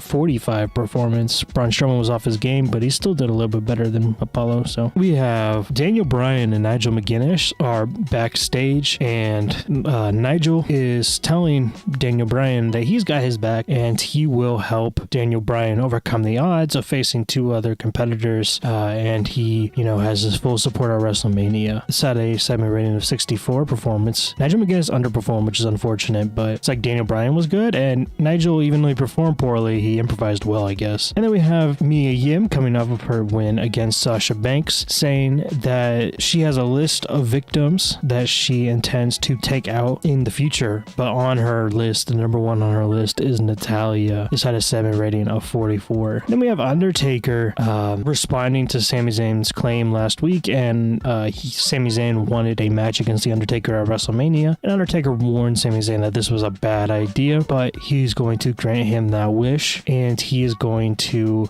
request that the match is a buried alive match, and I'm sure GM Jonathan Coachman is going to make that happen. So this had a sub rating of 69. Then we have a tag team match here between all of the members of the women's title match that's going to happen at WrestleMania. We have the team of Lita and Bayley defeating Becky Lynch and Charlotte.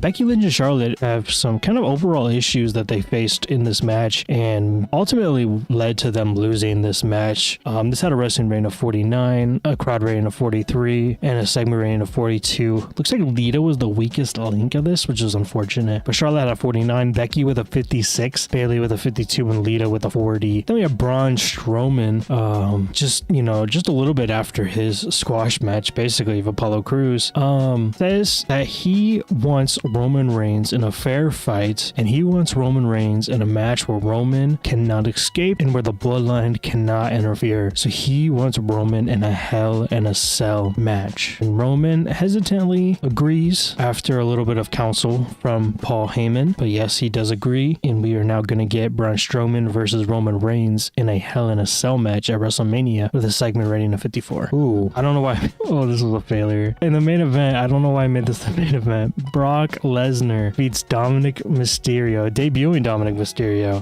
in a short match. This would have had a wrestling rating of 49, crowd rating of 65, and a segment rating of 34 because it absolutely sucked. Brock did really well with the 74, Dominic with a 44. Yeah, that was a bad choice. And this was a bad show. We lost popularity in 44 regions, and we had an overall rating of 52. We made $333,000 though. But yeah, popularity took a hit. I did not know what I was thinking there. But the bright side is very good stories coming up. A lot of the pieces are kind of getting connected here, and WrestleMania is, very, very close. Raw starts off with CM Punk making an entrance to the ring, but mid-entrance, John Cena's music hits and John Cena comes down, and he says that he has something way more important than whatever CM Punk is gonna say, and he mentions how he wants to be Kurt Angle's last match at WrestleMania, which then leads to Samoa Joe coming down and making his piece, and CM Punk wants none of it. He's calling all of the men out. But anyways, a war of words between basically all four men lead to a tag team match here at the main event of Raw, and this got a segment rating of 75. I mean, all four of these men, dude, you can't get any better than that. So the Kurt Angle and Samoa Joe storyline continues, and also Kurt Angle John Cena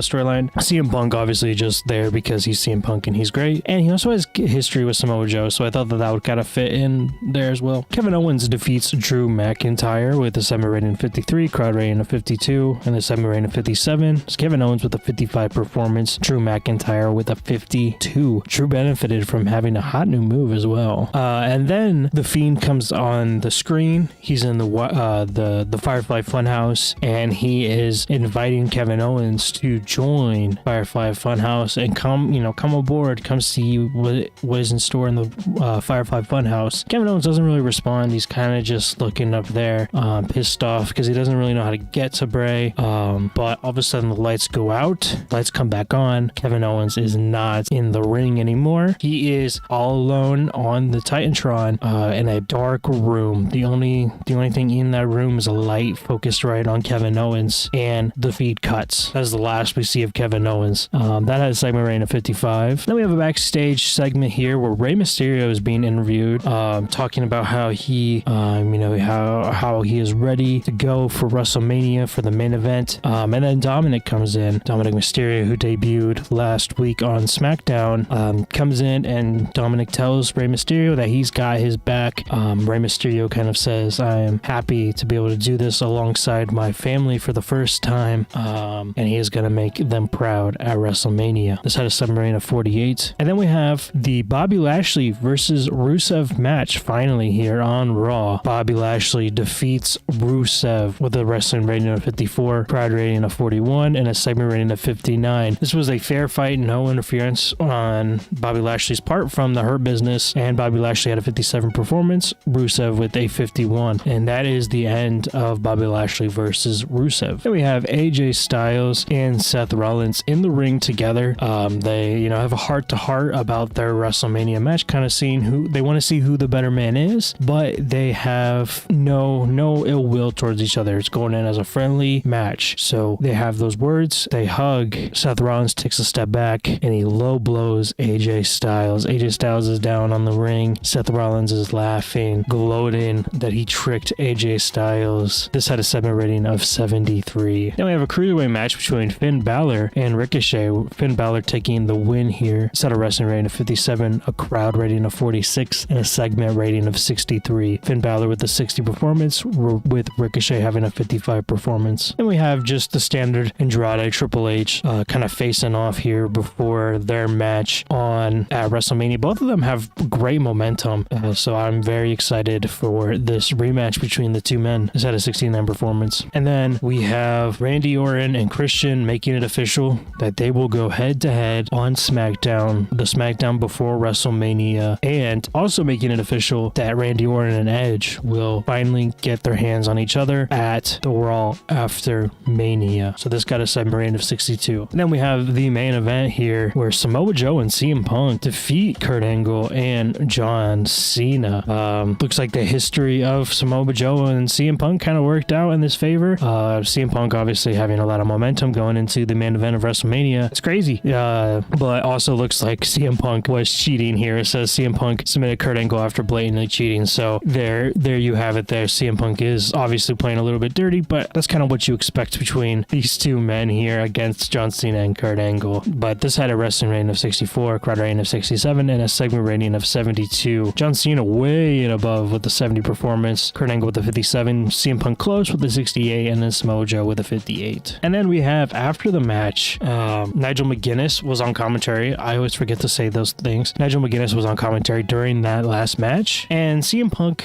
is very skeptical about Nigel McGuinness's inclusion in this kind of build here to WrestleMania. And he says that CM Punk says that he knows what Nigel McGuinness is doing. He knows that he's up to no good, and he wants Nigel to stay out of his business. And that's really it. He did that in a classic CM Punk fashion here with a 7 rating of 80. CM Punk came out looking really well, and Nigel improvised well, but he came off underwhelming here. So yeah, finished the show. I think this was good. Yeah, 73. We're definitely doing really good, especially with the promos here, and then this big main event here. Once the roster combines, I'm hoping that we do a lot better shows because we'll have kind of more talent to go off of here, and we won't have to rely on such lower tier members. Not saying that we have lower tier, not saying like Kevin Owens and Drew McIntyre are lower tier members, but they're just not as popular as I want them to be, so they're it's hurting us right now. That will change hopefully soon with our 73 performance here and WrestleMania coming up. Let's see, we made 488,000. We're really not making a lot of money. We're mainly only making money from our broadcasting revenue. It looks like ticket sales are really bad. 36,000. I guess we only have 2,000 people, so I guess yeah, that checks out. So we got to keep building our popularity, and hopefully that'll happen. It is time for the 2020 Hall of Fame. Our first inductee is John Layfield. Our second inductee is the Bella Twins. Our third inductee is Davey Boy Smith, and our last inductee is Jushin Thunder Liger. It is the Go Home SmackDown before WrestleMania. Elias defeats Dolph Ziggler in our opening match with a 47 performance, 44 crowd rating, and a 45 segment rating. Elias with a 41 performance, Dolph Ziggler with a 54 performance. We have the Bloodline and Braun Strowman are backstage, where the Bloodline just beats down on Braun Strowman, but Braun Strowman gets his strength back and starts beating down on them, but Roman runs away, where the Usos take basically all of the damage from Braun Strowman. This had a 7 rating of 60. Beer Money Inc. defeat the Revival with a wrestling rating of 57, a crowd rating of 40, and a segment rating of 58. Robert Roode with a performance of 60, James Storm with a 52, Dawson with a 57, and Dash Wilder with a 57. So we have The Miz cutting a promo on Shane McMahon, that he is a coward, so on and so forth. Jonathan Coachman says that if Shane McMahon does not compete tomorrow at WrestleMania, the board has voted that Shane McMahon will be banned from WWE. So this got a 7 rating of 54, and looks like we are finally going to see Shane McMahon versus The Miz at WrestleMania. Bayley defeats Alexa Bliss with a wrestling rating of 41, crowd rating of 41, segment rating of 49. Alexa Bliss with a performance of 36, Bayley with a performance of 46. Then we have Sami Zayn and Brock Lesnar come out, and they're about to cut a promo. It looks like The Undertaker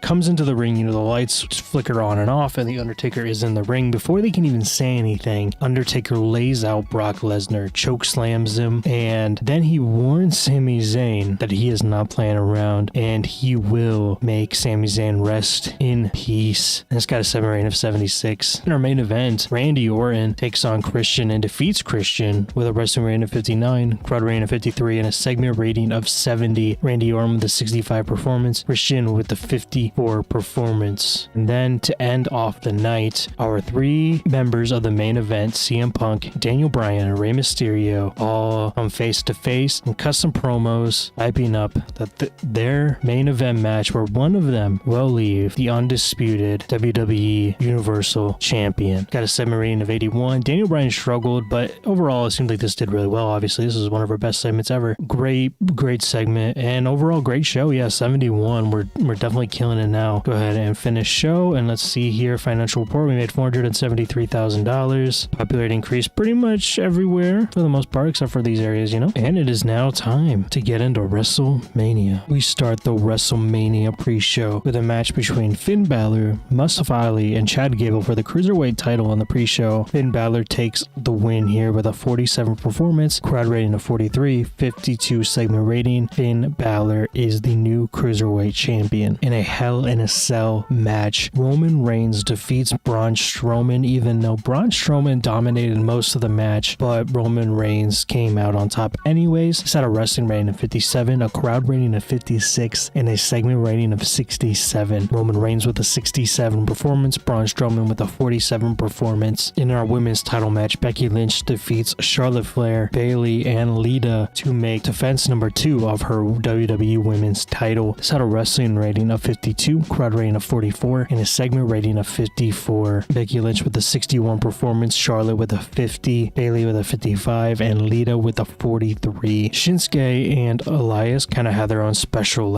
entrances. I feel like both of them could have really, interesting WrestleMania entrances. So this had a 58 performance. And then we have the Shinsuke and Elias match, where Shinsuke Nakamura defeats Elias with a wrestling rating of 58, crowd rating of 46, and a segment rating of 66. Elias with a 46 performance, where Shinsuke had a 71. In our next match, AJ Styles defeats Seth Rollins. AJ Styles getting his revenge for his out of nowhere attack from Seth Rollins on Raw, I believe. Oh my god. This had a wrestling rating of 66, crowd rating of 60, and a segment rating of 74. Great match between these two. I knew it was gonna be AJ Styles with a 70 performance, Seth Rollins with a 62. Then we have the Firefly Funhouse match. Kevin Owens and The Fiend. Kevin Owens defeats The Fiend in the Firefly Funhouse match with a wrestling rating of 49, crowd rating of 49, segment rating of 55. The Fiend with a 46, Kevin Owens with a 53. The Fiend and Kevin Owens do not click at all, and I don't know if I knew that or if they've ever fought before. I was kind of surprised by that, so that is not good, but it was a 55. Definitely not good, but we've had way worse. Unfortunately, this is WrestleMania though.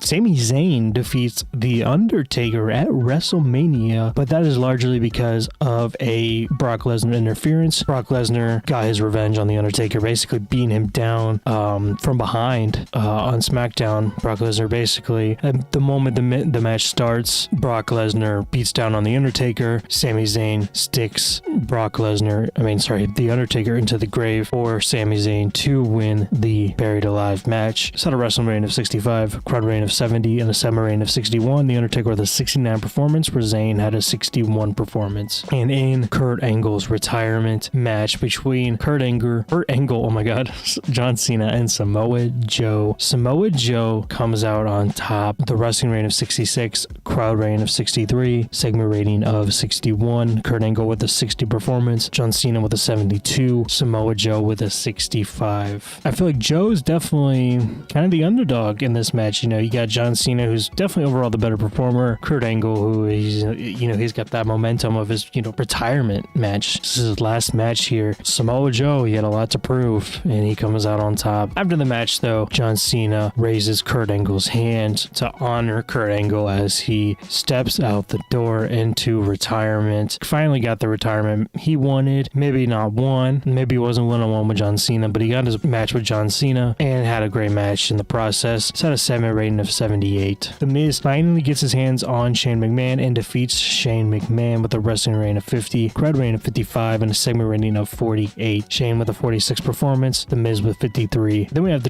have Triple H do his entrance. You know, Triple H always has to have those epic entrances here. So this had a 7 rating of 79. And then Andrade defeats Triple H with a wrestling rating of 66, crowd rating of 64, segment rating of 63. Andrade makes defense number 8 of the United States title. Andrade is on an amazing run here with his United States title. Triple H wanted, he wanted a little bit of a run with the title, but it looks like that is not gonna happen. Triple H with a 64 performance, Andrade with a 68. Then we have this Edge and Christian versus the New Day match, but Randy Orton inserts himself into the match alongside Devon Dudley, who helped him in the past here against Edge and Christian, and it was a TLC match. So Edge and Christian still pick up the win and defeats the New Day and Randy Orton and Devon Dudley in a TLC match. Edge and Christian are now both the Raw and SmackDown Tag Team Champions. Just had a wrestling rating of 54, crowd rating of 49, and a segment rating of 59. Christian with a 57, Edge with a 50, R-Truth with a 42, Kofi Kingston with a 65, Devon with a 45, Randy with a 63. Devon coming out of retirement and still did better than R-Truth. That's sad. R-Truth is not that bad, but in this game, he's definitely not great. Edge was off his game, which is unfortunate. And in our main event, CM Punk defeats Daniel Bryan and Rey Mysterio to become the Universal Undisputed WWE Championship. He didn't do it completely clean because during the match, Daniel Bryan is out on top. Nigel McGuinness interferes, taking Daniel Bryan out, which leads to CM Punk's in. This whole time, Nigel McGuinness weaseled himself in on Daniel Bryan's side. Was it to help CM Punk? Was it to screw Daniel Bryan? Does he have any allegiance to CM Punk? Or what's going on? Why did Nigel McGuinness do that? But that was our main event. CM Punk is now the undisputed champion. He made his return this year. He main evented his first ever WrestleMania, and now he takes the top prize with a wrestling rating of 67, crowd rating of 71, and a segment rating of 68. CM Punk with a 74 performance, Daniel Bryan with a 72, Rey Mysterio with a 54. And then CM Punk celebrates his win, kind of a mix between cheers and boos, because people are very unhappy about how that went, but also people are very happy that CM Punk finally got his win at WrestleMania. So 70 overall, 70 rating. It was WrestleMania, so I wish it would have been better, but you kind of get what you can get. Let's go ahead and let's compliment CM Punk. Go ahead and compliment Devon for coming out on top, for coming out looking good. And then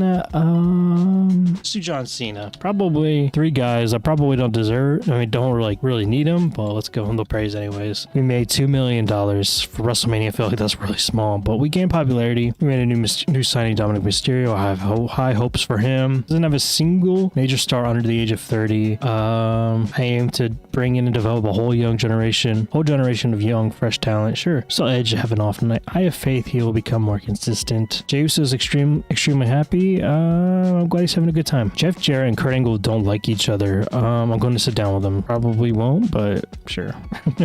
Roman Reigns is happy to be here. Glad he's happy. The Raw after WrestleMania starts with John Cena's theme playing throughout the arena. John Cena comes out. He's not, there's no salute. There's no smiling. He's very pissed off looking, coming off of his loss from WrestleMania. And he says last night was supposed to be about respect. It was supposed to be about honoring one of the greatest to ever step foot in this ring. It was supposed to be about me, Samoa Joe, and Kurt Angle tearing down the house in a match worthy of a legend's last ride. But that's not what happened, is it? He shakes his head, pacing the ring as the crowd listens intently. Nah, see, I didn't lose at WrestleMania because Joe was the better man. I didn't lose because Kurt Angle didn't have one more fight left in him. I lost because some lowlife, self-righteous, ego-driven punk decided to make it about himself. The crowd reacts loudly, knowing exactly who he's talking about. A CM Punk chant starts up, but Cena isn't having it. Yeah, chant his name all you want. He ain't the voice of the voiceless. He's just good at running his mouth and sticking his nose where it doesn't belong. Punk, last week on Raw, you just had to show up, didn't you? You just had to play your little mind games. You just had to make sure that when I stepped into the ring at WrestleMania, my head wasn't where it needed to be. And you know what? You got exactly what you wanted. I got distracted. I took my eyes off the prize, and now I gotta live with that. Cena stops pacing, planting his feet in another ring. But you get to waltz around here with my championship, acting like you actually deserve it, holding that WWE title up like you earned it, like you fought for it, like you didn't just shake, like you didn't just snake your way into another WrestleMania moment while robbing me of mine. That doesn't sit right with me, Punk. That doesn't sit right with me at all. He takes a deep breath, staring straight into the hard cam. So here's what's gonna happen. You wanna play games? Fine. You wanna act like you're untouchable? Fine. But I'm telling you right now, this doesn't end with you walking around here pretending you're a champion. This ends when I step into this ring, look you dead in your eye, and make you sure you never get the chance, to steal from me again. The crowd erupts as Cena points directly at the stage, his voice dripping with intensity. Enjoy that title while you can, Punk,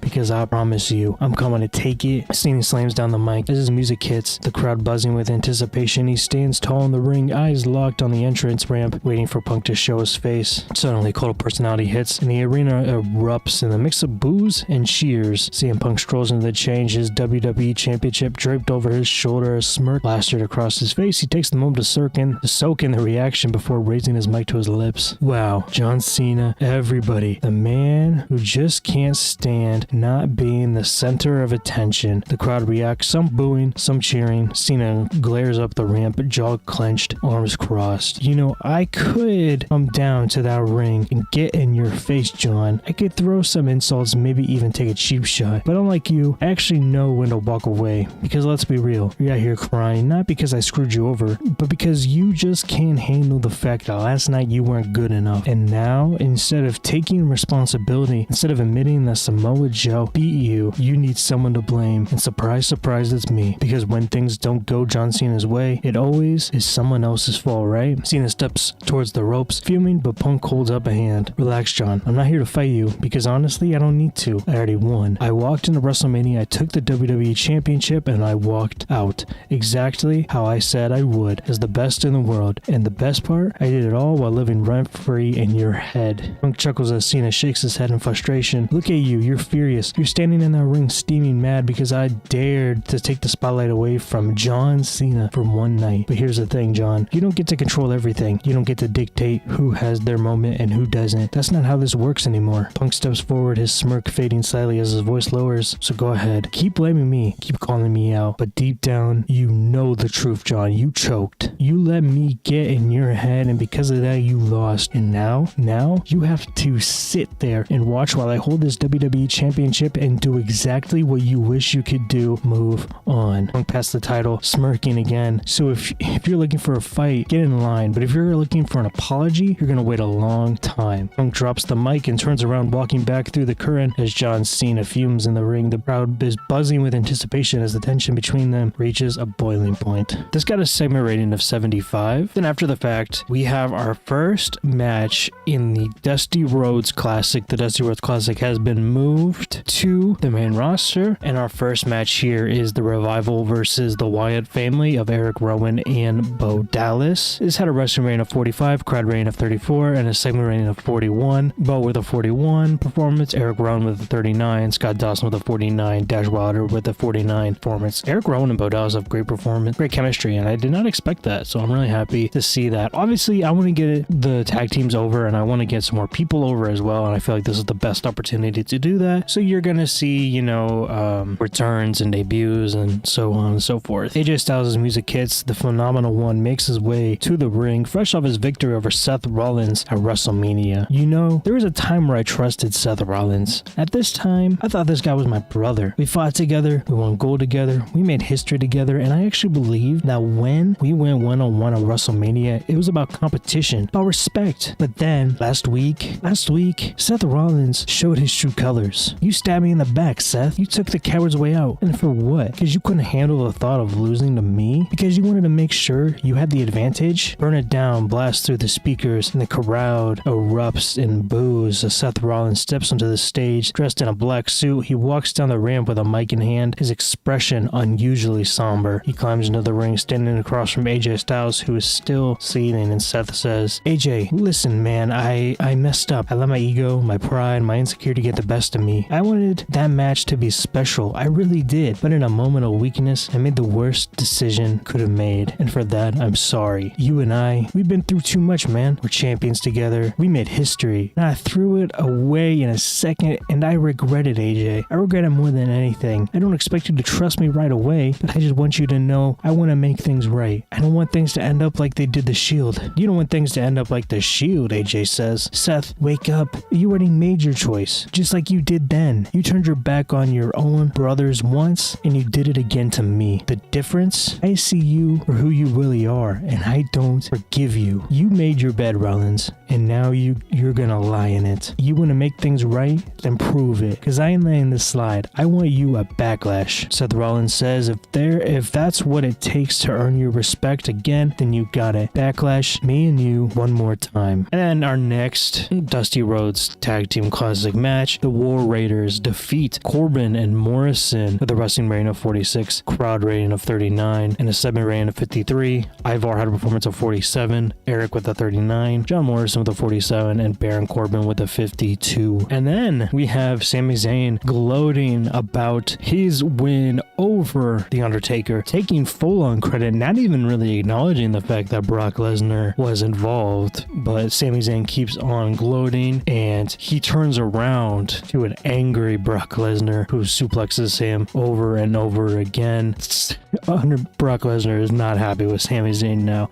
Sami Zayn seems like he is just really trying to take advantage of everyone around him and taking the credit for it, it looks like here. This had a 7 rating of 68. The camera fades into Nigel McGuinness standing in a dimly lit interview area. His expression is calm, yet there's a sharpness to his eyes. He adjusts the cuffs of his jacket, looking into the camera as he begins speaking. Last night at WrestleMania, the world saw Daniel Bryan fall, and I made sure of it. You know, for years, I convinced myself that I was happy for him, that Daniel Bryan's success was something to celebrate. After all, we walked the same path, didn't we? We fought in the same dingy halls, we sacrificed the same way, and yet, only one of us was rewarded for it. Only one of us got the fairy tale ending. And the other sat behind a desk watching, talking, pretending it didn't eat him alive. But here's the thing about fairy tales, Brian. Eventually, reality comes crashing down. You call yourself the best in the world, but last night, I proved that was never true. And you didn't get screwed, Brian. You got exposed. And deep down, I think you knew this was coming. You knew that you weren't the best. You just convinced everyone else to believe it. You spent your whole career living off sympathy of others, that underdog narrative, that fighting for your dreams nonsense. It's all a lie. A convenient little story that lets you pretend you're something more than just lucky. And internally, Brian, I woke up. I stopped pretending that I was okay watching you live the life that should have been mine, and now I've taken it from you. CM Punk holds the title, but make no mistake, I was the one who put the knife in your back,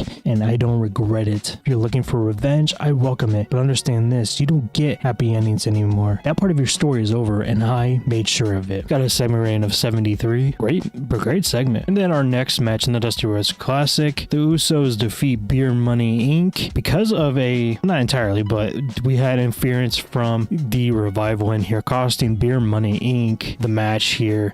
Revival having some beef with Beer Money Inc., thinking that they're both the best tag teams in the world, and it looks like this continues here today in the Tag Team Classic. And Robert Roode had a performance of 50, James Storm with a performance of 44, Jimmy Uso with 51, and Jay with a 45. After the fact, we had Becky Lynch come out to celebrate her title victory at WrestleMania. Charlotte joins her, celebrating with her, raises her hand, congratulates her on her victory, but says that she wants a fair 1v1 fight to get her, opportunity at the title, and Becky Lynch accepts. In a main event, Randy Orton takes on Edge and wins because of interference from Samoa Joe. Not entirely sure what Samoa Joe is doing. After the match, Randy Orton celebrates his victory, but has a very confused look on his face. Obviously, he's happy he got to defeat Edge, but not entirely sure what the deal with Samoa Joe is, why he is out there.